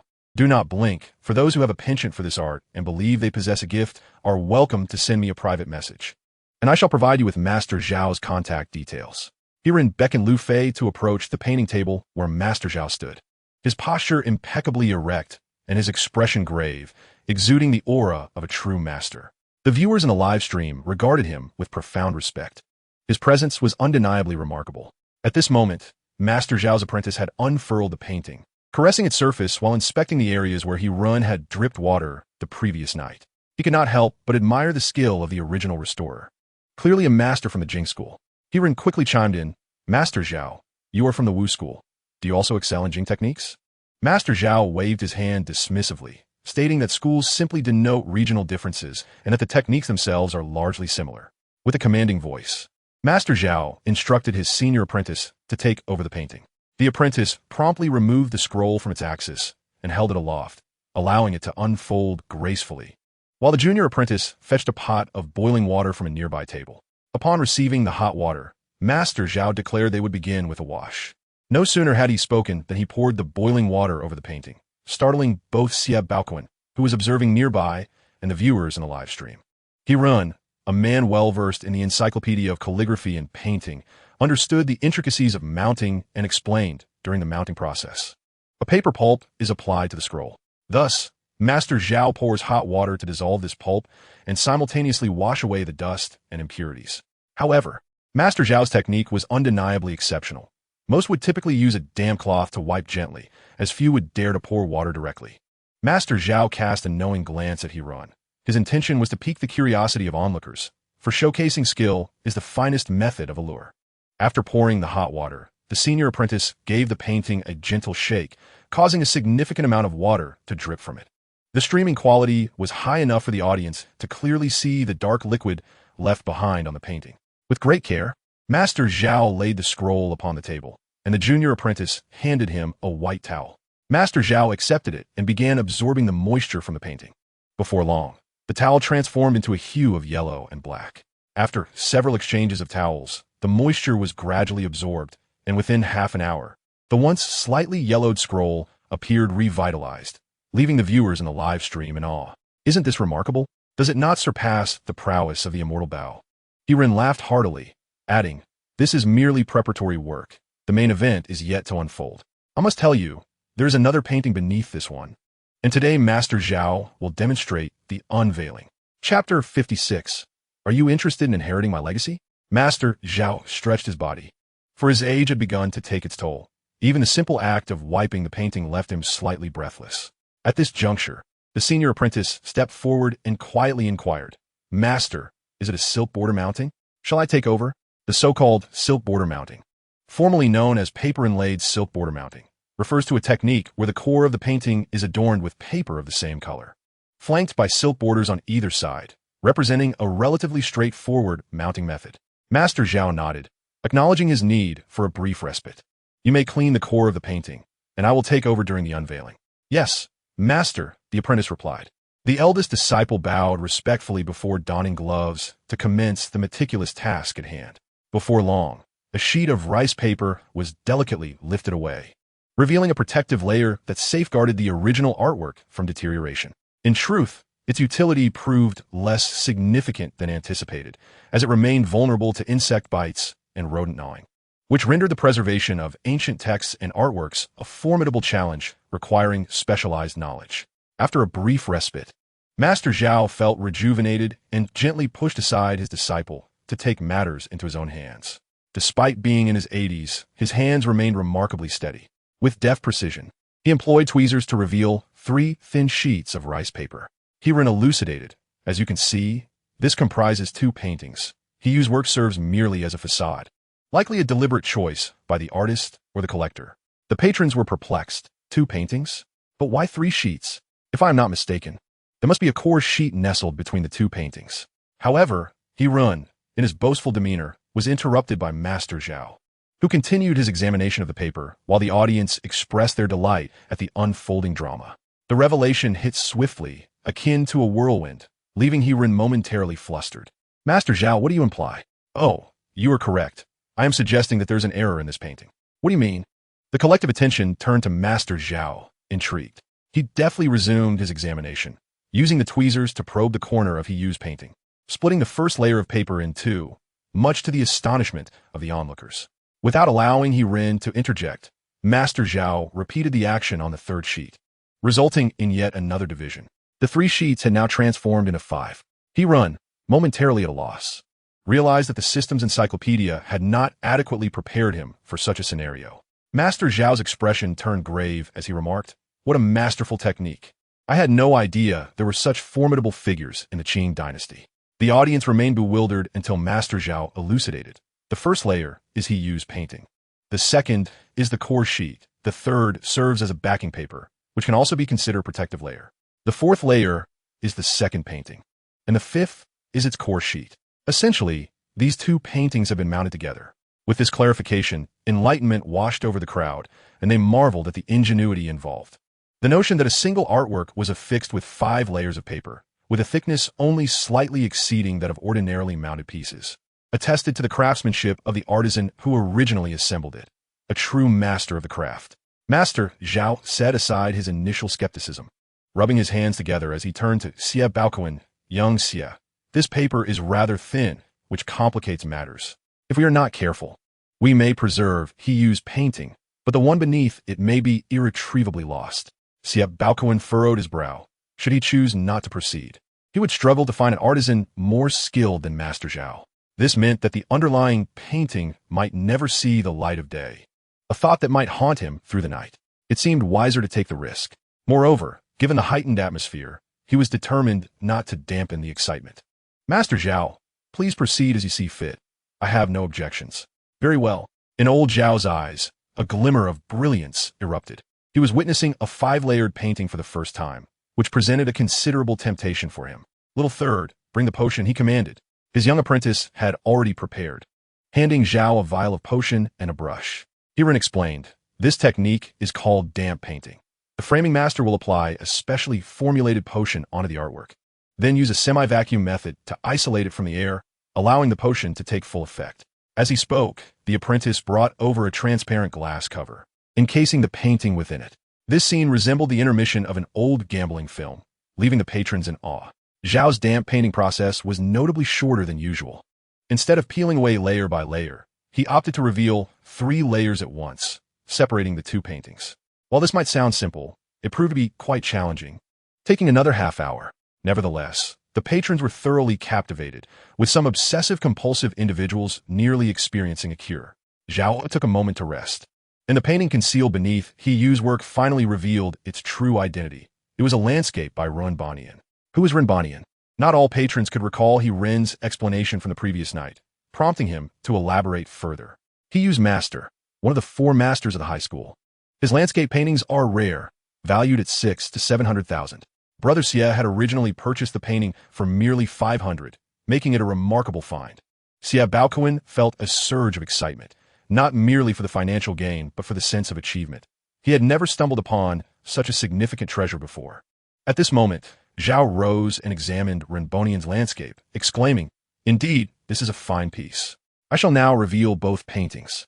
The patrons were somewhat perplexed. Having already separated the 2 works, they wondered why they needed to be completely unveiled.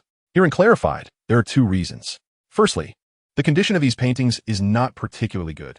Even with 5 layers of paper, some areas require restoration. Secondly, as we mentioned earlier regarding the core paper, if we do not remove and destroy it, it could potentially be used to deceive others. Of course, it was not that Zhao doubted Brother Xie. It was simply a matter of protocol. Zhao looked at He-Rin with an expression of appreciation, affirming, "What little he said is correct. This is the rule. That is why I asked Brother Xie if he was concerned about damaging the artwork. You need not worry. I will personally unveil Rinbanian's painting." Implicitly, He-Yu's piece would be entrusted to Zhao's apprentice. The process of separating the core paper from the supporting paper took significantly longer than before, extending beyond an hour before Zhao successfully completed it. He then summoned his other 2 apprentices to frame both paintings properly. Zhao's face clearly displayed signs of fatigue, yet his spirit remained invigorated. "Little He, come here." He-Rin, puzzled, approached Zhao, who then grasped his hand firmly. "Little He, would you be interested in becoming my closed-door disciple and inherit my legacy?" As Zhao uttered these words, The patrons in the live stream could no longer contain their excitement. Just moments ago, he had mentioned wanting to publicly accept disciples. I report the host for clandestine operations. The host must have succumbed to old Zhao. It seemed as though an unusual element had infiltrated the proceedings. It comes as no surprise that old Zhao would express such sentiments. He seeks a gifted and clever disciple, and herein fits the bill perfectly. Not only is he well-versed in the intricacies of mounting artworks, but he also possesses a profound understanding of the history of this craft, truly a mark of talent. Furthermore, herein navigates the digital realm with ease, exhibiting a keen awareness of social nuances in both speech and action, far surpassing the dexterity of Zhao's other apprentices. Little does Zhao know that Heron has just received a reward from the system, which is why he lacks in-depth knowledge of the mounting profession. Observing the sparkle in Zhao's eyes, Heron humbly declined, saying, "Old Zhao, we have already discussed the need to solicit disciples publicly. Let us wait for the results before proceeding. Words once spoken are like water spilled. What kind of person is old Zhao?" He immediately discerned Heron's evasive intent, feeling a twinge of disappointment in his heart, and could only clap his hands and sigh, lamenting, "What a promising candidate you are." Heron was indeed somewhat tempted, as being the apprentice of Master Wu would hold considerable promise. Given the circumstances in Zhao's household, it was evident that this profession was lucrative. However, Heron's aspirations lay elsewhere. Moreover, his system specializes in appraisals, not techniques.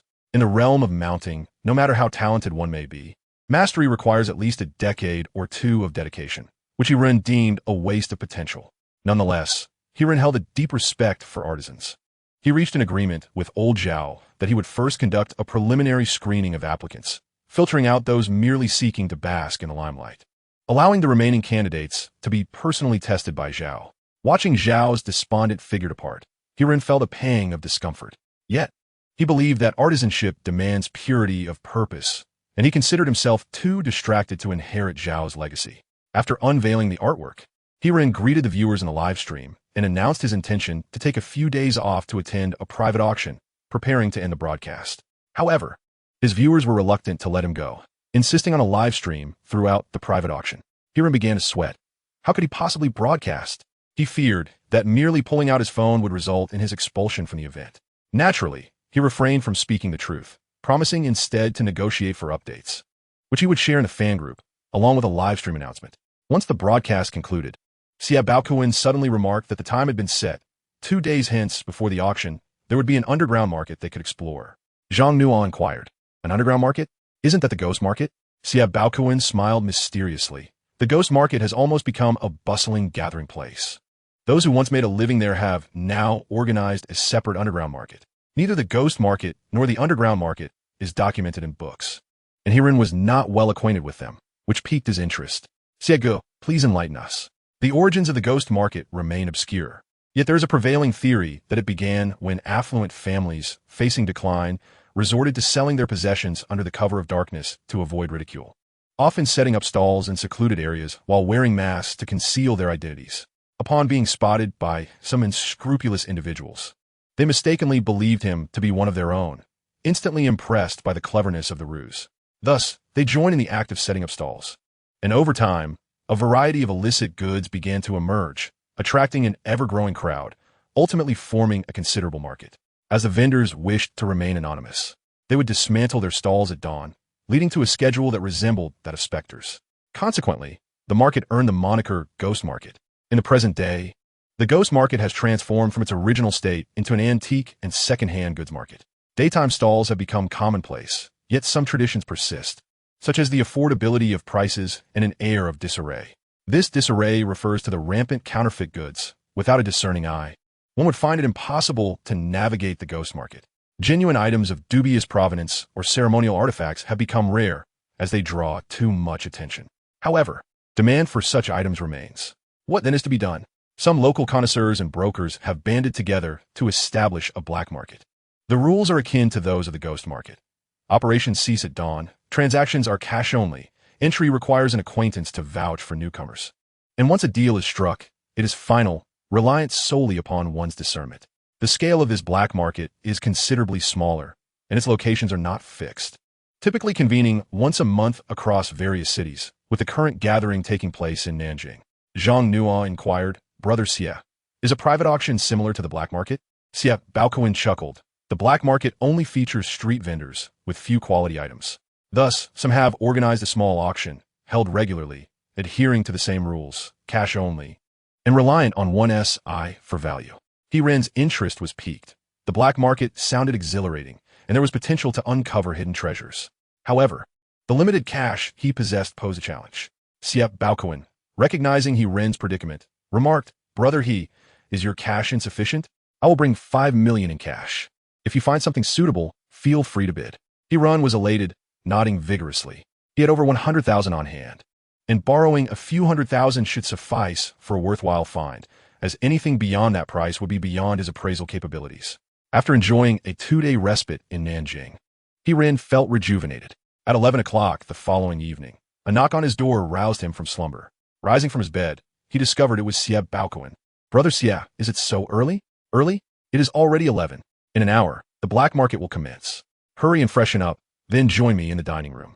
I've arranged for some late-night snacks." Men are typically swift in their preparations, and within 10 minutes, He-Ren appeared in the dining room on the second floor, where he found Zhang Nuo and Lu Fei already dining. Behind Siap Baokuin stood 2 burly men in black suits, and on the table rested 2 black briefcases. Curiously, He-Ren asked, "Brother Siap, didn't you prepare only 5 million in cash? What is this?" Siap Baokuin replied with a hint of exasperation. "Have you been watching too many Hong Kong films? Do you know how heavy 5 million in cash is? How heavy can it be?" He-Ren scoffed, casually lifting one of the briefcases, nearly straining his back in the process. Zhang Nuo burst into laughter. "He-Ren, how old are you? Are you really this feeble?" Siap Baokuin chuckled as well. "Now you know, don't you? 500,000 in cash weighs over 100 pounds, and this particular box alone is around 60 pounds. Chapter 58, The Game of Wine Money. The location of the ghost market is within an abandoned factory in the southern outskirts of the city. Upon reaching the entrance, He-Ren noticed a plethora of luxury vehicles, indicating that the attendees today were either affluent or influential. There were security checks and guards at the entrance, which left He-Ren astonished at the level of professionalism displayed. Siap Baokuin, however, was unperturbed. He remarked that the high level of security was necessary, as he had heard of a group of outlaws who had infiltrated the market years ago and committed theft. Though they were eventually apprehended, a substantial amount of money had already been lost to their misdeeds, prompting stricter security measures and the hiring of an international security firm. He-Ren pondered this, realizing that if safety could not be guaranteed, no one would dare to bring cash for transactions. As they approached the entrance, Siap Baokuin presented 2 invitation letters, allowing them to pass through security seamlessly, with their phones temporarily confiscated for safekeeping. As they walked, Siap Baokuin explained that some celebrities also frequented the black market, which was a means of safeguarding personal privacy. Additionally, each invitation letter permitted 3 individuals to enter. It seemed that 200 invitations had been issued this month, with no more than 600 attendees expected, and the number of serious buyers would likely be under 100. Indeed, the warehouse was shrouded in darkness, lacking adequate lighting. Only small lamps set up by the stall owners illuminated the area, preserving its authenticity. However, the original kerosene lamps had been replaced with electric bulbs. He-Ren and his companions felt akin to Lu Laolao entering the Grandview Garden, as this was a novel experience for them, particularly for Lu Fei, a recent graduate who had never been to such a place before. He walked cautiously, fearful of damaging any valuable items. "Fei Zi, there's no need to be so reserved. There's nothing of great value here," He-Ren casually reassured him. His words rang true, as he inspected 3 stalls and inquired about prices, discovering that while there were genuine items, the profit margins were minimal, rendering them unworthy of investment. Siap Baokuin, on the other hand, did not bother to ask about prices. He regarded the wares on the stalls with disdain, as they lacked calligraphy and paintings. Zhang Nuo whispered, "If there's nothing of value, why bother with this black market? Wouldn't it be simpler to hold an auction instead?" Siap Baokuin elucidated that the organizers did not solely extend invitations to the wealthy. They also sought out experts, collectors, and antique enthusiasts to participate. The invitation letter held by He-Ren was a result of his acquaintance with the organizer, who had happened to watch a live stream of Dabao Jian and invited him over. Not all wealthy individuals share a penchant for thrifty finds like he did. Many were aware of their limited discernment and preferred formal auctions. Not every item at the stalls was counterfeit. Prior to setting up shop, each piece underwent verification by specialists, and the ability to discern authenticity rested upon the attendees' acumen. The group realized that the black market was indeed quite sophisticated and not as straightforward as it appeared. Encouraged by Xie Baoquan's words, Lu Fei loosened up and began to crouch down to examine the items. Lu Fei, being astute, understood that with He Ren present, he could rely on him to help authenticate any intriguing finds.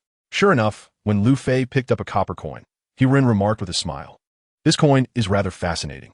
Upon witnessing the scene, the proprietor immediately beamed with delight, exclaiming that the young man possessed remarkable discernment. This was a piece of wine game currency from the Tang dynasty, albeit an incomplete set. Had it been whole, it could have fetched hundreds of thousands. Lu Fei was taken aback, nearly dropping the copper coin in his hand. Upon closer inspection, it appeared no different from ordinary copper coins, yet the inscription was rather unique, lacking the usual tongbao and instead bearing the characters RD. Lu Fei murmured, "RD? A typographical error? Or perhaps a homophone?" The owner was momentarily stunned. Taking a while to grasp the situation, "My dear fellow, this is not RD, but rather second." Ancient scripts were read from right to left. Lu Fei's face flushed crimson, and he instinctively considered placing the coin down.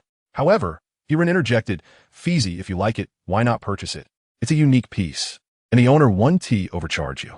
The proprietor thought to commend He Ren with a thumbs up, acknowledging that their encounter was serendipitous, particularly as he had yet to open for business that day. "For 2,000 yuan, it's yours." Realizing that He Ren had spoken, Lu Fei understood that the coin was undoubtedly valuable. Yet, he was also aware that haggling was customary at flea markets. Drawing upon the lessons learned during childhood shopping trips with his mother, he boldly declared, 200 is far more reasonable." The owner nearly suffered an apoplexy. "My good sir, while haggling is accepted at markets, you cannot strike at the jugular. 1,000 is the lowest I can go." At this point, He Ren suggested, "Let us each concede a little. How about 500? The proprietor shook his head vigorously. "I can concede a bit, but I cannot make a giant leap. You must take smaller steps. 800 is my final offer. If you refuse, feel free to check with other vendors." Seeing He Ren subtly nod, Lu Fei promptly retrieved 800 yuan from his bag, handing it over while cradling the copper coin as if it were a precious treasure, fearful of losing it. The group quickly departed, and Xie Baoquan examined the coin closely, muttering, "This doesn't seem to be from the Tang dynasty." He Ren smiled slightly, "Indeed. It is not from the Tang." Lu Fei, alarmed, exclaimed, "What?" "I shall confront him." He Ren firmly grasped Lu Fei's arm. "What purpose would that serve?" "This is from the Western Han." "Ah." This revelation not only bewildered Lu Fei, but also left Zhang Nuo and Xie Baoquan in a state of confusion. From the Western Han? The proprietor possessed a keen eye. This indeed was wine game currency. A complete set comprises 40 coins, 20 of which feature the numbers 1 through 20 in positive script, known as Jishu Qian.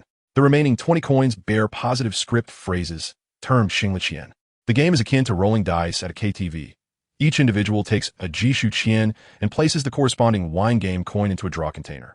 The coin drawn dictates the penalty, which is selected from the Xingli Qian, reminiscent of the game Truth or Dare. Lu Sheng, the prince of Zhongshan, who was an ancestor of Liu Bei, had a set of wine game currency unearthed from his tomb, though regrettably it lacked the third coin and instead included an extra 19th coin, rendering it incomplete. The references to KTV dice and Truth or Dare left the others in a daze. Nevertheless, Lu Fei, with his insightful nature, cut through the superficiality, inquired, "Ringe, how much is this coin truly worth?" "It is indeed valuable," Lu Fei mused, content with his acquisition. Having exchanged 800 for nearly 10,000, he was thoroughly satisfied. Zhang Na, however, was less content. Casting a glance at He Ren, she remarked, "I too have cash on hand. You must assist me shortly." He Ren's eyes suddenly brightened as he pointed to a stall ahead. "Let's go take a look. This stall seems intriguing." Chapter 59, Inner Painting. Zhang Nu, puzzled but intrigued, followed him towards the stall.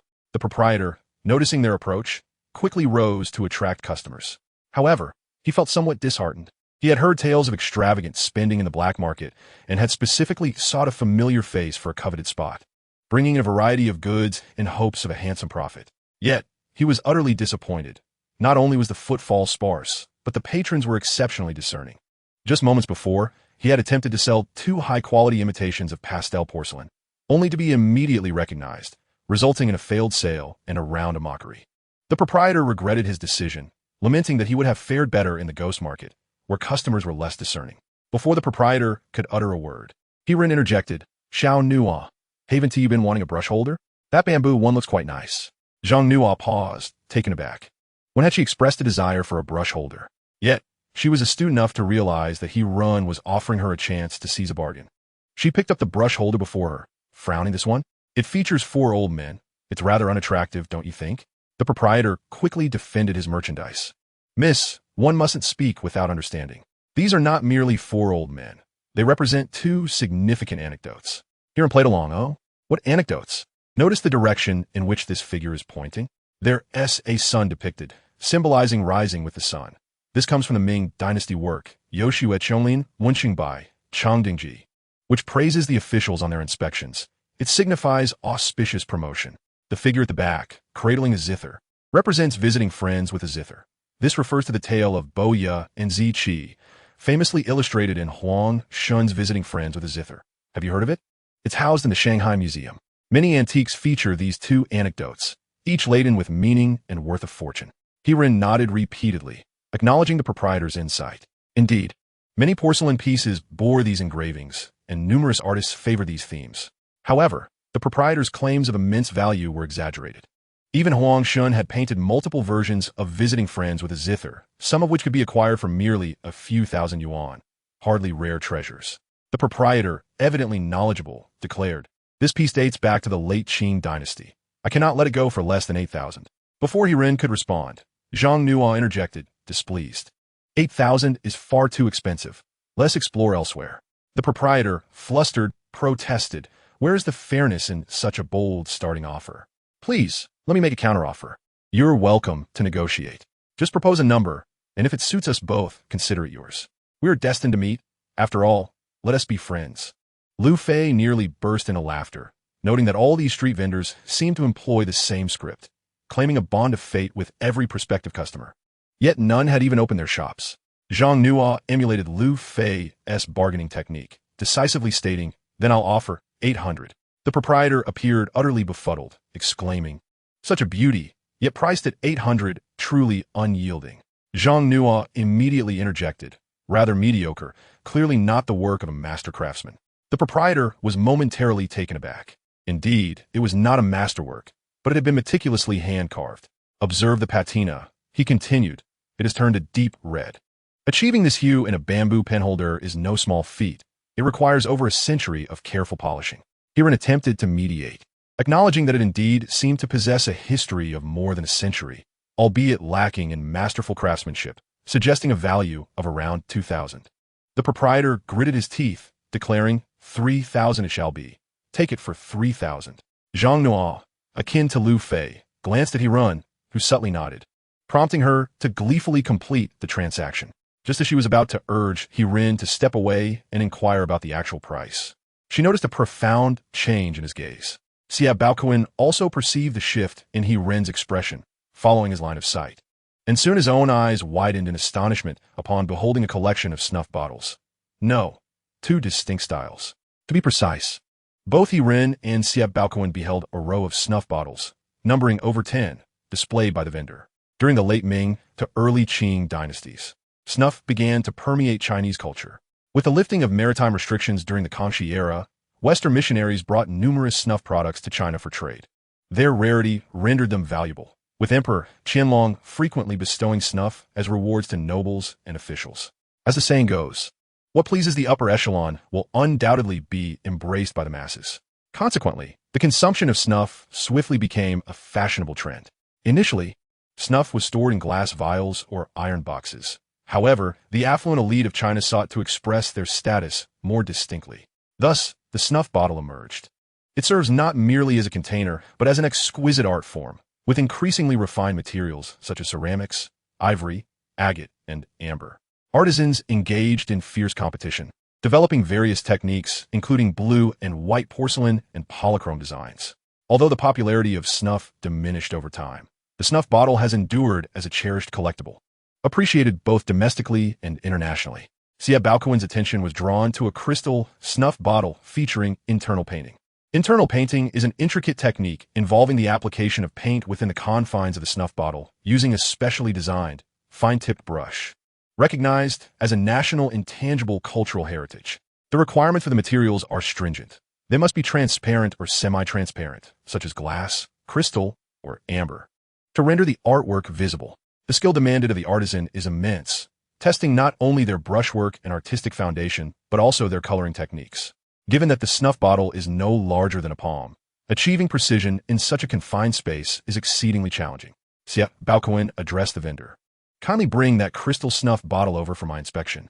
The vendor's face radiated with delight. Fully aware that Siap Baoquan was likely affluent and that the items he coveted would fetch a handsome price, he promptly presented the snuff bottle before him, remarking, "This is a masterpiece by Zhou Lian, a discerning eye indeed. The average person would not recognize its value."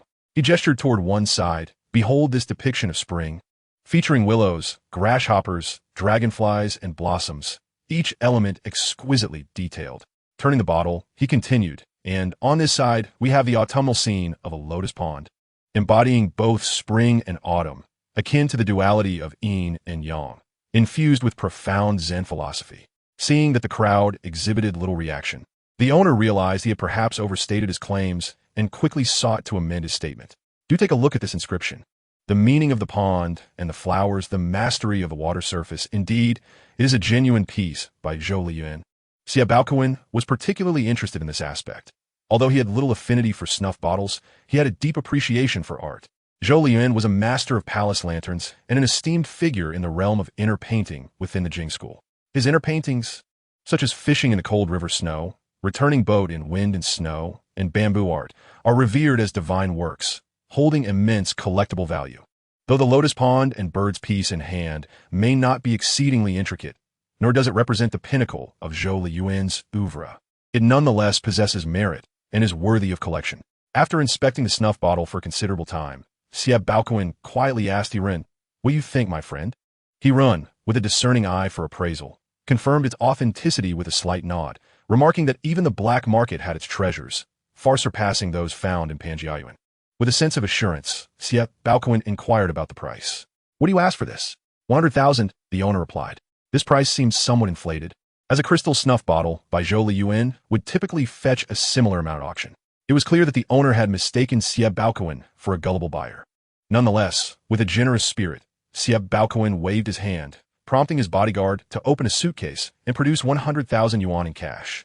The owner's eyes widened at the sight of the densely packed cash, regretting not having set a higher price. However, 100,000 was still a commendable profit. He had unearthed this snuff bottle from an old residence 2 years prior for merely 1,000 yuan, witnessing a remarkable increase in value over time. At that moment, Hiren emerged from a collection of snuff bottles, holding one adorned with a painting. "How much for this one, my friend?" Siap Baoquan, noticing the artwork, took a closer look but quickly lost interest. This snuff bottle was slightly smaller than Zhou Lian's. Although it featured inner painting of commendable skill, it depicted Western art.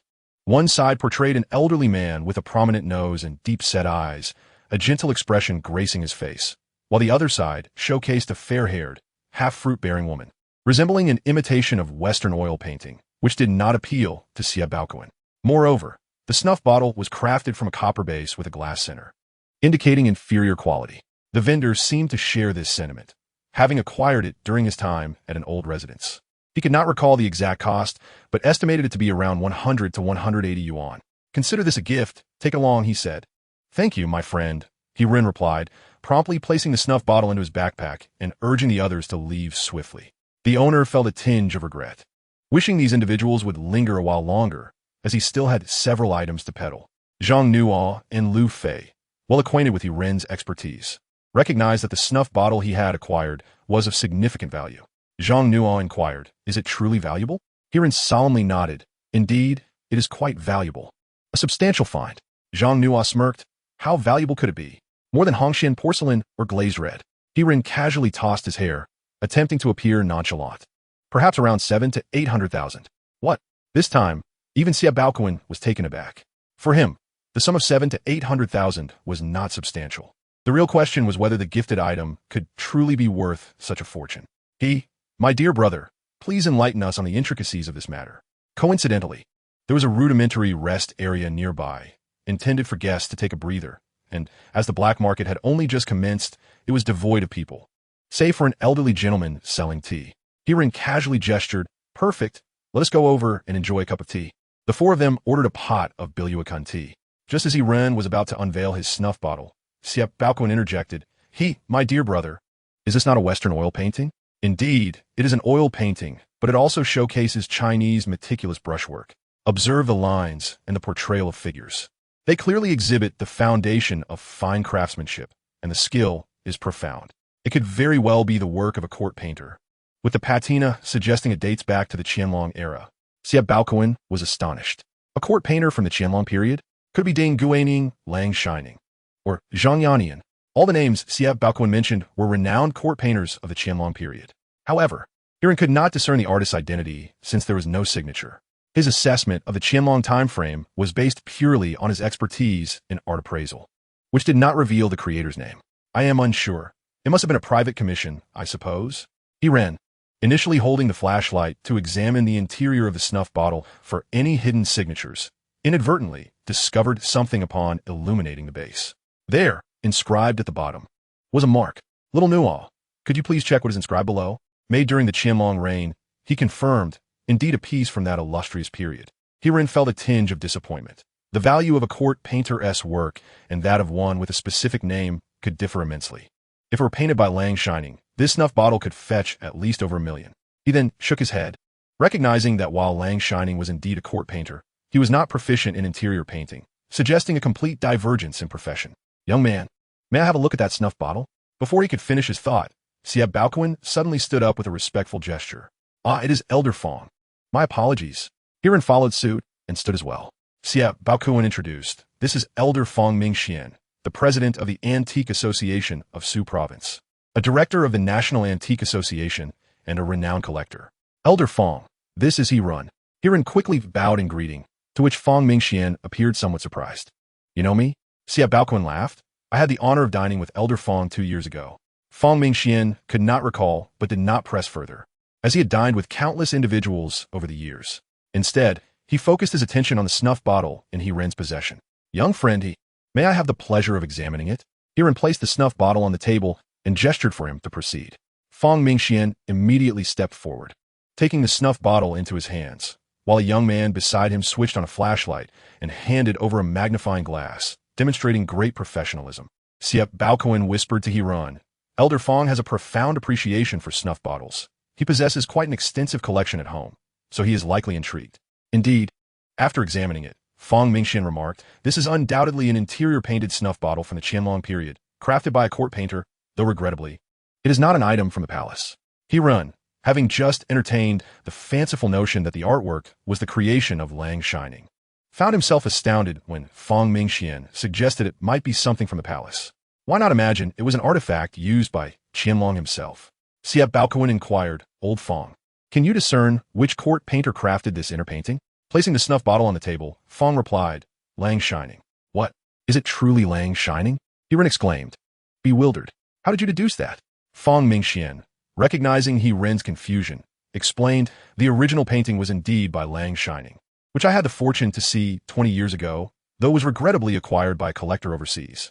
The inner painting, however, is a meticulous imitation crafted by a skilled artisan, and its value cannot be deemed insignificant. Understanding dawned upon Hiran and Xie Baoquan.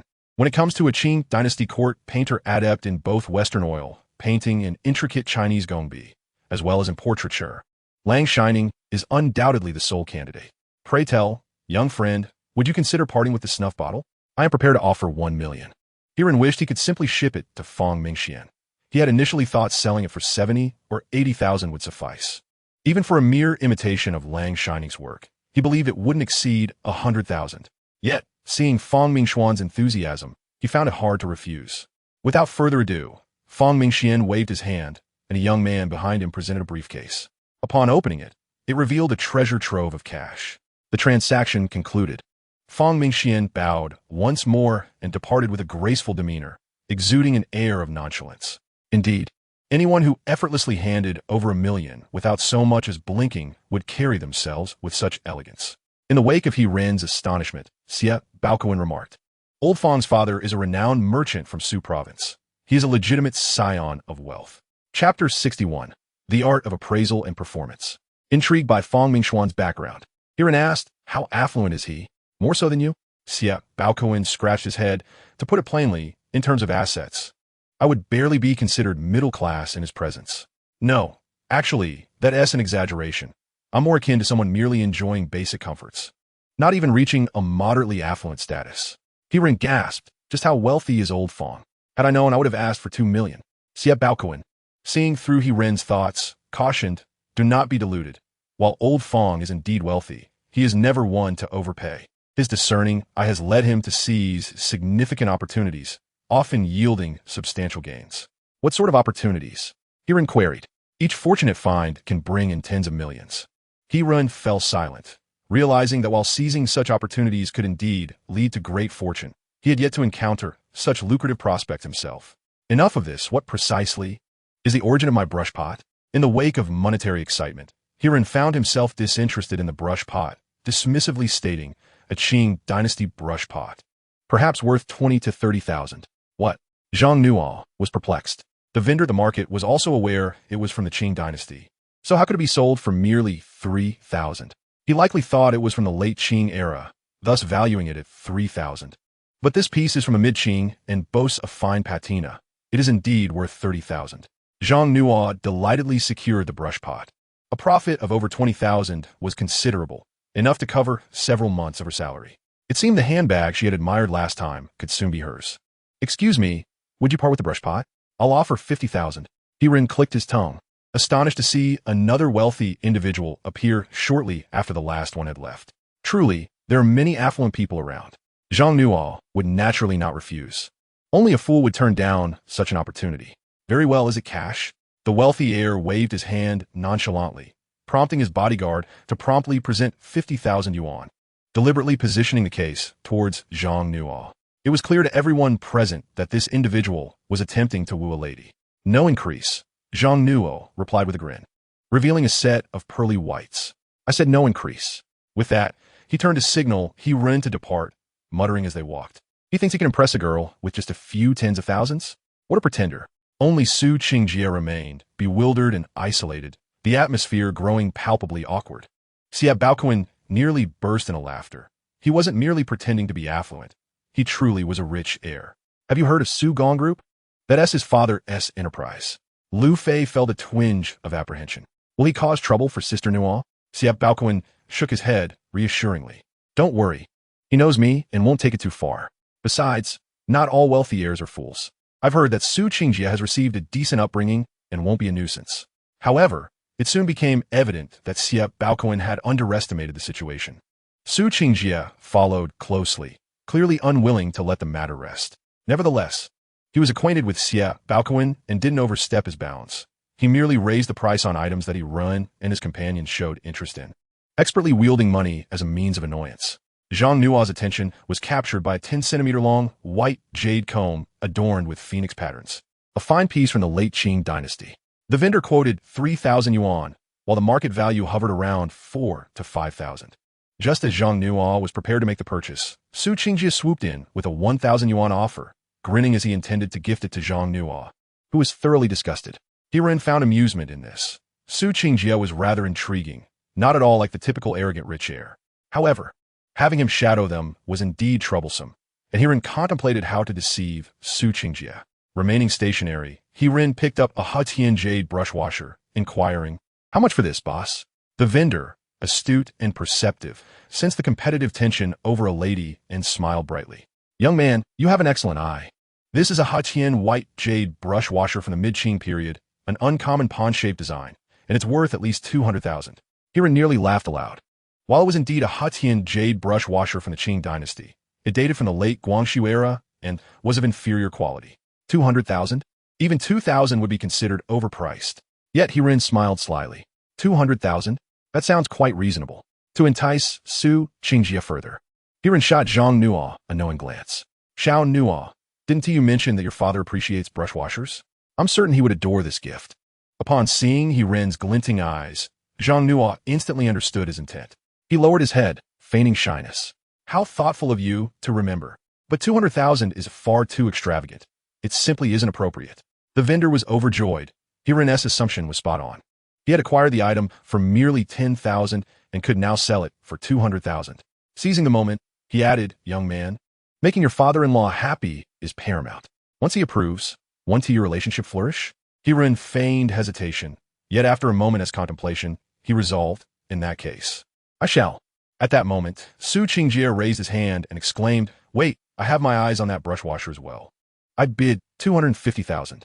He run, displaying his acting prowess, turned around and shoved Su Qingjie, declaring, "I've tolerated you for long enough. Don't come here acting foolish. Since you haven't concluded a deal with the owner, I am free to place my bid.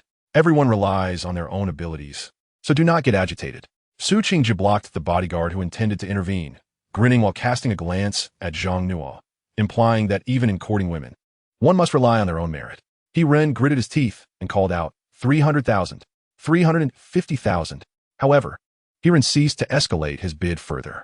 The owner, somewhat disappointed, inquired, "Handsome, aren't you going to increase your offer? Your father-in-law is quite significant." He Ren turned his head away, remaining silent, yet his intentions were unmistakable. He had run out of funds. Su Qingjie burst into laughter, waving his hand as the bodyguard produced 350,000 in cash to procure the Hetian jade brush washer, which he then presented to Zhang Nuo, saying, "Since your father likes it, consider it a gift from me." Zhang Nuo chuckled heartily and approached He Ren, teasing, "So what do you think? How much did this fool just lose?"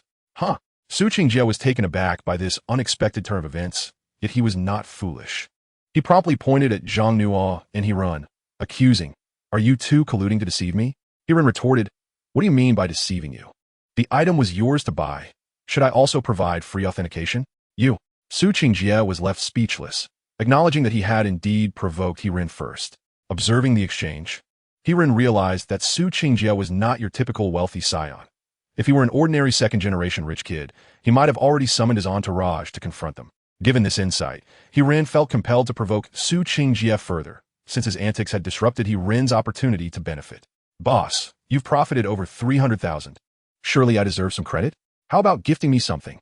The owner, now understanding the situation, responded graciously, "Feel free to pick anything from my stall." Su Qingjie, in frustration, huffed and stormed off. Chapter 62, The Cricket Jar. The onlookers dispersed. While the spectacle was indeed entertaining, selling merchandise remained paramount. Accessing the black market, which occurred once a month, was no trivial endeavor, far more lucrative than street vending.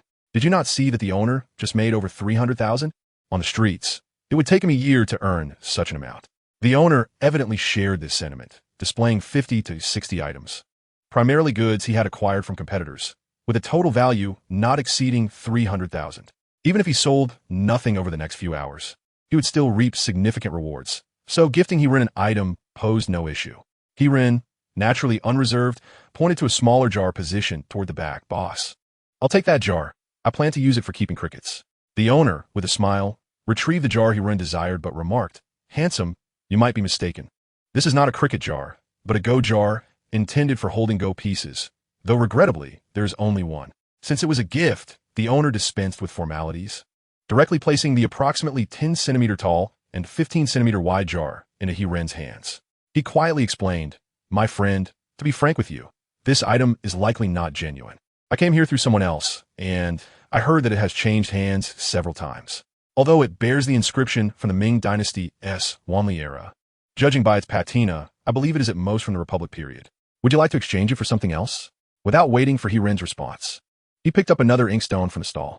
"This, my friend, is a late Qing Dynasty Duan inkstone, beautifully engraved with a design of joyous spiders and banana leaves. It could fetch 2 to 3,000 yuan."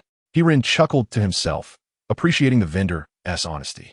Initially, he had his eye on a vase, but now he decided to leave behind something of value for the proprietor. "I quite like this jar. Since it's a chest jar, does it still have its lid?" "It's gone, my friend. Are you really not going to exchange it?" "No, I genuinely like this jar. May I take it?" The vendor waved his hand, "Take it." Then, watching He Ren's retreating figure, the vendor sighed. He was not as honest as he seemed. He mainly felt that the inkstone had too many cracks to sell, while the jar, though its rim was chipped, lacked any significant flaws. The inscription of the Ming Dynasty's Wanli era was particularly convincing, making it easier to market. Zhang Nuo, Lu Fei, and Xie Baoquan gathered around, aware of He Ren's discerning eye. Since he had expressed interest, they assumed it must be a worthy item. However, upon closer inspection, they were somewhat disappointed. The jar lacked a lid and was missing a piece. Zhang Nuo and Lu Fei had visited Lilikang with He Ren and were familiar with the notion that porcelain with chipping was worthless. Moreover, the jar was overly gaudy, adorned in a riot of red, yellow, blue, and green, and while there were 4 five-clawed dragons depicted, their appearance was abstract to the point of absurdity. One might believe it was crafted by a modern elementary school student. The only credible aspect was the inscription on the base, which was indeed an authentic blue and white 6-character double-line inscription. Yet the more reliable the base mark appeared, the less trustworthy the entire jar seemed. Zhang Nuo inquired, "Is this chess jar a valuable item?" He shook his head. "It's not a chess jar.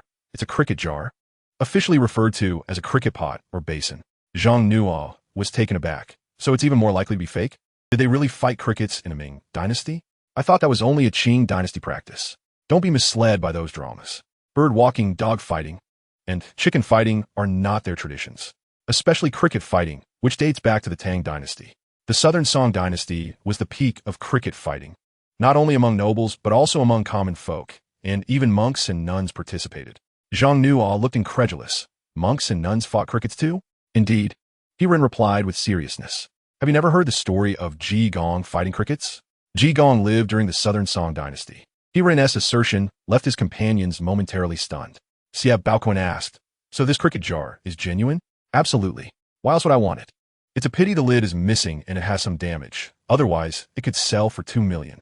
Now it's worth about 7 or 800,000. Zhang Nuo felt like giving He-Ren a couple of punches. Only 7 or 800,000. In less than an hour, He-Ren had stumbled upon nearly 2 million worth of treasures. And what irked him the most was that both items were practically gifted by the vendor. What incredible luck! He-Ren was marveling at his good fortune, though not in the way Zhang Nuo had imagined. He was astonished to encounter so many genuine artifacts in the black market. A rarity indeed. However, contemplating the current real estate prices in Beijing, he swiftly dismissed the thought 10 million might only secure an apartment within the 3rd ring road, and venturing into the 2nd ring would likely afford him a mere 70 or 80 square meters. Lu Fei timidly remarked, "So that boss lost 70 or 80,000 after making over 300,000. Yet, one cannot frame it that way." He-Ren replied earnestly, "If I hadn't T-acted, this cricket jar would have languished on a street stall, perhaps shattering one day. Wouldn't that be even more regrettable?" The others fell silent, acknowledging the soundness of He-Ren's reasoning. Unable to counter his point, Zhang Nuo felt somewhat disheartened. While she reveled in a few thousand yuan, He-Ren had effortlessly transformed into a millionaire. She decisively shifted the topic. "Isn't it said that there are bright artifacts in the black market? We've wandered through over 10 stalls, yet haven't seen a single one." He-Ren instinctively retorted, "What do you need to see that for? Are you planning to report it?" Zhang Nuo placed her hands on her hips. "Is that a problem?" "Indeed, it truly is," Xia Baoquan chuckled. "This is a peculiar aspect of the black market. With antiquities dealers in attendance, the organizers must ensure their safety. Thus, before dawn, they are the first to depart. By the time you decide to report, they've already slipped away." Zhang Nuo remained unconvinced. "So no one is monitoring them?" "Others have attempted to intervene in the past, but they were suppressed by others. Those who can organize the black market possess considerable influence and are not easily provoked." He-Ren laughed heartily, but suddenly froze, exclaiming, "Goodness!" Clearly, he had spotted something extraordinary. The others followed his gaze and beheld a small stall not far ahead, where a gleaming bronze ding stood prominently, its body of vibrant green and towering at least half a meter high. It appeared to have been unearthed recently, still bearing traces of soil. The stall owner, clad in a black veil and sunglasses, was evidently aware of the illicit nature of his wares. Yet his calls for attention did not wane. Warring State's bronze ding, only 200,000. He-Ren was astounded, questioning how one could dare to sell such an item. His astonishment was not due to the legality of selling a bronze ding. This was common knowledge, but rather at the audacity of someone bringing it directly to the black market. Such items were not particularly valuable. Records of bronze dings at auction are scarce, mostly occurring abroad or in Hong Kong. 2 years prior, a modest collector in Hong Kong auctioned a Warring States bronze ding, half the size of the one He-Ren observed, which fetched less than 50,000 Hong Kong dollars. Thus, antiquities dealers typically shy away from such objects. They are large and cumbersome, making them difficult to transport, and even if they manage to reach Hong Kong, there was a high probability of failing to sell or garnering a low price, occasionally not even enough to cover smuggling fees.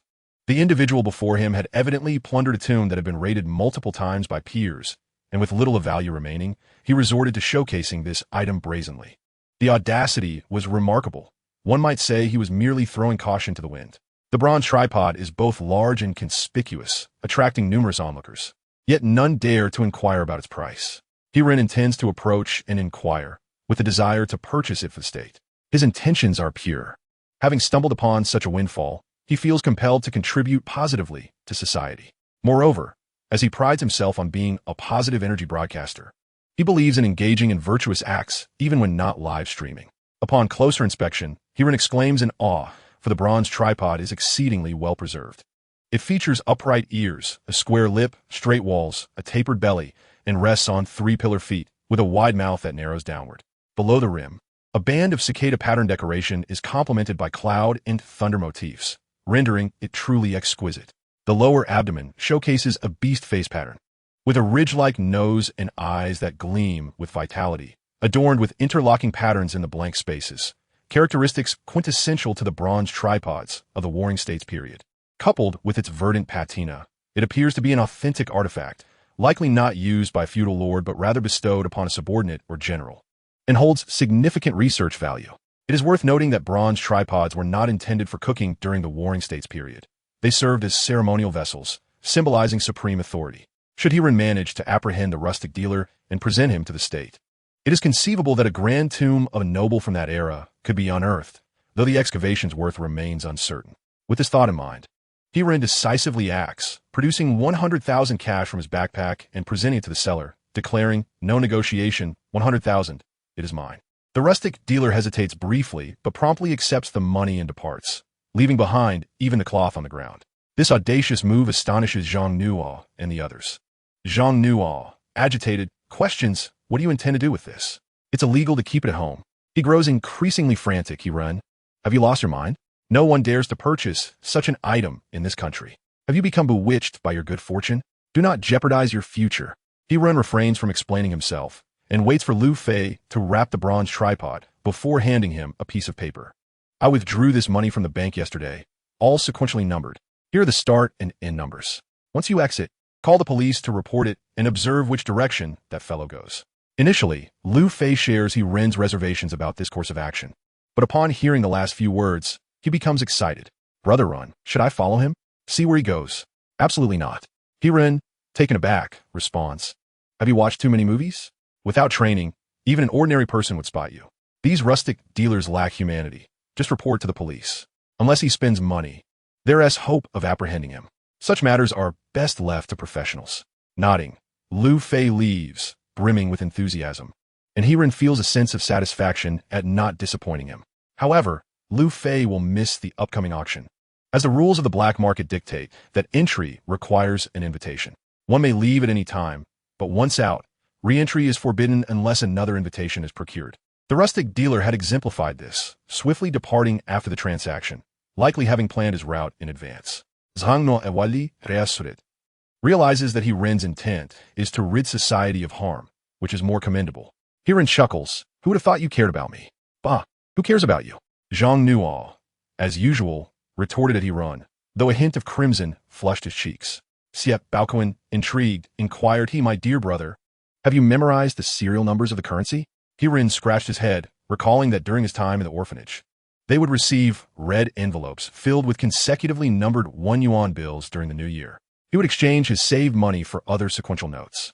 I still have 100 consecutive 1 yuan bills at home, he remarked. Thus, whenever he visits the bank, he specifically asks for consecutively numbered notes and takes note of their serial numbers. Little did he expect that this habit would prove beneficial. However, they understood his penchant for collecting. It was likely a habit ingrained from childhood. The bronze ding had already been taken out of the warehouse by Lu Fei, and the onlookers gradually dispersed, merely expressing their admiration for Hiran's audacity, unafraid of scrutiny. As for reporting him, no one entertained such thoughts. They preferred to seize opportunities themselves. Hiran shared this sentiment, continuing to explore the warehouse with Zhang Nuo and Siep Baoquan, searching for other treasures worth acquiring. Indeed, there were still items of interest, yet they either bore a taint of dubiousness or were priced similarly to the market value, rendering them unworthy investments. Of course, this was also tied to Hiran's intention to make a purchase at the upcoming auction. With over $1 million in cash at hand, he anticipated finding a suitable opportunity. Siep Baoquan, however, harbored fewer reservations. While he relished the thrill of a bargain, he would purchase items he fancied if the price was reasonable. Just moments ago, he had spent 120,000 on a calligraphic fan face by Mi Wanzhong, which Hiran had appraised and confirmed as genuine. If it were to be auctioned, its value would be approximately equivalent. Mi Wanzhong, a descendant of the renowned Northern Song Dynasty artist Mi Fu, was an intriguing figure, possessing an obsession with stones, both collecting and adeptly painting them. One of his works, Ink and Wash Pine Valley Listening to the Spring, fetched over 9 million at auction. His calligraphy, renowned and comparable to that of Dong Qichong, was famously referred to as Southern Dong, Northern Mi. However, the sheer volume of surviving calligraphic works rendered them considerably less expensive than his paintings. Xia Baoquan was exceedingly pleased, having browsed the market stalls sufficiently and with time waning. He beckoned He Ren and Zhang Nuo to join him for the auction, which was the very purpose of his visit that day. He Ren, of course, did not decline and followed Xia Baoquan to a small door in the northwest corner of the warehouse. Xia Baoquan produced an invitation letter, identical to the one used to enter the warehouse, noting that each letter permitted the entrance of only 3 individuals. He instructed his bodyguard to wait at the door while he personally carried the briefcase, leading He Ren and Zhang Nuo inside. Upon crossing the threshold, He Ren's spirits lifted upon spotting Su Qingjie standing before them. Su Qingjie huffed and sauntered toward his designated spot, exuding an air of arrogance. He Ren chuckled. It seemed that Su had been quite vexed. Ignoring Su Qingjie, He Ren began to survey his surroundings. Having never attended an auction before, he had only seen them depicted in films and television. Upon observation, He Ren felt a twinge of disappointment. It was merely a transfer from one warehouse to another, differentiated solely by brighter lighting, carpeted floors, and nearly double the security personnel. Nothing particularly remarkable. Xia Baoquan discerned He Ren's thoughts and chuckled. This place is only suitable for a single use. Are you truly contemplating lavish renovations? In private auctions, items are inherently affordable, and the setting may be somewhat rudimentary. Yet the process is quite formal. Indeed, the proceedings were rather official. After He Ren and his companions took their seats, they were presented with an auction brochure, comprising a substantial 40 to 50 pages. As He Ren perused its contents, he was astounded to find several items listed on each page. Brother Xia, with so many items, can we possibly complete the auction in just a few hours? Xia Baoquan, seasoned in these affairs, continued to flip through the pages, revealing that the initial 30 pages showcased items of relatively low value. Should you fancy any particular piece, once the auction concludes, you may partake in a discreet bidding process elsewhere. Discreet bidding? He Ren inquired. Indeed, each participant is permitted to place only one bid, and it remains confidential. It bears resemblance to stone gambling and is rather thrilling. Examine closely. Each item features a reserve price. If no one else bids against you, you may acquire it for that minimum price. But one can choose not to bid, He Ren noted.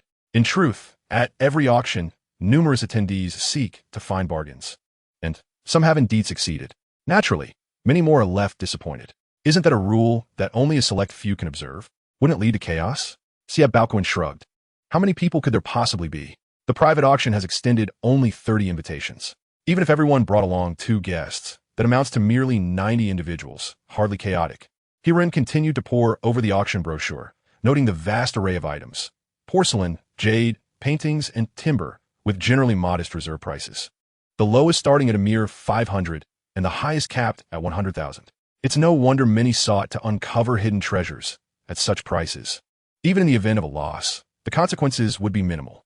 Of course, one cannot dismiss the possibility of collusion, but given the discreet nature of the bidding, such factors would be inconsequential. Success would ultimately depend on one's keen eye. He Ren resolved to investigate further once the auction concluded. As he continued to peruse, another question arose. Brother Xia, are there truly only 10 genuine auction items? Why do the last 3 pages lack images and contain only brief descriptions? Xia Baoquan replied with a smile. Those are the highlight items, the staple of every auction. Sometimes there are 3, other times 5, or even just 1, primarily dependent on the quality of items the organizers have procured. All are exquisite. He Ren grasped the concept. In essence, it was a marketing gimmick. While He Ren examined the brochure, the crowd in the warehouse swelled.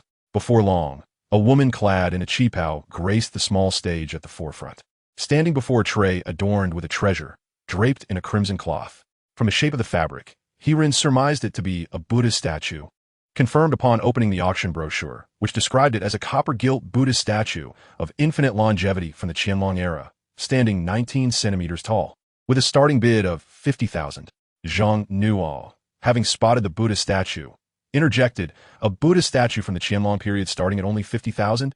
Isn't it said that such statues are quite valuable, particularly those from the Qing dynasty? However, the most valuable Buddha statues are not from the Qing dynasty. Several have fetched over 100 million, specifically those from the Ming dynasty during the Yongle and Xuande periods, as well as esteemed pieces from Nepal, which also command substantial prices. The Buddha statue from the Kangxi era, crafted in the imperial court, is undoubtedly one of the more valuable artifacts from the Qing dynasty. As history recounts, these statues were commissioned by Kangxi himself, intended as gifts for Mongolian nobility, marking the first documented instance of a Qing emperor bestowing a Buddha statue upon the court. Should such a statue be presented for auction, it would command a starting bid in the 8-figure range. By the time of the Qianlong period, the production of Buddha statues had increased, though those created for the court remained costly. Regrettably, the statue depicted in the image is merely a civilian imitation, valued at around 100,000, with a starting bid of 50,000 deemed excessive by Hirun. Upon hearing this, Zhang Nuo felt a surge of determination. Armed with the 50,000 yuan from Su Qingjie for a pen holder, she was poised to purchase the statue and potentially earn a substantial profit. Thus, when the enchanting auctioneer announced the commencement of the bidding, Zhang Nuo was the first to raise her paddle. The auctioneer cheerfully noted, Lot 35, starting at 50,000. Lot 42, 55,000. Before she could finish, Su Qingjie, seated across the room, raised his paddle, adhering to the auctioneer's stipulation of a minimum bid of 50,000, with increments of 5,000. After placing his bid, he cast a satisfied glance towards Zhang Nuo, igniting her frustration. In a swift motion, she raised her paddle once more. Su Qingjie, quick on the draw, mirrored her actions. Lot 35, 60,000. Lot 42, 65,000. The exchange continued, escalating to the point where Zhang Nuo wished to bid again, only to be restrained by Hirun's hand. Don't get carried away. Anything above 100,000 loses its value. If you truly desire one, we can explore Panjiayuan another day, or enlist old Joe's assistance. We could procure a comparable piece for 70 to 80,000. There's no need to overspend. Who said I liked it? I'm simply frustrated. Zhang Nuo retorted. However, Hirun's reckless behavior raised concerns about what would happen if they encountered a genuine item of interest later. Xia Baoquan, too, felt a moment of surprise, for he had not come solely to bid on paintings, but intended to acquire a treasure for his father's birthday. His father had a particular fondness for porcelain, especially blue and white ware from the Xuande period, which is notoriously difficult to find. Coincidentally, Xia Baoquan had learned that a Xuande blue and white bowl was being auctioned today, one of the final 3 lots. Yet, given the current situation, it seemed Su Qingjie was determined to outbid them, and with only 5 million in his possession, he feared it might not suffice. Amidst their discussions, the auctioneer's gavel fell, signaling the sale, as a beautiful attendant promptly delivered the statue to Su Qingjie, who, without hesitation, completed the payment. Hirun chuckled, finding it amusing to witness such an immediate transaction, devoid of unnecessary complications. Xia Baoquan, however, could not share in the amusement. He relayed the predicament to Hirun, who felt similarly troubled. Suddenly, an idea struck him. Why not employ the earlier strategy once more? They could deplete this young man's funds. After all, he likely had only 7 or 8 million on hand. Although Hirun felt uncertain, he decided to test the waters and observe the outcome. Zhang Nuo remained optimistic, believing that Su Qingjie was merely trying to contend with the two of them. Aren't you two acquainted? Surely he won't make things difficult for you? Just as the second item was brought forth, Hirun whispered, Siege, you should bid shortly and observe this fellow's reaction. Chapter 65, Simple Psychology. The second item in the auction catalog was a jade buy from the Warring States period, boasting a diameter of 125 centimeters. From the image, the jade appeared to be a bluish-green hue with hints of chicken bone white, and the inclusions were quite antiquated, transitioning naturally without any soil infiltration.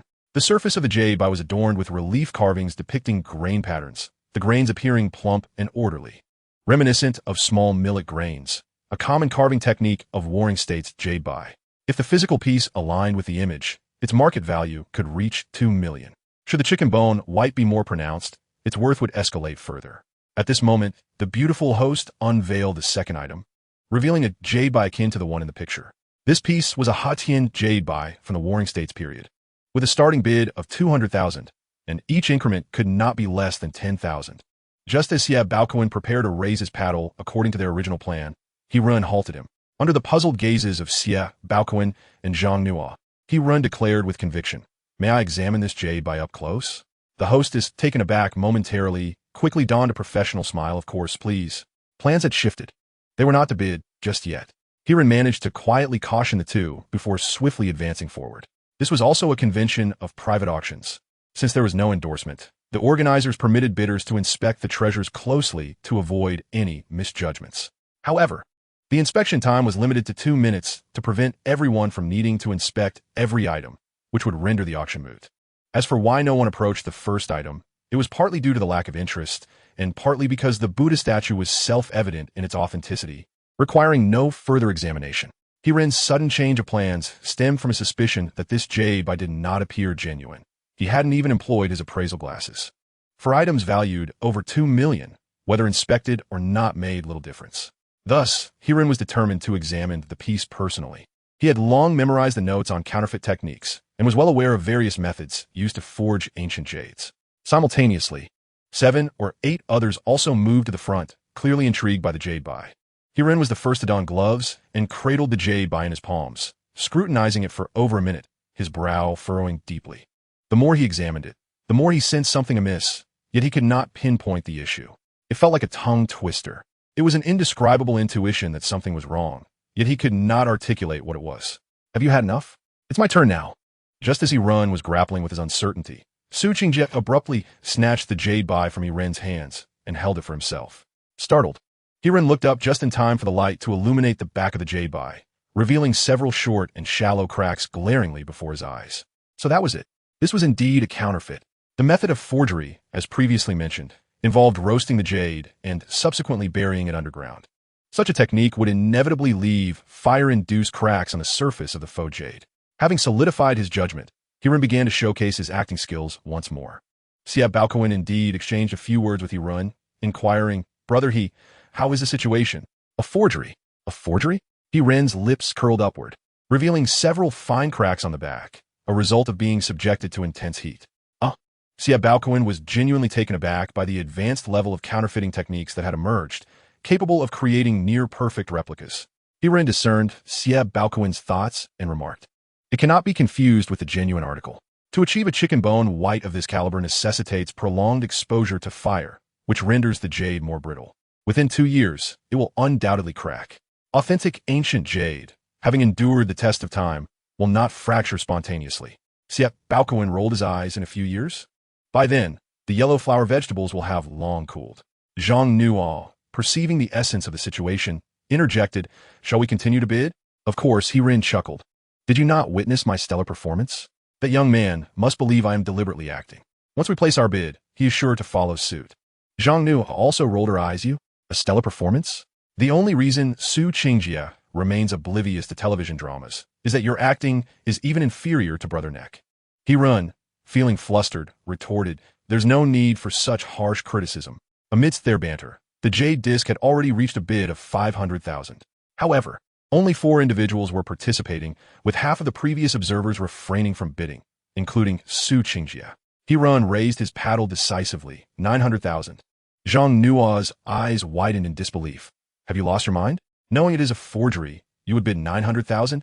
Hirin, confident in his strategy, glanced at Su Qingjie and calmly replied to Zhang Nuo, "Patience. If it were 9 million, he might hesitate, but 900,000 is likely mere pocket change for him.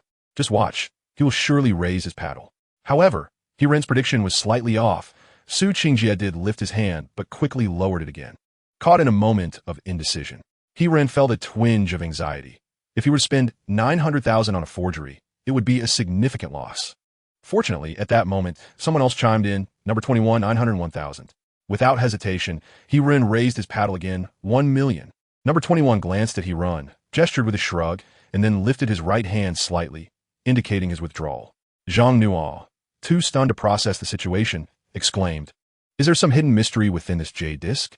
What could it possibly be? A martial arts manual? Just watch, he will surely bid." Hirin replied with a smile. 1,100,000. Before Hirin's words had fully settled, Su Qingjie raised his paddle, evidently convinced that Hirin was merely acting, believing the jade disc to be authentic. Su Qingjie, thinking he had seen through Hirin's little ruse, looked in Hirin's direction, arms crossed, wearing a smug smile that clearly conveyed, "Is it not just money? I have plenty." To Su Qingjie's surprise, Hirin did not react in the frantic manner he had anticipated. Instead, he brought his right hand, with the index and middle fingers together, to his forehead, offering Su Qingjie a salute reminiscent of General Patton. The gesture implied gratitude, as if to say, "Thank you, I salute you." Su Qingzi, utali bui. Soon found himself sealing the deal. Hiran smiled as he spoke to Zhang Nuo. See? It's simple psychology, perfectly grasped. Chapter 66. Two Counterfeits? Observing Hiran's mischievous smile and the jade disc in his hand, Su Qingjie realized he had been duped once again.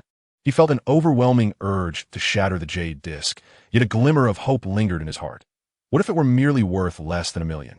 After all, didn't the 21st item just fetch over 900,000? That wouldn't be too great a loss, primarily to his pride. However, Su Qingjie's fantasies were swiftly shattered when an elderly gentleman seated before him turned and chuckled. Su Xiao, your discernment needs some honing. Initially, I too have my doubts. But after witnessing your commotion with He Xiaoyu, I can confidently assert that it's undoubtedly a counterfeit. Su Qingjie's focus shifted from the counterfeit to Hiran. He Xiaoyu? Elder Fong knows him? Which esteemed family does he belong to? Fong Mingxian shook his head. He is not of any notable lineage, merely an ordinary appraisal master. An appraisal master? At such a young age? Have you heard of the Great Treasure Appraisal? He recently triumphed over Zhou Wei in a live broadcast, and even bested that old rascal Wang Yan. Would you not consider him an appraisal master? Su Qingjie cast another glance at Hiran, this time not with resentment, but with curiosity. He had engaged with both Zhou Wei and Wang Yan before. He was well aware of their expertise in appraisal. It was astonishing that Hiran, being younger than Zhou Wei, could defeat him, suggesting Hiran truly possessed remarkable skills. Fong Mingxian added, Su Xiao, you might as well spend your efforts in courting women. Appraisal is a field that demands innate talent. Your discernment lacks. And you cannot outweed him in psychology either. Su Qingjie was infuriated. But as Fong Mingxian was his elder, his father would even respectfully address him as Uncle Fong. He had no choice but to endure. Of course, the bidding still needed to escalate. But caution was paramount. Having already been fooled by Hiran twice, a third deception would necessitate a more subdued presence in the wealthy, elite circles. Meanwhile, Xia Baoquan was quite pleased. Noticing Su Qingjie's suitcase, which likely contained around 7 to 8 million in cash, he realized that in a short span, Su Qingjie had already spent nearly 2 million, while he himself had only expended a little over 200,000. Their financial standings were now nearly equal. With an additional 1 million in cash from Hiran, Xia Baoquan felt confident in securing the Xuanda blue and white bowl. However, depleting Su Qingjie's funds further would only solidify his position. Hilaudi, there's a Wang Wali brush pot next. Shall we engage again? Hiran pondered for a moment before responding. Regarding wood, its true essence cannot be discerned from photographs. Let us examine the physical piece first. The third auction item was a large Wang Wali brush pot from the Ming Jiajing period, measuring 24 centimeters in diameter and 48 centimeters in height. The starting bid was set at 300,000, with each subsequent bid requiring a minimum increment of 10,000. The beautiful host did not rush to commence the bidding. She understood the necessity of allowing attendees to closely inspect the wood. Thus, she raised her hand, inviting guests who wished to assess the item to proceed. Hiran, Zhang Nuo, Xia Baoquan, Fong Mingxian, and Su Qingjie all approached the stage. Such a brush pot was perfectly suited for both collection and gifting. Su Qingjie was not here today merely to chase after women. He genuinely intended to purchase some items, particularly those associated with scholarly pursuits. Otherwise, he would not have spent 50,000 to acquire Zhang Nuo's pen holder. Of course, should the opportunity to woo a lady arise, Su Qingjie would not decline. Fong Mingxian, the eldest and most renowned guest present today, was afforded the courtesy of being the first to examine the item. However, after 5 minutes of scrutiny, his brow remained furrowed, and he did not appear to relax. Hiran, puzzled, inquired, Old Fong, what are your thoughts? Fong Mingxian, eschewing pretense, replied candidly, I can ascertain something upon a glance. Yet I remain unconvinced. Might you, young he, possess any insights? The item in question was identified as a Jiajing Wang Wali pen holder, dated at 467 years. Should this indeed originate from the Jiajing period, its worth would approximate 1,500,000. This presented a conundrum. Hiran was hesitant to trust the appraisal he had received. At that moment, as the pen holder reached the hands of Xia Baoquan, he gently rotated it, revealing an inscription. Ink from the inkstone freezes as the ink dries. To paint plum blossoms must one wait until the late chill. Fong Mingxuan's eyes lit up. Did you discern something, young he? Just as Hiran was about to respond, he noticed that the previously bustling environment had descended into an unexpected silence. Everyone feigned nonchalance. Yet their ears were keenly attuned to hear what insights Heeren might offer. Heeren was taken aback. Had no one else noticed the discrepancy? He had not anticipated Fang Mingxuan's fastidiousness. It was not that he particularly coveted the pen holder, if others had also perceived something amiss. It was unlikely that he would secure it, especially with his mere 1 million cash, which was insufficient. Old Fang, you must have seen that inscription. It is from the Palace Museum's collection, attributed to Jin Nong Zinc Plum. Fang Mingxian seemed momentarily at a loss regarding who Jin Nong was, yet Xie Baoquan, an aficionado of calligraphy and painting, suddenly grasped the reference. Jin Nong? Goodness! Xie Baoquan exclaimed, momentarily forgetting to temper his voice. Heeren was startled. After all, Xie Baoquan was a wealthy heir. What warranted such astonishment? Xie Baoquan quickly covered his mouth, but the name Jin Nong had echoed throughout the room. Fang Mingxian still needed clarification on Jin Nong's identity, prompting Xie Baoquan to elaborate. Uncle Fang, he is one of the 8 eccentrics of Yangzhou. The revelation struck Fang Mingxian, who realized that Jin Nong was indeed the foremost among the 8 eccentrics, having lived through the reigns of Kangxi, Yongzheng, and Qianlong, reaching the venerable age of 77. While the 8 eccentrics may not be widely recognized, one figure among them is certainly well known, Zheng Banxiao. The fact that Jin Nong outranked Zheng Banxiao speaks volumes about his artistic prowess. Jin Nong was a master of calligraphy and painting in the Qing dynasty, known for his unique style of flat brush script, which combined elements of regular and clerical scripts, often referred to as lacquer script, marking him as a pioneering figure in the discipline. Remarkably, he only began painting at the age of 53, yet within a few years, he achieved notable acclaim. His works are characterized by their unusual forms, particularly in floral depictions, with a particular mastery in painting plum blossoms. However, Jin Nong's works are exceedingly rare, with prices consistently soaring into the millions. Yet, a perplexing question arose. Why would a Jiajing-era Wang Wali pen holder bear an inscription from the Qing dynasty? Could it be a counterfeit? A double forgery? Chapter 67. The plum blossoms bloom again. Xie Baoquan, with his extensive knowledge of calligraphy and painting, naturally had encountered Jin Nong's illustrious works. Heeren shook his head. The brush pot was undoubtedly from the Ming dynasty. He slowly began to speak, his explanation serving as a means to persuade not only the others but himself as well. Just as he had perceived the jade disc to be a forgery, he regarded this brush pot as genuine. Thus, he felt compelled to articulate his observations, allowing for the immediate identification of any potential discrepancies. The brush pot was broad at the top and tapered towards the bottom with a 3-footed base, clearly carved from a single piece of wood, a technique known as one-wood continuous work, typical of Ming craftsmanship, though primarily applied in furniture making rather than in brush pots. The others nodded in agreement, familiar with the knowledge he imparted. There was no fault in Heeren's assertions. Taking a deep breath, Heeren continued, upon examining the interior. The walls of the brush pot are thin and the rim is flat. Unlike traditional carving methods, this was meticulously chiseled out with tools. The outer edge of the rim features a smooth, wide band, contrasting with the fine lines commonly seen in early Qing artifacts. While this technique is often thought to have originated in the Qing dynasty, it was indeed present during the Jiajing period, so this point stands validated. He noted that a mid-Ming cast bronze brush pot adorned with dragon and phoenix motifs had recently sold abroad, sharing the same design. Thus, this brush pot likely originated during the Jiajing era, affirming its authenticity. The group fell into contemplative silence, recognizing the soundness of Heeren's reasoning. However, it seemed insufficient. Zhang Nuo inquired, if it were deliberately imitated, would that not be possible? We know the Qing dynasty had a penchant for replicating Ming artifacts. That was indeed true. The Qing dynasty was heavily influenced by antiquarianism, with imitations prevalent not only among the populace but also within the court, making it a fertile ground for forgeries, many of which techniques have persisted since that era. However, Fang Mingxian interjected, shaking his head. Whether the brush pot is a replica remains uncertain. Yet the Wang Wali wood is undoubtedly from the Ming period, as evidenced by its patina, which reflects over 4 centuries of age. However, the carving technique does not resemble that of the Ming dynasty. Fang Mingxian hesitated before articulating his thoughts, stating, while the material of the brush pot indeed aligns with the Jiajing period, the carving style appears more akin to that of the Qing, which is where my confusion lies. Heeren's eyes brightened at Fang's observation, prompting him to respond. You are correct, Fang.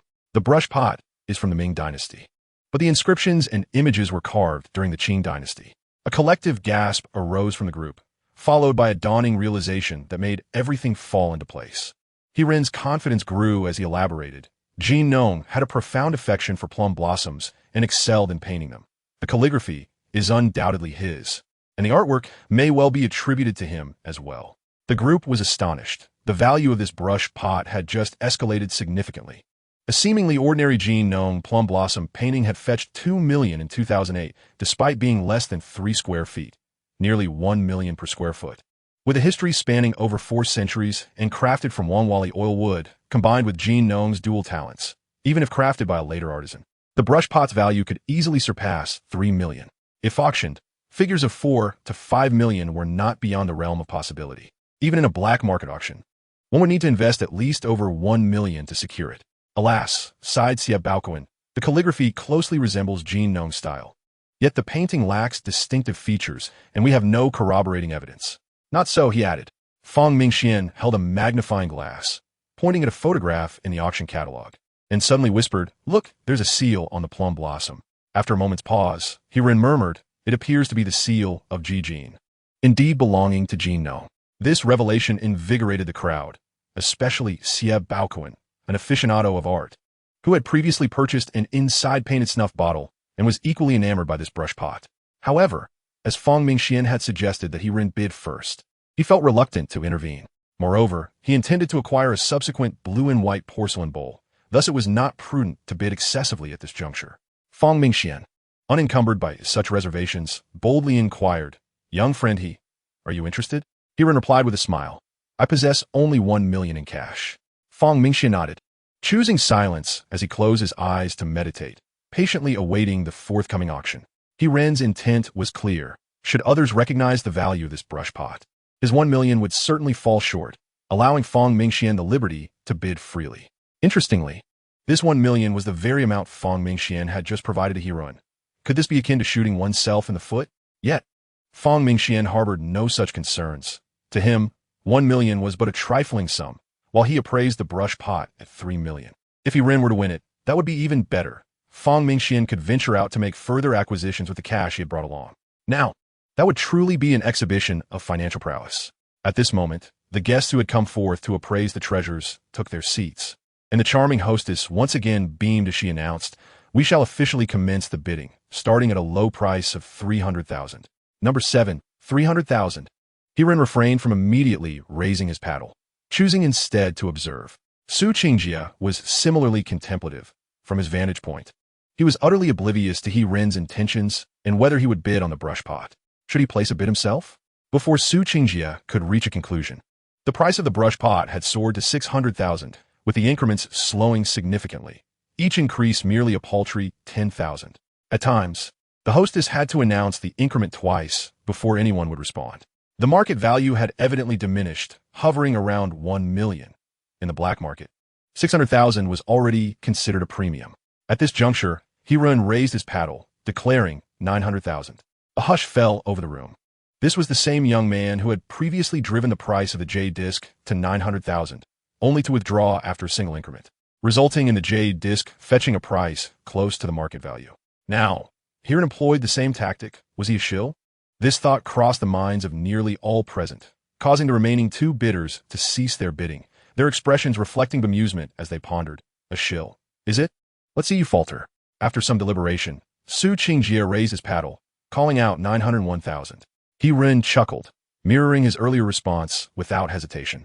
Lifting his paddle once more, $1 million. $1 million, third time. Congratulations to number 36 sold. Immediately, a server approached with the brush pot, and He-Ren handed over the money intended for the snuff bottle to Fang Mingxian. He then cast a glance at Su Qingjie, performing a military salute. Thank you. I salute you. Chapter 68. More profitable than winning the lottery. Congratulations, my young friend. Congratulations, brother He. What sheer luck. The trio exhibited varied reactions. However, to Su Qingjie, the situation appeared quite different. He was no fool and quickly realized he had been duped once again. That pen holder must be of considerable value. Su Qingjie felt exasperated, having fallen victim to yet another trick. Not only had he failed to impress the lady, but he had also left empty-handed, essentially crafting a wedding garment for He-Ren. Fang Mingxian immediately interjected, "Brother He, would you consider parting with it? I am willing to offer $3 million. Gasp! Both Hiren and Zhang Nuo inhaled sharply. With this venture into the black market, Hiren was poised to earn over 4 million. The snuff bottle fetched 100,000, the pen holder netted 200,000, and there was a cricket jar valued at around 7 to 800,000, quicker than winning the lottery. Hiren promptly thrust the pen holder into Fang Mingxuan's hands. Fang Mingxian fondled it for a lengthy while, reluctant to part with it. However, he insisted that payment would be made once they exited, as he intended to buy additional items. Xia Baoquan was taken aback. Uncle Fang, you're not eyeing that blue and white porcelain bowl, are you? Fang Mingxian shook his head. Well informed beyond Xia Baoquan's knowledge. Rest assured, I won't impede your filial piety. What I am interested in is a jade talisman for warding off evil. Xia Baoquan exhaled in relief, but Zhang Nuo inquired curiously, a jade talisman for warding off evil? What is that? There were no jade items among the subsequent auction lots. Fang Mingxian chuckled heartily. It is one of the 3 unpublished treasures. Zhang Nuo responded with an "oh," contemplating the distinctiveness of the wealthy. She then asked, what kind of talisman is it? A jet bondon? Hiren added with a smile, it is not merely a talisman, if I am not mistaken. It is an ancient jade creature meant to ward off evil, correct? Fang Mingxian nodded repeatedly. Indeed, it is a Han Dynasty white jade talisman for warding off evil. That is what I came for. Seeing Zhang Nuo still bewildered, Hiren elaborated, warding off evil is a transliteration of the ancient Indian Sanskrit term, meaning great lion. There are records dating back to the Western Han Dynasty. Both Dongfang Shua's records of the 10 continents and Ban Gu's Book of Han, Western regions provide detailed descriptions of the talisman's appearance. What does it look like? Zhang Nuo queried. It is based on a lion, adorned with 2 horns atop its head and wings upon its back. Its purpose is to ward off evil. Ancient textiles, military flags, and ceremonial belts were often embroidered with these talismans. Numerous stone sculptures of talismans can also be found before tombs from the southern dynasties. Are we not in Nanjing? The emblem of Nanjing University features 2 talismans. Zhang Nuo struggled to grasp the concept, having never visited Nanjing University, but soon she would witness the talisman's appearance firsthand. For the following auction items, Hiren refrained from bidding. Fang Mingxian insisted on settling the payment only after they exited, with merely about 200,000 in cash remaining. Hiren could not even afford the base price. Though he could borrow money from Fang Mingxian and Xia Baoquan, who would likely not refuse, Hiren chose not to. In social dealings, one must possess a degree of emotional intelligence. He was profiting while his friends merely observed. We'll be pleased by that. Moreover, there was little opportunity for further gains, perhaps spurred by Hiren's actions or the impending conclusion of the auction. Guests who had not previously bid began to make offers, driving prices sky high. Even genuine items would yield little profit, not to mention the presence of counterfeits. Hiren began to comprehend why Xia Baoquan had brought him along. The private auction was rife with fakes. Out of 7 items up for bid, 3 were counterfeit, and without a discerning eye, one would certainly be duped. None of the items had gone unsold, which meant that by the end of the day, there would be 3 unfortunate souls, one of whom was Su Qingjie. Su Qingjie refrained from further bidding, already wavering in his decisions. He resembled Tang Niu from the god of food, utterly unable to fathom Hiren. Once the auction catalog was fully cleared, the host announced a half-hour break, during which a cart laden with refreshments was wheeled in. After all, it was nearing 5 in the morning, and one could hardly endure without a strong cup of tea or coffee. Hiren indulged heartily, unburdened by any psychological constraints. While Xia Baoquan appeared somewhat disheartened, he had 2 objectives for attending today. One was to acquire a landscape painting by Pu Ru, and the other was to procure a birthday gift for his father. Pu Ru was the cousin of the last Emperor Puyi, and his artistic style was entirely self-derived, establishing him as a unique figure in the art world. Having observed numerous treasures from the imperial collection in his youth, his style was a harmonious blend of influences, showcasing exquisite elegance and vitality. If one were to make a comparison, his work was somewhat akin to the Northern School and bore resemblance to the Southern songmasters Lu, Li, Ma, and Xia, as well as the Ming Dynasty's Tang Bohu. Pu Ru was renowned for both his painting and calligraphy, earning accolades such as Southern Zhang, Northern Pu alongside Zhang Daqian, and he was often mentioned in the same breath as Wu Hufan, known as Southern Wu, Northern Pu. Thus, the price of his works was naturally substantial. A commonplace landscape painting by him, if auctioned, would fetch no less than 3 to 4 million. Ultimately, Hiren did not make a bid. Fang Mingxian immediately recognized the piece as a forgery, which was subsequently purchased by a naive bidder at a price of 1,500,000, leaving Xia Baoquan quite vexed. Ren felt numb. A Qinghua porcelain bowl from the Xuanda era? That would command a price in the millions, rendering Ren's novice appraisal abilities inadequate. Although he had previously agreed with Xie Baoquan not to bid on items exceeding 1 million, without Xie Baoquan's involvement, Ren would have missed the opportunity to profit from the 4 million. Now that Xie Baoquan had made a move, Ren found it difficult to decline. Ren was at a loss for words. A Han Dynasty Haitian white jade talisman might very well be more valuable than the Xuanda porcelain bowl. Yet without Fang Mingxian, Ren would not possess the 1 million in cash, and thus would not earn the subsequent 3 million. It was a matter of human relations, making it hard for him to refuse. Ren indeed had a plan. When he first bound himself to the system, he discovered a bug in the novice appraisal ability.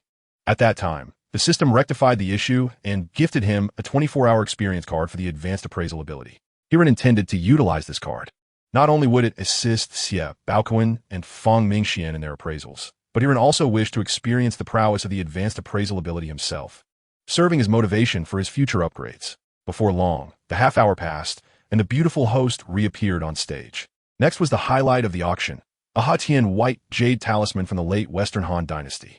The starting bid was set at 1 million, with increments of no less than 100,000. Please queue up orderly for appraisal. We invite you forward. Ren exchanged a glance with Xie Baoquan, rose, and proceeded to the front, standing at the end of the line. Seizing the moment, Ren focused his thoughts, successfully activating the advanced appraisal experience card. Chapter 69, A Sense of Hierarchy. While waiting in line, Ren could not resist activating his advanced appraisal eye. Perhaps it was a mere psychological effect, but he felt that the advanced appraisal eye offered a clearer perspective than the basic version, allowing him to discern even the intricate patterns upon the artifact.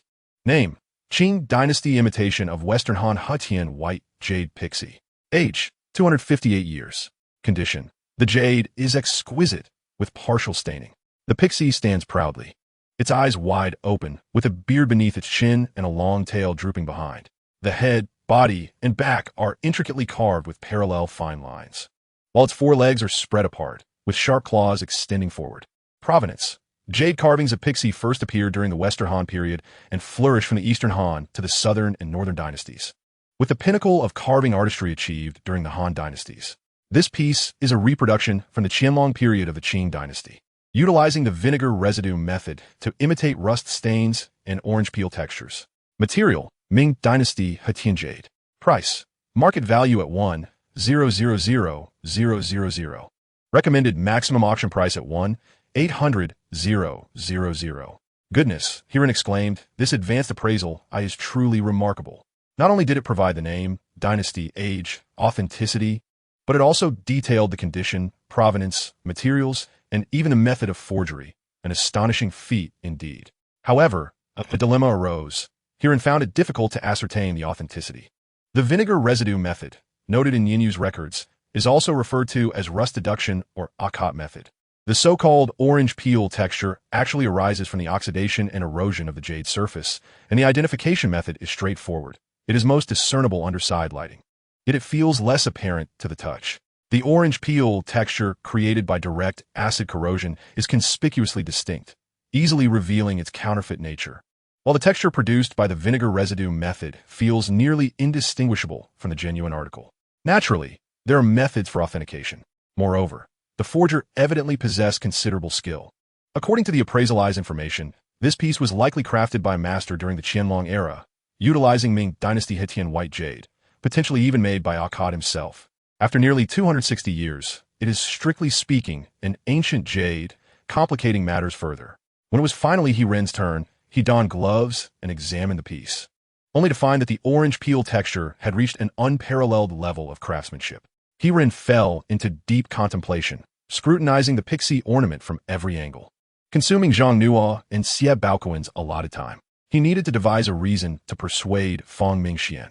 Observing Fang Mingxuan's excited expression, Ren realized he must have mistaken this pixie for a Western Han artifact. If a piece from the Qing dynasty were misidentified as Western Han, it could result in a loss of 7 to 8 million at minimum.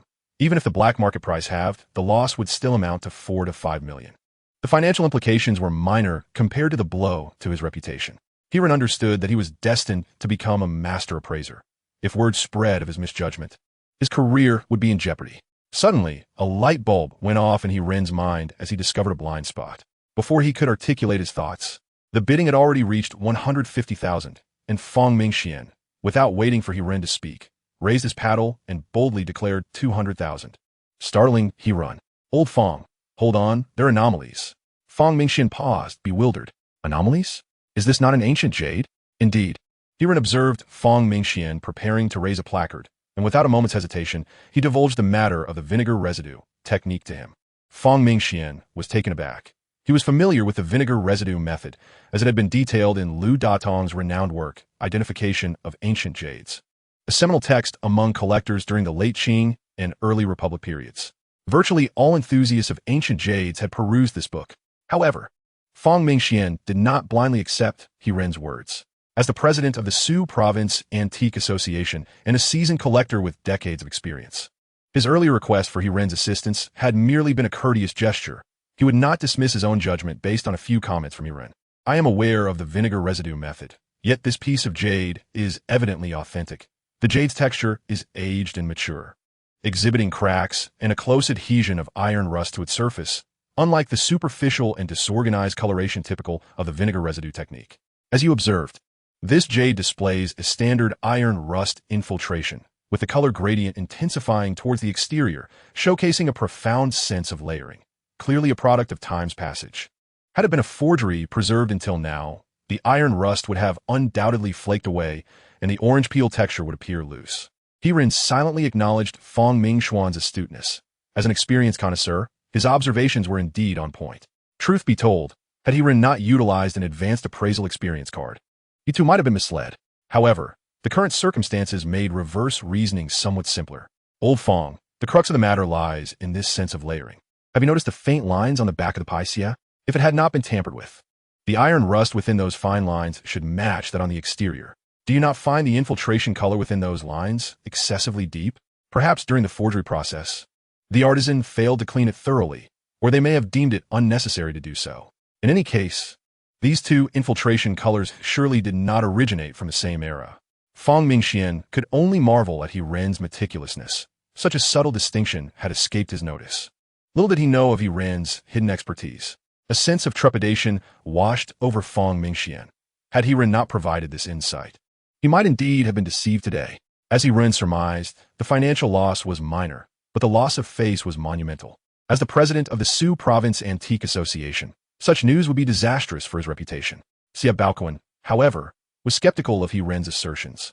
Is it not possible that this white jade pie, Xia, truly dates back to the late Western Han Dynasty, only to have been preserved for centuries, perhaps even buried alongside its owner during the Tang Dynasty, before resurfacing? Impossible, absolutely impossible, Fong Mingxian interjected without needing Ren to elaborate. If that were the case, such a distinct sense of layering would not exist. It would have long since merged into a singular entity before re-separating. He is correct. The pronounced layering is precisely what raises doubts, Fong Mingxian concluded. Xia Baoquan fell silent, grappling with the concepts presented. However, given the resolute stance of both Fong Mingxian and Ren, it was clear that this white jade pie Xia was undoubtedly a counterfeit. Zhang no timidly inured. Did they not say that the jade carving techniques of the Han Dynasty were the pinnacle of craftsmanship? Yet you assert that this pie Xia exemplifies typical Western Han artistry. Does that not seem contradictory? Ren smiled gently. The evolution of Chinese jade craftsmanship has indeed experienced three significant peaks: the Neolithic era, the Han Dynasty, and the Qianlong period of the Qing Dynasty. The pinnacle of jade carving during the Han Dynasty is defined by its artistic essence and spiritual charm.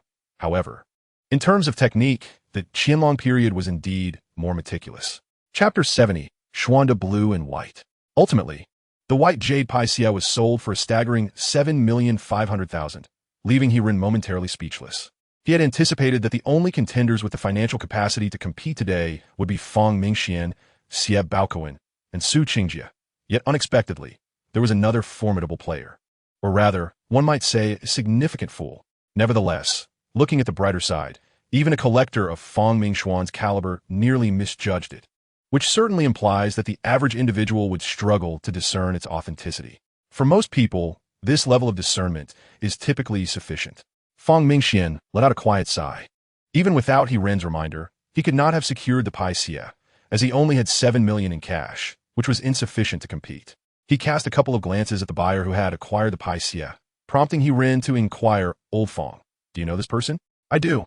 But it's certain he didn't purchase it." Fong Mingxian retorted with a hint of irritation. "He lacks the requisite means." "Oh." He Ren and the others perked up their ears, sensing the potential for gossip in Fong Mingxuan's tone. This individual is called Feng Di, a notorious professional broker from Su province. He Ren, somewhat perplexed, pondered what was wrong with being a broker. While brokers are indeed motivated by profit, the antique trade cannot function without them. They serve as intermediaries. Without their assistance, many of He Ren's possessions would be difficult to sell. He had intended to hand over his cricket jar to a broker, which could fetch around 1 million if managed well. Fong Mingxian noticed He Ren's confusion and clarified. Feng Di is not just any broker. He possesses keen insight and intelligence, yet he operates outside the law, engaging in shadowy dealings. His presence here likely indicates he is laundering money for some powerful figure. The three of them suddenly grasped the situation. A typical broker is acceptable, but such unscrupulous brokers are indeed contemptible. It is natural to seek wealth, yet a gentleman should acquire it through honorable means. Engaging in money laundering and acting as a black glove is something He Ren has always looked down upon. Feng Di seemed to sense the whispers directed at him. He turned to Fong Mingxian with a slight smile and a courteous gesture. Fong Mingxian merely curled his lip, diverting his gaze elsewhere, as if even a fleeting glance at Feng Di would tarnish his vision. Feng Di smiled slightly, unfazed, demonstrating himself to be a man of considerable cunning. Xia Baoquan grew anxious as he noticed Feng Di seated next to 5 men, all clad in identical black suits and wearing sunglasses, even at this late hour. Each individual had 2 oversized suitcases beside them, presumably filled with cash. If Feng Di was indeed there to launder money, he would likely make bids on the next 2 auction items. Xia Baoquan feared his funds would be insufficient. "Uncle Xia, I see they have quite a bit of cash. If the blue and white porcelain bowl is genuine, could you?" "Not a problem. I still have 7 million and can lend you the full amount." Fong Mingxian replied without hesitation. For him, allowing Feng Di to suffer a setback was worth the loan. After all, he was primarily interested in the white jade paixia and had little interest in the other 2 items. Xia Baoquan felt slightly reassured as the penultimate auction item was wheeled forward. The host remains exuberant as we present the next item for auction, a large Ming Dynasty Xuanda period bowl, meticulously crafted in the imperial kiln, featuring a blue and white design of flowering branches and fruits. With a diameter of 29.5 centimeters, the starting bid is set at 2 million, with increments no less than 100,000. Please proceed to the stage in an orderly fashion. He Ren lets out a sigh of relief, for this piece is indeed authentic. Title: Ming Xuanda Imperial Kiln Blue and White Bowl with Flowering Branches. Age: 596 years. Condition: the bowl exhibits a robust body with a delicate glaze, its interior coated in white glaze, unadorned. The exterior showcases a comprehensive blue and white decoration, with 2 bands of blue floral motifs along the rim and 6 groups of flowering branches adorning the belly. The underrim features a blue inscription in regular script reading, "Made in the Great Ming Xuanda Era," marking the uniform decoration of this bowl. Provenance: this piece exemplifies the blue and white imperial porcelain from the Xuanda period, with impeccable selection of materials, meticulous design, and artistry. It represents a new style emerging during the Xuanda reign, initiated by the imperial kitchen, with specific designs entrusted to the Ministry of Works and subsequently produced by the Imperial Porcelain Factory. Materials: imported Qing material, Suma Li Qing. Price: market value is 12 million, with a suggested maximum auction price of 18 million. The authenticity greatly simplifies matters. Based on the appraisal insights and He Ren's profound understanding of blue and white porcelain, effusive praise should suffice. Blue and white porcelain is a quintessential genre of Chinese ceramics, arguably the most renowned. Admittedly, many young people may have come to know blue and white porcelain through Jay Chou's blue and white porcelain or the blue and white skins featured in League of Legends. The lyrics of blue and white porcelain are indeed beautifully crafted, albeit with minor inaccuracies. A significant point of contention is the line referencing the sky blue color awaiting the rain. This actually pertains to the story of Ru porcelain, the sky blue hue being characteristic of the Ru kiln. According to legend, the Northern Song Emperor Huizong dreamt of the exquisite sky blue appearing after a rainstorm, thus commanding artisans to produce such a color. However, achieving this sky blue effect in porcelain requires high humidity, and although ancient porcelain making techniques were advanced, there was no means to control humidity necessitating production only during humid, rainy days. The phrase after the rain, the clouds break, poetically encapsulates the origin of the sky blue color. Another interpretation posits a similar tale, but attributes the directive to the second emperor of the later Zhou, Chai Rong, concerning the chai kiln. Regardless, this narrative bears no relation to blue and white porcelain. Furthermore, the inscriptions on the base, written in Han clerical and imitated song script, are inaccurate. Blue and white porcelain typically bears inscriptions in regular script, seal script, or cursive. Of course, the lyrics are artistic rather than factual, and Lao Fong, being an avid collector, certainly possesses this knowledge. His literary expression aims for aesthetic appeal, which warrants no harsh criticism. However, he Run, as an appraiser, must adhere to strict standards. Thus, while educating Zhang Nuo and Xie Baoquan, he emphasizes that blue and white porcelain existed as early as the Tang and Song dynasties, albeit with less mature firing conditions and techniques, yielding no masterpieces. It was during the Yuan dynasty that the blue and white porcelain production techniques at Hutian Kiln in Jingdezhen became refined, solidifying blue and white as the dominant style during the Ming dynasty, particularly reaching its zenith in the Xuande period. Xie Baoquan, growing increasingly anxious, notes that the bidding has commenced while He Rin continues to elaborate on the subject. Brother He, it has already reached 3 million. Can you provide a definitive answer? Is it genuine? He Rin smiled faintly, reiterating the information from the appraisal. He added, the bowl's decorative lines are fluid and the patterns are distinct, crafted seamlessly. The patina is substantial, indicating it is at least 500 or 600 years old. There is no doubt it is authentic, and moreover, it originates from an imperial kiln. Xie Baoquan breathed a sigh of relief and promptly raised his paddle to bid. Fong Mingxian inquired, how can you be so certain it is from an imperial kiln? My young friend, he, by examining the material, He Rin asserted confidently. This bowl is made from Persian-imported Su Mali Qing. Porcelain crafted from this blue material exhibits a deep, rich hue with hints of black, and under light, it reveals a luster akin to tin. It also displays triangular crystallization, and when touched, the surface feels uneven. This material is exceedingly rare. Common kilns would hesitate to use it, for if a kiln were to be ruined, the owner would surely weep. We all know that producing blue and white porcelain is no simple task. Fong Mingxian nodded repeatedly, wishing to challenge He Rin's expertise.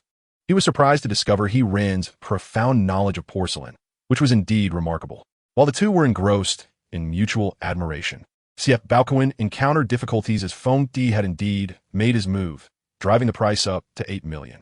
He Rin contemplated informing Xie Baoquan that the market price was merely 12 million, which was quite sufficient.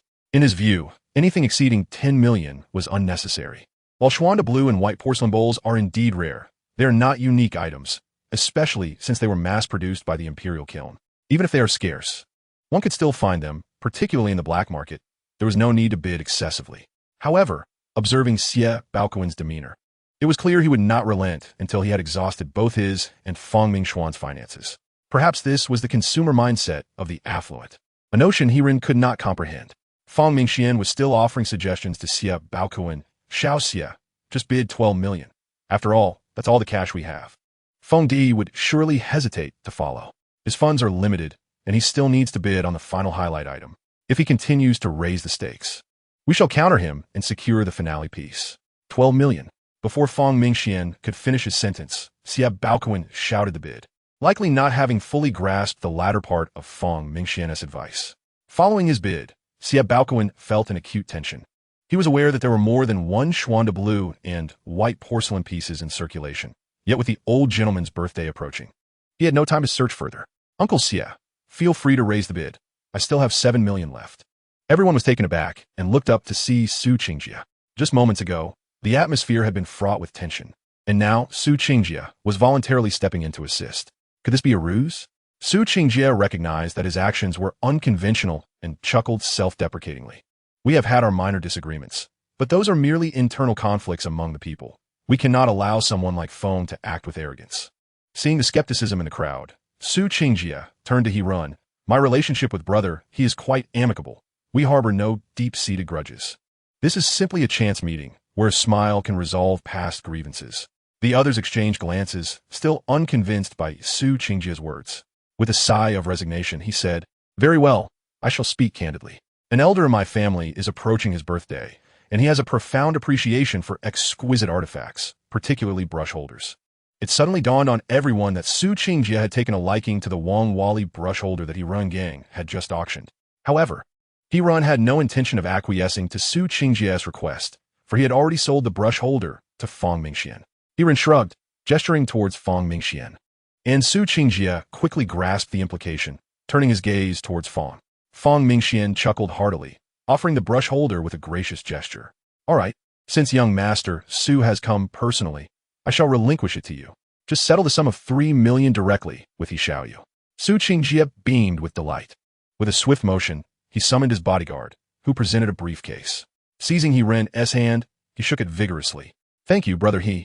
Here is 3 million in cash. Let us share some tea together sometime. He Run, caught between laughter and exasperation, found himself entertained by Su Qingjie's character, boisterous and proud, yet unable to resist the allure of beauty. It was not a particularly grave fault. After all, he himself had similar tendencies. What struck him was that this young man could be quite humble when necessary, devoid of any grudges over lost face. Such forthrightness was indeed charming. 12 million.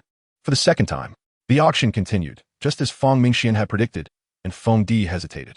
Like Fang Mingxian, he was aware of the final item up for bid, and had come specifically for it. With approximately 18 million in cash at his disposal, he faced a dilemma. Raising his bid would inevitably offend both Xie Baoquan and Fang Mingxian, provoking retaliation that could jeopardize his mission with severe consequences. After some contemplation, he voluntarily lowered his paddle, turning to smile at Xie Baoquan while clasping his fists in respect. Though Xie Baoquan felt disgruntled, he acknowledged the gesture. Unlike Fang Mingxian, who could disregard Feng Di and his connections, Xie Baoquan had to maintain decorum, as all present were individuals of stature who understood the importance of face. 12 million. For the third time. Congratulations to number 38. Xie Baoquan breathed a sigh of relief. Today had proven fruitful for him. With the acquisition of the Xuanda blue and white porcelain bowl, he anticipated great joy from the elder. Such happiness could very well lead to the retrieval of ancient horse and twin steeds. A painting by Su Beihong that he had secured 2 years prior from the Malaysian patriot businessman Chen Jinyo. As the next intermission commenced, an attendant wheeled out the final auction item. He Ren found it peculiar. The item appeared rather diminutive, the red cloth barely raised. Could be a piece of calligraphy or painting. Fang Mingxian smiled and clarified, it is not artwork, but rather gold coins. Zhang Nuachi interjected, gold coins? What value could they possibly hold? Is that worthy of a grand finale? Hiren chuckled at this notion, for gold coins, or currency, can indeed possess considerable worth. For instance, the 1913 American Liberty Head nickel, which was altered to feature the profile of an indigenous American, never circulated due to its limited release. However, 5 of these coins were surreptitiously removed by mint workers. A few years back, one sold at auction for $3.7 million, equivalent to over 20 million RMB. Moreover, that particular specimen was not in prime condition.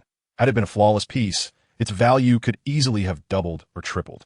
Fang Mingxian was exceedingly curious. Although he was a master collector and authenticator, he specialized in certain areas and was not well versed in coins, particularly foreign ones. He Xiaoyu, have you ever seen a genuine item? Hiren shook his head, admitting, I have not. I only remember what I saw in the news. It is said that only 2 have been found, while the whereabouts of the remaining 3 remain unknown. If they were to surface now, even in poor condition, they would fetch no less than $5 million. Zhang Nu was astonished, exclaiming, what justifies such a price? Scarcity dictates value, Hiren explained. There are only 5 in the world, and thus the price must be elevated. Additionally, their history is quite brief, lacking significant artifacts. This sentiment was not merely Hiren's youthful indignation. Many share the belief that their own country's art is the truest form of artistry, dismissing foreign creations as mere anomalies. It is customary for people to assess art through the lens of their cultural aesthetic.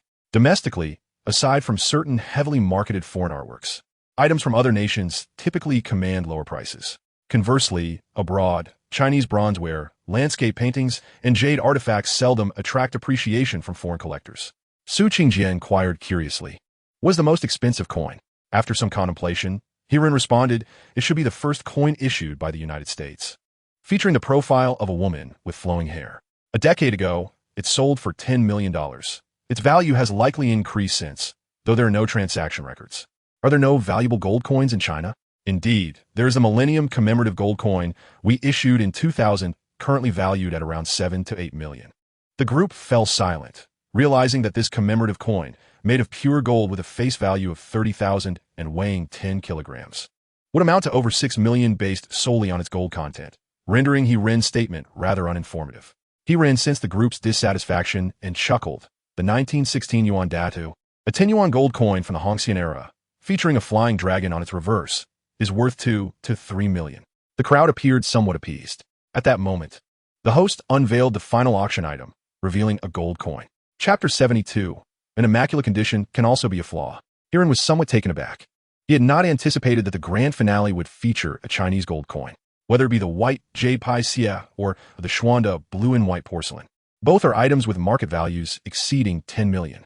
A Chinese gold coin, even the 10-kilogram Millennium commemorative piece, is only valued at 7 to 8 million. Not sufficient for a grand finale. However, upon closer inspection, He-Ren understood the rationale behind its significance. It was not a single coin, but a complete set, specifically 2 gold coins, 2 silver coins, and 1 bronze coin, totaling 5 pieces. Moreover, all were specimens from the Guangxu era, and the condition appeared to be above average, with several pieces classified as excellent. While the individual value might hover around 1 to 2 million, the collective worth of the 5-piece set would be markedly different. He-Ren speculated it would exceed 20 million, explaining why the organizers had chosen to feature this set last. Nevertheless, the precise valuation would depend on the insights provided by the authentication eye. Thus far, no complete sets from the Guangxu period have been discovered, leaving the price uncertain. When He-Ren approached to examine the authentication eye, he was utterly stunned. The name was Imitation Coins of the Great Qing Dynasty. Specifically the gold and silver sample coins crafted in the years of Guangxu Bingwu and Guangxu Dingwei. The years of production span 15 years. The obverse features a double-lined outer border, with a beaded design in the inner circle, and the characters to Qing Jin by inscribed in regular script at its center. The top edge bears the inscription of the years Guangxu Bingwu and Guangxu Dingwei, while the bottom edge displays the words Ku Ping Iliang. The reverse showcases a 5-clawed golden dragon entwined, surrounded by cloud patterns, crafted in a grand cloud version, originating between the 32nd and 33rd years of the Guangxu reign. The Qing court had contemplated minting gold, silver, and copper coins of one-tailed denomination to be trial struck at the Bureau of Currency in Tianjin. However, this initiative was abandoned as the court sought to adopt a gold standard for currency exchange, resulting in no issuance of these coins. The 5 pieces currently in question are all later reproductions, with their condition surpassing that of the genuine articles. Materials: pure gold, pure silver, red copper. Price: market value is set at 300,000, with a recommended maximum auction price of 500,000. This reflects the remarkable quality of the reproductions, which have garnered a favorable assessment even from the system, equating their value to double that based on current gold prices and the weight of the coins, even converting silver and copper coins to equivalent weights in gold. He-Ren gleaned from the superior condition of these replicas that the forger possessed exceptional skill, likely having encountered genuine specimens, perhaps even owning a complete set himself. However, He-Ren was astonished that the organizers would dare to include counterfeit items as the final lot. Did they not fear tarnishing their reputation? Could it be that the organizers themselves were unaware of the authenticity? He-Ren shook his head slightly, eliciting surprise from the crowd, particularly from Zhang Nuo, who echoed his thoughts. How could they risk fraud with the concluding lot? Did they not fear damaging their credibility? The situation seemed excessive. The prevalence of fakes was alarmingly high, revealing a troubling obsession with profit among the attendees. Indeed, the consensus emerged that out of 10 auction items, 5 were counterfeit, which was rather deceptive. Nevertheless, He-Ren remarked that it may not have been a deliberate act. It was plausible that even the expert appraisers had been misled. The sample coins from the years Guangxu Bingwu and Dingwei are exceedingly rare and not circulated. Thus, their survival rate is minimal, with auction records being even scarcer. Additionally, their non-circulation implies that the preservation conditions were likely superior, making it difficult for appraisers to discern any discrepancies. The crowd fell into contemplation, recognizing the validity of this possibility. Fang Mingxian inquired whether He-Ren had identified the flaw. The condition is simply too pristine, He-Ren responded, in the face of the audience's scrutinizing gazes. He-Ren chose to elaborate without withholding information this time. The gold coins from the years of Bingwu and Dingwei are categorized into 2 versions, the small cloud and the large cloud. The small cloud version is relatively more common, having not circulated, Yet a certain quantity has found its way into private hands, many of which were melted down to create other gold artifacts. A regrettable loss. The auction featured the large cloud version of the sample coin, distinct from the genuine trial pieces that have circulated. These samples are crafted from pure gold. Fan Kaming Swan exclaimed in Relics pure gold. That explains it. However, the rest remained bewildered, prompting He-Run to elucidate further. If gold coins were intended for circulation, they would not be made from pure gold due to its softness, which renders them prone to damage. Therefore, even the purest of gold coins must incorporate other metals to enhance their durability. The sample coins differ significantly. They are displayed for the Empress Dowager and must possess a higher degree of purity. He-Run narrowed his lips, observing that the patina on the auction items was expertly crafted, nearly indistinguishable from the renowned Yun version. However, the forger likely overlooked a crucial detail: the distinction between pure gold and alloy patinas, as well as the variations between silver and red copper. This slight flaw was evident. The crowd was taken aback. How could He-Run discern such a subtle difference? Fang Mingxian remarked on He-Run's remarkable eyesight, proclaiming him a prodigious talent among the younger generation, surpassing many seasoned experts. Su Qingjie regarded He-Run with newfound respect, thinking that losing to such a gifted individual seemed less unjust. He-Run felt a flush of embarrassment. Without his keen discerning eye, he would not have made the observation. Indeed, He-Run's previous performance had been so commendable that Fang Mingxian and the others instinctively trusted his judgment. If even Fang Mingxian could not ascertain the authenticity, it was evident that the competition for these gold coins was fierce, quickly escalating to 10 million, with 3 bidders still vying for them. He-Run then realized the sheer number of affluent individuals present, surpassing those who had contended for the Xuanda blue and white porcelain earlier. Ultimately, Feng Di emerged victorious, acquiring the set of Qing Dynasty gold coins for 15 million. After all, he had utilized 2 invitation letters and brought 5 bodyguards, who appeared more robust than others and likely capable of handling larger amounts of cash. Fang Mingxian remained in good spirits, believing Feng Di had erred significantly and would likely face severe repercussions, ideally leading him to withdraw from the antiques realm, thus ridding society of a potential menace. However, He-Run felt less optimistic. The current standards for appraising ancient coins, including the analysis of their composition and structure, had yet to be formally established. Even professional evaluators struggled to detect the truth, making it all too easy to conceal discrepancies. Moreover, the quality of this set of coins far surpassed that of others available on the market. As long as Feng Di could justify his acquisition, it was improbable that he would encounter issues. Nevertheless, these matters were no longer of concern to He-Run. He stretched and rose, intent on exploring other items listed in the auction catalog, hoping to uncover some hidden treasures. Unexpectedly, as He-Run stood, Su Qingjie also got up, placing a friendly hand on He-Run's shoulder and cheerfully inquiring if he intended to participate in the secret bidding. He-Run found himself speechless. This young man was not only proud, but also rather familiar. Chapter 73, Jadeite Raw Material. The secret bidding venue was located in the warehouse, where He-Run had previously browsed through stalls. It turned out that while they were attending the auction, daylight had arrived, signaling the commencement of the black market stalls, a regulation that was, at least, being observed. The warehouse, previously bustling with vendors, had been cleared, leaving a large table at its center surrounded by over a dozen burly men, presumably bodyguards. On the table lay at least 20 treasures, a cursory glance revealing a variety of items. Each treasure was accompanied by a plate, with a stack of envelopes and a neutral pen in front, presumably for participants to write their secret bids. He-Run marveled at this impressive setup, having never encountered such a spectacle. Yet he harbored a question: why was it necessary to write bids with a pen? Isn't it more convenient to use a tablet? People can even order dishes at a hot pot restaurant using a tablet. Fang Mingxian chuckled, remarking on the traditions, noting that there used to be secret auctions. He-Run felt such traditions were entirely unnecessary. What if someone glimpsed the amount he wrote? What purpose does this formality serve? Nonetheless, he had no choice but to conform to local customs. Fang, are there any other rules? Not really. Just write down the price for the item you fancy. Each item can only receive 1 bid. I glanced at the auction manual. Today, there are fewer than 60 items, with 20 items per round and half an hour for appraisal. The entire process would be concluded in an hour and a half, with fewer than 60 items. He-Run glanced at his energy bar, which was already depleted. He knew he wouldn't be able to examine them all, so he needed to make a general assessment first and use his appraisal eye for anything uncertain.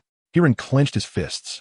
Su Qingjie had just handed him 3 million in cash, and he was ready to make his mark. However, as soon as he approached the table. His eyes widened in astonishment. Is that really here? A few people turned toward the sound and discovered a piece of uncut jadeite rough. Fang Mingxin laughed. I've seen raw material twice, but they were all cut. This completely uncut piece is a first for me. I'm not particularly skilled in jade. Does young friend he understand this? Hirin smiled wryly and shook his head. I have a little knowledge about what comes out, but I have no clue about this raw material. Hirin recalled the first time he used his appraisal eye on jadeite rough. Rushing to the antique street in the provincial city to try it at a jade shop that dealt with gambling stones. The information provided by the appraisal, I left him speechless. Name, jadeite, rough age. 98 million years at that moment. Hirin was dumbfounded, realizing the system wasn't going to allow him to get rich easily. However, upon reflection, he felt reassured. The system was protecting him. If a novice in gambling stones could consistently extract valuable gems from poor material, the outcomes would only lead to two possibilities, either being captured for research or becoming a tool for a prominent family in the gambling scene, rather than enjoying life as a streamer. As he pondered, Hirin's thoughts shifted. Previously, with the basic appraisal eye, he could only glean limited information. Now that his advanced appraisal eye had not yet reached its full potential, could there be a surprise? Name, jadeite, rough age. 120 million years condition, dense and fine texture, with a surface resembling coarse rope, known as python-tite, and featuring songhua inclusions. Origin, a gift from nature, with signs of artificial polishing and carving. The inclusions were added later. Material, stone price, market value 1, suggested highest auction price 0. Hirin's heart raced, not because he discovered the rough was fake, but because he realized how naive he had been. It turned out that the advanced appraisal I could see through jadeite, providing detailed information. Had he known earlier, he would have gone directly to the Myanmar Jade public auction. Wouldn't that have been a direct path to success?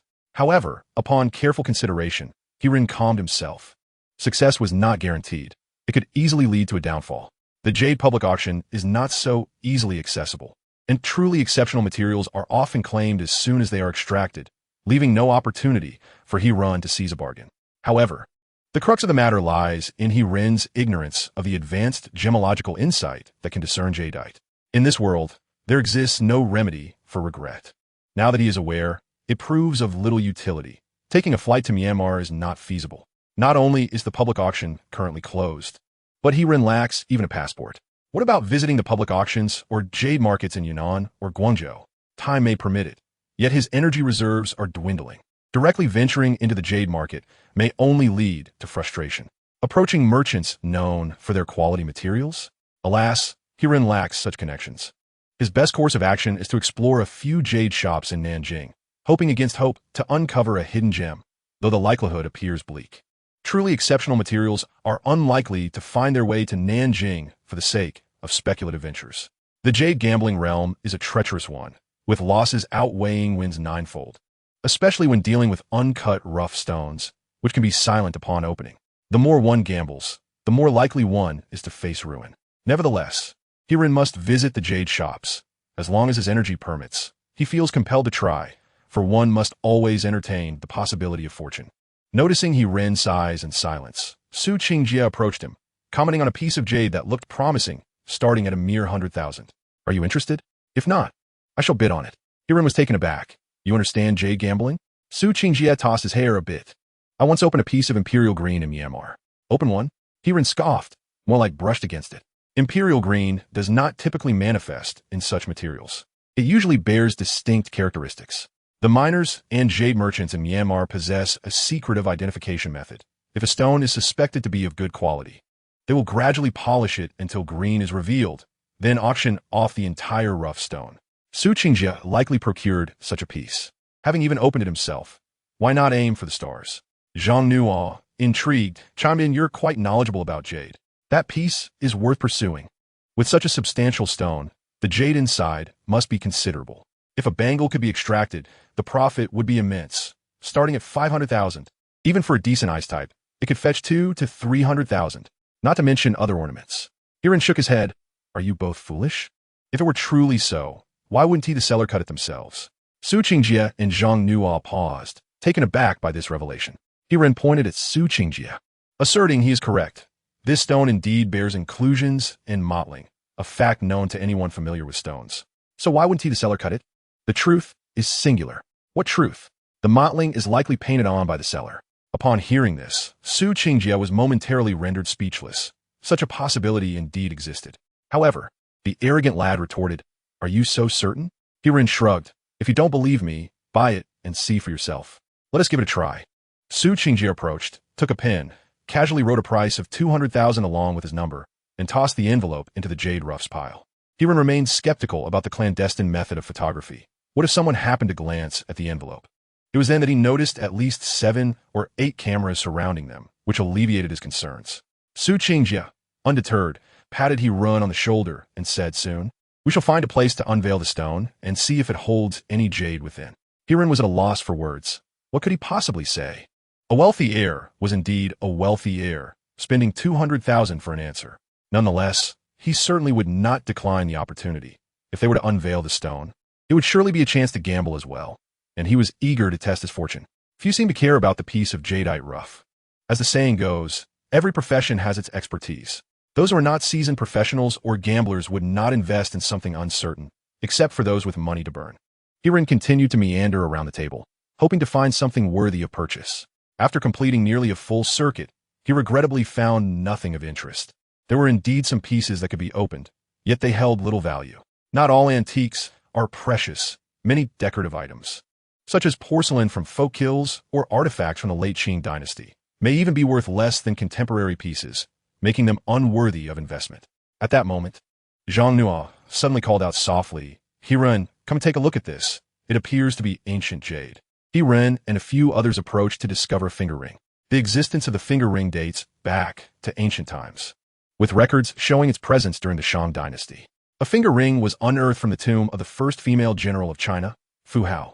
Originally, finger rings were utilized as tools for archery, worn on the thumb with a groove underneath to secure the bowstring, preventing injury to the fingers while shooting. Typically made from materials such as ivory or jade, their shape differs from the cylindrical forms commonly seen today.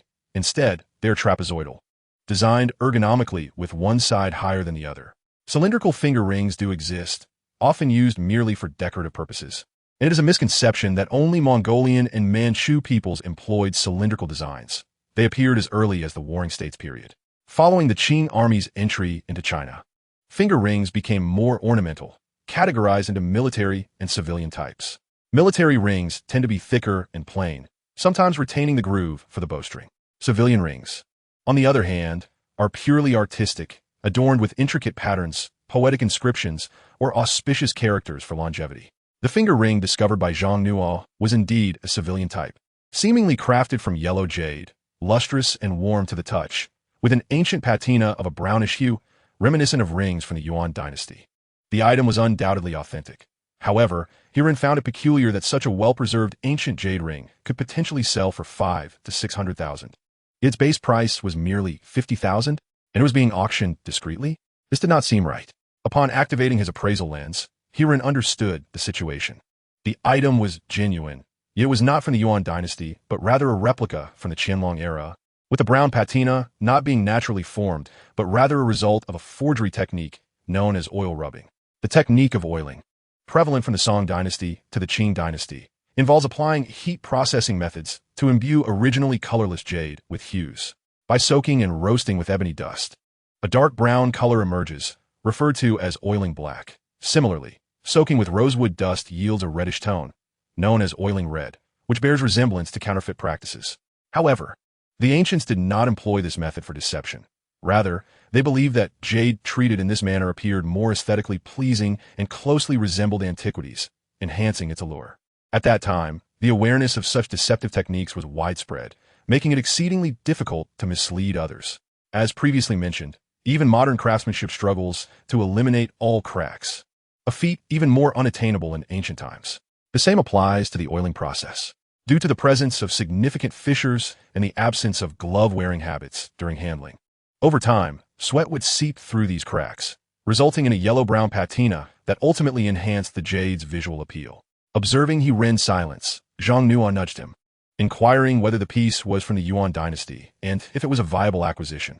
"Oh, it's not from the Yuan, it's from the Qing dynasty, possibly from the Qianlong period. This is oiled yellow jade, which isn't particularly valuable, worth only around 150,000, and it won't fetch more than 200,000 at auction." Zhang Nuo appeared unfamiliar with the concept of oiling, while Fang Mingxian was already indulging in a brief explanation. He Run, however, contemplated the two envelopes before him, resolved to make a bid. A collector at heart, particularly fond of jade, he found the bangle before him, made from Burmese yellow jade and dating back to the Qianlong era, worthy of his collection. However, the appraisal indicated a price of 150,000, with an auction start price of 200,000. Should everyone recognize it as oiled, all would be well. But if someone like Zhang Nuo mistakenly believed it to be an ancient yuan piece, Hiren could miss his opportunity. After much deliberation, Hiren wrote down 150,000, inscribing his number, and submitted the envelope into the dish, leaving the outcome to fate, or rather, to the discerning eyes of others. Fortuitously, Hiren's luck shone brightly. The attendees seemed perceptive enough to recognize the bangle as oiled, leading them to dismiss it as a modern imitation rather than considering it a Qing replica. Hiren successfully acquired the yellow jade bangle for 150,000. After settling the payment, he held the bangle in his hand, scrutinizing it closely and noting several cracks. Yet these imperfections did little to dampen his spirits as he donned the piece. Finding a hidden gem is always a cause for joy, but discovering a cherished treasure brings even greater delight. Su Qingjie also enjoyed a stroke of luck. No one contested him for the piece of jade rough, allowing him to acquire it effortlessly and yielding a profit of over 190,000. This rough material likely originated from a stone discovered in nature, with minimal costs incurred during polishing and dyeing, making it no more expensive than ordinary bricks. Su Qingjie was eager to locate a place to process the stone without delay, but Hiren restrained him, asking, "What's the rush? There's still 2 rounds to go. The rough 1T run away." Fang Mingxian chimed in, "Su, do take your time. Later, we can head to my friend's place to process the stone. He has plenty of rough material. If you fancy, you could try your luck with a couple more pieces." Hiren's eyes lit up. "Mr. Fang, is this material from Myanmar?" Fang Mingxian shook his head, and Hiren understood that it was likely just a ruse to deceive the gullible. At that moment, other auction items began to be sold, and upon a quick glance, Hiren noted that out of over 20 treasures, half had failed to sell. It seemed that today's ghost market offered a scarcity of valuable items. When the second batch of auction items was presented, Hiren was taken aback again, for he beheld an armchair approximately 1 meter in height. Was this truly meant for auction? Chapter 75, I adore live streaming. Armchairs of this kind are quite common. In the Ming and Qing dynasties, nearly every household possessed one, particularly those of landowners and above, as ordinary folks seldom had such luxuries. What struck Hiren as peculiar was that this armchair clearly belonged to the Republic era and was crafted from nothing more than chicken wing wood, rendering it seemingly unworthy of auction. It was not that a chicken wing wood armchair lacked value. After all, it is still classified as a type of hardwood. Even most basic varieties of hardwood hold worth. If it were from the Ming or Qing periods, with 3 tables, a curved head table, a flat head table, a gamite official's hat chair, or a rosewood chair, it could fetch tens of thousands or even over 100,000. The issue lay in the fact that selling it outright could yield that price, yet bringing it to auction risked leaving it unsold or being acquired at a rock-bottom price. What was the point? As a few approached for a closer inspection, they discerned the truth. This was not an ordinary chicken wing wood chair. It was a root-carved armchair made from chicken wing wood, which changed the narrative entirely. The arms, backrest, and legs were crafted from spliced root wood, and even the seat was framed from the same material. It could be said that aside from the seat and the additional materials required for stabilization, the rest was fashioned from a single tree root, an exceedingly rare feat demanding high standards for both material and craftsmanship. To call it a marvel of craftsmanship would not be an exaggeration. Regrettably, the material was subpar. Had it been made from Wang Wali or Zeton, it could have fetched an 8-figure sum. Even if crafted from golden camphor or golden silk namu, it would still command several million, a pity indeed. Of course, setting aside the rarity of such large Wang Wali or Zeton roots, one could imagine that few artisans would dare undertake such a project. The risk of ruin would entail significant losses. Chicken wing wood, on the other hand, posed no such concerns, with a mere cost of tens of thousands. It could be valued at around 200,000 post-production, presenting a decent premium. The appraisal expert's evaluation aligned closely with Hiren's speculation, estimating a price of around 150,000 to 200,000.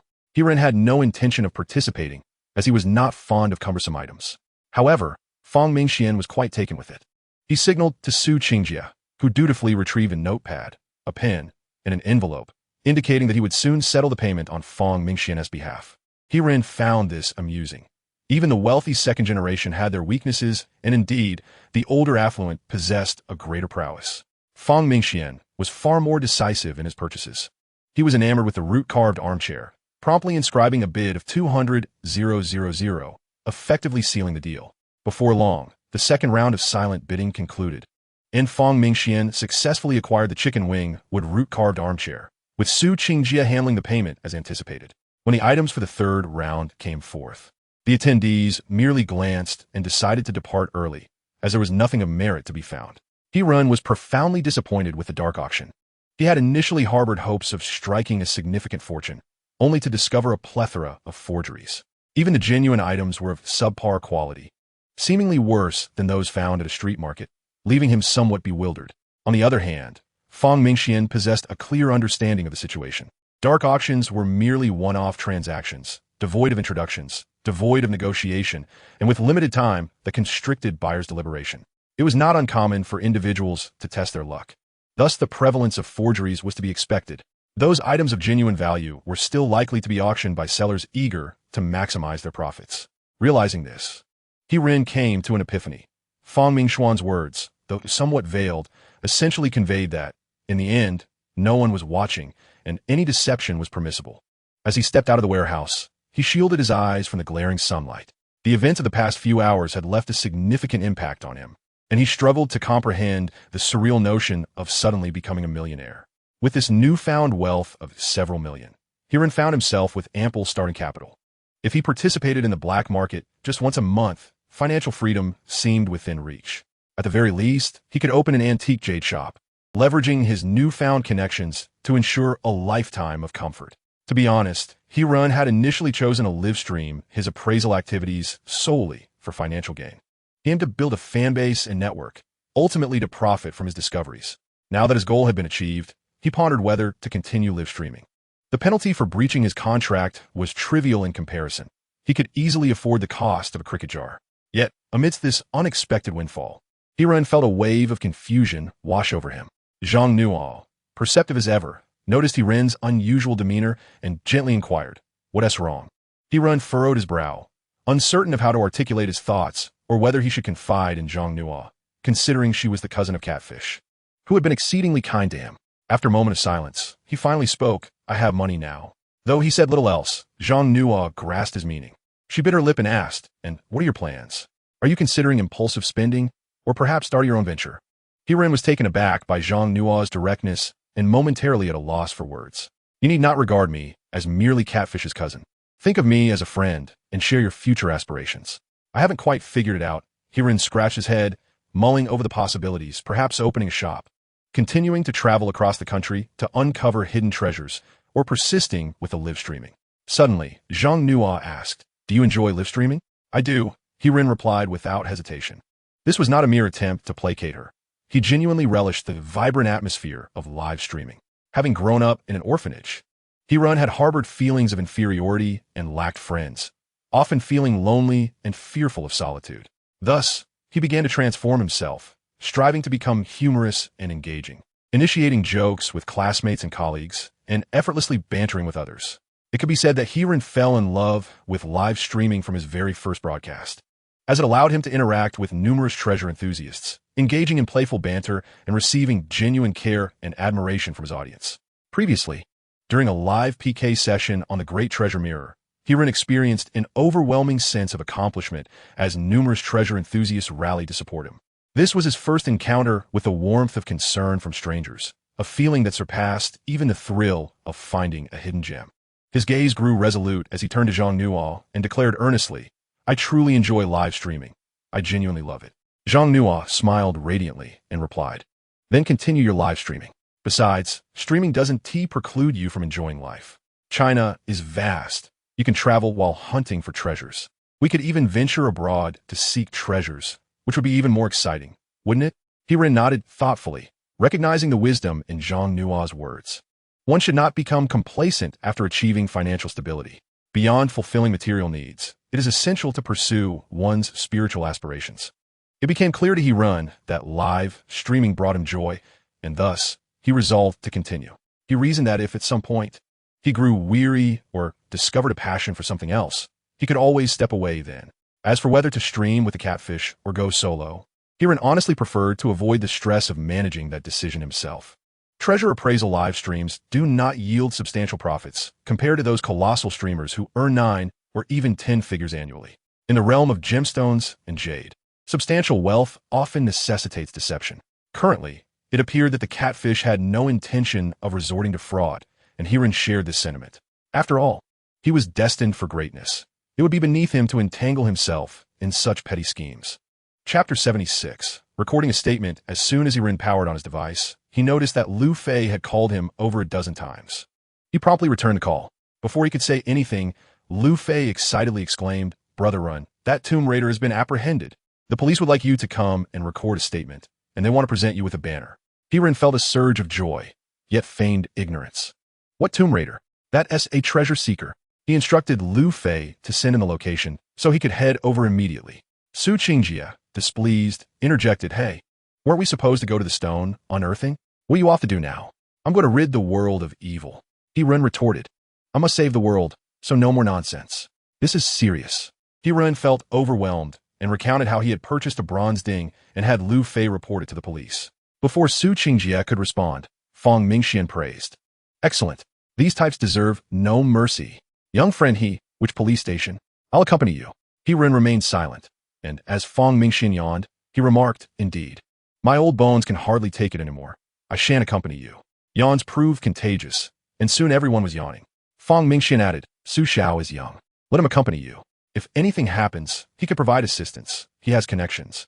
However, since Fang Mingxian had already spoken, Su Qingjie reluctantly nodded in agreement. Just as he intended to remind, he ran to head to the stone, unearthing after recording his statement. Fang Mingxian interjected again, "I'll call my friend shortly. We'll go to the stone, unearthing together tonight, and have a meal as well." Su Qingjie quickly declined. "No need. I can take her in myself. We can handle the stone, unearthing, without troubling you." Fang Lao. Fang Mingxian shot a glance, and I too was curious about what lay within. Thus, the matter was settled. Having spoken, Fang Mingxian waved his hand and turned to leave in his car, leaving Su Qingjie in a state of disarray amidst the wind. Xia Baoquan could no longer contain himself and burst into laughter. Su Qingjie glared at him before climbing into Xia Baoquan's vehicle. 20 minutes later, they finally arrived, and Su Qingjie could no longer hold back. "Uncle Xia, I mentioned it was enough, yet you haven't stopped laughing." At the police station, Su Qingjie lamented, "Who do I know here? Can the city bureau chief handle this? Is it necessary to involve the city bureau chief for such a trivial matter?" He hastily waved his hands. "No, it's merely a statement. It won't take long. I assure you, I have experience." "What experience do you possess? Have you often given statements?" Su Qingjie inquired. "A few times," he replied. As they spoke, they disembarked, only to find Lu Fei waiting for them at the entrance. Lu Fei seized Hiran, exclaiming, "Brother Ren, you finally arrived. I could hardly wait." Hiran's expression darkened. Should anyone overhear, his reputation would be irreparably tarnished. The process of giving statements proceeded remarkably smoothly, thanks to Hiran's adept handling, which garnered considerable praise. Once the statements were completed, Hiran inquired and learned that the police had long been monitoring the black market, rendering Lu Fei's report unnecessary. As soon as Lu Fei emerged, he was intercepted by the police, and plainclothes officers swiftly acted, apprehending him with incriminating evidence. The two officers who apprehended the local ruffian promised Hiran that they would send him a commendatory banner as a token of appreciation, solidifying his identity as a positive energy broadcaster. "Brother well done. You've struck gold again," one officer remarked. "Just a small find," Hiran replied modestly. "I wonder if Brother Zhou is interested?" "Of course I am interested. However, we must follow the proper procedures. I need to find someone to appraise it before determining its value. When are you available? Tonight?" Hiran pondered. "I'm still in Nanjing, having just participated in the black market event. How about tomorrow night? You can come over before my live broadcast." "You went to the black market?" Zhou Zhuan asked, momentarily taken aback. "Did you find anything else?" "I've already offloaded the other items. There's a wine token at Feezy, if you're interested. Perhaps you could assist in appraising it as well." Zhou Zhuan agreed, but felt a twinge of discomfort. He was well aware of the black market. Yet despite over a decade of immersion in the antique trade, he had never received an invitation. Meanwhile, Hiran, despite his youth, had already begun to unearth treasures there. However, this was not the time for lamentation. Zhou Zhuan promptly called Wei Ruixiang, the owner of Jubao Pavilion, urging him to mend relations with Yiren. Don't let a mere Wang Yin ruin things with Yiren. He doesn't even know you, Wei Ruixiang, and has only encountered you a couple of times. Hardly enough for a nodding acquaintance. In less than a month, Yiren has transformed from an appraisal broadcaster to someone who can freely navigate the black market. Undoubtedly, due to fortuitous encounters with influential figures. Moreover, Yiren, being younger, possessed a sharper eye than Zhou Wei, Wang Yan's most esteemed disciple. It was prudent to avoid creating enmity. Better to offend an elderly gentleman than to belittle a young man in poverty, especially since Yiren was far from impoverished. That antique cricket jar from the Wanli era alone was valued at 100 to 800,000. Unbeknownst to Yiren, Zhou Zhuan's thoughts wandered extensively. He too was immersed in contemplation, pondering the enhancement of his appraisal skills. After witnessing the sophistication of the gem appraisal vision, Yiren was particularly eager to upgrade his skills swiftly. However, upon glancing at the experience bar, he realized that the path to advancement was a distant dream. He needed to exert more effort. In truth, Yiren had contemplated taking shortcuts to expedite his progress. To that end, he made a special trip to the National Museum, hoping to authenticate more ancient treasures for a greater accumulation of experience. To his dismay, he discovered that this strategy was utterly futile, as the majority of exhibits were mere replicas, yielding minimal experience, barely comparable to what he might earn from street vendors. This realization was not derived from his gem appraisal vision, but was clearly indicated by the museum's own labels. Moreover, Yiren encountered another dilemma. Occasionally, when he authenticated genuine artifacts, he did gain a significant amount of experience, yet his energy levels diminished considerably, rendering the effort somewhat counterproductive. There was no real necessity for such strain. He was not in urgent need of money. It seemed more prudent to continue his live streams while gradually developing his skills.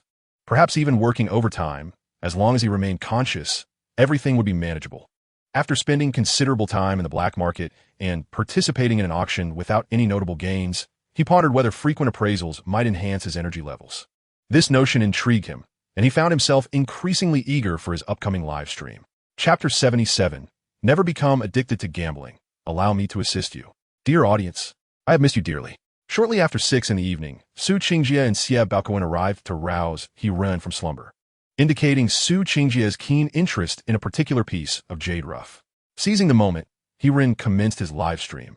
4-stone appraisal required little in the way of formalities and could be broadcast at will. However, his followers were decidedly unimpressed. Whereas the host been gallivanting this week? Does he even remember he has a live stream? Has the host recalled his password? 10 days without a stream and no appearance. Has he been detained? I've heard of a type of administrative punishment involving a 10-day detention. Could it be akin to Baiwa Jushura situation? Yiren's face darkened at the insinuation. 10 days without a stream? It's only been 2 or 3. I even streamed while revealing paintings. Xiao Nuo initiated giveaway. Yiren donned a cheerful facade, explaining that he had indeed been occupied, as private auctions did not permit live streaming. As soon as it concluded, I began my broadcast. You only thought of us afterward. You scoundrel. Uncertain who initiated the chant, within moments, the screen was flooded with the term scoundrel. Yiren's expression grew darker still, and he resorted to crafting a witty retort in the comments, responding to a follower's inquiry about any notable acquisitions. Actually, I did find something worthwhile. Behold this ring. It's called Tiu Huangyu. Having showcased his find, the barrage of scoundrel finally subsided, replaced by bastard, prompting further commentary. Su Qingjie observed the unfolding scene with amusement. Being a young man himself, he often indulged in female streamers where the comments were filled with affectionate phrases like "thank you, brother, you're so wonderful," and sentiments of protecting the best of the world. The contrasting atmosphere was rather amusing.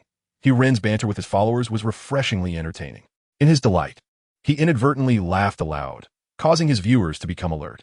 Has the host lost interest in Fij? Is he secretly seeking another man? This left both Yiren and Su Qingjie with rather grim expressions. I recently made the acquaintance of a new friend at the auction, a veritable scion of wealth. When someone inquired about my purpose there, this gentleman proudly revealed that he had purchased a piece of jade rough at the auction. I remarked that it likely contained no jade, yet he insisted otherwise. We decided to find a place to unveil the stone. Upon hearing this, the other enthusiasts were electrified. A scion of wealth? Just how affluent is he? Is the handsome gentleman single? Indeed, does he lack companionship? Why be so rigid about gender? I am quite adaptable.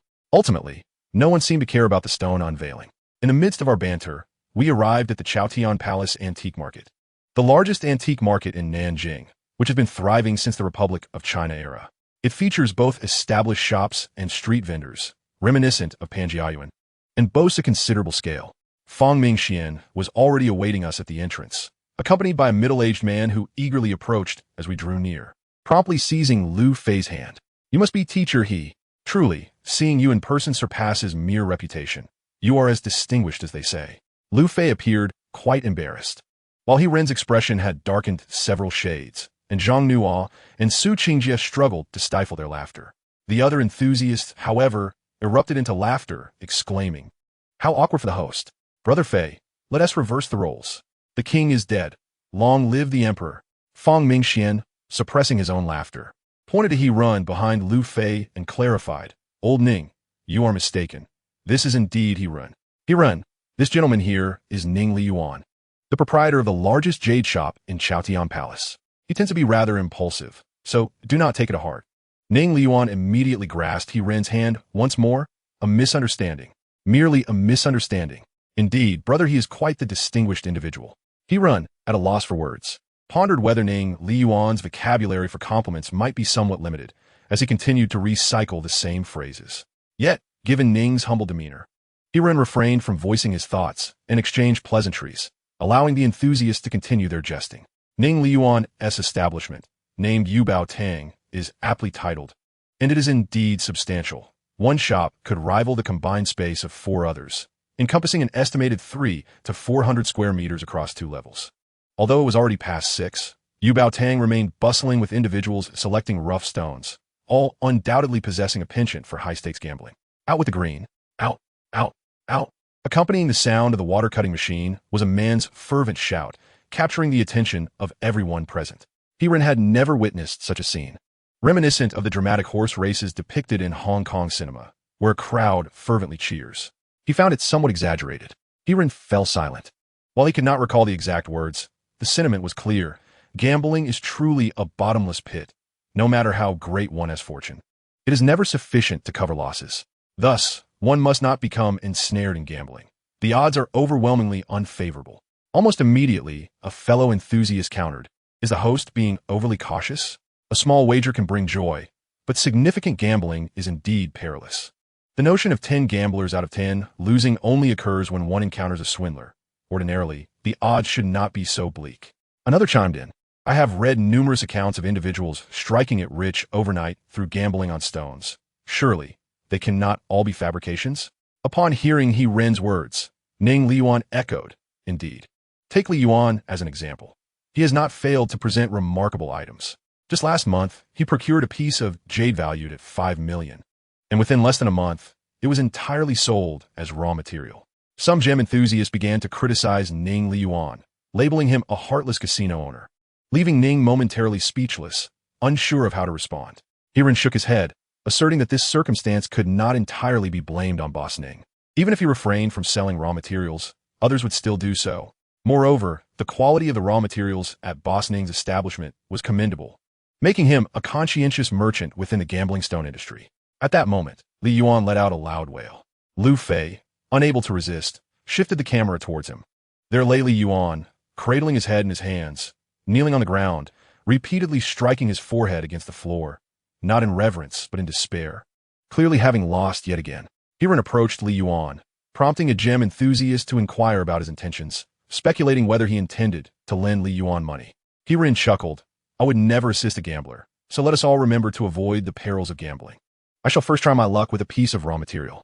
Chapter 78, Brick Material. Rebellious streamer, I have reported you.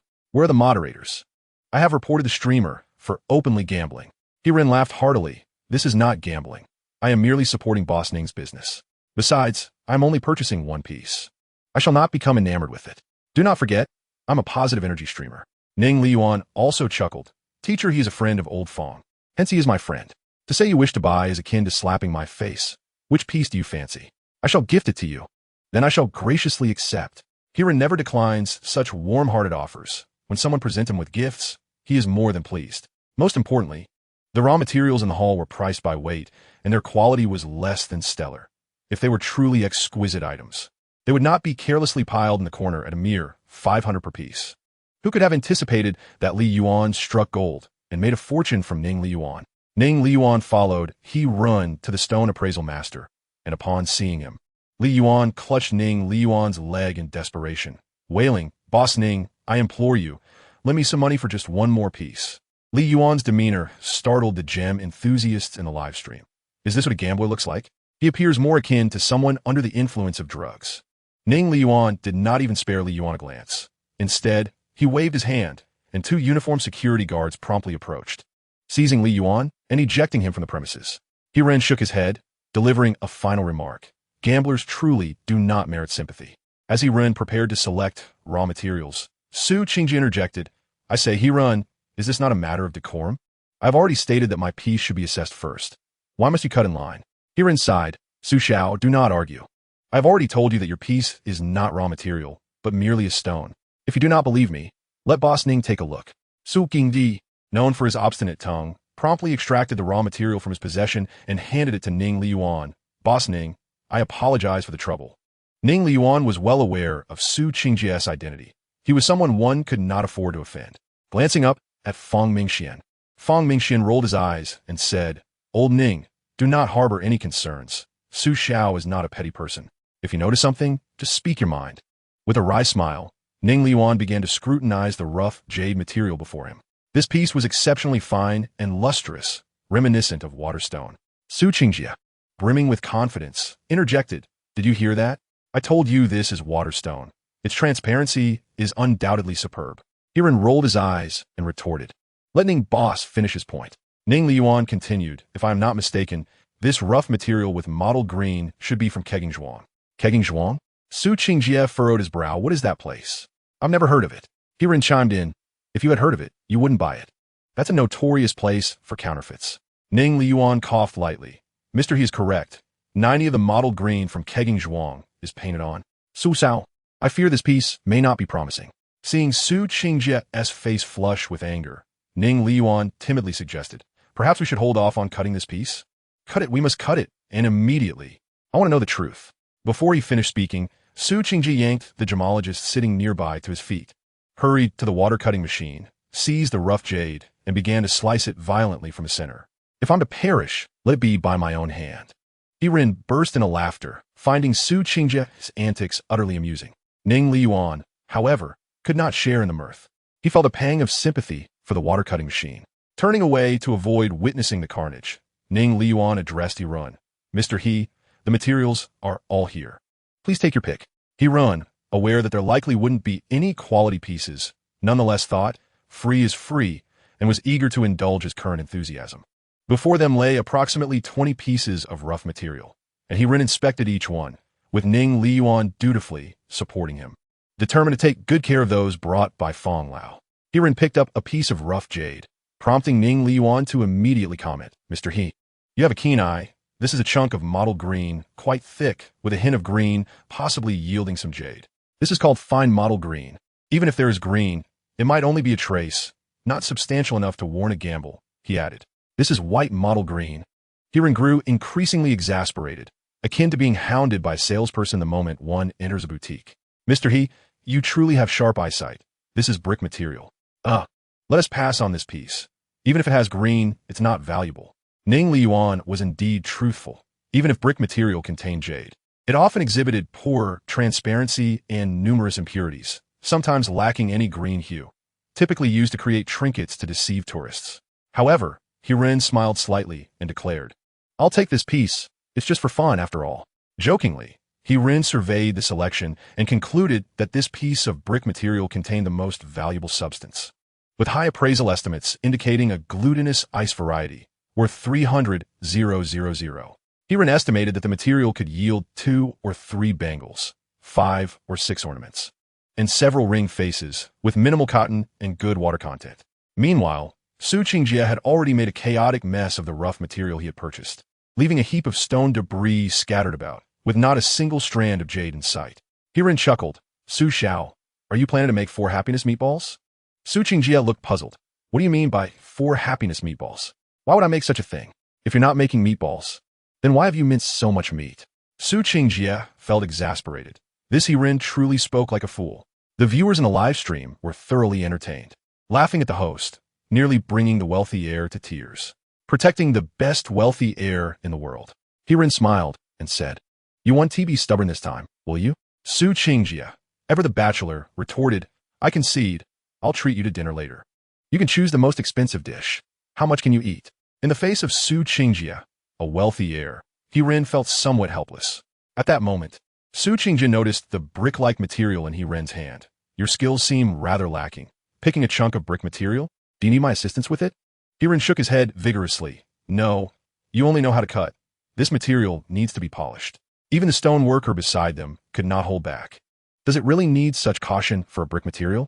However, upon observing Ning Liyuan's expression, the worker sighed inwardly and took the brick material from Hirin, beginning to polish it slowly. Yet, after only a few strokes, everyone's eyes widened, especially Su Qingjia, who blurted out in astonishment, "What the hell? It's green." Chapter 79. The Black Market Suspension. Upon seeing the green, everyone gathered around, demonstrating their expertise as they quickly recognized it as a type of jade known as glutinous ice jade. It was exceedingly green nor fully saturated, with a hint of floating color. Its price was not astronomically high, yet it was enough to astonish everyone. Can brick material yield glutinous ice jade? We thought it only produced bean jade. This is quite the revelation. What type is it? Seems like glutinous ice. The green isn't very pronounced, though. What do you mean by type? Mr. He, shall we continue polishing? The viewers, having seen the material yield results, eagerly inquired. And the last question was posed by the stone worker, who appeared somewhat bewildered. "Master, please continue. Just extract the material for me." "Sure thing." The worker, filled with enthusiasm, immediately operated the machine, ready to continue his work. This extraction might allow him to boast a little and indulge in a few celebratory drinks afterward. Hirin, noticing the viewers still analyzing the type, chuckled, realizing that many brothers were unaware of what type meant. Thus, he decided to offer a brief explanation. The term type is actually a compound word. Type refers to the texture of the jade, while water denotes its transparency. Generally speaking, jade is categorized into 4 types, with the finest being glass type, followed by ice type, glutinous type, and bean type. There are, of course, other classifications such as high ice, which is of better quality than ordinary ice type, but does not reach the glass type, and glutinous ice, which is slightly superior to glutinous type yet below ice type. The jade I have extracted is glutinous ice. There are many other nomenclatures as well, such as lotus type, glutinous wa type, and oily green, among others. The term water is easily understood. The fewer impurities, the more transparent, and the better the quality. From my current observations of the polished section, the water quality appears average. Besides type and water quality, color also significantly impacts the price of jade. Nature in its verdant splendor is undoubtedly the finest, followed closely by shades of purple and yellow. The richness of color enhances value. Hues that are more saturated are deemed more precious than those that are muted. Additionally, one must consider the presence of inclusions, patterns, and fissures. Generally, fewer inclusions are preferable. However, if the inclusions are evenly distributed and harmoniously integrated with the jade's form, they can command a premium, as exemplified by the Muna snowflake inclusions. Patterns and fissures are as their names suggest. Most jadeite will exhibit some form of pattern, which is the basis for the adage that 9 out of 10 jades have patterns. Sometimes, for those seeking greater value, opting for jade with fine patterns can yield a lower price point. Fissures, however, must be approached with caution, as they may lead to breakage. I am aware that the primary concern for many is pricing, which remains elusive at this moment. If 2 bracelets can be carved from the material, a minimum valuation of 200,000 yuan seems plausible. The enthusiasts in the live stream express their astonishment, voicing their envy for Hirin's fortune. Hirin chuckles and urges them not to scold him, assuring them that fortune favors all who witness this moment, and he promises to host a lottery shortly. As Hirin speaks, the raw material has nearly been unraveled, aligning with his expectations. The overall fissures are not excessive, and he estimates that 3 bracelets can be fashioned, with the remaining material suitable for carving pendants, landscape plaques, and ring faces, potentially fetching a market price of 300,000 yuan. Boss Ning, are you interested in purchasing the raw stone? Ning Liyuan smiles and replies affirmatively, proposing a price of 250,000 yuan. How about you offer me 200,000 yuan? The remaining 50,000 yuan can be used to select some Buddha, Guanyin, or landscape plaques as gifts for the live stream audience. Upon hearing this, The barrage of comments scolding He-Ren dissipates, replaced by expressions of admiration for the generous boss's health and prosperity. Ning Liyuan nods in agreement and promptly instructs the staff to accompany Zhang Nuo and Lu Fei to select their pieces. Although this block of raw material was originally gifted by him, he would not consider carving it himself. The funds do not belong to him. Now, not only has He-Ren sold the raw stone to him at a bargain, but he is also supporting his business, leaving Ning Liyuan with no grounds for refusal. Before long, Zhang Nuo has selected over 20 pieces, all of which are the glutinous ice or glutinous varieties, each priced around 2,000 yuan. Fully utilizing the allocated budget of 50,000 yuan. He-Ren distributes one piece each to Zhang Nuo, Lu Fei, Fang Mingxian, and Xie Baoquan, embodying the principle of shared fortune. Zhang Nuo and Lu Fei are naturally delighted, as they have also profited significantly in recent days, accumulating tens of thousands of yuan through various small favors and fortunate finds. This is a deliberate strategy by He-Ren to cultivate loyalty among his employees. Mere promises of prosperity are ineffective, while tangible benefits prove far more compelling. Fang Mingxian and Xie Baoquan graciously accept the gifts, recognizing that while they do not lack for money, He-Ren's intentions are heartfelt and deserving of appreciation. In contrast, Su Qingjie unhesitatingly declines, feeling somewhat foolish and prideful today. Once their business is concluded, the group decides to dine, which is not suitable for live streaming. The dining venue, sought out by Su Qingjie, is rumored to be a private restaurant run by a descendant of an imperial chef, tucked away in an inconspicuous courtyard, exuding high elegance. He-Ren, with a mischievous grin, refrains from engaging Su Qingjie in banter. Instead, he inquires of Fang Mingxian and Xie Baoquan about the next black market event, eager to indulge in further profitable finds. However, Fang Mingxian shakes his head, informing him that he received word earlier in the afternoon that next month's black market has been cancelled, with no definitive timeline for its resumption. He-Ren was momentarily taken aback and promptly inquired about the reason. It turns out it is somewhat related to you. Xie Baoquan suddenly burst into laughter, asking if you had reported a local fraudster. The organizers felt a sense of insecurity, prompting them to decide to postpone the event. Lu Fei interjected, wondering if someone might cause trouble for Run. Don't listen to Xiao Xie's nonsense. Fang Mingxian coughed lightly. This is unrelated to you. It's merely an excuse. The primary reason is that the quality of items for this black market event has significantly declined. Of the 3 highlight auction items, 2 are fakes, and there has been considerable dissent among participants. Under pressure, they had no choice but to pause until they can find quality items, at which point it will certainly resume. It has nothing to do with you, so there is no need for concern. Xie Baoquan chuckled, adding that the situation was partly due to Uncle Fang, who had leaked information shortly after the auction that the Daqing coins were indeed counterfeit, and Fendi was probably already on the run. He-Ren suddenly realized why Fang Mingxian was in such high spirits. It was because his rival had fled, while others might revel in their triumphs. He-Ren feared that his own opportunities to profit from the market would not come easily. Chapter 80. Partners. Initially, He-Ren intended to allow Lu Fei a day's rest, especially since they would be live streaming from the studio the following day, thus rendering Lu's presence unnecessary. However, it was unclear whether Lu Fei was feeling anxious about the profits he had gained from accompanying He-Ren or simply had a passion for work. He insisted on returning to the office the very next day. With an employee so dedicated to his work, He-Ren had little choice but to acquiesce. Early the next morning, He-Ren was once again roused from his slumber by a phone call from Zhang Nuo, the little enchantress who seemed to revel in disturbing his dreams. He-Ren felt utterly disheartened. He had been studying short videos until the early hours of the morning, and now, before 7, he was being called. Did she wish for his demise? Yet what could he do? With his gentlemanly demeanor, he had no option but to rise, freshen up, and head to the company. Upon arrival, He-Ren did not see Zhang Nuo, but was first greeted by Catfish. Catfish Chakil, Stating, no.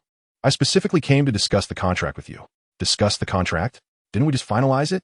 He-Ren was momentarily stunned, but soon grasped the underlying reason. Zhang Nuo must have informed Catfish about He-Ren's recent profitable ventures in Nanjing, prompting Catfish's urgency to discuss the contract. In a similar situation, He-Ren would likely feel anxious as well. A rising star in the sales arena. If he were to withdraw from the live streaming scene after a sudden profit of several million, Catfish would be utterly dismayed. Although Catfish could claim a 1 million breach penalty if He-Ren defaulted, with He-Ren's talent and eloquence, earning Catfish $1 million would not pose a challenge. Without mentioning anything else, just in the past week, Catfish's store sales had nearly matched that of the previous month. He could certainly discern the difference between a bountiful feast and a mere morsel. Thus, he presented Hiran with remarkably favorable terms, so favorable that Hiran questioned whether he had misread the offer. Catfish proposed to nullify the original contract entirely. He would no longer pay Hiran a salary, and they would operate as partners. Hiran would still be able to live stream from Catfish's studio, and Catfish would provide equipment and staff. If Hiran desired an assistant, Catfish would also assist in hiring additional help. The gift of relinquishing the commission structure entirely is an act of goodwill from Uer, who will provide the merchandise for the sales, taking only a modest 20%, while the remainder will belong to Hiran. Uer will not interfere with the timing or content of the broadcasts. Hiran is free to conduct his streams as he pleases. However, any subsequent expenses related to giveaways will be the responsibility of Hiran, who must bear the financial consequences alone. This arrangement is somewhat akin to the model employed in the entertainment industry, where an actor, upon gaining fame, is encouraged by their agency to establish a personal studio. Uer's decision is born out of necessity, as his own studio is still nascent. With limited resources to provide substantial assistance to Hiran, the most straightforward path forward is to climb the rankings. Despite Uer's prominence in the treasure appraisal category, he remains a small fish in the vast ocean of live streaming, lacking the cash flow to compete with larger companies that can afford to invest heavily in promoting their hosts. Consequently, Hiran will not be able to monetize through traffic in the short term, and the range of product available for sale is rather narrow, aside from jade and gemstones. There are only a few types of decorative wrist beads, yielding minimal profit. Should other talent agencies discover Hiran's potential, they would undoubtedly attempt to lure him away, with a breach of contract penalty of $1 million being merely a drop in the bucket for them. In fact, top-tier agencies such as Whale Media and Elephant Entertainment have already expressed interest in Hiran, with Zhang Nua present during their calls. Fortunately, Hiran has not acquiesced, and Uer has taken a gamble, hoping to win Hiran over with sincerity. Other agencies would not extend such favorable conditions, nor allow Hiran such freedom, as they all have revenue expectations. Hiran inquired, "Are you not concerned that I might utilize your resources to grow stronger and eventually establish my own agency?" Uer dismissed the notion, waving his hand nonchalantly. "When I first met you, I sensed a connection. There's ample wealth for us all to share. Even if you decide to part ways in the future, it would only reflect my shortcomings." Hiran chuckled, recognizing Uer's emotional appeal, which he found endearing. After all, one must nurture relationships. Hiran had also overheard the conditions presented by other agencies, which typically began with promises of popularity and ranking, followed by demands for revenue and sales volume. Some were quite absurd, suggesting he promote cosmetics and snacks, which were entirely outside his expertise, treating him merely as a cash cow and a tool. Hiran truly enjoys live streaming for the atmosphere it creates. If he were to be confined to merely announcing price reductions or urging viewers to purchase the last 200 items, he would likely find it unbearable. He would much prefer to scour street markets for hidden treasures until he develops a refined eye for appraisal and ventures into stone gambling, which could prove far more lucrative than mere sales. Thus, Hiran extended his right hand, declaring, "Let us collaborate joyfully." Uer stood and grasped Hiran's hand firmly. "What if you considered investing in my studio? I could offer you a discount." Hiran felt taken aback. He had no aspirations of becoming a boss just yet, and Uer's studio was far too small to warrant such an investment. "Let's hold off for now. I don't have sufficient funds at the moment. We can revisit this later." The Catfish did not force itself. Food must be consumed bite by bite, and tasks should be undertaken step by step, for there is ample time ahead. Upon exiting the Catfish's office, Hiran unexpectedly encountered Zhang Nua, who appeared somewhat embarrassed. "You won't blame me for informing my cousin about the situation in Nanjing, will you?" Hiran shook his head. The antique circle is rather small, and Hiran's reputation in the black market is quite remarkable. Even if Zhang Nua had remained silent, the Catfish would have learned of it eventually. "No worries. I've already spoken with your cousin. From now on, I am a partner, which makes me your boss. Why not greet me with a hello, boss?" Zhang Nua rolled his eyes and playfully punched Hiran twice. "Stop with the banter. Zhou Zhuan is already waiting in your office. Along with him is Wei Ruixiang, the owner of Jubioj." Hiran was taken aback. Zhou Zhuan's early arrival was within his expectations, as profit was the motive. However, he wondered what Wei Ruixiang's purpose was. Could he be the buyer? Upon meeting Hiran, Wei Ruixiang was exceedingly cordial, purchasing Hiran's cricket jar for a sum of 1 million, even covering the intermediary fees himself, which left Hiran feeling somewhat awkward. Hiran smirked. It was sheer nonsense to think that a grand antique shop in Beijing could lack a few prized possessions. Wei Ruixiang retorted, Don't listen to Zhou's nonsense. I simply have a fondness for crickets and keep quite a few at home. This is for personal use. Noticing that Wei Ruixiang had other matters at hand, Hiren inquired, Wei, you must have a purpose for visiting today, so please feel free to speak candidly. Wei Ruixiang chuckled awkwardly. Well, I've arranged to meet 2 individuals in a few days to explore an old residence. I wonder if, brother, he has the time to lend a discerning eye? The old residence mentioned by Wei Ruixiang did not refer to the renovation or demolition of dilapidated neighborhoods, but to a genuine old manor, one with a history spanning a century. As the saying goes, to witness the underground civilization, look to Shangxi. To observe the above-ground civilization, turn to Jin. This holds some truth. Shangxi, a cradle of ancient dynasties, is home to numerous tombs of emperors and generals, while Jin province, due to the prosperity of Shangxi merchants during the Ming and Qing dynasties, has amassed considerable wealth, resulting in many residences with histories of 100 or even several hundred years. Not only are the buildings ancient, but the items within them are also relics of the past. The old residence Wei Ruixiang referred to is located in the suburbs of Jin province's capital, a grand mansion from the late Qing dynasty. The owner, intending to retire abroad, requires cash and has thus contemplated selling both the residence and its antiquities. Upon receiving this information, Wei Ruixiang coordinated with 2 parties to visit Jin province and acquire everything within the old residence. However, after hearing from Zhou Zhuan that Hiren had visited the black market, Wei Ruixiang altered his plans, deciding to invite Hiren along to both ease their relationship and to seek Hiren's expertise. Wei Ruixiang had watched Hiren's live stream on Dabogen and had heard some rumors from the black market. He was quite aware that Hiren's discerning eye far surpassed his own. One should not assume that everything uncovered in the old residence is genuine. The owner would not disclose the authenticity of the items, and at best, they would not actively conceal any pitfalls. Ultimately, the quality of the items is contingent upon the buyer's perception. Once a purchase is made, there is no option for return or exchange. Hiren was undoubtedly intrigued. With approximately 4 million in cash at his disposal, merely accruing interest was not a viable option for him. He would certainly seize any opportunity that presented itself. Can we go live? Hiren was particularly concerned about his fellow treasure enthusiasts, regarding this as an excellent opportunity for enlightenment. No problem. I have everything arranged. Wei Ruixiang replied with a chuckle, having anticipated this and inquired with several other parties beforehand.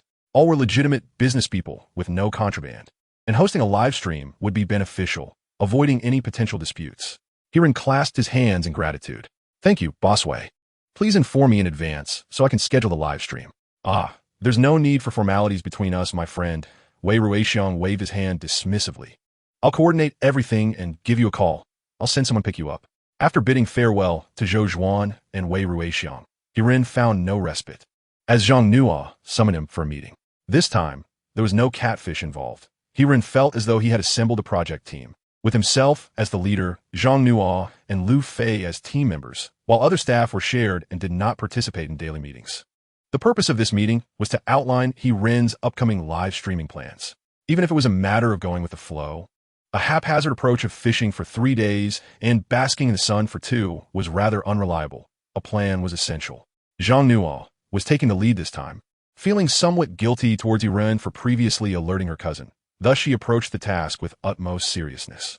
I suggest we take 12 days off each month, stream for 5 days, and at least conduct 1 outdoor session to hunt for treasures or visit a museum. Wait a moment. Hiren interrupted Zhang Nuo. What is the point of visiting a museum? There is nothing of interest to see. To educate our fellow treasure enthusiasts about antiques, she replied. That sounds rather dull. Who would want to listen to a dry lecture?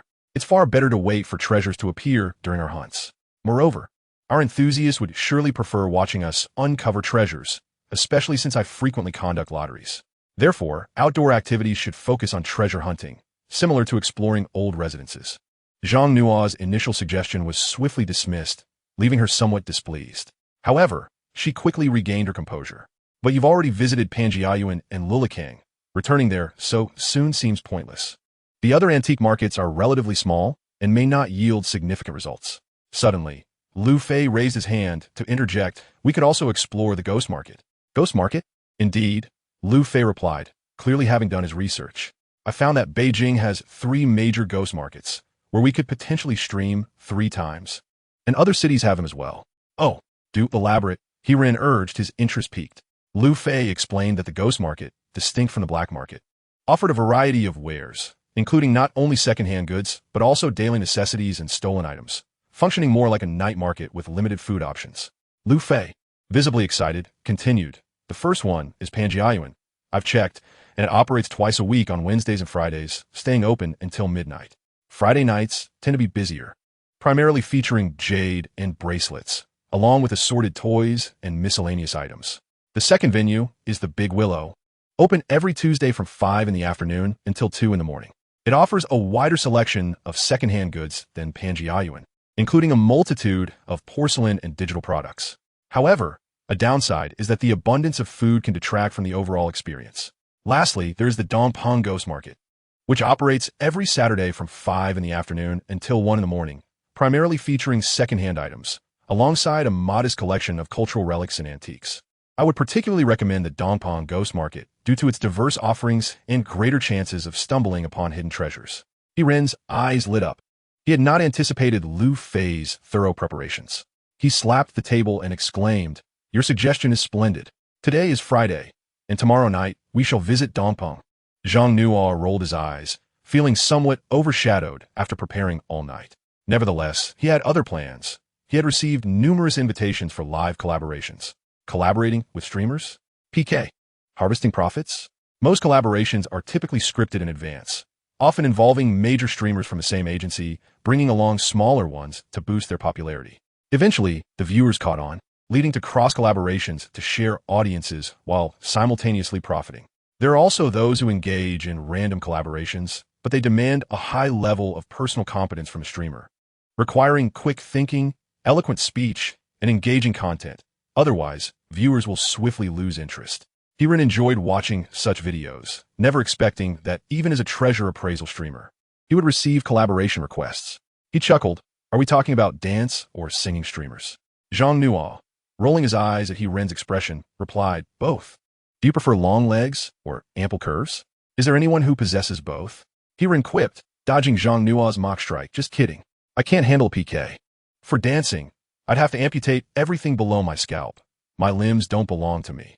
As for singing, it's even worse. Others charge for singing, while my performance could cost me my life." Zhang Nuo and Lu Fei couldn't help but laugh at Ren's self-awareness. After sharing a hearty laugh, Zhang Nuo remarked, "You don't need to sing or dance. If you lose, just take them out to hunt for treasures." What? That request completely baffles me. Chapter 82. Riding the Wave of Popularity. Once Zhang Nuo explained, Ren began to grasp the situation. In recent years, with the advancement of beauty enhancement technology, live streaming has become increasingly competitive, particularly in the realm of aesthetics. Previously, beautiful streamers were a rare commodity. However, the landscape has changed dramatically, now populated with stunning faces. Moreover, these individuals are proficient in a myriad of talents, with singing and dancing being mere basics. Various instruments such as the guzheng, flute, guitar, and suona are showcased, alongside streams dedicated to fitness, cooking, frisbee, and short skits. Whatever one can conceive, there seems to be a live stream for it. Just days ago, a group of talented young women, adorned as celestial beings, hosted a live event centered around a peach blossom festival.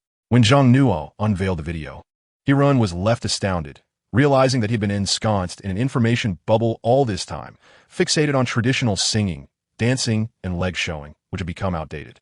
The current trends outside are remarkably unconventional. Thus, there are those who seek to carve out new paths, particularly in the niche of treasure hunting within live streaming, as few women possess the capability to engage in this endeavor. Thus, some individuals contemplated collaborating with Ren, realizing that a mere temporary connection through live streaming would yield insufficient benefits. They aspired for a long-term partnership, dispatching various charming female hosts to accompany Ren in seizing opportunities, maximizing their gains. Additionally, Ren's appealing appearance could serve to cultivate a romantic narrative. After some consideration, Ren inquired about the potential advantages.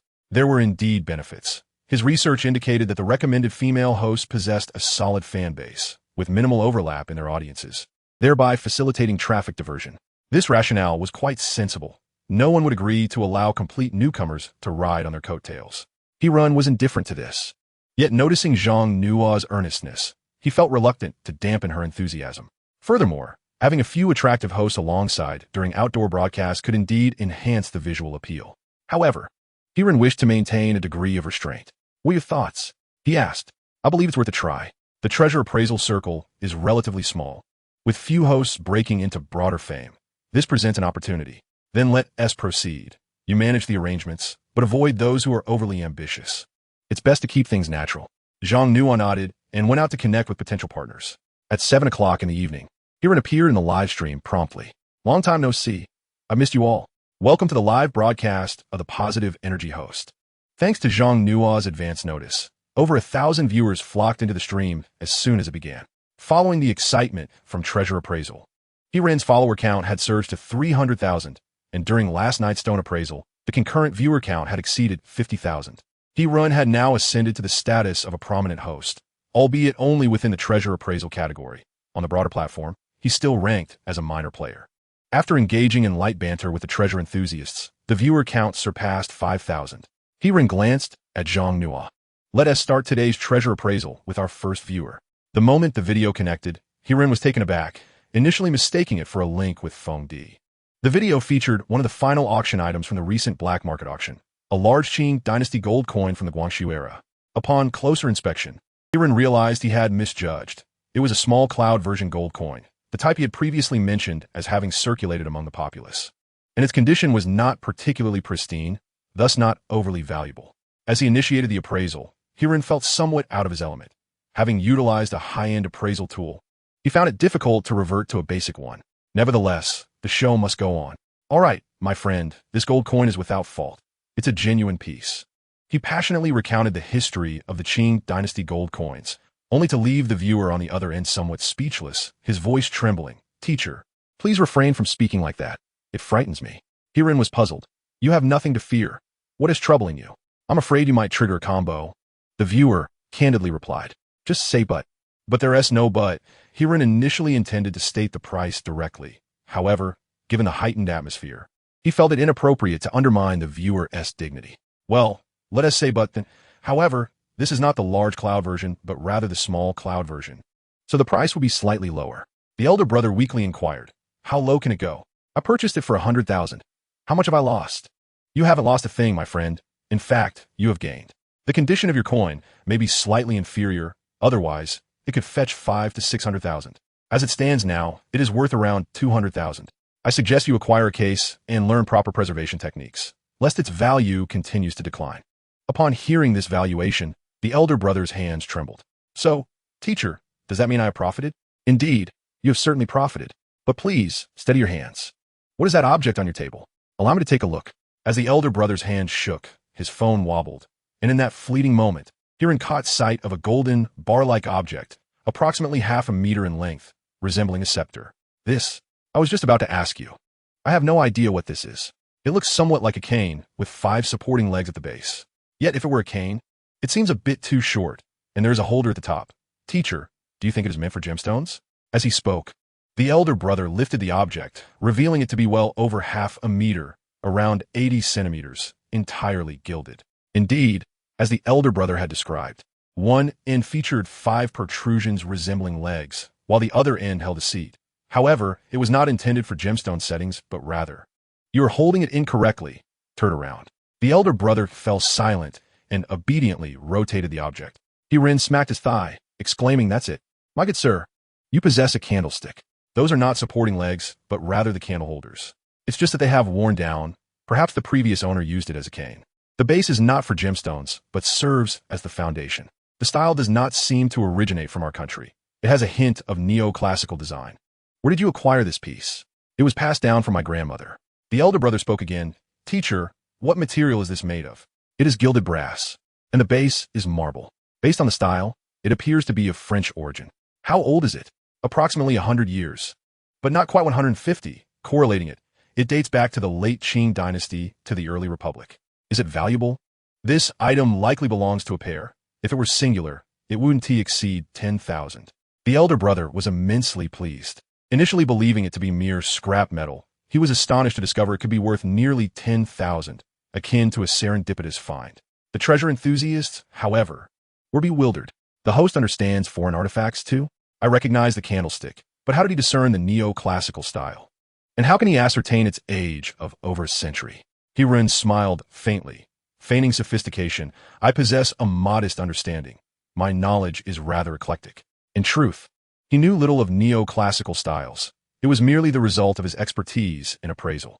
Perhaps the elder brother, in his elation, had once again misaligned the camera. Suddenly, Hiren's eyes brightened. Do not move, let me see that plate. Chapter 83. It all depends on how swiftly you can pedal the sewing machine. Hiren's excitement stemmed from spotting an object strikingly reminiscent of a treasured piece in the Palace Museum's collection, a ding-kiln white glazed bowl with a blooming rim. The blooming rim bowl has been a relatively common style since the Northern Song dynasty, named for its typically 4, 6, or 8-petal design at the rim. The Song dynasty's blooming rim bowls are generally 6-petal, with a wide opening and a small ring foot. The sweet white glazed printed bowls from the Yongle period of the Ming dynasty also featured several blooming rim designs, which too were of the 6-petal variety. During the Qing dynasty, imitation was commonplace, typically in an octagonal shape. However, what Hiren observed was distinct. A 5-petal white porcelain bowl with a flared rim, identical to one housed in the Palace Museum, albeit in a less pristine condition. This 5-petal bowl is a quintessential form from the 5 Dynasties period, which continue to be utilized throughout the Song dynasty, with similar wares produced in Ding, Gu, Ru, and Yaozhou kilns. Its price was rather modest. Upon inspection, Hiren discerned that the bowl in the elder brother's possession was not from an official kiln and exhibited considerable glaze, wear, and some imperfections, likely valued at around a few $100,000. Even a well-preserved official kiln bowl would not command a high price, as this piece was classified as a cultural relic, prohibited from trade, especially since there remained soil on it, specifically grave soil known as white clay. The elder brother clearly lacked expertise. A knowledgeable person would have removed the white clay long ago. Recalling a previous conversation with Ma Jian, Hiren prepared to probe further. Elder brother, where did you acquire this item? Oblivious, the elder brother boasted, this was left to me by my grandmother, passed down through my father. Before Hiren could continue his inquiry, the elder brother volunteered a collection of copper coins, prompting Hiren to exclaim in astonishment. Where did you find these coins? These were also my grandmother's. This is just a portion. I gave some to my second and third uncles, he replied, picking up one coin and asking, Teacher, what kind of coin is this? Hiren, no longer in a hurry, welcomed the opportunity to delay. This is a Wanli Tongbao. It's inscribed right here. It's a currency from the Ming dynasty. Is it valuable? I have about 20 to 30 similar ones. Hiren was astounded. The Wanli Tongbao had a relatively low mintage, thus retaining value. This particular one is known as Beitian. Flip it over, the character Tian is at the top of the reverse. In an excellent condition, it's worth about 5 to 6,000 each. The onlookers were astonished, with 20 to 30 coins. The elder brother's collection could amount to over 100,000. The elder brother was equally taken aback, quickly directing the camera towards the pile of coins. Teacher, could you please take another look? Hiren was surprised as well. My goodness, you have quite a treasure trove here. Coins from the Hongwu, Yongle, Jiajing, and Longqing eras were present. Pick up the Hongwu coin on your left. Yes, that one. Bring it closer. This is the Hongwu coin with the 5 blessings design, worth around 20,000. And the one next to it. Let's take a look.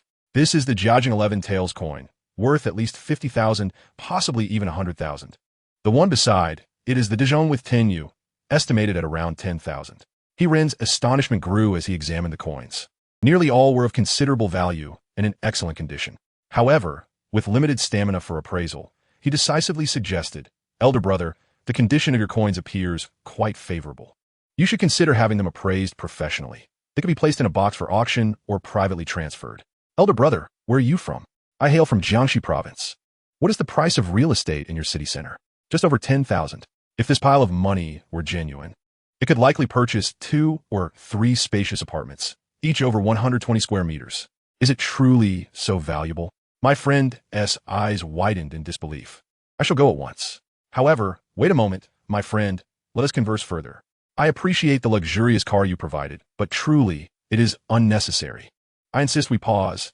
I am not requesting gifts, as I have yet to fully examine this bowl. My friend's tone lifted significantly. Is this bowl indeed a remarkable item? He chuckled. Indeed, it is a treasure, an exquisite small bowl from the Northern Song dynasty, albeit of folk kiln origin. Upon hearing Northern Song dynasty, my friend's eyes widened once more.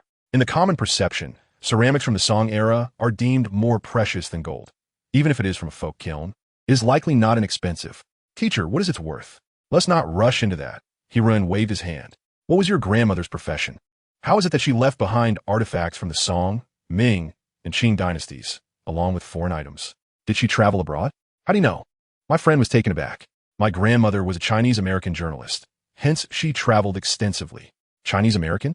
Hiren's eyes glimmered with realization as he slapped his thigh. Could your grandmother's surname be Yang? And you must be surnamed Hu, while your grandfather had a good friend named Wang. Confusion clouded my friend's expression. I'm not surnamed Hu, and my father has no uncle named Wang. The onlookers erupted in laughter. Hu Bai, Wang Pengzi, and surely Yang, right? The host is quite mischievous to link my friend with them. Hiren chuckled, but wait, my friend, there is still soil on this bowl. White clay, a telltale sign of grave soil. You truly are in a predicament. At that moment, my friend panicked. I had no idea. It was in this state when it was passed down to me, untouched and stored in my hometown until today. I believe you. I absolutely do. The question is whether the police will believe you. My friend grew anxious. Teacher, I will surrender it. Isn't that acceptable? Certainly. Surrendering is the right course of action. Yet failing to do so may lead to consequences. After a prolonged moment of thought, my friend grasped Hiren's implication. Teacher, how long could the sentence be for this? That depends on how nimble you are on your feet. What do you mean? If you're quick like a sewing machine, perhaps you could reduce the sentence by 2 years. Teacher, please do not jest. Observing my friend's genuine demeanor, Hiren surmised that this item might indeed have no connection to him.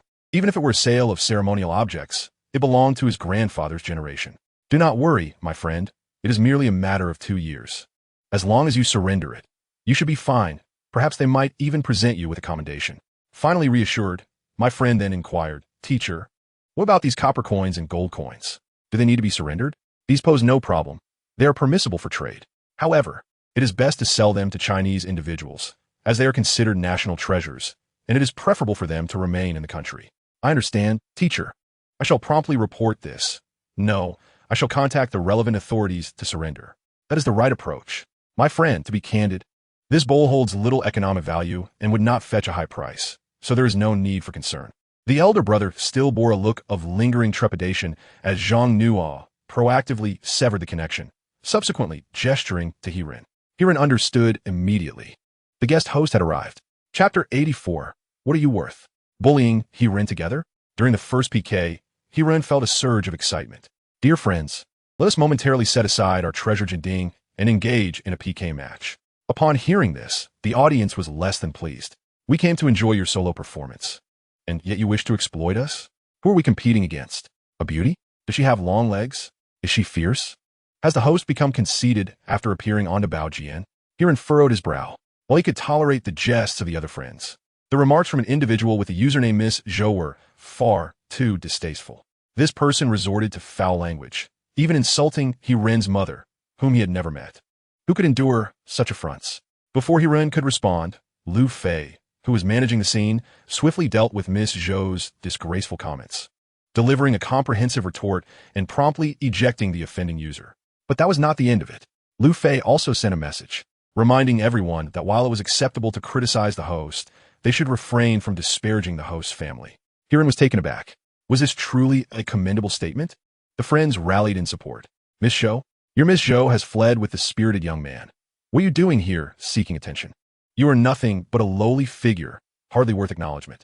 Hiren quickly intervened to halt the discussion, asserting that such individuals were plentiful and that it sufficed to dismiss them without further ado. Now, let us commence the connection. Fear not. You need not assist me in the PK. We are merely here for enjoyment. Losing is inconsequential. You may all visit the young lady S-Stream to enjoy her singing and dancing. The host demonstrated a commendable sense of duty. No, I must support you. I have plenty of free gifts in my backpack, and I shall empty it shortly. And I too shall accompany the host until the end. I have another phone to run dual streams. As they spoke, the connection was successfully established. Hiren scrutinized the screen and found himself facing a seemingly innocent young woman. Though she was not particularly striking, the enhancement of beauty filters rendered her quite lovely. Hiren chuckled, breaking the ice. You are truly beautiful. What type of host are you? The young lady appeared somewhat anxious. I'm a singing host. Although Lin Feifei had been streaming for several months, amassing over 100,000 followers due to her beauty and melodious voice, she still felt somewhat restrained. Having emerged from a talent search show, she participated in China's Good Voice. With her appealing appearance, pure demeanor, and musical background, she quickly distinguished herself in the auditions. While Lin Feifei dreamed of stardom, a staff member approached her with a contract proposal, threatening elimination if she did not sign. After glancing at the contract, which was not much better than those of aspiring K-pop idols, Lin Feifei firmly rejected it, confident that her talent and looks would attract the attention of a more discerning agency. And thus, her journey ended prematurely. Lin Feifei was eliminated after singing only 2 songs, her fame never materializing. Other companies indeed approached her, yet upon evaluation, Lin Feifei found their capabilities to be rather mediocre, lacking substantial resources, while their conditions were even more stringent than those of the agency representing Good Voice. Lin Feifei realized her miscalculation.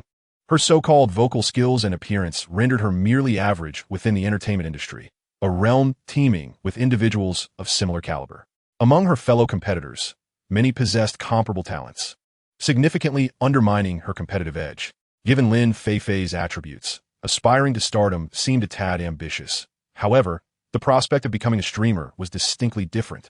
Even if her abilities did not match up, she would undoubtedly excel in professional skills, surpassing most streamers, and that sufficed. After all, MCN companies typically nurture streamers in batches. If Lin Feifei did not succeed, it would merely result in a financial loss, whereas success could transform her into a lucrative asset. Lin Feifei resolved to give it a try, recognizing that some individuals successfully transition from streaming to stardom. By accumulating a fan base, employing a strategy of indirect advancement seemed plausible. Thus, she found herself face-to-face with Hiren. Noticing Lin Feifei's slight nervousness, Hiren proactively remarked, "Singing is wonderful. I sing to the point of exhaustion. How about we change the stakes?" Lin Feifei recalled a script previously shared by her management and with a sweet smile said, "Ringu, you are the treasure-hunting streamer. If you lose, will you take me to hunt for bargains offline?" Hiren chuckled, "Absolutely. I plan to visit the ghost market tomorrow. If I lose, I shall take you along. Should we find any treasures, I assure you, you will have the chance to gather them." What a clever streamer.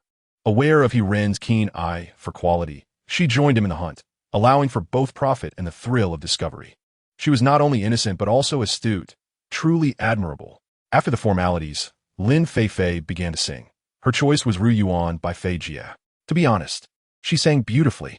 Her high notes were bright, yet not piercing, mid-tones precise yet not airy, and her low notes remarkably steady. Her timbre flowed like a crystal-clear stream, with transitions and dynamics as smooth as gentle currents. Absolutely captivating. In truth, Lin Feifei's voice bore a closer resemblance to that of another contestant, Zhou Buqian, yet it mattered little. For Hiren, musically inept, could not discern the differences, merely appreciating the pleasantness of her performance. The audience's taste mirrored Hiren's, displaying their enthusiasm with exclamations of awe, devoid of any cultural depth. It was not that Hiren lacked talent. Rather, Lin Feifei was exceptionally charming. Though the audience cheered exuberantly, the disparity in gifts between the two remained negligible, perhaps a few hundred yuan at most, ensuring a delightful conclusion for all. Hiren regrettably faced defeat, while Lin Feifei earned her chance to hunt for bargains, and the audience basked in joy. Yet, amidst the festivities, someone disrupted the atmosphere with a barrage of rockets, showering gifts worth 5,000 yuan upon Lin Feifei, instantly amplifying her lead. Zhou's little dog even sent a floating message, "Streamer, if you win, make that fool over there bark like a dog. I shall reward you." Lin Feifei, caught off guard, faltered mid-sentence, having witnessed the insult directed at Hiren, leaving her uncertain on how to proceed. Suddenly, an individual known as Su Xiao made his move, directly showering the platform with 10 extravagant gifts. Following this, he sent a message that read, "With only a few coins in my pocket, I would rather not embarrass myself. What kind of person are you to join me in bullying Hiren?" Everyone was taken aback, including Hiren, not merely because Su Xiao spent 30,000 in one go, but because this fool mistakenly directed all his generosity towards Lin Feifei. In Chapter 85, titled Connecting Live, Su Qingjie, hidden behind his phone, chuckled with glee. He was no fool. How could he possibly misdirect his gifts? His intention was deliberate, to bestow them upon Lin Feifei. However, Su Qingjie did utter a valid point. What sort of creature was the dog of the young lady, Zhou, to bully Hiren? If Hiren allowed such a person to intimidate him, then Su Qingjie, who had previously been bullied by Hiren, would appear even more pathetic. He could not abide by that. Thus, after the operations team for Lin Feifei granted Su Qingjie a higher-level management authority, he swiftly removed Zhou's dog from the live broadcast room, executing a thorough cleanup in the process. "Thank you for the gifts, Su Xiao. I'm truly grateful. Is there a song you would like to hear? I shall sing it for you." Fortunately, Hiren was not preoccupied with this matter. He soon realized that Su Qingjie was intentionally trying to vex him. "Oh, Su Qingjie, should I share your illustrious exploits with everyone?" The viewers then grasped that this Su Xiao was the same wealthy heir who had spent 200,000 on a mere stone the previous day. What a character! A rich heir publicly online. "Su Xiao, your mother loves you. Su Xiao, I wish to bear your children." Su Qingjie promptly rushed to Hiren's live stream and gifted him 10 extravagant presents as a means to placate him. Hiren was not one to be swayed by mere money. However, Su Qingjie's sincerity made it difficult for him to divert attention from another sorrow. "Su Xiao, let us consider this matter settled, but do exercise more caution in the future." Su Qingjie felt like a great fool, having spent tens of thousands only to be threatened. Nevertheless, for him, this sum was a trifling amount. He left with a remark, "I will reach out to you in a few days regarding something important," before exiting the live stream. As Su Qingjie showered Hiren with gifts, the PK time arrived, and ultimately, Lin Feifei emerged victorious. Naturally, Hiren would not shirk responsibility. "I have lost. After the broadcast, I will add you on WeChat and inform you of tomorrow's plans." The viewers protested. The host must have deliberately lost, intending to obtain the lady's WeChat. "You could also add her. I just checked, and a simple rocket gift allows you to connect," Hiren retorted. "Do you think I'm foolish? That is a work account. I desire the personal one. You aren't even the top supporter." Upon noticing that the viewers were now discussing the leading supporter, Hiren hastily intervened. "Sister, the time has not yet elapsed. Let us sing a couple more songs." Lin Feifei sighed in relief and transitioned to a song titled "So Proud," showcasing her versatile vocal abilities. Meanwhile, Lin Feifei's operations manager opened his mouth, yet chose to remain silent. In his view, this was the perfect moment for Lin Feifei to win over Hiren's fans, thereby attracting both followers and monetary support. Truly, he was inept at navigating such situations. However, he also understood the importance of not being overly hasty. In just a short span, Lin Feifei's fan base surged by 3,000 to 4,000, and she received gifts totaling over 40,000, surpassing her income for the entire previous month. Lin Feifei sang with great fervor. Unlike the owner of her agency, who was quite different from Catfish, her base salary was merely 6,000, and her share of the gifts was only 30%, which was the standard rate. After deducting the platform's share from the over 40,000 in gifts, she still received more than 6,000, nearly equating to a month's salary. After completing 2 songs, Lin Feifei wisely ended the live connection. Hiren chuckled, asking, "How is that? Was this kind of PK acceptable? Perhaps we could do it more often?" Hiren felt quite pleased. Although Lin Feifei's fan base was not as large as his, she had a considerable number of loyal supporters. Earlier, Lin Feifei had encouraged her fans to follow Hiren, resulting in an increase of 3,000 to 4,000 in his follower count. Clearly, the live collaboration had proven beneficial.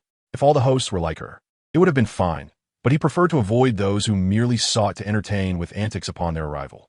Too much technology was undesirable. The more natural hosts like Lin Feifei, the better. "We don't want any snake spirits." Hiren laughed, appreciating that his fans shared a similar aesthetic to the host. Nevertheless, he playfully chided, "Do you think this is a selection of beauties? Let us temper our expectations." At that moment, Hiren spotted a comment asking which ghost market he would be visiting the next day and if he could take them along. There were only a few ghost markets in Beijing, and he teased that if they happened to cross paths and found something of interest, he might offer a hint. Naturally, his loyal viewers were not pleased, expressing their frustration at Hiren for not treating them like family. Hiren chuckled, refraining from further engagement, as everyone understood that he could not assist each individual in finding treasures, setting aside whether there were even enough treasures to be found. What grounds did he have to help them profit? Who were they to him?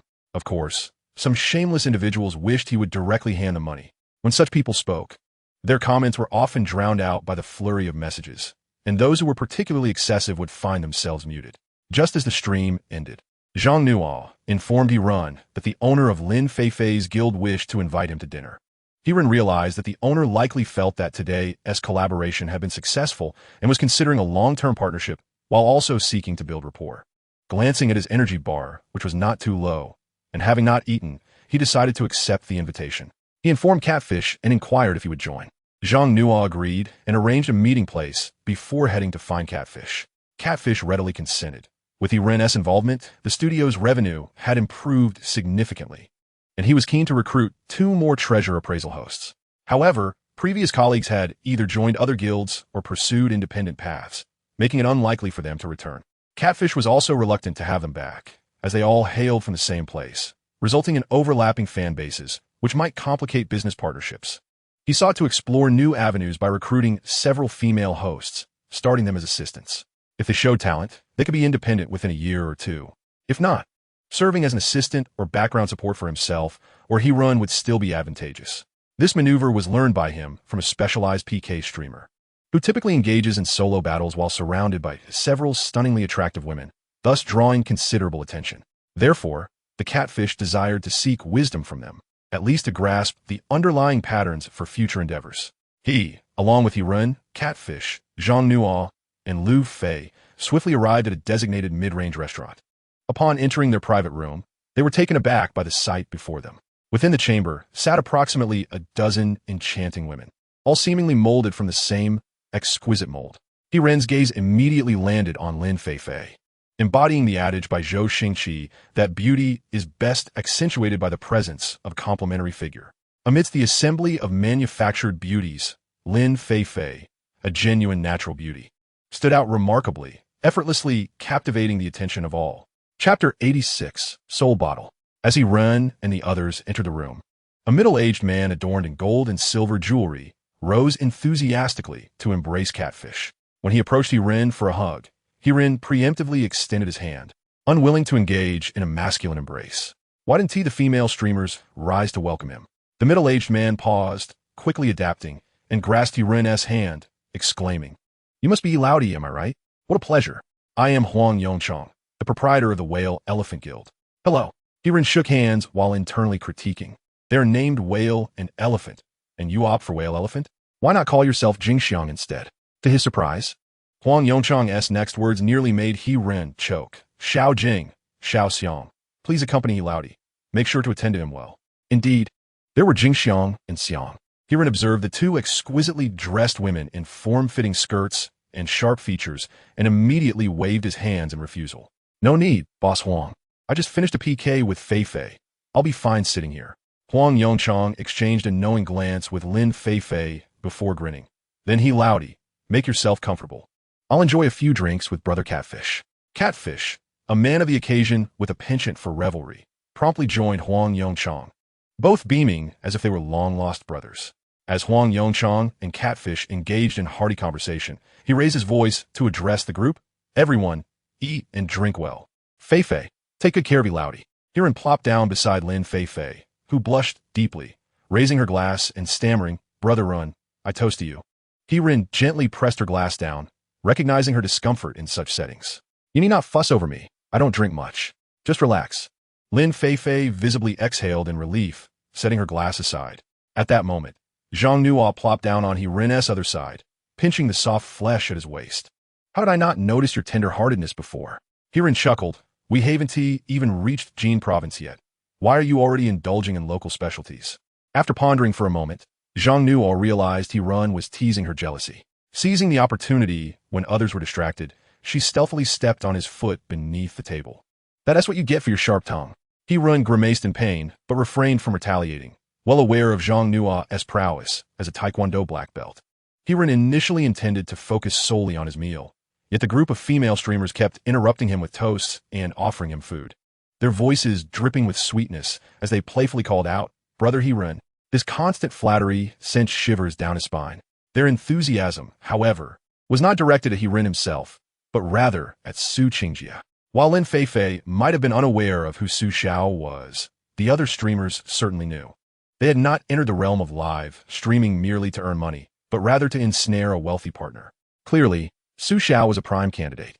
Even a mere romantic dalliance could prove immensely profitable for them. Within moments, He-Run discerned their intentions, as some eager individuals were already asking him for Su Qingjie's contact information.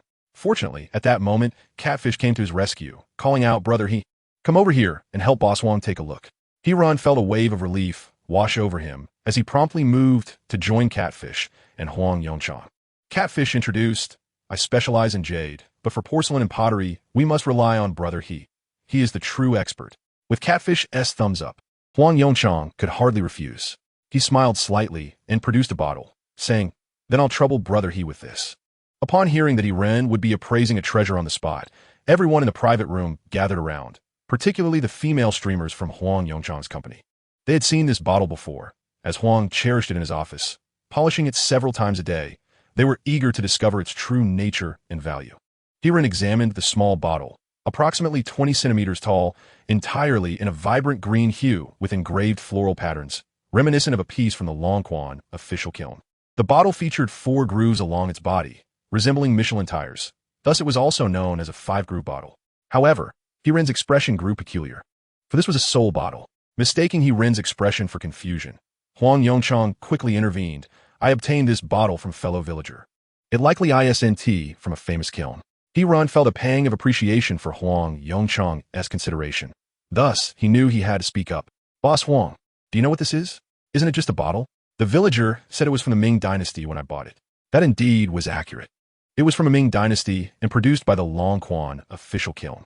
Huang Yongchang gasped, realizing that Ming Dynasty Longquan celadon could be valued at several million, with even the cheaper pieces fetching hundreds of thousands. He had purchased this bottle for merely 20,000. Was he not about to reap a tremendous profit? Brother He, can you confirm this? Absolutely, without a doubt. Yet Hiran hesitated before adding, however, the implications of this bottle are rather unfavorable. It is a soul bottle, specifically a Longquan celadon engraved 5-groove soul bottle. Unfavorable implications? Huang Yongchang blinked in surprise. What do you mean by that? What exactly is a soul bottle? A soul bottle, also known as a granary jar, is said to have originated in the late Shang dynasty, flourishing particularly during the Three Kingdoms and Song dynasties, and nearly vanishing by the Republic era. Are you familiar with the concept of not consuming zhou millet? Seeing everyone shaking their heads, Hiran explained that Bo, Yi, and Shu Qi were the sons of the ruler of the state of Gushu during the late Shang dynasty. After the fall of the Shang, they vowed never to consume the grains of the Zhou dynasty and ultimately perished on Shouyang Mountain. Huang Yongchang remained perplexed, wondering what this had to do with the soul bottle. He continued, stating that later, in their memory, people began to include 5 grains in the burial items after their demise, and the containers for these grains were named soul bottles.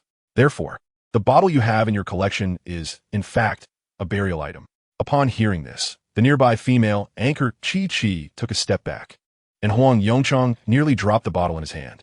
Are you joking? Hiran shook his head, explaining that the soul bottle served roughly 2 purposes. One was to protect the tomb, ensuring that the remains of the deceased were undisturbed.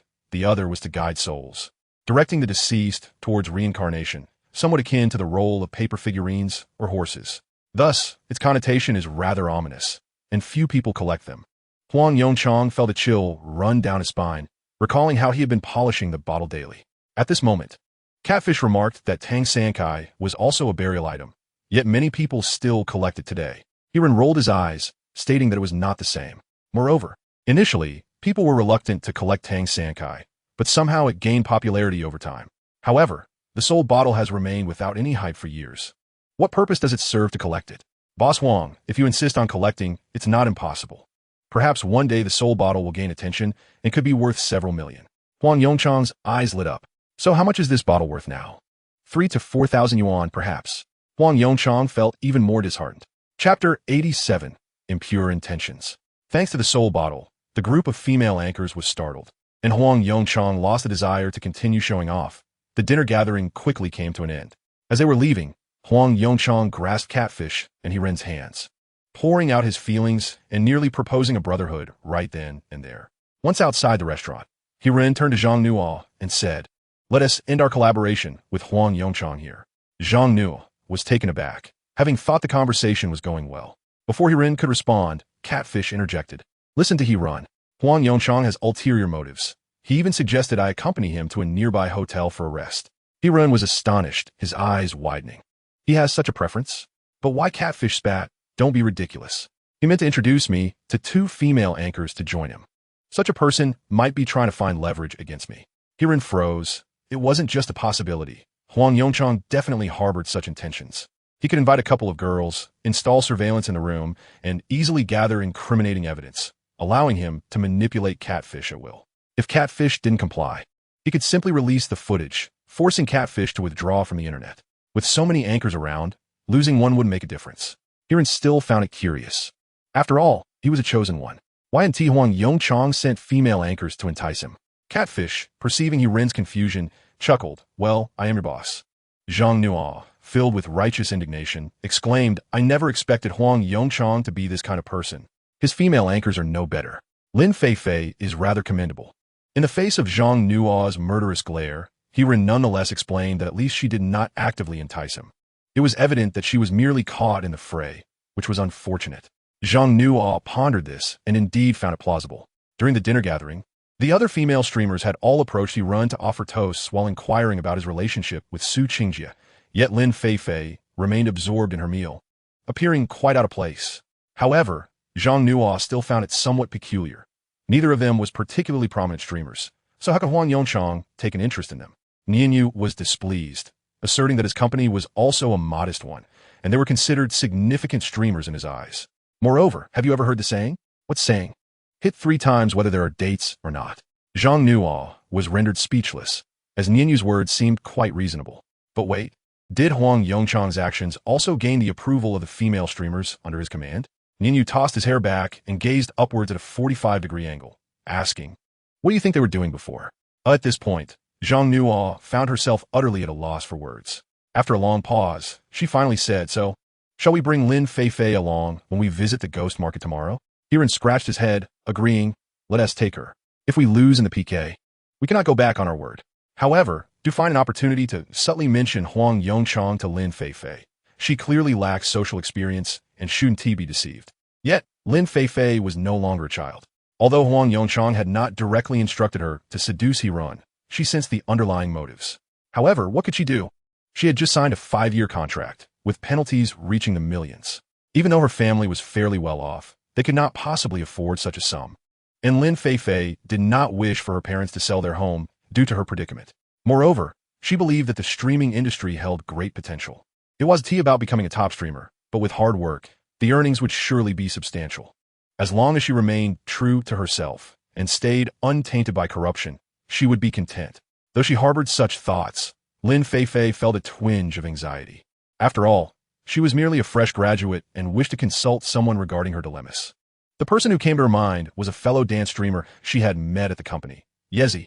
Their personalities and interests aligned closely, resembling a sisterly bond. Just as Lin Feifei was about to call Yezi, the latter unexpectedly arrived at her doorstep, exclaiming, "Feifei, I heard you're going to the ghost market with Heron tomorrow to hunt for treasures. Can I join you?" Lin Feifei was at a loss for how to decline.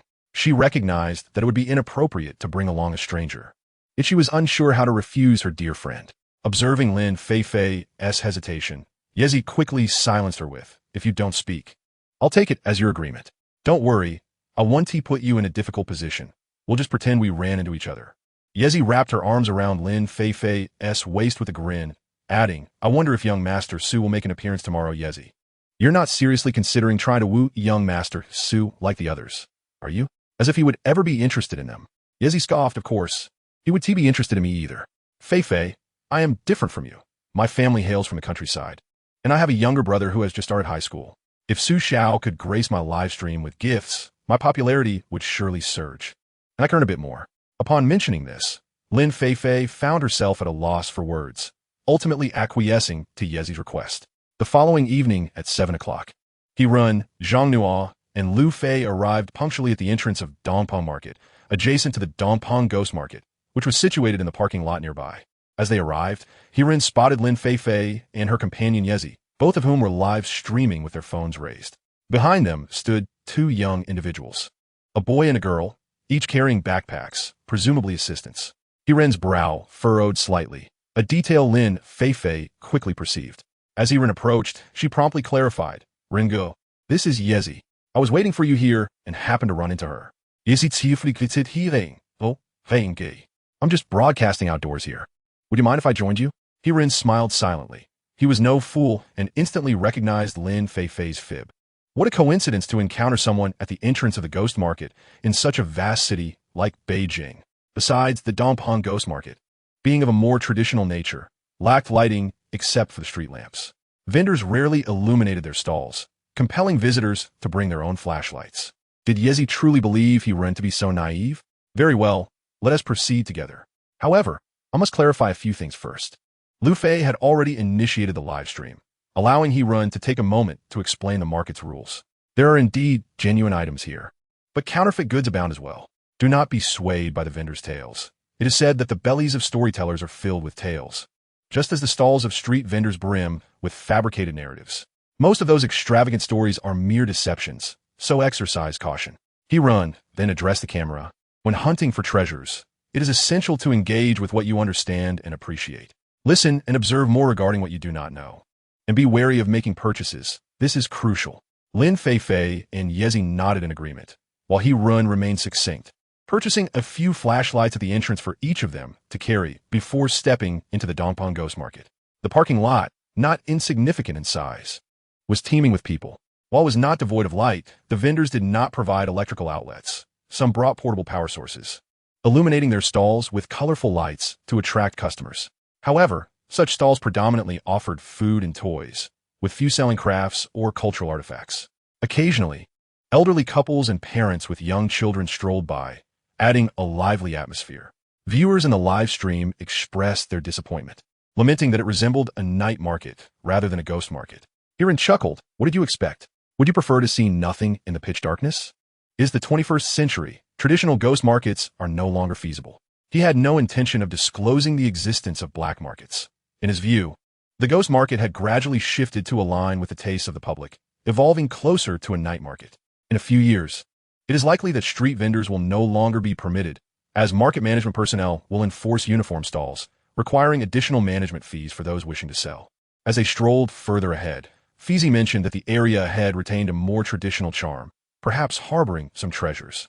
The companions immediately protested. Feezy? Is that what you call him? It's Feej. Xiao had chimed in, clearly amused at the audacity of referring to him so casually. Feej, is this not a rebellion? Hiran laughed heartily, teasing Lu Fei, who was busy capturing the moment with his phone. Feej, your popularity is impressive. Lu Fei, drenched in sweat, weakly replied, Rengu. Please, no more probing. Laughter filled the live stream, creating a delightful atmosphere. While Hiran and the companions were engaged in banter, Lin Fei and Yezi had already been perusing a small stall for quite some time. When Hiran approached, he discovered that the two had already made a purchase, each acquiring a small stone. Both women and the vendor appeared quite satisfied, seemingly believing they had struck a remarkable deal. Hiran smacked his forehead, realizing that the two had evidently forgotten his earlier remarks. Indeed, when women go shopping, they tend to forget everything else. Lin Fei, now at ease, smiled and asked, Rengu, take a look at this stone. The vendor claims it is a genuine Yuhua stone. Yezi leaned in, presenting her stone for Hiran's appraisal, her silence suggesting she sought his opinion. Hiran rolled his eyes. Yuhua stone? Do you know what that is? Did the vendor explain it to you? Lin Fei nodded, stating the vendor even called it Yuhua agate. 50 yuan for 2 pieces. That shouldn't be too expensive, right? Hiran agreed, noting that 50 yuan for 2 stones is indeed reasonable, even less than a box of Yuhua stone cigarettes. The vendor seemed fair. Yuhua stones do belong to the category of agates. Have you heard of Dream of the Red Chamber? It is also referred to as the Stone Record. When Jia Baoyu was born, he was said to have a colorful, crystal-like jade stone in his mouth. Some believe that stone to be a Yuhua stone.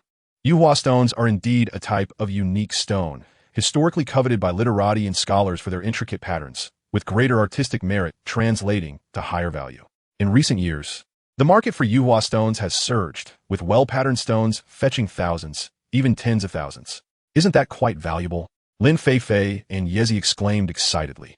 Yezi eagerly added, our stones have patterns. The vendor said mine depicts a rising sun, while Fei's represents a harmonious union. They held their stones up to Lu Fei's phone, allowing the viewers to see the designs clearly, which appeared as they claimed.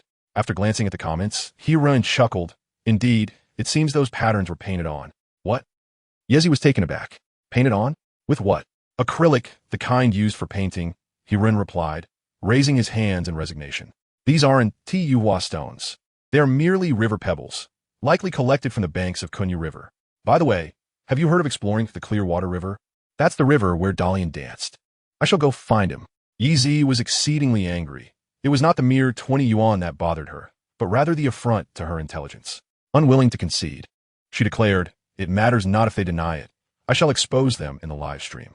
Hiran was taken aback. This could indeed be advantageous, as the boss would likely refund the money to quell the situation. Nevertheless, he restrained Yezi, suggesting, let it be. The sum is insignificant. Consider it a lesson learned. With this thought, Yezi donned a bright smile once more, saying, "Ringu, why don't you lead us?" Our discernment seems lacking. Hirin chuckled, gesturing for the two women to follow him. After all, who would not feel uplifted by the trust of beautiful women? In reality, the barrage of comments in Hirin's live stream had already begun, urging him to assist the two female hosts in seeking retribution. He strolled over to the stall that Lin Feifei and Yi Zi had visited earlier. Upon seeing the two beauties return with a handsome man, the stall owner instinctively sensed trouble, suspecting they might be there to return their purchase. "What can I help you with?" "I must remind you, our policy is no returns or exchanges after purchase," he stated. Yi Zi could not restrain herself. "How can you be like this? You're passing off river stones as rainflower stones. This is fraudulent." The owner, unfazed, calmly replied, "When did I ever say you bought rainflower stones?" Yi Zi was momentarily speechless, and Lin Feifei quickly interjected, "Didn't you explain the origin of rainflower stones when we were selecting them?" "Indeed." The owner grinned at them. "I did share the story of rainflower stones, but I never claimed that what you purchased was rainflower stones." Lin Feifei and Yi Zi exchanged bewildered glances. It appeared the owner had never explicitly stated that they had bought rainflower stones. Sensing their confusion, the owner grew even more pleased with himself. He retrieved a storage box brimming with stones, declaring, "These are genuine rainflower stones. You can't blame me for your lack of inquiry." Hirin intervened, stopping Yi Zi from retorting further, and stepped forward with a slight smile, asking, "How much for these rainflower stones?" The owner replied, his lips curling into a smirk, 100 yuan each, fair and square. Hirin found amusement in the situation. It seemed these rainflower stones were unlikely to have been sourced directly from Nanjing by the owner. They were probably goods acquired from someone who had ceased their dealings, leaving the remaining stock behind. The storage box contained not only rainflower stones, but a hodgepodge of various stones. Hirin even spotted several Wan stones among them. The market for ornamental stones is relatively niche, typically divided into two categories, artificial and natural. The artificial stones are not as simplistic as the ones Lin Feifei and Yi Zi had purchased, which merely involved painting on river stones. Rather, they require meticulous polishing, carving, and coloring to create a myriad of forms and hues, emphasizing craftsmanship over the stone itself, thereby earning the designation of craft stones. Natural stones, however, encompass a broader classification, with common varieties including picture stones, shape stones, and peculiar stones. Rainflower stones, for instance, fall under the category of picture stones, while the Dawan stones Hirin had encountered earlier are celebrated for their unique shapes and varied forms, encompassing themes such as figures, animals, landscapes, sculptures, and vessels. They also lend themselves to creative combinations, categorizing them as shape stones. The proprietor astonishingly combined craft stones, picture stones, and symbolic stones for sale, claiming they were all rainflower stones, which indicated his lack of understanding. Hirin chuckled, asking if they were all priced at 100 each. Naturally, he was welcome to choose. Indeed, Hirin surmised correctly. This merchant was not a specialist in stones, but had acquired these at a bargain from someone in dire need of cash, purchasing them by the box. He spent 5,000 for a box of rainflower stones, containing at least 500 or 600 pieces. At 100 each, he stood to make a tenfold profit. What was there to be dissatisfied with? Hirin bent down to select 2 pieces and handed them to Zhang Nuo, then picked out a further 10 or so, finally transferring 1,500 to the delighted vendor. Both Hirin and the merchant were elated, satisfied with their transaction. Once they moved aside, Hirin retrieved the initial 2 stones he had given Zhang Nuo and suggested that everyone choose 1 piece, with the remainder to be used for a lottery. No one made a move initially, but Zhang Nuo picked up a vividly colored stone, inquiring whether it was naturally formed or artificially dyed. Hirin responded with a smile, stating that he would not purchase artificially dyed stones. This one was indeed natural and likely the most valuable among the collection. Zhang Nuo, initially believing these stones to be of little worth, had selected one that appeared to be the least genuine, intending to encourage others to try their luck, only to find herself pleasantly surprised. Lu Fei then chose a stone, asking, "Brotherin, what kind of stone is this?" Hirin identified it as a genuine rainflower stone, noting its rich red hue was not overly gaudy, and asked Lu to compare it with the stone Zhang Nuo had purchased. Upon comparison, it became evident to all that the red on Zhang Nuo's stone was excessively vivid and bright. Hirin explained that natural red typically results from iron oxidation, which could not produce such brilliance. Leaf inquired, "Brotherin, how much is Fei Ge's stone worth?" Hirin replied that it was difficult to estimate, as he was not well versed in the realm of peculiar stones, but could be valued between 1 to 2,000. This estimate did not significantly shock Leaf, who then asked about Zhang Nua's piece. Is it also a rainflower stone? Zhang Nua had selected a Dewan stone. Dewan stone? From the Greater Bay Area? Hirin shook his head, clarifying that it referred specifically to unique stones produced by the Redwater River flowing through various counties, such as the colorful pebbles and relief stones from Tianyi County, the Duan stone from Duan County, and the Mower stone, pear skin stone, and colored jade stone from Yintan County, among others. Dewan stones are categorized into 4 types: pattern, color quality, shape, and odd stones. Zhang Nua's choice fell under the color quality category, predominantly featuring yellow, followed by green and black, usually in singular hues. Her stone, however, exhibited 3 colors, yellow, green, and red, making it quite rare and highly jade-like in appearance, thus increasing its value. Zhang Nua's eyes sparkled with curiosity, asking, "How much is it worth?" "Approximately 10 to 20,000, Hirin replied, noting that its value largely depended on whether collectors were interested. If you particularly like it, you could drill a hole and create a gold and silver necklace. The price of 20,000 raised envy in Lin Feifei and Yezi. They earned far less in a month, while Zhang Nua casually selected a piece. Yezi promptly inquired, "Renge, can we also choose?" He made a gesture inviting them to proceed and said to Lin Feifei and Yezi's assistants, "You two should select one as well. Consider it a greeting gift." Overjoyed, they nearly leapt from their seats, never having imagined they could seize such an opportunity. Soon, all 4 had made their selections, 8 eager eyes fixated on Hirin, causing him to break a sweat. "Don't get your hopes too high. There aren't that many valuable stones," he cautioned. He had inspected these stones with a discerning eye, confidently stating, "You all chose Yuhua stones. Feifei, yours is the finest, easily fetching 3 to 5,000. The others are similar, around 2 to 3,000. Perhaps better luck than Fizi." Except for Yezi, the other 3 were delighted. Free money is always welcome. Hirin patted Lu Fei's shoulder, saying, "Luck eventually runs out. Let's hold a lottery to distribute the remaining stones." He then addressed the camera. "The remaining pieces are all similarly priced, merely a few hundred each, distributed randomly, purely by chance. As always, only those with fan-like cards can participate. A mere 10 cents for a fan-like card is a small risk to take." The comments on Hirin's stream were filled with admiration for his generosity, while Lin Feifei and Yezi's viewers felt a twinge of discomfort. 3 streamers were broadcasting outdoors, conducting a lottery, and what about the ones they supported? Lin Feifei and Yezi could only feign ignorance. Their monthly earnings were meager. Consequently, many of their viewers drifted to Hirin's stream, enticed by the low cost of a fan-like card.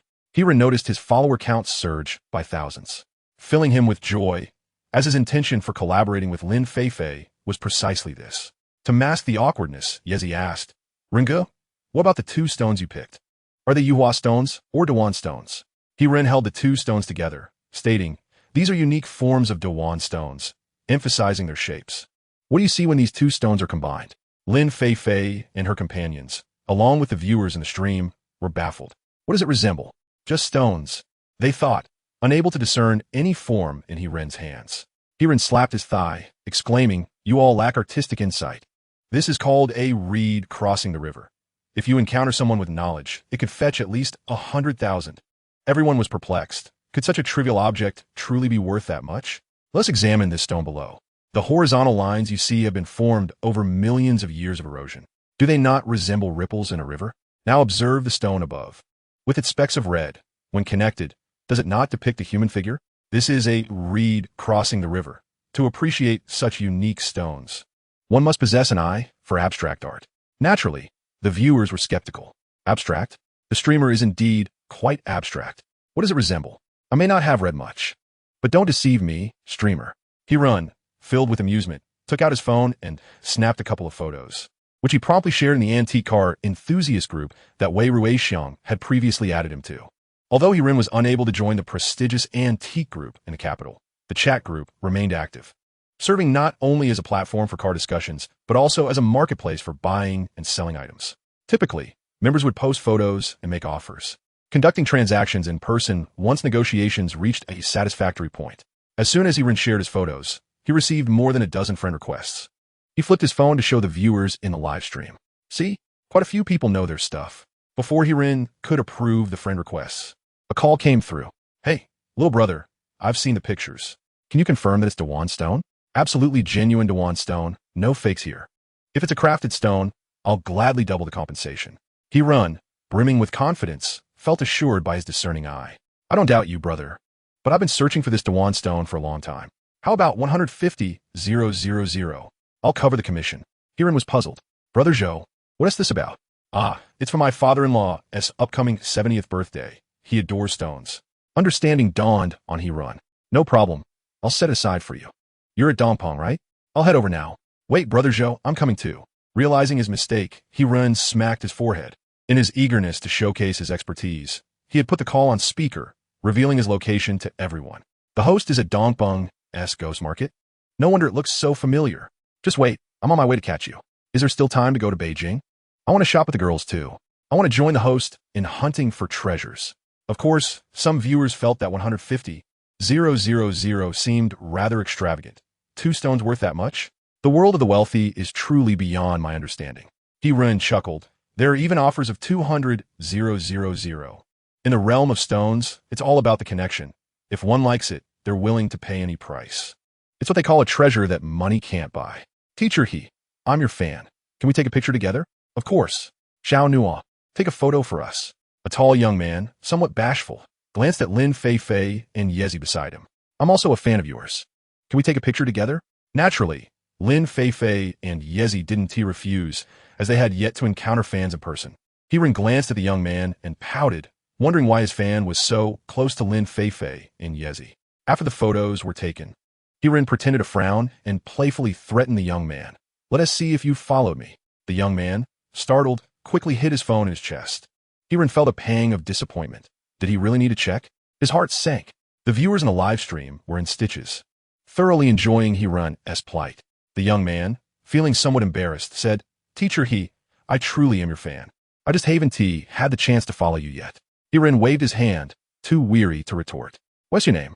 Are you still a student? My name is Xiao Hao, and I'm studying at a nearby university. I happened to be watching Feifei's live stream when I decided to join. Lin Feifei was overjoyed and promptly took a few more photos with Xiao Hai. Hiran, feeling helpless, suggested they stroll together. But he made it clear that there should be no frivolous purchases, as he would not take responsibility for any consequences. So stingy, Xiao Hai muttered quietly, while Lin Feifei winked at him, saying, Just let me know if you see anything you like, and I'll make the purchase. Understanding her hint, Xiao Hai cast her a grateful glance, reassured that his favorite streamer was indeed reliable. Hiran rolled his eyes, thinking that Lin Feifei seemed to consider him deaf. Suddenly, a commotion erupted ahead, capturing the attention of the group. It is a common delight among the Chinese to observe such spectacles, and Hiran was no exception. As they approached, Hiran discovered a stall selling bracelets. The stall was divided into 3 sections, each filled with a variety of bracelets. And each section bore an A4 paper with the numbers 200, 150, evidently indicating the prices. However, the crowd was not interested in the bracelets at the moment, as a middle-aged man was embroiled in a heated argument with the stall owner.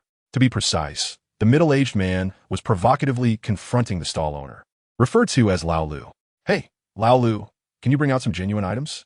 Every day, you deceive unsuspecting tourists with these shabby trinkets, tarnishing the reputation of our city. Lao Lu's face flushed with anger. Han Lao San, don't slander me. When have I ever deceived tourists? Han Lao San picked up a bracelet from the 200 section. Is this a sandalwood bracelet? This is merely sandalwood. And this one, he said, picking up another from the 100 section, is not rhino horn, but cow horn. Han Lao San, are you deliberately trying to ruin my business? You expect to buy sandalwood for 200, rhino horn for 100? Besides, I never claimed these were sandalwood or rhino horn. How am I deceiving anyone? I'm not saying you're deceiving anyone. I'm saying you're selling rubbish. Bring out something genuine, and I'll buy it today. Lao Lu displayed a look of resignation, hesitating for a moment before retrieving a black and red bracelet from his bag, slapping it into the middle-aged man's hand. Will this suffice? Han Lao San examined the bracelet for a moment, his tone softening. Now, this is right. A genuine small-leaf rosewood bracelet, priced at 4,000. I'll take it. Instantly, Han Lao San's demeanor shifted, a smile spreading across his face. Lao Lu, we've known each other for so long. Let us not make it 40,000. How about 20,000? I'll pay immediately. Zhang Noa nudged Hiran, whispering about the small-leaf rosewood with golden star patterns, noting that each bead costs around 5,000. With 13 beads, 40,000 was not too outrageous. Do you want it? If not, I'll buy it and make a quick profit of 20,000. The viewers in the live stream were equally excited, bombarding the chat with messages urging He-Run to seize the opportunity, clearly a golden chance not to be missed. He-Run chuckled, pressing down on the eager Zhang Nuo and glancing at the live chat. No rush, let us wait a bit longer. As the conversation unfolded, someone else entered the bidding war against Han Lao-san. 25,000. Han Lao-san gritted his teeth, replying 30,000. The young man, with a smile in his eyes, glanced at Han Lao-san and declared 35,000. Han Lao-san grew anxious, wondering where this young man came from, deliberately causing a disturbance. Was he? The youth, unfazed, replied calmly, when it comes to purchasing, the highest bidder prevails. I have my eye on this string of small leaf rosewood as well. If I cannot afford it, I shall not waste others' time. The shopkeeper, old Lu, chuckled. This young fellow speaks wisely. However, 35,000 simply will not suffice. This is my heirloom, and I will not part with it for less than 40,000. The young man laughed in return. Does the boss possess the gift of foresight? Did you know I brought exactly 40,000? Then 40,000 it is. The bracelet is mine. With that, the youth extracted 40,000 in cash from his bag and handed it to old Lu. Observing this, Han Lao-san snorted and parted the crowd to exit the scene. Just as old Lu was about to accept the money, his hand was intercepted by a portly middle-aged man who declared, I will offer 45,000. Please sell it to me, boss. Old Lu glanced at the young man with the cash. What do you say? The rotund man beamed as he transferred 45,000 to old Lu and happily walked away with the bracelet. Watching old Lu depart with his belongings, Zhang Nuo stomped his foot in frustration. 45,000 is hardly excessive. There's profit even at 50,000. If you weren't going to make a move, why obstruct me? He-Run chuckled. I didn't hinder you. You have been the one deceived. Huh. Not only Zhang Nuo, but also the other treasure enthusiasts were taken aback. How would that have been a deception? Fizi, keep your distance from old Lu. Do not let him notice you, He-Run instructed. The others reluctantly followed suit, trailing behind old Lu, unaware of He-Run's ulterior motives. Do you all recall the elderly gentleman we encountered during our last visit to Xinyuan community? The one selling cloisonné enamel paper cutters? Zhang Nuo suddenly awakened. You mean the one laying a trap? Precisely. In fact, they were setting a trap just now. But this time, the trap was laid directly at the feet of the street vendor. What a cunning old Lu. Lin Feifei interjected. Is that Han Lao-san plant? Astute observation. He-Run snapped his fingers. Not only him, the youth with cash is also a plant. The two of them play off each other, luring others into their snare. Zhang Nuo's mind raced. So the bracelet is a counterfeit? It's not small leaf rosewood? Bingo. It's large leaf rosewood, worth merely a few hundred. Those golden star water wave patterns? Merely painted on. This trick is effective only at the ghost market, where the dim lighting obscures details. As the two engage in bidding, it is likely someone will fall for the ruse. Therefore, when exploring the ghost market, one must remain vigilant. It is a veritable den of deceit. Never act impulsively on items you cannot verify. Yezi suddenly inquired, but what if no one is deceived? How do they conclude their act? She timidly added, their performance is rather impressive. He-Run laughed. In truth, it is not. If you observe closely, you will spot the flaws. Han Lao-san, upon arrival, immediately accused the vendor.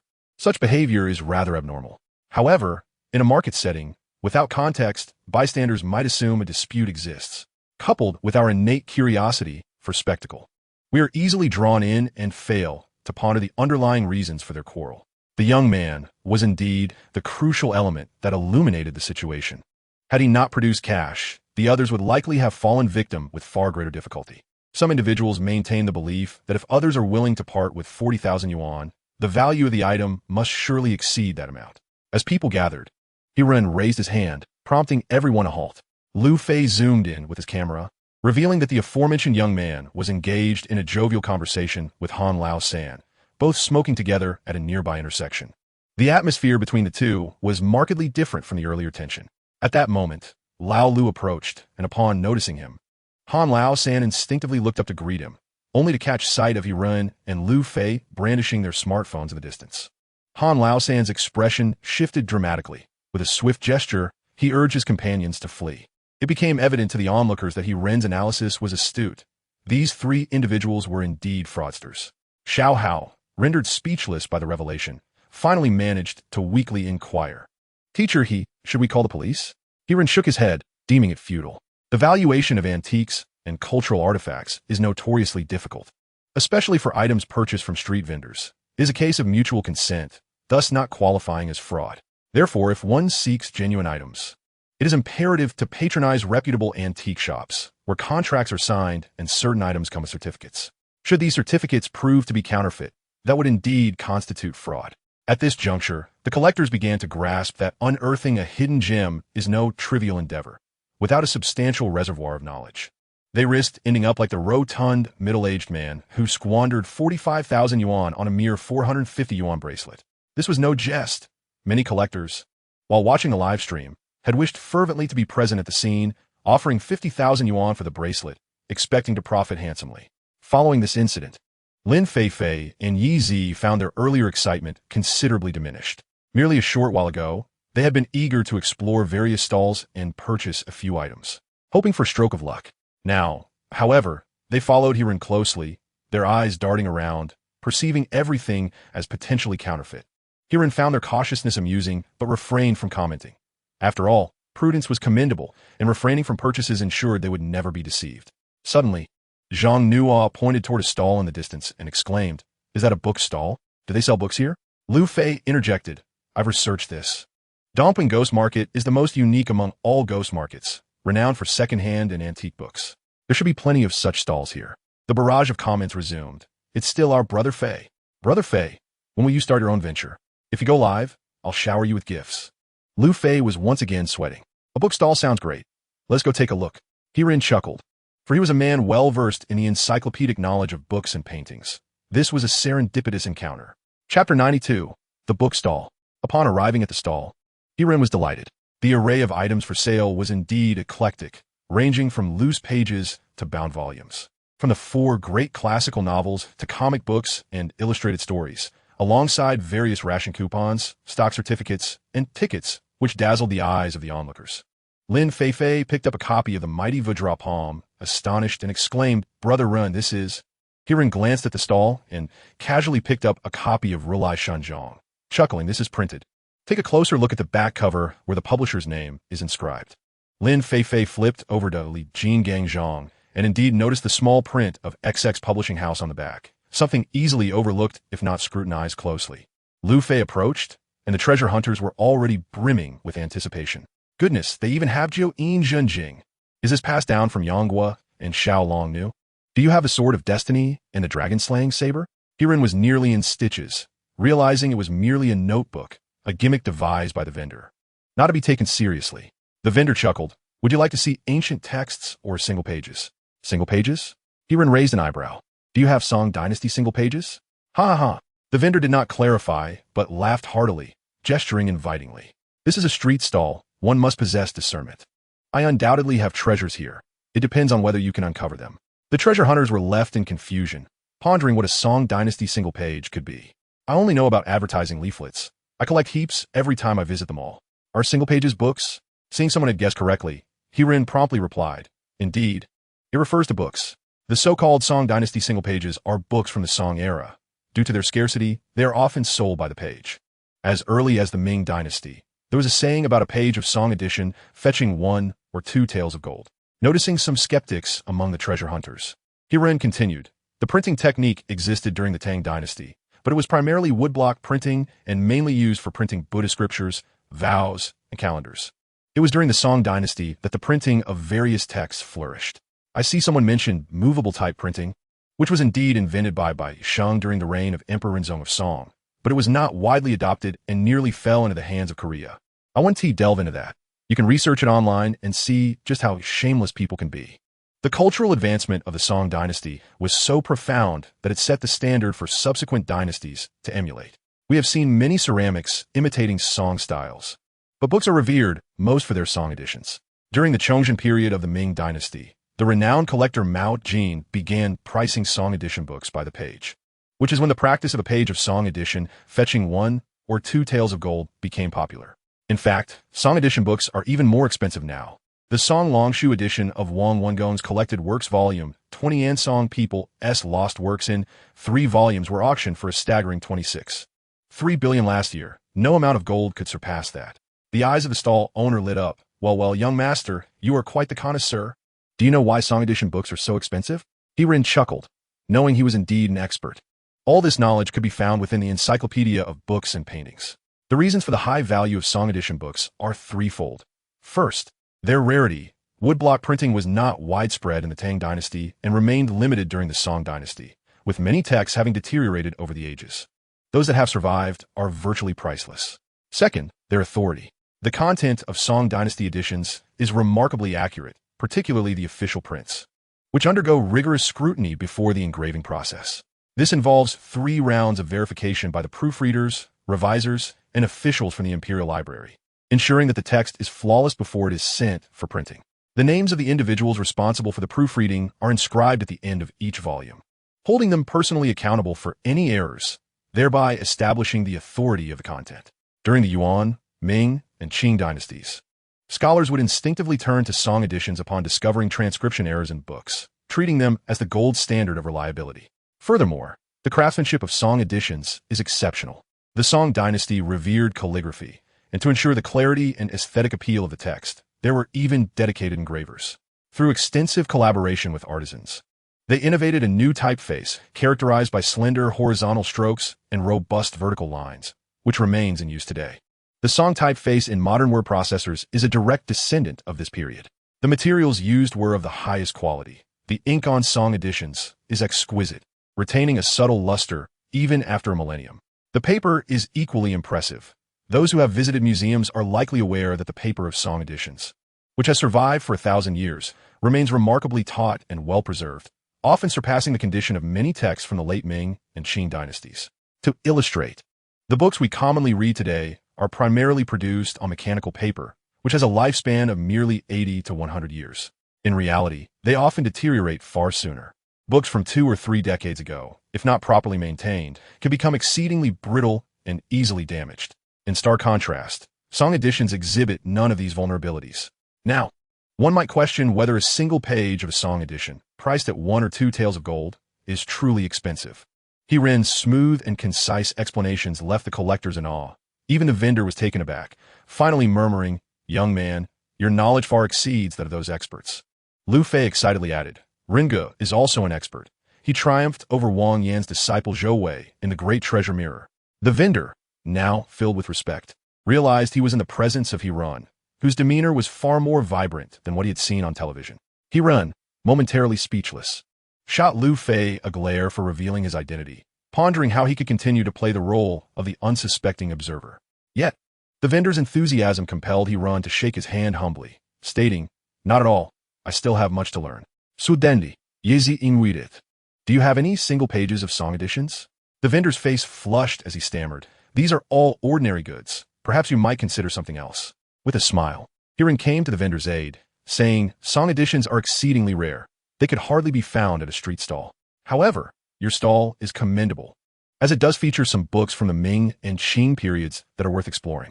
The vendor visibly relaxed, assuring everyone, "Feel free to browse.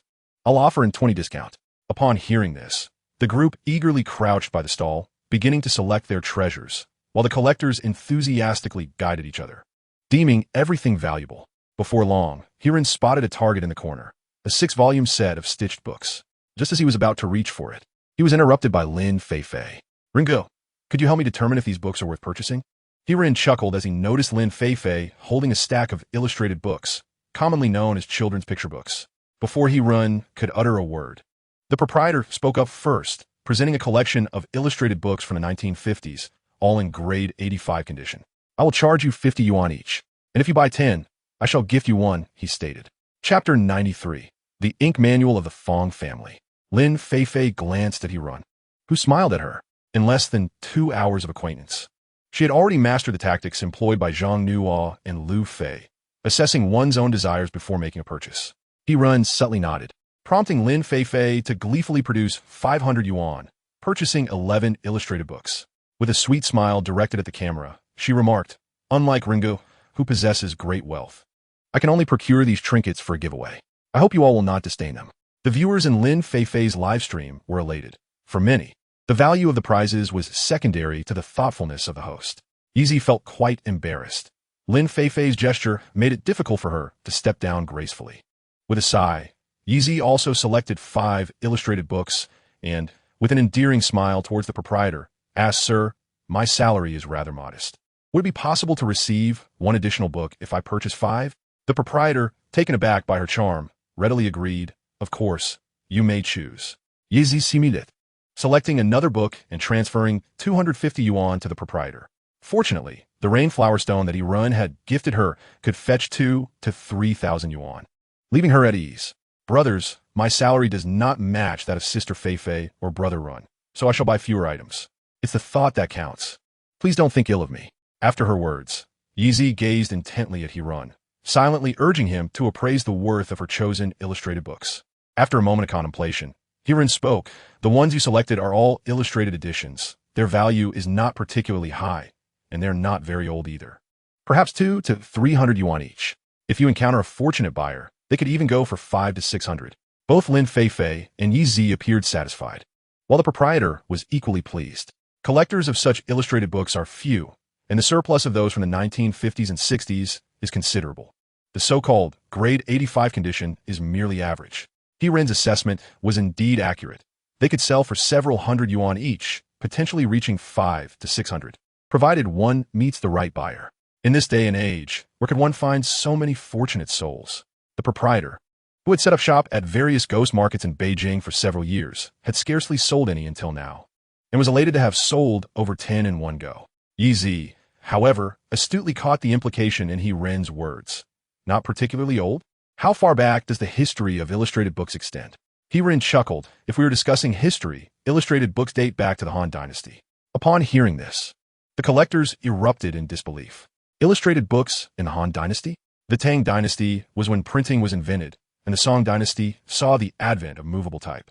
How could there possibly be illustrated books in the Han Dynasty? Hold on. Hirun continued. I am not referring to those printed on paper. The images on the lacquer coffin from Awangdui depicting the earth god eating a snake and the sheep riding a flying crane. The murals at Mogeo Caves, such as the birth of a 9-colored deer in the meat trade with doves. Are they not illustrative narratives? The collectors quickly accused Hirun of shifting definitions, to which he replied with a grin, yes, those on coffins and walls do not count. But what about the illustrated records of Confucius from the Wanli period of the Ming Dynasty? Surely, that qualifies as an illustrated book?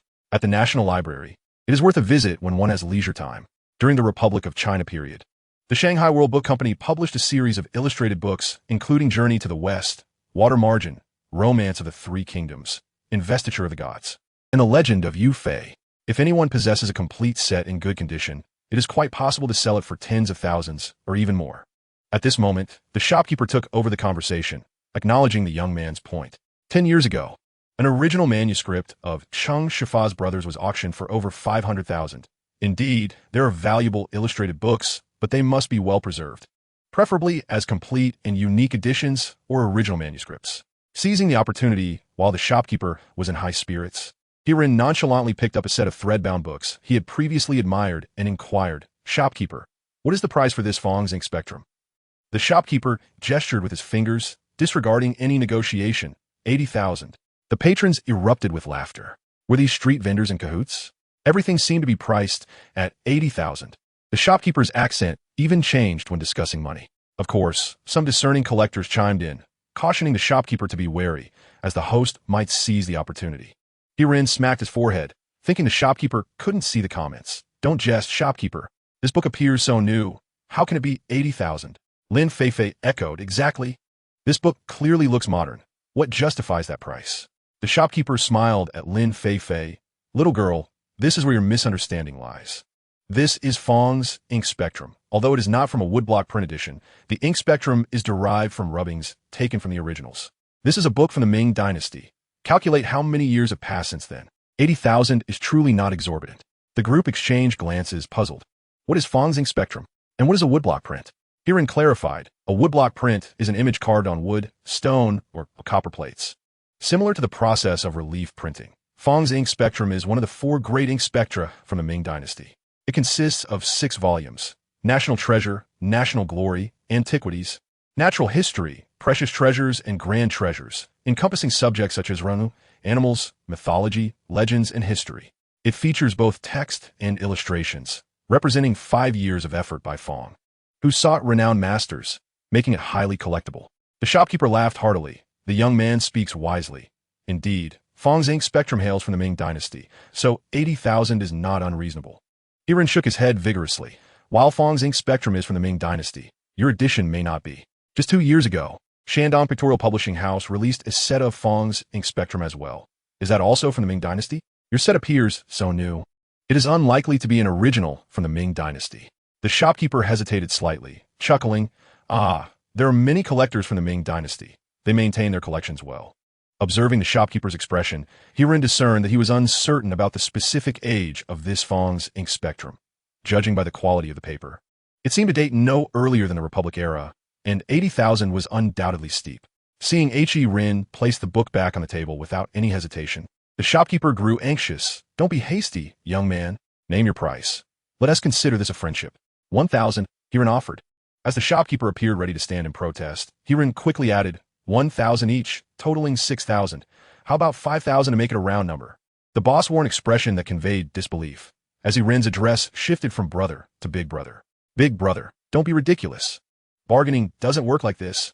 8,000 down to 5,000? Why not down to 500 instead? Would you sell it for 500? The boss was momentarily taken aback, struggling to respond before saying, 500? I might as well keep it myself. 1,000, take if you want. The followers in the live stream burst into laughter, amused by how agitated the host had made the boss, to the point of not wanting to make friends anymore. Yiren, however, was indifferent to the boss's willingness to befriend him. He swiftly pulled out his phone and transferred the 1,000, then picked up 6 books and turned to leave, fearing the boss might change his mind. Chapter 94, The Enlightenment. The crowd followed Yiren to his side, all eyes filled with anticipation, including those in the live chat. Yiren was momentarily perplexed. Why are you all looking at me like that? Zhang Nuo replied impatiently. Stop keeping us in suspense. Tell us, how much did you make? Are you so certain that I struck gold? No doubt about it. Your acting is pathetic. You couldn't hide your excitement. If it weren't dark out, the boss might have reconsidered. Yiren scratched his head, questioning his own acting skills. Just as he was about to reveal the secret, his phone rang. Upon seeing the caller ID, he smiled. It was Xia Baoquan. Brother Xia, you didn't come just for this set of Fong's ink manual, did you? Xia Baoquan's voice boomed, audible to all. Of course. I've been watching your live stream all day. Is it from the Ming Dynasty? It should be a late Ming version, in excellent condition. Enough of that. Don't sell it. I'll take it for 500,000. Yiren's mouth fell open. The price was rather steep. Generally, a Ming Dynasty Fong's ink manual would fetch around 300,000 to 400,000. Even in pristine condition, 50,000 seemed excessive. Xia Baoquan seemed to sense Yiren's hesitation. You know, money can't buy what one truly desires. I've been searching for this set for a long time, but I haven't found one in suitable condition. Please hold it for me. All right then. Yiren felt somewhat speechless. Initially, he had intended to collect the beautifully preserved Fong's ink manual, but with Xia Baoquan so invested in the money already transferred, how could he refuse? Not only was Yiren left without words, but the others nearby were equally astonished. How long had it been?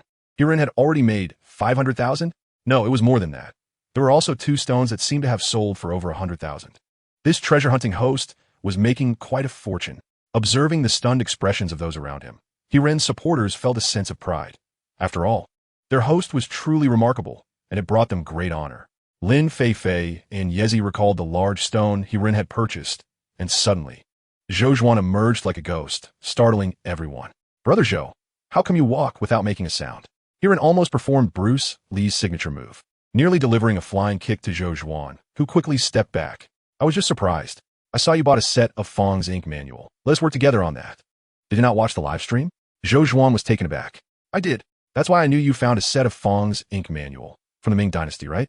Did you not hear that someone just called me and offered 500,000 to take it away? 500,000. The conversation turned awkward as Zhou Zhuan expressed his disbelief at the price, speculating that the buyer in hand likely wouldn't make a purchase. Was there a possibility that Yiren had partnerships with others? Yiren chuckled and patted Zhou Zhuan on the shoulder, revealing that he had a friend who was an avid collector, a quintessential second-generation wealthy individual. This reassurance allowed Zhou Zhuan to feel at ease, and he promptly transferred 150,000 to Yiren before placing 2 large base stones into his bag, ready to depart. However, Yiren noticed Lin Feifei and Yezi, who seemed hesitant to speak, and called out to Zhou Zhuan, Brother Zhou, they have a few Yuhua stones. If it's not too much trouble, could you help them find buyers? I'll cover the commission. After ensuring the payment for the Yuhua stones was settled, Zhou Zhuan leaned closer to Yiren and whispered, I've scheduled the trip to the old residence. We'll leave the night after tomorrow and arrive the following morning. Hiran nodded in acknowledgement as Zhou Zhuan waved goodbye and walked away, hinting that his usual home life might not be as glamorous as one would think. Once Zhou Zhuan was gone, the fellow collectors eagerly inquired about the secretive exchange between him and Hiran. Hiran chuckled. In 3 days, I'll be heading to Jin province to explore an old residence. The collectors buzzed with excitement. The last time Hiran visited Xian Yuan community, they had gained significant insights. Unlike that occasion, this time he would be delving into an authentic Jin merchant residence, where the items would undoubtedly be of considerable historical value. Originating at the very least from the Republic of China era, I will announce a live stream beforehand, he added. The collectors lamented, expressing their fears of missing the live stream due to their daytime jobs. Before they could voice any more concerns, the supervisor arrived to remind the host, do not divert traffic to other platforms. Hiran was taken aback, while the collectors erupted in laughter. You see, it's not that we don't want to attend. It's the supervisor who is preventing us. Indeed, isn't this aiding the competition? They remarked in jest. During Hiran's moment of speechlessness, Yezi and Lin Feifei whispered to one another, and Lin Feifei shyly inquired, Brother Run, may we accompany you? This is a private invitation, so it's a bit inconvenient, Hiran began, but before he could complete his thought, Zhang Nuo interjected, clearly annoyed, as she recognized Yezi's influence over Lin Feifei's request. Zhang Nuo could see through the situation. Yezi wasn't a major influencer and brought far less attention to Hiran than Lin Feifei did. Moreover, Hiran had already made an exception by bringing her along for the treasure hunt. It seemed unreasonable for her to press her luck further. Let us move on. It appears someone is selling paintings up ahead, Hiran suggested, alleviating Lin Feifei's embarrassment as he led the way to another stall. This new stall was not a mere roadside setup. The owner had arranged several mobile clothes racks, adorned not with garments, but with exquisite Thanka paintings. Hiran was taken aback, never expecting to encounter Thanka in a ghost market. Truly, it was the most eclectic market in Beijing, offering such unique items. Lin Feifei was equally captivated by the Thanka. Reaching out to touch it, it felt like fabric, yet resembled embroidery. Curiously, she asked, what is this? A blanket? Or perhaps a tablecloth? This is Thanka, Hiran replied with a smile, shaking his head gently. It can also be regarded as a type of painting, specifically scroll paintings used for religious offerings, predominantly from Tibetan Buddhism. Zhang Nuo also reached out to feel the material, asking, what kind of fabric is this? Typically, it is embroidered using various silk threads, making such Thanka resilient to damage, Hiran explained. There are also silk brocades, which are quite rare and precious. Additionally, there are cotton threads, fabrics, and animal hides. Hiran's eyes gleamed with mischief as he added, of course, some are made from human skin. A few sharp gasps echoed in response, as Zhang Nuo and Lin Feifei retreated several steps, repeatedly waving their hands, clearly startled. Hiran smirked, stating that human skin Thankas are exceedingly rare, not easily encountered. The majority here consists of embroideries and cotton weavings. Before he could finish his sentence, his eyes widened in astonishment, and his mouth seemed to be agape. Chapter 95, Thanka. Title, Tibetan Human Skin Padmasambhava, Thanka. Age, 120 years. Hiran gasped, for he had read about human skin Thankas in his encyclopedia of painting and calligraphy. Typically, these are crafted from the skin of accomplished monks after their passing. Though there are instances involving slaves or young maidens, which is quite gruesome. The Diamond Museum in Jiangcheng currently houses 2 human skin Thankas, both remarkably well-preserved, one from an enlightened monk and the other from a youthful girl.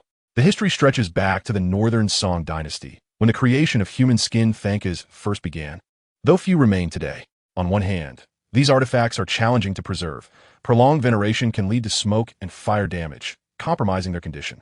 On the other hand, the very nature of these items is malevolent, often too much for ordinary individuals to bear. Most importantly, the trade of such items is illegal and classified as cultural relics.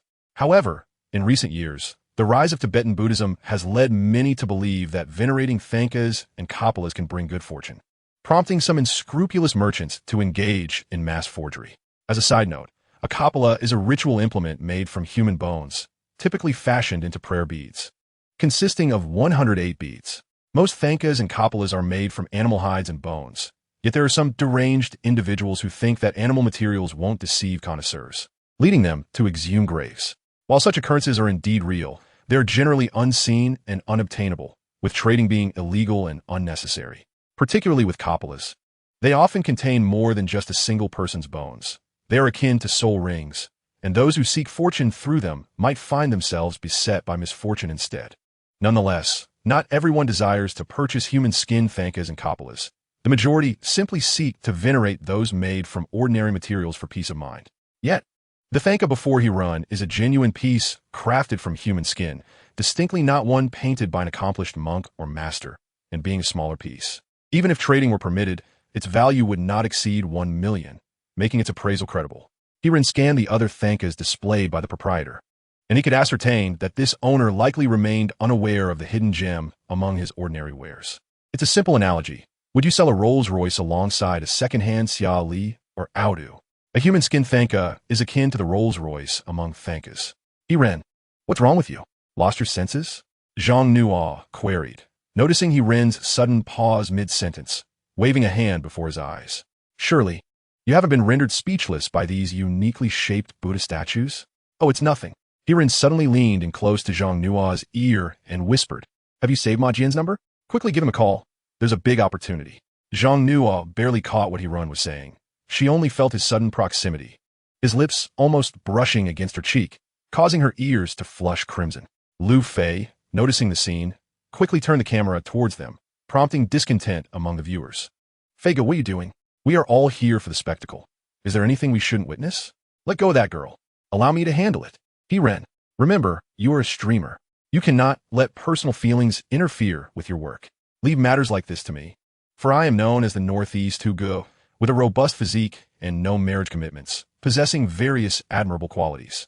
Without a marriage commitment, what do you have to boast about? Zhang Nuo, I have several properties. I am the Central Plains Peng Yuyan. Hiren had no time to concern himself with the comments, as he noticed Zhang Nuo's silence and urgently pressed, speak. Do you have Ma Jian's number? Zhang Nuo, still contemplating whether to accept Hiren's confession, suddenly regained her composure upon hearing Ma Jian's name. You came over just to ask me for Ma Jian's number? Yes. Hiren replied, his face etched with urgency. He gestured animatedly, aware of the risk of being overheard by the boss, and lowered his voice. There's a significant opportunity. Call Ma Jian and ask him to come over. An opportunity? Zhang Nuo, sharp-witted, set aside her thoughts and promptly moved to the side to call Ma Jian. The boss, a middle-aged man, leered at Yi Zi's long legs exposed beneath her skirt and chuckled. Little girl, don't listen to that lad's nonsense. While it is true that tankas can contain human skin, they are exceedingly rare. All I have here are authentic embroidered tankas. Which one catches your eye? I can offer you a discount. Yi Zi was evidently tempted. She felt that her fortunes had not favored her in recent years. She was attractive, with a commendable figure, and she was bold in her undertakings, yet she had never managed to achieve notable success. Having streamed for over 6 months, she had fewer followers than Lin Fei, who had been streaming for just a few months and was certainly outpaced by Hiren, who had only been streaming for less than a month. It must be a matter of luck. Boss, how much for this Buddha statue? The boss swallowed hard. The original price is 5,000, but considering our fateful encounter, you could take it for 3,000. Hiren nearly burst into laughter. While the boss was indeed lecherous, he showed no hesitation when it came to pricing. How could it possibly be 5,000? A small tanka from the Qing dynasty, unless crafted by a master, should not even cost 5,000. Especially since this one was painted over a decade ago, with mediocre craftsmanship and embroidery. 500 would be more reasonable. Of course, Yi Zi was not about to part with her money so easily.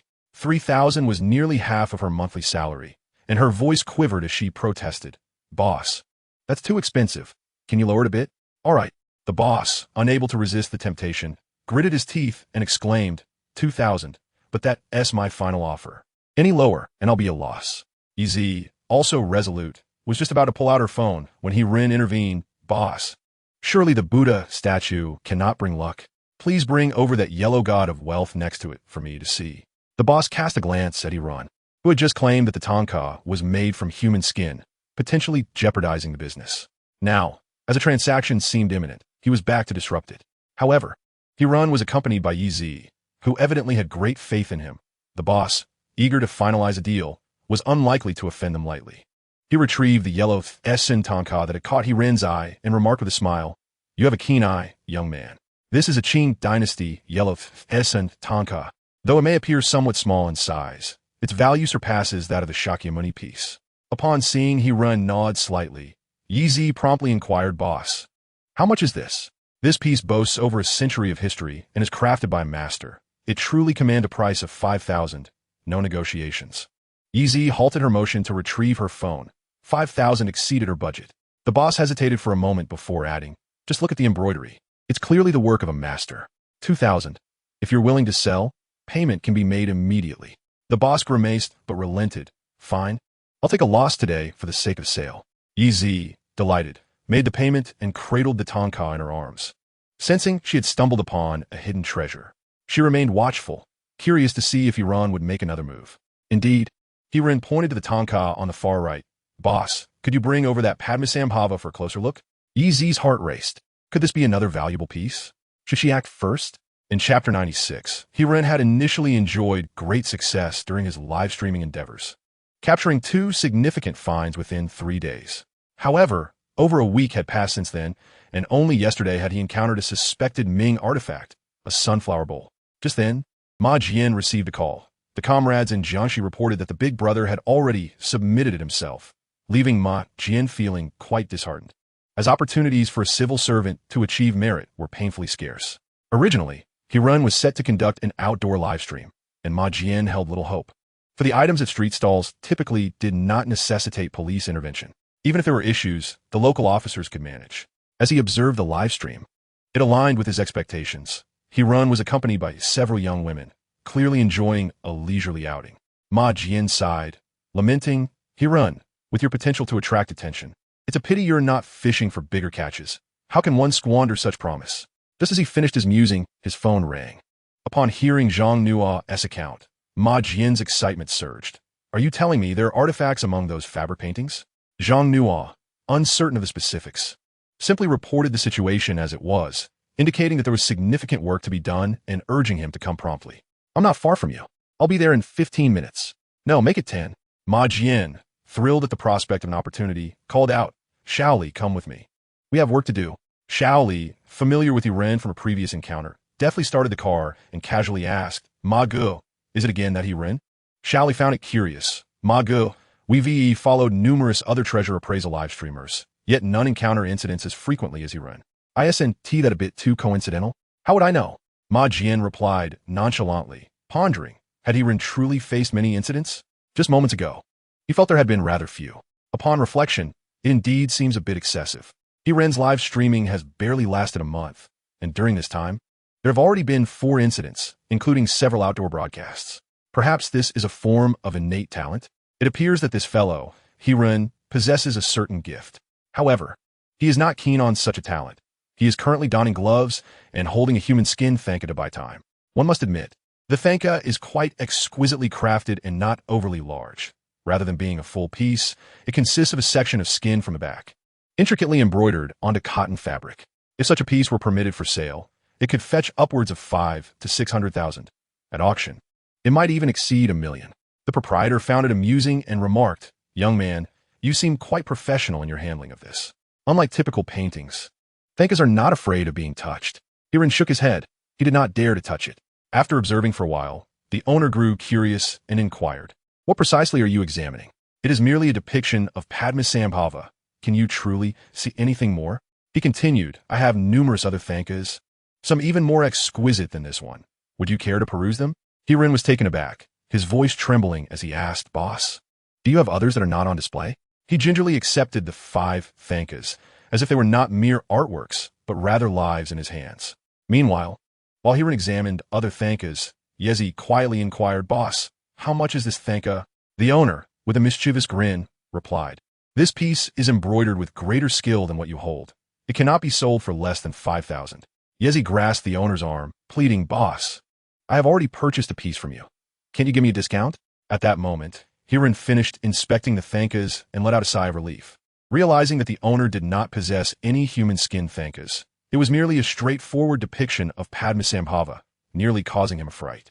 However, upon hearing Yezi's inquiry about the price, he was taken aback and widened his eyes, exclaiming, hey, what are you doing? Yezi feigned innocence and looked at Hiran with a bewildered expression. Ringo, what is the matter? Did you not say you didn't want this thanka? I do not want it, but you cannot have it either. Yezi was perplexed, yet the owner grew irate, retorting, young man, what do you mean by that? The item belongs to me. I can sell it to whomever I choose. Young lady, disregard him. 3,000 and it's yours. Hiren felt a surge of anxiety. With Ma Jian yet to arrive, he hesitated to explain to Yezi, fearing the owner might flee, leading to further complications. Oh, Yezi, it is not as you think. You cannot have this thanker regardless. The owner, now agitated, seized Hiren's arm, insisting, you need to clarify your words. Why shouldn't she be able to have my item? Indeed, Hiren explained why the owner's item cannot be taken. Just then, Ma Jian suddenly arrived, flanked by Xiao Li on either side, subtly encircling the owner and Hiren. Ma Jian forcefully pried the owner's hand away and posed the same question. Upon seeing Ma Jian arrive in plain clothes, Hiren immediately understood his intentions and whispered the matter of the human skin thanka into Ma Jian's ear. Human skin? Good heavens! Ma Jian was taken aback. He was utterly oblivious to the history and origins of the thanka.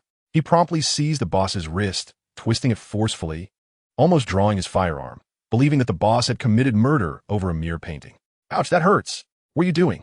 Although he held a clerical position, Ma Jian was no slouch in physical prowess, and the boss quickly found himself kneeling. Who the hell are you? What do you want? Seeing that their superior was being accosted, Xiao Li could no longer stand idly by. He rushed over and pressed his knee into the boss's back, forcing him to the ground. With his head making intimate contact with the floor, the boss howled, Who are you? Nancheng Lao Ba. Am not one to be trifled with. If you provoke me, I am capable of anything. His outcry soon attracted a crowd of onlookers. Ma Jian displayed his police badge, asserting, We are conducting an investigation, so please disperse and do not crowd around. At that moment, Xiao Li produced handcuffs and secured them onto Nancheng Lao Ba. So, you're Nancheng Lao Ba, are you? I want to go easy on you, Xiao Li said, almost causing the boss's wrist to snap. Let us see what you are truly capable of. The boss quickly relented. Officer, I was just joking. Chapter 97, Long-Term Task. With such an incident unfolding, the ghost market was no longer a place for leisurely strolls. Lin Fei and Yezi felt somewhat disheartened. They had only managed to purchase a piece of Yuhua stone, yielding an income of merely a few thousand, which felt insubstantial. They had also spent several hundred. Oh wait, Yezi still has a thanka in her possession. Before getting into Ma Jian's car, Hiren glanced at Yezi, aware of her unasked question, and sighed. Around 5,000, I suppose. You might want to post on the forum. Thankas have become quite popular lately, especially those of the yellow Jinyuan deity. Many might be interested. Hiren felt helpless. How long had he been live streaming? He had already visited the police station several times. In the car, Ma Jian inquired, Xiaohe, you haven't been live streaming much lately. Hiren replied listlessly, Isn't it for the sake of gaining some traffic? Constantly showcasing treasures in a live stream leads to slow growth in followers. How could that be? Ma Jian retorted, I doubt you'd have managed to capture this Nancheng Lao Ba without a call from me. Ma Jian scratched his head, true, but your efficiency is rather low. After so many days outdoors, you've only caught one. Before Hiren could voice his thoughts, Nancheng Lao Ba, who was still sulking nearby, interjected, So it was you who reported me. I want to let this slide. Ma Jian delivered a sharp reprimand. Who are you threatening in front of a police officer? The boss, feeling wronged, protested, Officer, why are you hitting me? Who even struck you? Did you see who it was? Ma Jian turned to Hiren. Did you witness it? I didn't see a thing. Hiren barely contained his laughter. Lao Ba, don't blame me. I had no intention of harming you. No intention of harming me? So, you mean you're saving me? I genuinely am saving you. Among the thankas you sold, one of them is made from human skin. Did you not know? What? Lao Ba's heart sank. Over the past 2 years, he had been dealing in Tibetan cultural artifacts and was acutely aware that trading in human skin thankas would lead to severe legal repercussions. He hastily distanced himself, exclaiming, I don't know. I really don't know. You must believe me. Majan chakul SL. Everyone who comes in here says the same thing. It's all I don't know, never heard of it. Don't worry. We'll get to the bottom of this. Lao Ba grew anxious, insisting, It's true, officer. I'm not lying. Ma Jian shot him a glare, saying, Who are you calling uncle? Be honest. Lao Ba wilted under the scrutiny. Upon arriving at the precinct, Ma Jian instructed Xiao Li to take Lao Ba to the interrogation room for questioning. Hiren, puzzled, inquired, Officer Ma, aren't you going to interrogate him personally? Observing Lao Ba, Ma Jian sensed he was not deceitful. He appeared to be a victim of circumstance, a type he had encountered numerous times before, and thus, he felt no urgency. Did you need something from me? Hiren asked. Just wait a moment, Ma Jian replied. To Hiren's surprise, Ma Jian retrieved a banner from his drawer, presenting it with pride. This is for you. Hiran opened it to reveal the words Positive Energy Broadcaster emblazoned upon it, with a note indicating it was a gift from the Xiqing District Bureau. Hiran was momentarily taken aback. Previously in Nanjing, a police station had also bestowed a similar banner upon him, which he had been too embarrassed to display. However, he understood that Ma Jian seemed intent on keeping him involved. Indeed, Ma Jian rubbed his hands together, saying, "Brother, the higher-ups are currently placing great emphasis on cases related to cultural relics trading and smuggling, so it would be beneficial for you to connect with treasure identification more frequently. This way we can follow the leads." Hiran felt overwhelmed. It appeared Ma Jian was under considerable pressure, even referring to him as brother. Yet, he was reluctant to assist Ma Jian. As a treasure identification broadcaster, he had no desire to become an informant for the police. "Officer Ma, it's not that I am unwilling. I simply cannot control who I connect with," he protested. "I'm not asking you to control anyone. I just need you to pay attention. If you encounter anyone suspiciously engaged in illegal activities, you must probe further and ideally contact us immediately." Ma Jian scratched his head sheepishly, admitting, "You mentioned someone was monitoring my live stream, right? Well, that was me, but I can't keep an eye on it 24/7. I have other responsibilities." Hiran was at a loss for words. Just as he was about to fabricate another excuse, a notification chimed in his mind. The long quiet system suddenly activated. Long-term task: become a positive energy broadcaster.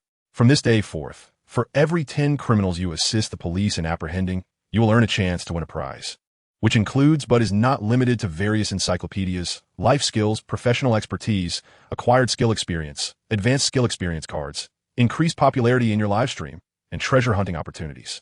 Hiran was stunned. Such a fortunate opportunity? There was no room for hesitation. He had to accept this task.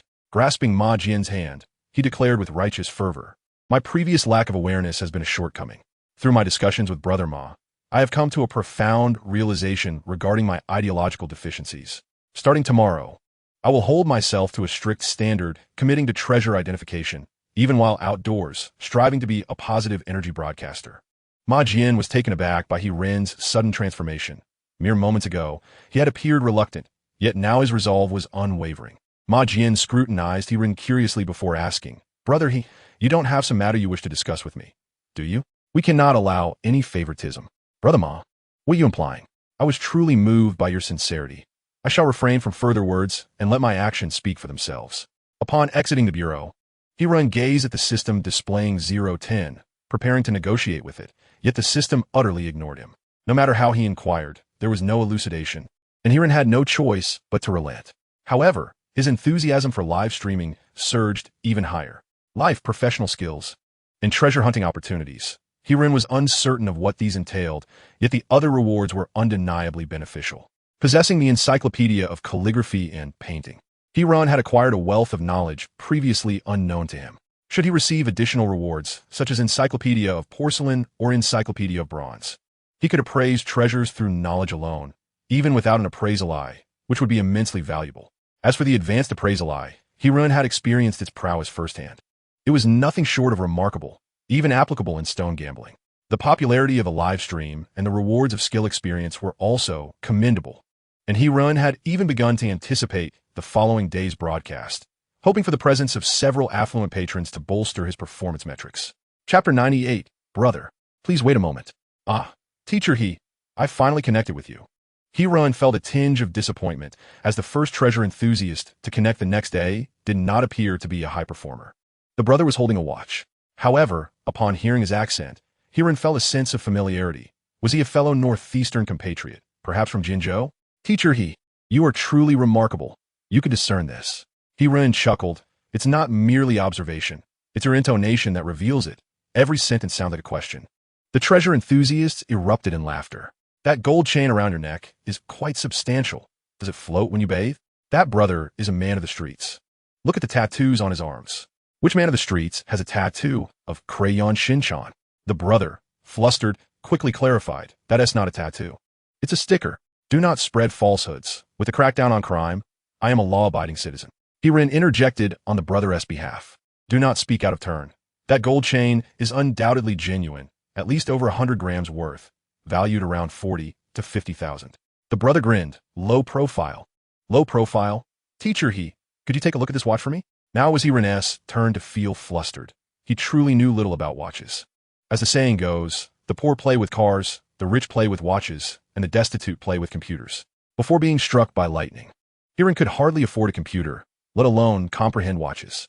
Noticing the brother's slight disappointment, Hiran activated the appraisal. Brother, I can only ascertain that this is an IWC watch. I'm not well versed in its precise value. Where did you acquire this? Oh, it was obtained in lieu of payment. And how much did you trade for it? 250,000, but I'm unsure of its worth. It's worth it. Absolutely. Lu Fei interjected suddenly, prompting both Hiran and the brother to freeze in surprise. Hiran glanced at Lu Fei. You know about watches?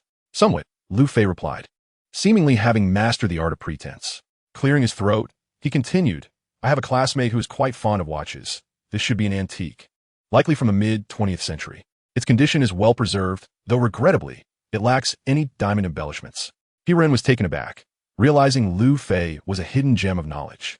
The enthusiasts were clamoring, and I had long asserted that Brother Fei surpassed Xiao He by a considerable margin.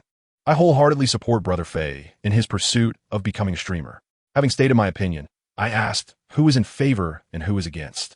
Brother Fei, it is time for you to establish your own platform. I shall bestow upon you an extravagant rocket. Hiran, with a smile, turned to Lu Fei, acknowledging his silent dedication. Upon noticing the enthusiasts had resumed their antics, Lu Fei hastily clarified, I have a profound passion for stage management and filming. Please refrain from misinterpreting my intentions. Hiran chuckled heartily. Brother Fei, do not be anxious. Do enlighten us.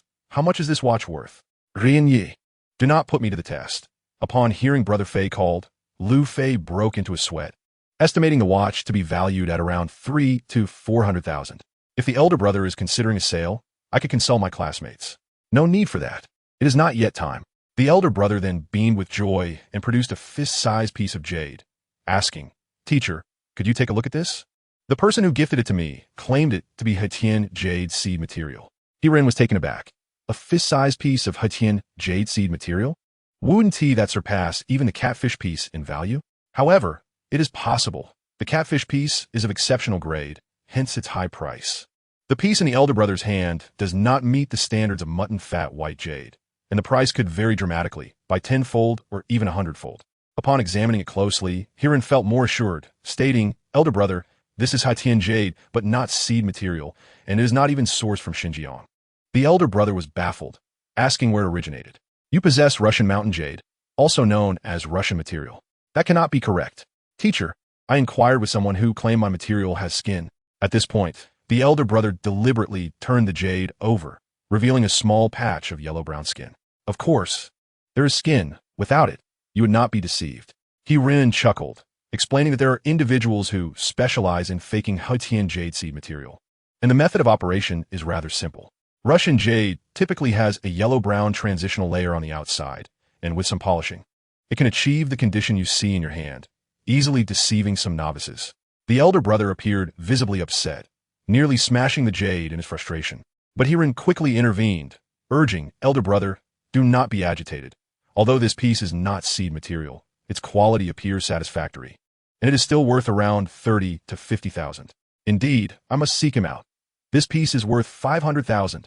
Elder brother, do you truly understand jade? Not all. Hiran was taken aback by the elder brother's frankness. If this were indeed a top-grade seed material from Xinjiang, it would start a minimum of 5 million. How could it possibly be worth only 500,000?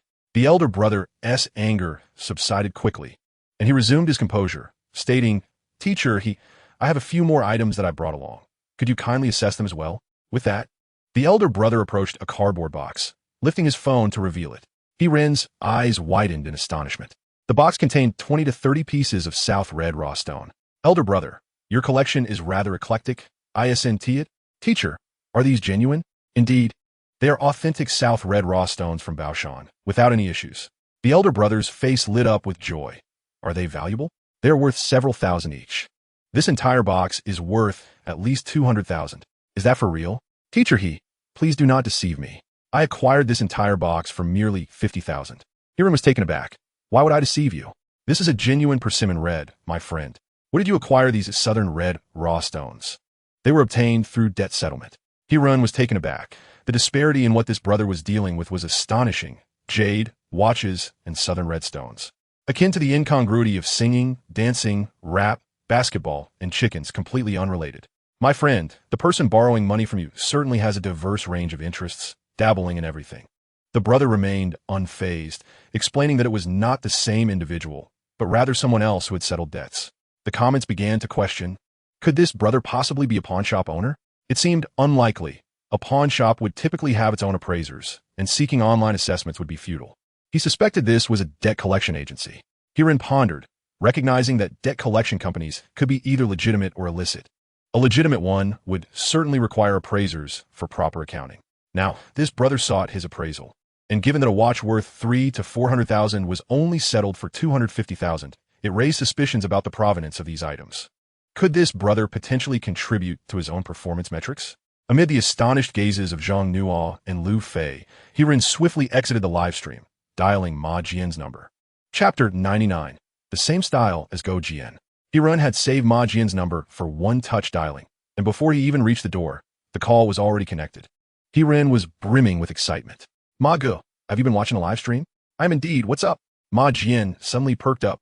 Hilao Di, have you made any special discoveries? Indeed. Ma Jian grew animated. Did you spot any contraband? Perhaps wild animals or antiquities? Hirin paused. No, not at all. Haven't you realized?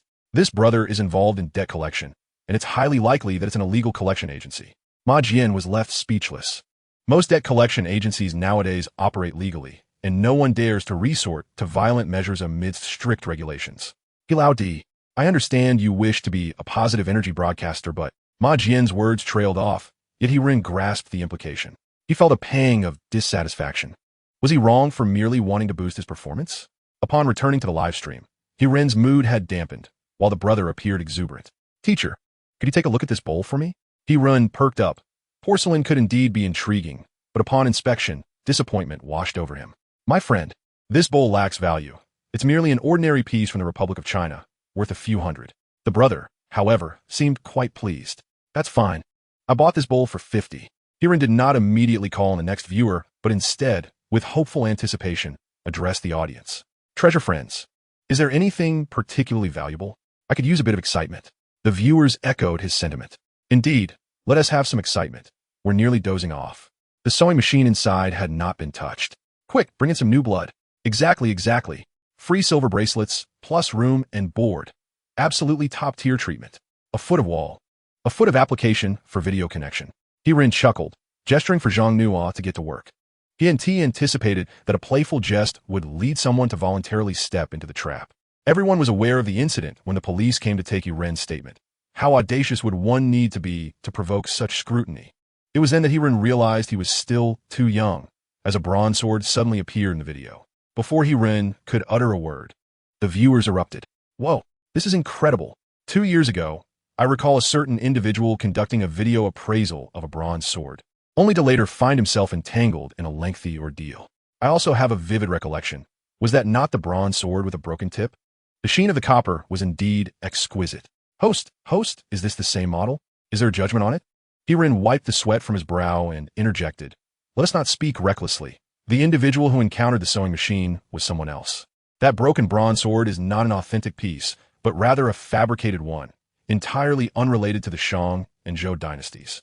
Yi Cun Chang suddenly chimed in, a fabricated piece. Mister, could you elucidate a bit?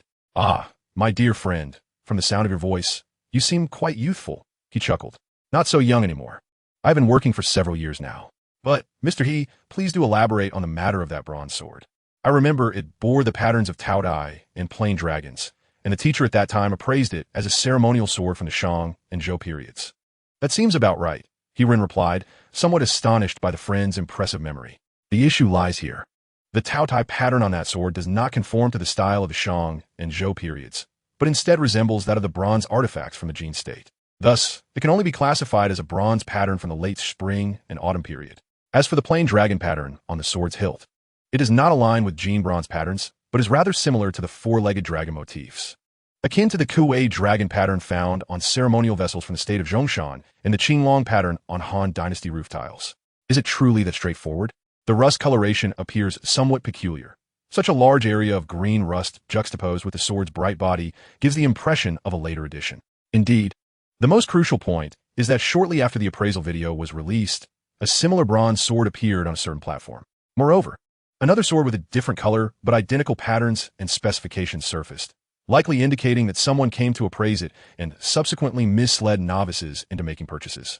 A collective gasp escaped the friends. It is truly a challenge to safeguard against such deceit. Was the expert who conducted the appraisal in cahoots with them? Was the intent to swindle? Let us refrain from making baseless claims. Appraisal videos cannot address every aspect, and distractions during the evaluation may lead to inaccuracies. Herein quickly interjected. Indeed, the expert who conducted that appraisal was a former colleague of the Catfish. Otherwise, I would not possess such in-depth knowledge. The company where the Catfish was employed discreetly removed the video, feigning ignorance.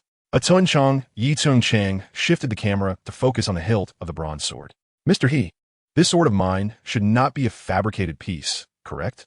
Upon closer inspection, Hiren found the sword intriguing. This sword of yours features a turquoise inlaid guard, and the red speckles and green rust appear quite genuine. Let me examine the hilt further. Ah, it is a concentric circular hilt, akin to the sword of King Gojin of you, is it not? Hiren smiled, sensing an opportunity for a breakthrough. Indeed, my friend, this bronze sword of yours is an unmistakable piece from the spring and autumn period. His assertion left the friends in a state of disbelief. The same model as King Gojin's sword? Then Atun Chang Yi Tsung Chang might as well be destined to operate a sewing machine for a lifetime. Eager friends began searching for images, and lo and behold, the bronze sword in the video did bear a striking resemblance to that of King Gojin. Oh, what a revelation! Life is indeed becoming increasingly promising. Officer, I wish to report that there are individuals engaged in the illicit trade of national Ijiwanu. Another one from 19 years ago. 1-inch long, 1-inch wall appears unfazed, still interacting with fellow treasure enthusiasts. Is it truly that exaggerated? This sword is a family heirloom. I have no intention of selling it, so I shall not be entangled in any legal troubles. At that moment, Hiren's phone suddenly chimed. It was a message from Ma Jian urging him to maintain a steady course with 1-inch long, 1-inch wall, as Ma Jian was preparing to alert the cyber police to investigate this individual's IP address. Chapter 100, Urgent Delivery. 1-inch long, 1-inch wall remained composed, still inquiring of Hiren. Teacher, is this bronze sword genuinely authentic? Is it indeed a replica of the sword of Gojin? Hiren, in high spirits, responded without hesitation. It is indeed authentic. Did I not say so? It's clearly a replica of the sword of Gojin. 1-inch long, 1-inch walls, excitement mounted. Really? That must mean it holds significant value. Of course, it possesses value. Hiren squinted his eyes, resembling a fortune teller as he calculated. Perhaps 5 or 6 years. If you behave well inside, you might even be released sooner. Teacher, I recall mentioning that this sword is an heirloom. Well, I never denied that, but I suggest you claim that you found it by the river. The treasure enthusiast joined in amusement. The host laughed lewdly. Clearly something was amiss. Flee quickly. The host is an undercover officer. Cease your antics. Azu. Outside. It's all about Hiren. Hiren quickly intervened to prevent the raucous treasure enthusiast from escalating the situation. He needed to buy time for Ma Jian. Do not frighten him. It is not as exaggerated as you all portray. 1-inch long, 1-inch wall understood the bronze sword but was oblivious to the police's investigation, mistakenly believing that claiming the item as an heirloom would exempt him from scrutiny. It is essential to analyze each situation individually. Generally speaking, it is true that there are no issues. While the state prohibits the trade of bronze swords, private transactions of those with little research value do occur, and the police may not be aware of the circumstances, thereby unable to pursue investigations. However, 1-inch long, 1-inch wall's public appraisal of the treasure was a different matter altogether. Ma Jian was already hastening to trace the IP. Moreover, given the current emphasis on cultural relic transactions, 1-inch long, 1-inch wall might very well be invited for a discussion. As for the claim of it being an heirloom, such assertions are nearly impossible to substantiate unless it has genuinely been passed down through generations or if a grandparent discovered it in the yard. Otherwise, the origin can be traced. Do not underestimate the intelligence of law enforcement. Perhaps they need not investigate further, as you might inadvertently confess. Upon hearing Hiren's words, 1-inch long, 1-inch wall began to falter. Teacher, if I am merely a collector, should that not pose any problems? It should. Indeed, you need not contemplate selling it, as this bronze sword holds little economic value. 1-inch long, 1-inch wall was confused. But teacher, did you not say it is a replica of the sword of Gojin? How can it lack value? What I mean is that many bronze swords from that era share similar circular pommels, meaning there are countless swords akin to the sword of Gojin. The difference lies in the fact that the others are largely unrecognized. So, you understand, A foot in length, a foot in height, puzzled. The teacher inquired if the sword was not wielded by a notable figure. Indeed, it was not. Take another look at the sword's hilt, He-Ren suggested. As the camera shifted to focus, he elaborated. Examine closely.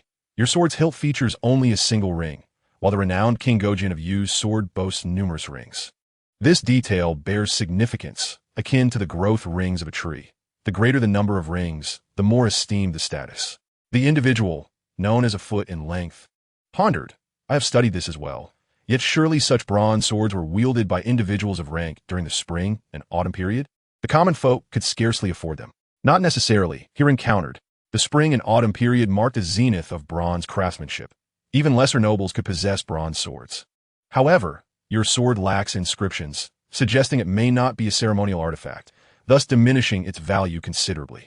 He-Ren's assertion was not mere conjecture. Indeed, named bronze swords fetched exorbitant prices, yet the majority of ordinary bronze swords were not as extravagantly priced as one might assume. Occasionally, bronze swords do appear at auctions in Hong Kong, typically ranging from tens of thousands to several hundred thousand. The sword in a foot in length's possession, well preserved, might fetch a higher price, yet would unlikely exceed 1 million. The primary deterrent to purchase remained the complexity of ownership.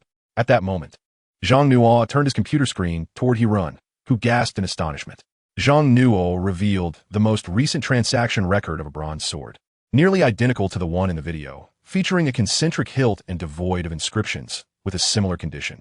The auction concluded at a mere 60,000 Hong Kong dollars. It seemed He-Ren had overestimated its value. A foot in length appeared somewhat disheartened. Thank you, teacher, I shall not take up any more of your time. Do not be hasty, dear friend, He-Ren replied, eager to prolong the conversation. You must often acquire such items. Surely you possess some ancestral bronze artifacts? Do present them for our admiration. Alas, I have none left, truly none, a foot in length insisted. This sword is indeed a family heirloom, and I have no intention of selling it. I plan to keep it for my collection.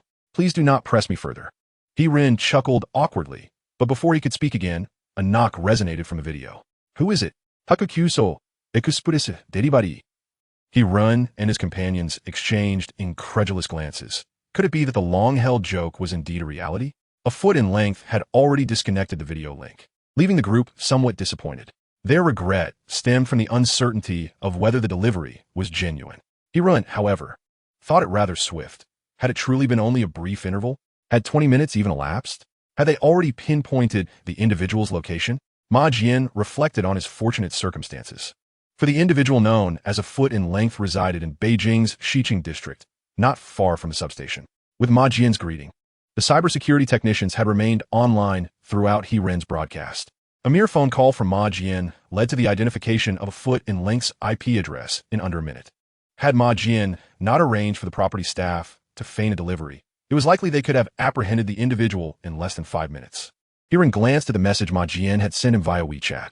Finding it rather absurd that a foot in length lived so close to the substation, yet dared to broadcast his treasure appraisal. Such audacity was indeed remarkable. Certainly, according to Ma Jian's assertion, it is not a matter of apprehension, but rather a collaboration in the investigation. If the bronze sword were indeed a familial heirloom, they would not impose undue hardship, nor would they compel him to surrender it. However, He-Ren remains somewhat skeptical. The host appears engrossed in his phone. Might he be in communication with the authorities? I have long maintained that the host is an undercover agent. Forgive me, I merely aspire to be a good person. He-Ren is uncertain why the viewers have made such astute guesses, yet he is resolute in not acknowledging it. His mind races, and he deftly shifts the topic, urging, please refrain from idle chatter. I have received a message informing me that my ticket to Jin Province is secured for tomorrow. I shall take you all to explore the ancestral home.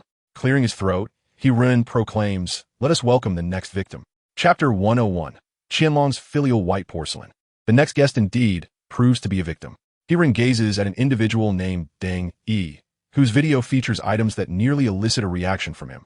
A pair of bowls encrusted with dirt, alongside a set of wine cups slightly less soiled, appears strikingly familiar.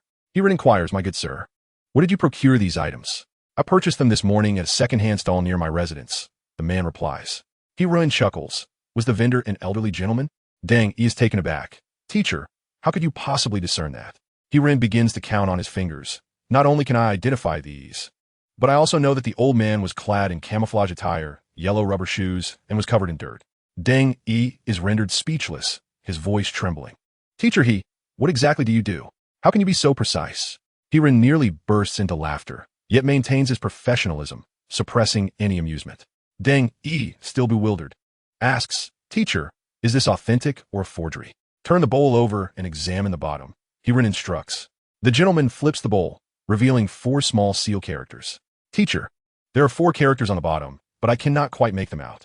The elderly gentleman told me it was a bowl from the Qianlong era, though not produced during Qianlong's reign. Qianlong's filial white porcelain? Hiren confirms. Yes, precisely, it is Qianlong's filial white porcelain. The old man claimed it was made of Han white jade, as were the wine cups. Then it must be correct, Hiren exclaims, slapping the table. My good sir, I can also tell you who inscribed the characters on this bowl. The man is flabbergasted. Is this bowl truly that renowned? Renowned, indeed it is. The characters and patterns on your bowl were all carved by Master Liu. There's no doubt about it. Liu? Which Liu? Deng Yi queries, still in a daze. The viewers, unable to contain themselves, interject. Elemental observation. Construction site ensemble. Produced by a certain Dong group. Deng Yi, perplexed, asks, Teacher, what does construction site ensemble mean? Hiren clears his throat. My good sir, generally speaking, items like yours are not sold at flea markets. They're typically traded at construction sites. Vendors often dig a large pit, bury the items, and then await a fortunate encounter. Bury the items? Deng Yi exclaims. Indeed, does it not seem more authentic? Freshly unearthed. Still, at the construction site. How reasonable that is. At this moment, a discerning individual finally grasped the implication of the teacher's words. Do you mean counterfeit? Indeed, a quintessential counterfeit. A standard set of construction tools. There should also be a pair of jade discs, though I wonder if the elder simply forgot to bring them along. Otherwise, they would have undoubtedly been sold to you as a complete set. This collection of Qianlong pink porcelain likely comprises around 15 or 16 pieces, including tokens, portraits of the emperor and empress, a go jar, vases, and so forth. Teacher He, about what you mentioned regarding teacher Liu's carving skills. I did not refer to someone surnamed Liu, but rather to mass-produced items. What you possess is a product of assembly line carving. Typically, one would first apply a plastic film, imprinting the characters for Qianlong pink porcelain, and upon peeling it off, the item would be submerged in a strong acid. The areas where the plastic film adhered remain uncorroded, resulting in the effect you now hold. The material is quartzite, historically used for glassmaking.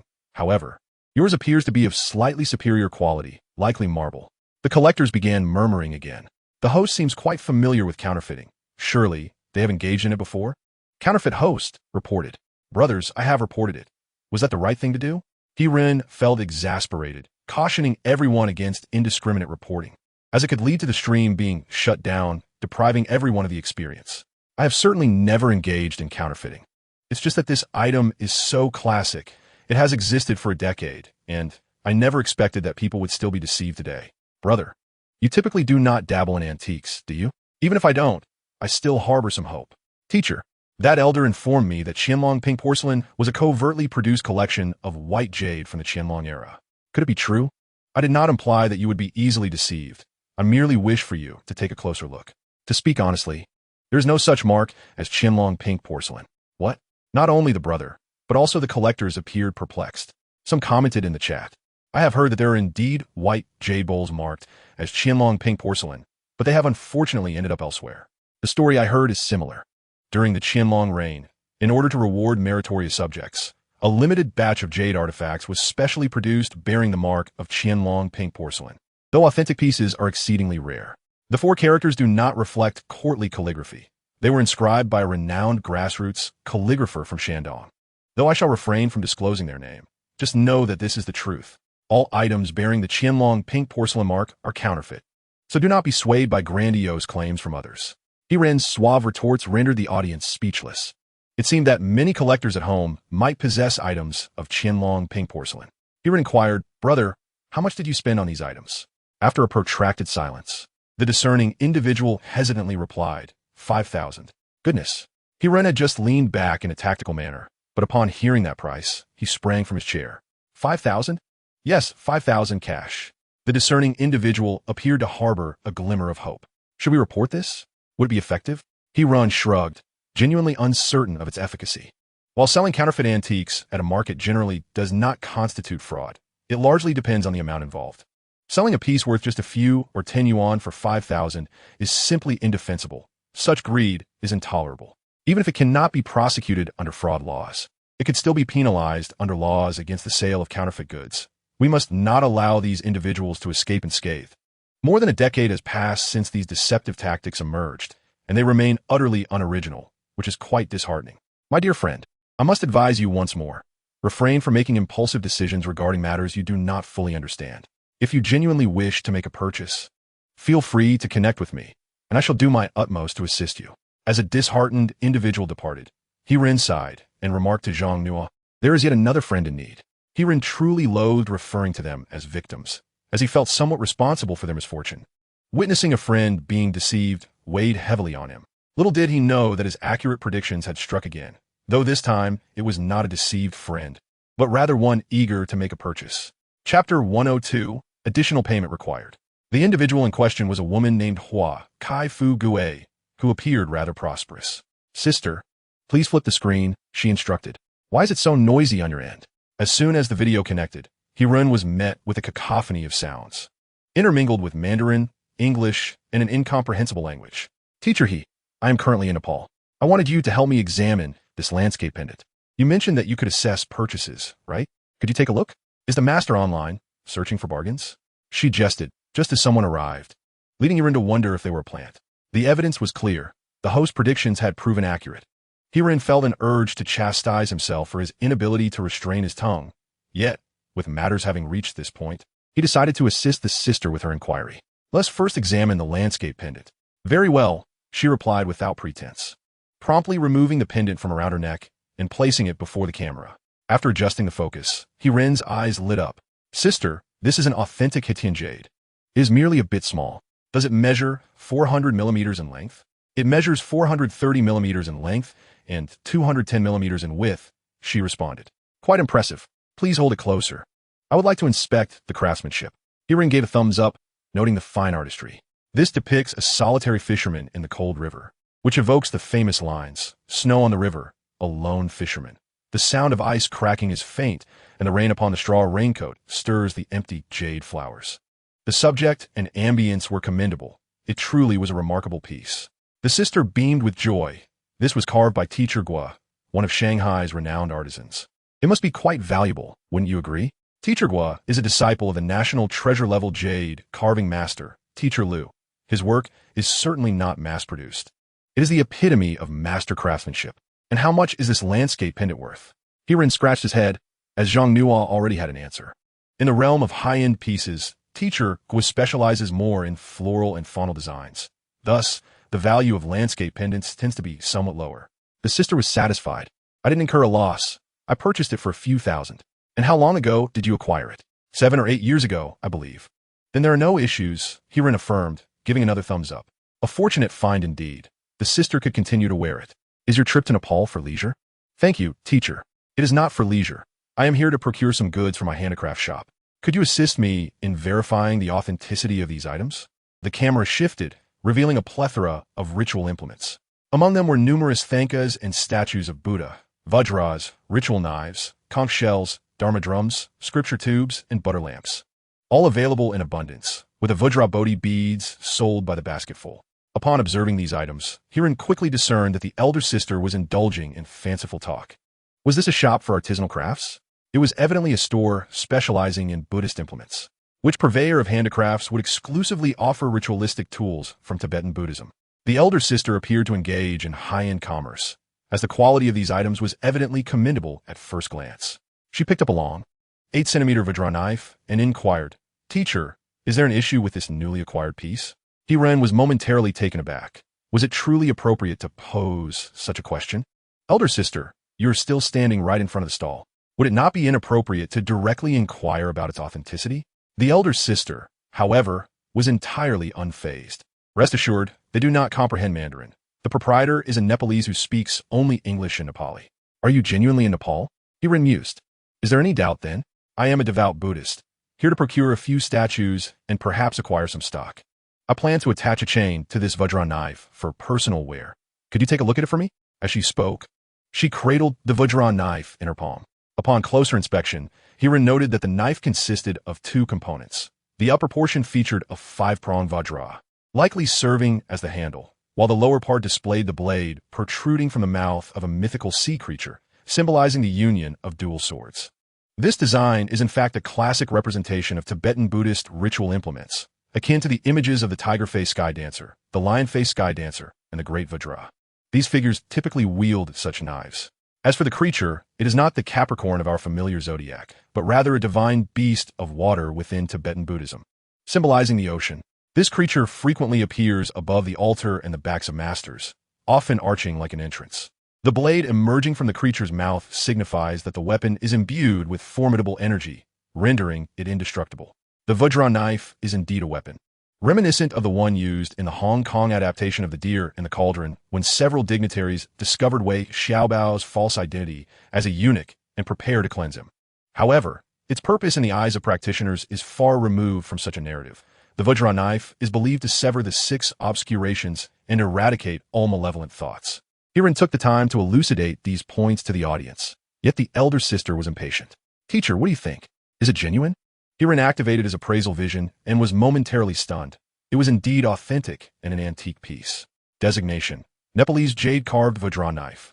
Age: 169 years. It is genuine, and not only that, but it is also an antique from the late Qing dynasty, though the jade quality is somewhat inferior. Thus, I can only appraise it at around 30,000. The elder sister was overjoyed, exclaiming, "I purchased it for 40,000, so I did not incur a loss, correct?" "Indeed, there is no loss at all," Hiran affirmed. The elder sister then retrieved a small 10-centimeter tall Buddha statue from nearby, asking, "Teacher, could you examine this as well?" Hiran activated his appraisal vision once more. Designation: Nepalese gilded copper statue of Shakyamuni Buddha. Age: 156 years.